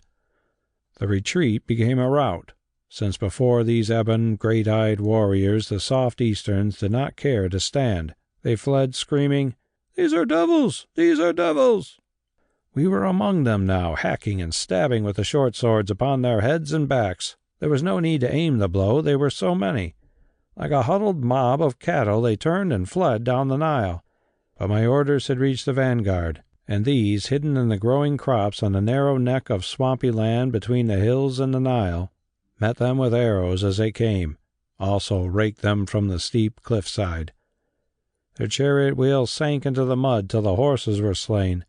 Their footmen were piled in heaps about them. Still, soon there was a mighty wall of dead and dying. And our center and rearguard came up behind. Oh, we slew and slew, till before the sun was an hour high, over half the enemy of the great king was no more. Then we reformed, having suffered but little loss, and drank the water of the Nile. "All is not done," I cried, for the immortals still remained behind us, gathered in massed ranks about their king. Also, there were many thousands of others between these and the walls of Amada, and to the south of the city yet a second army, that with which Bes had been left to deal. With what success I knew not. "Ethiopians!" I shouted, "cease crying victory, since the battle is about to begin. Strike, and at once, before the Easterns find their heart again." So we advanced upon the immortals, all of us, for now the vanguard had joined our strength. In long lines we advanced over that blood-soaked plain, and as we came the great king loosed his remaining chariots against us. It availed him nothing, since the horses could not face our arrows, whereof, thanks be to the gods, I had prepared so ample a store, carried in bundles by lads. Scarce a chariot reached our lines, and those that did were destroyed, leaving us unbroken. The chariots were done with, and their drivers dead, but there still frowned the squares of the immortals. We shot at them till nearly all our shafts were spent, and, galled to madness, they charged. We did not wait for the points of those long spears, but ran in beneath them, striking with our short swords, and oh, grim and desperate was that battle! Since the Easterns were clad in mail and the Ethiopians had but short jerkins of bull's hide. Fight as we would, we were driven back. The fray turned against us, and we fell by hundreds. I bethought me of flight to the hills, since now we were outnumbered and very weary. But behold, when all seemed lost, a great shouting arose from Amada, and through her open gates poured forth all that remained of the army of Pharaoh, perhaps 18,000 or 20,000 men. I saw, and my heart rose again. "Stand firm!" I cried. "Stand firm!" And lo, we stood. The Egyptians were on them now, and in their midst I saw Pharaoh's banner. By degrees the battle swayed towards the banks of the Nile, we to the north, and the Egyptians to the south, and the Easterns between us. They were trying to turn our flank, yes, and would have done it, had there not suddenly appeared upon the Nile a fleet of ships. At first I thought that we were lost, for these ships were from Greece and Cyprus, till I saw the banner of the grasshopper wave from a prow, and knew that they were manned by our 5,000 who had gone out to burn the fleet, but had saved these vessels. They beached, and from their crowded holds poured the 5,000, or those that were left of them, and ranging themselves upon the bank, raised their war shout and attacked the ends of the Eastern's lines. Now we charged for the last time, and the Egyptians charged from the south. Ha ha! The ranks of the immortals were broken at length. We were among them. I saw Pharaoh, his uraeus circlet on his helm.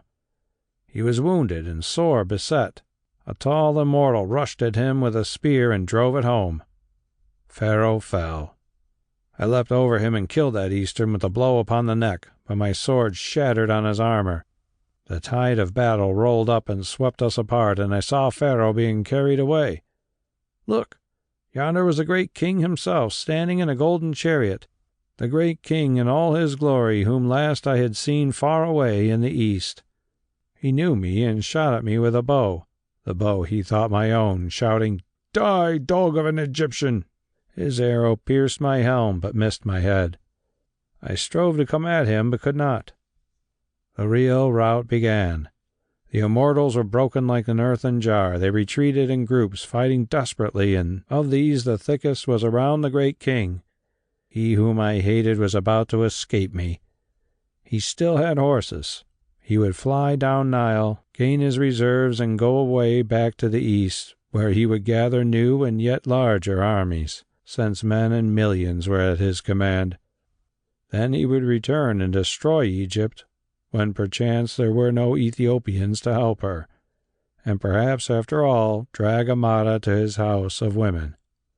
See, they were breaking through, and already I was far away with a wound on my breast, and a hurt leg, and a shattered sword. What could I do? My arrows were spent, and the bearers had none left to give me. No, there was one still in a quiver. I drew it out. On its shaft were 2 black feathers and 1 white. Who had spoken of that arrow? I remembered. Tanofir. I was to think of certain things that he said when I noted what it pierced. I unslung my bow, strung it, and set that arrow on the string. By now the great king was far away, out of reach for most archers, his chariot forging ahead amidst the remnant of his guards, and the nobles who attended on his sacred person travelled over a little rise where doubtless once there had been a village, long since rotted down to its parent clay. The sunlight glinted on his shining armor and silken robe, whereof the back was toward me. I aimed, I drew, I loosed. Swift and far the shaft sped forward. By Osiris, it struck him full between the shoulders, and lo, the King of Kings, the monarch of the world, lurched forward, fell onto the rail of his chariot, and rolled to the ground. Next instant there arose a roar of, "The king is dead! The great king is dead! Fly! Fly! Fly!" So they fled, and after them thundered the pursuers, slaying and slaying till they could lift their arms no more. Oh, yes, some escaped, though the men of Thebes and the country folk murdered many of them, and but a few ever won back to the east to tell the tale of the blotting out of the mighty army of the King of Kings and of the doom dealt to him by the great black bow of Shabaka the Egyptian. I stood there gasping, when suddenly I heard a voice at my side. It said, "You seem to have done very well, brother, even better than we did yonder on the other side of the town, though some might think that fray a thing whereof to make a song. Also, that last shot of yours was worthy of a good archer, for I marked it. I marked it. A great lord was laid low thereby. Let us go and see who it was." I threw my arm round the bull neck of Bes, and leaning on him, advanced to where the king lay alone, save for the fallen about him. "This man is not yet sped," said Bes. "Let us look upon his face." And he turned him over, and stretched him there upon the sand with the arrow standing 2 spans beyond his corslet. "Why," said Bes, "this is a certain high one with whom we had dealings in the east." And he laughed thickly. The great king opened his eyes and knew us, and on his dying features came a look of hate. "So you have conquered, Egyptian," he said. "Oh, if only I had you again in the east, whence in my folly I let you go. You would have set me in your boat, would you not, whence by the wisdom of Bes I escaped?" "More than that," he gasped. "I shall not serve you so," I went on.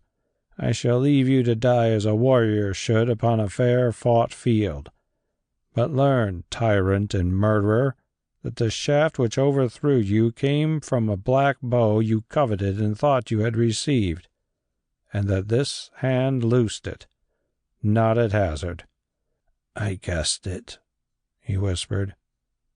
"Know, too, king, that the Lady Amada, whom you also coveted, waits to be my wife, that your mighty army is destroyed, and that Egypt is free by the hands of Shabaka the Egyptian and Bes the dwarf." "Shabaka the Egyptian," he muttered, "whom I held and let go because of a dream and for policy. So, Shabaka, you will wed Amada, whom I desired because I could not take her, and doubtless you will rule Egypt, for Pharaoh, I think, is as I am today. Oh, Shabaka, you are strong and a great warrior, but there is something stronger than you in the world, that which men call fate. Such success as yours offends the gods. Look on me, Shabaka. Look on the King of Kings, the ruler of the earth, lying shamed in the dust before you. And accursed Shabaka, do not call yourself happy until you see death as near as I do now." Then he threw his arms wide and died. We called the soldiers to bear his body, and having set the pursuit, with that royal clay entered into Amada in triumph, It was not a very great town, and the temple was its finest building, and thither we wended. In the outer court we found Pharaoh lying at the point of death, for from many wounds his life drained out with his flowing blood, nor could the leeches help him. "Greetings, Shabaka," he said.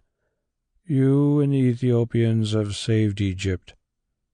My son is slain in the battle, and I too am slain. And who remains to rule her save you?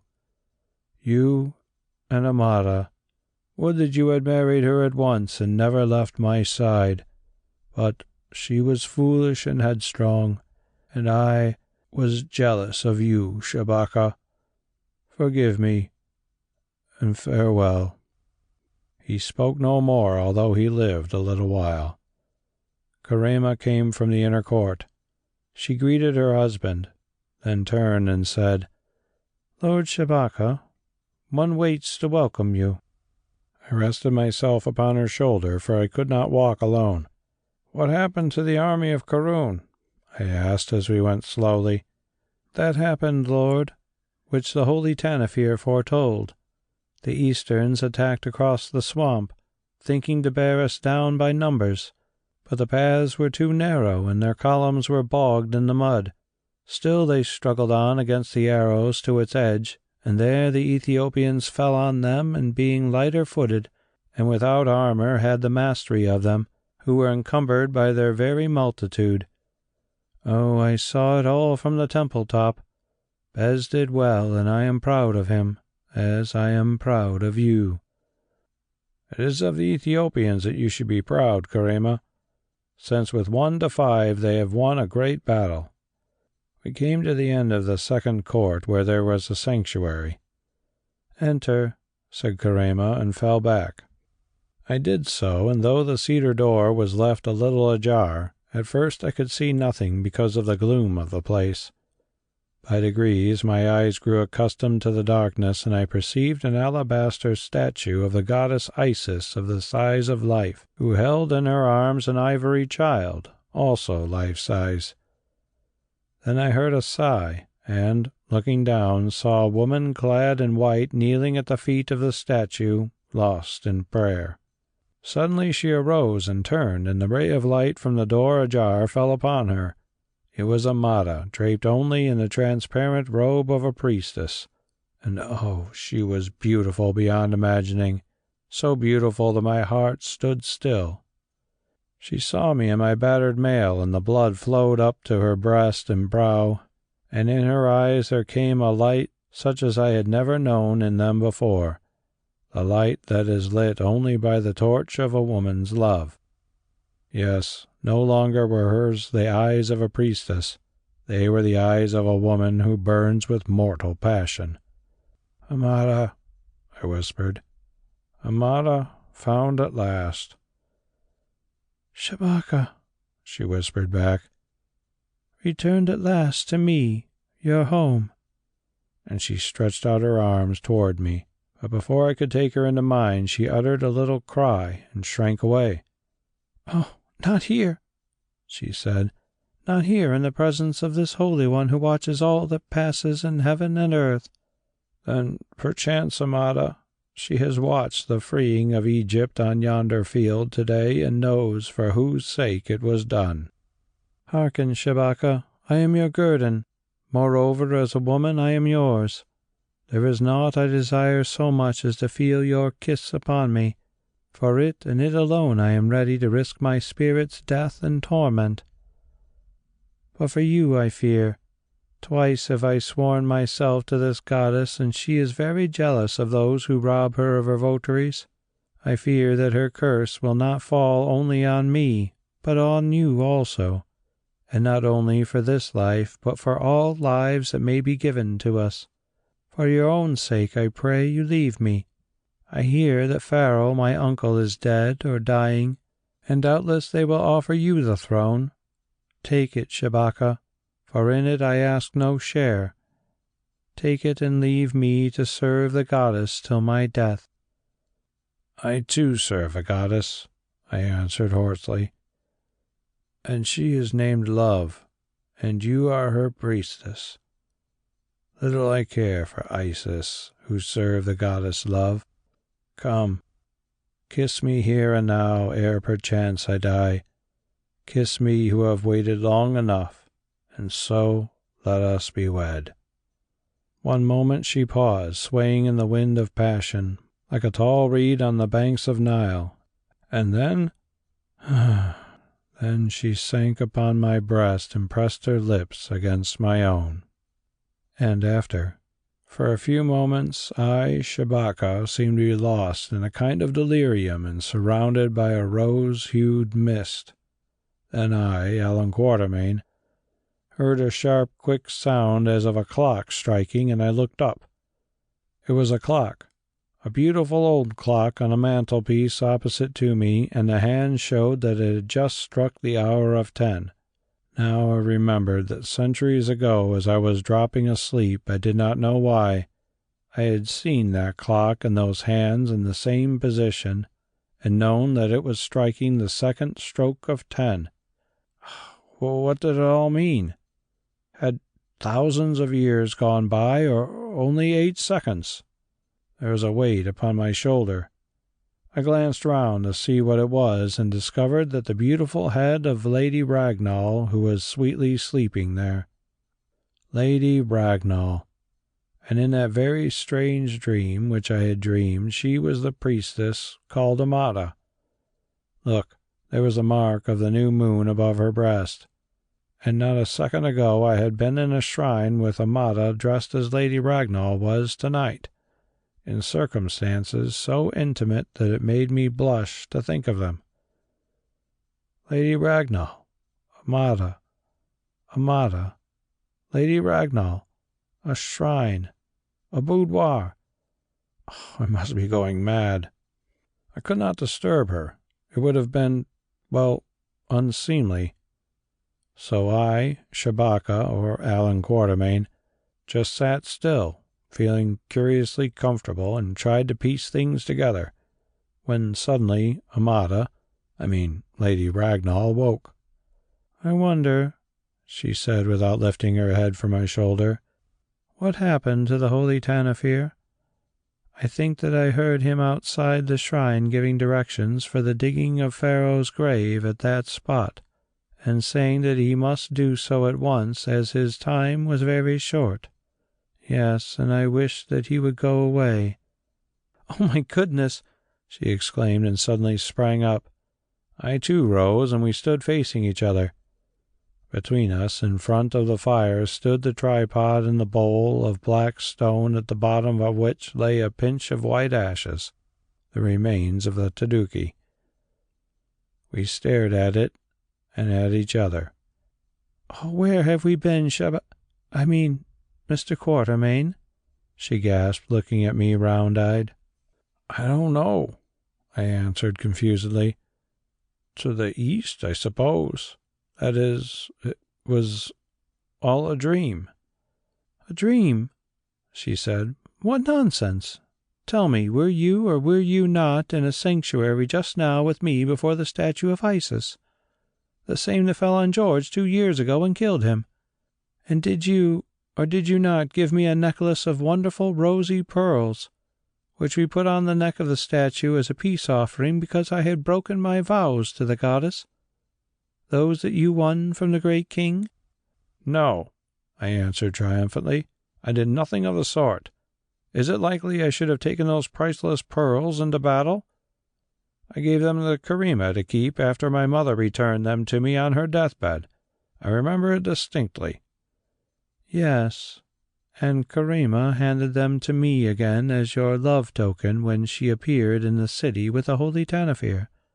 And what was more welcome at the moment, something to eat, for we were near starving, you know. Well, I threw them over your neck and my own in the shrine to be the symbol of our eternal union. But afterwards we thought that it might be wise to offer them to the goddess, to appease her, you know. Oh, how dared we plight our mortal troth, there in her very shrine and presence, and I her twice sworn servant. It was insult heaped on sacrilege. At a guess, because love is stronger than fear, I replied. But it seems that you dreamed a little longer than I did. So perhaps you can tell me what happened afterwards. I only got as far as, well, I forget how far I got, I added, for at that moment full memory returned and I could not go on. She blushed to her eyes and grew disturbed. It is all mixed up in my mind, too, she exclaimed. I can only remember something rather absurd and affectionate. You know what strange things dreams are? I thought you said it wasn't a dream. Really, I don't know what it was. But your wound doesn't hurt you, does it? You were bleeding a good deal. It stained me here, and she touched her breast and looked down wonderingly at her sacred ancient robe, as though she expected to see it was red. As there is no stain now, it must have been a dream. But my word, that was a battle, I answered. Yes, I watched it from the pylon top, and oh, it was glorious. Do you remember the charge of the Ethiopians against the immortals? Why, of course you must, as you led it. And then the fall of Pharaoh Peroa. He was George, you know. And the death of the great king, killed by your black bow. You were a wonderful shot even then, you see. And the burning of the ships, how they blazed. And 100 other things. Yes, I said. It came off. The Holy Tanofir was a good strategist, or his cup was, I don't know which. And you were a good general, and so for the matter of that was Bes. What agonies I went through while the fight hung doubtful. My heart was on fire. Yes, I seemed to burn for—" and she stopped. For whom? I asked. For Egypt, of course. And when, reflected in the alabaster, I saw you enter that shrine where you remember I was praying for your success and safety, I nearly died of joy. For you know I had been, well, attached to you, to Shabaka, I mean, all the time. That's my part of the story which I dare say you did not see. Although I seemed so cold and wayward, I could love, yes, in that life I knew how to love. And Shabaka looked, oh, a hero with his rent mail and the glory of triumph in his eyes. He was very handsome, too, in his way. But what nonsense I am talking. Yes, great nonsense. Still, I wish we were sure how it ended. It was a pity that you forget, for I am crazed with curiosity. I suppose there is no more Taduki, is there? Not a scrap, she answered firmly. And if there were, it would be fatal to take it twice on the same day. We have learned all there is to learn. Perhaps it is well, though I should like to know what happened after our marriage. So we were married, were we? I mean, she went on, ignoring my remark, whether you ruled long in Egypt. For you, or rather Shabaka, did rule, although whether the Easterns returned and drove us out, or what. You see, the ivory child went away somehow, for we found it again in Kenda land only a few years ago. Perhaps we retired to Ethiopia, I suggested, and the worship of the child continued in some part of that country after the Ethiopian king passed away. Perhaps. Only I don't think Karima could ever have gone back to Ethiopia unless she was obliged.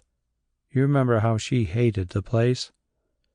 No, not even to see those black children of hers. Well, as we can never tell, it is no use speculating. I thought there was more Taduki, I remarked sadly. I am sure I saw some in the coffer. Not one bit, she answered still more firmly than before, and stretching out her hand, she shut down the lid of the coffer before I could look into it. It may be best so. For as it stands, the story had a happy ending, and I don't want to learn how the curse of Isis fell on you and me. So you believe in that? Yes, I do, she answered with passion. And what is more, I believe that it is working still, which perhaps is why we have all come down in the world. You and I and George and Hans, yes, even old Harut, whom we knew in Kendaland, who, I think, was the Holy Tanofir. For as surely as I live, I know beyond possibility of doubt that whatever we may be called today, you were the General Shabaka, and I was the priestess Amada, royal lady of Egypt, and between us and about us the curse of Isis wavers like a sword. That is why George was killed, and that is why— But I feel very tired. I think I'd better go to bed. As I recall, I have explained, I was obliged to leave Ragnall Castle early the next morning to keep a shooting engagement. Oh, heavens, to keep a shooting engagement. But whatever Lady Ragnall said, there was plenty more to Dookie, as I have good reason to know. Allan Quatermain. End of chapter 17. End of An Ancient Allan by H. Rider Haggard.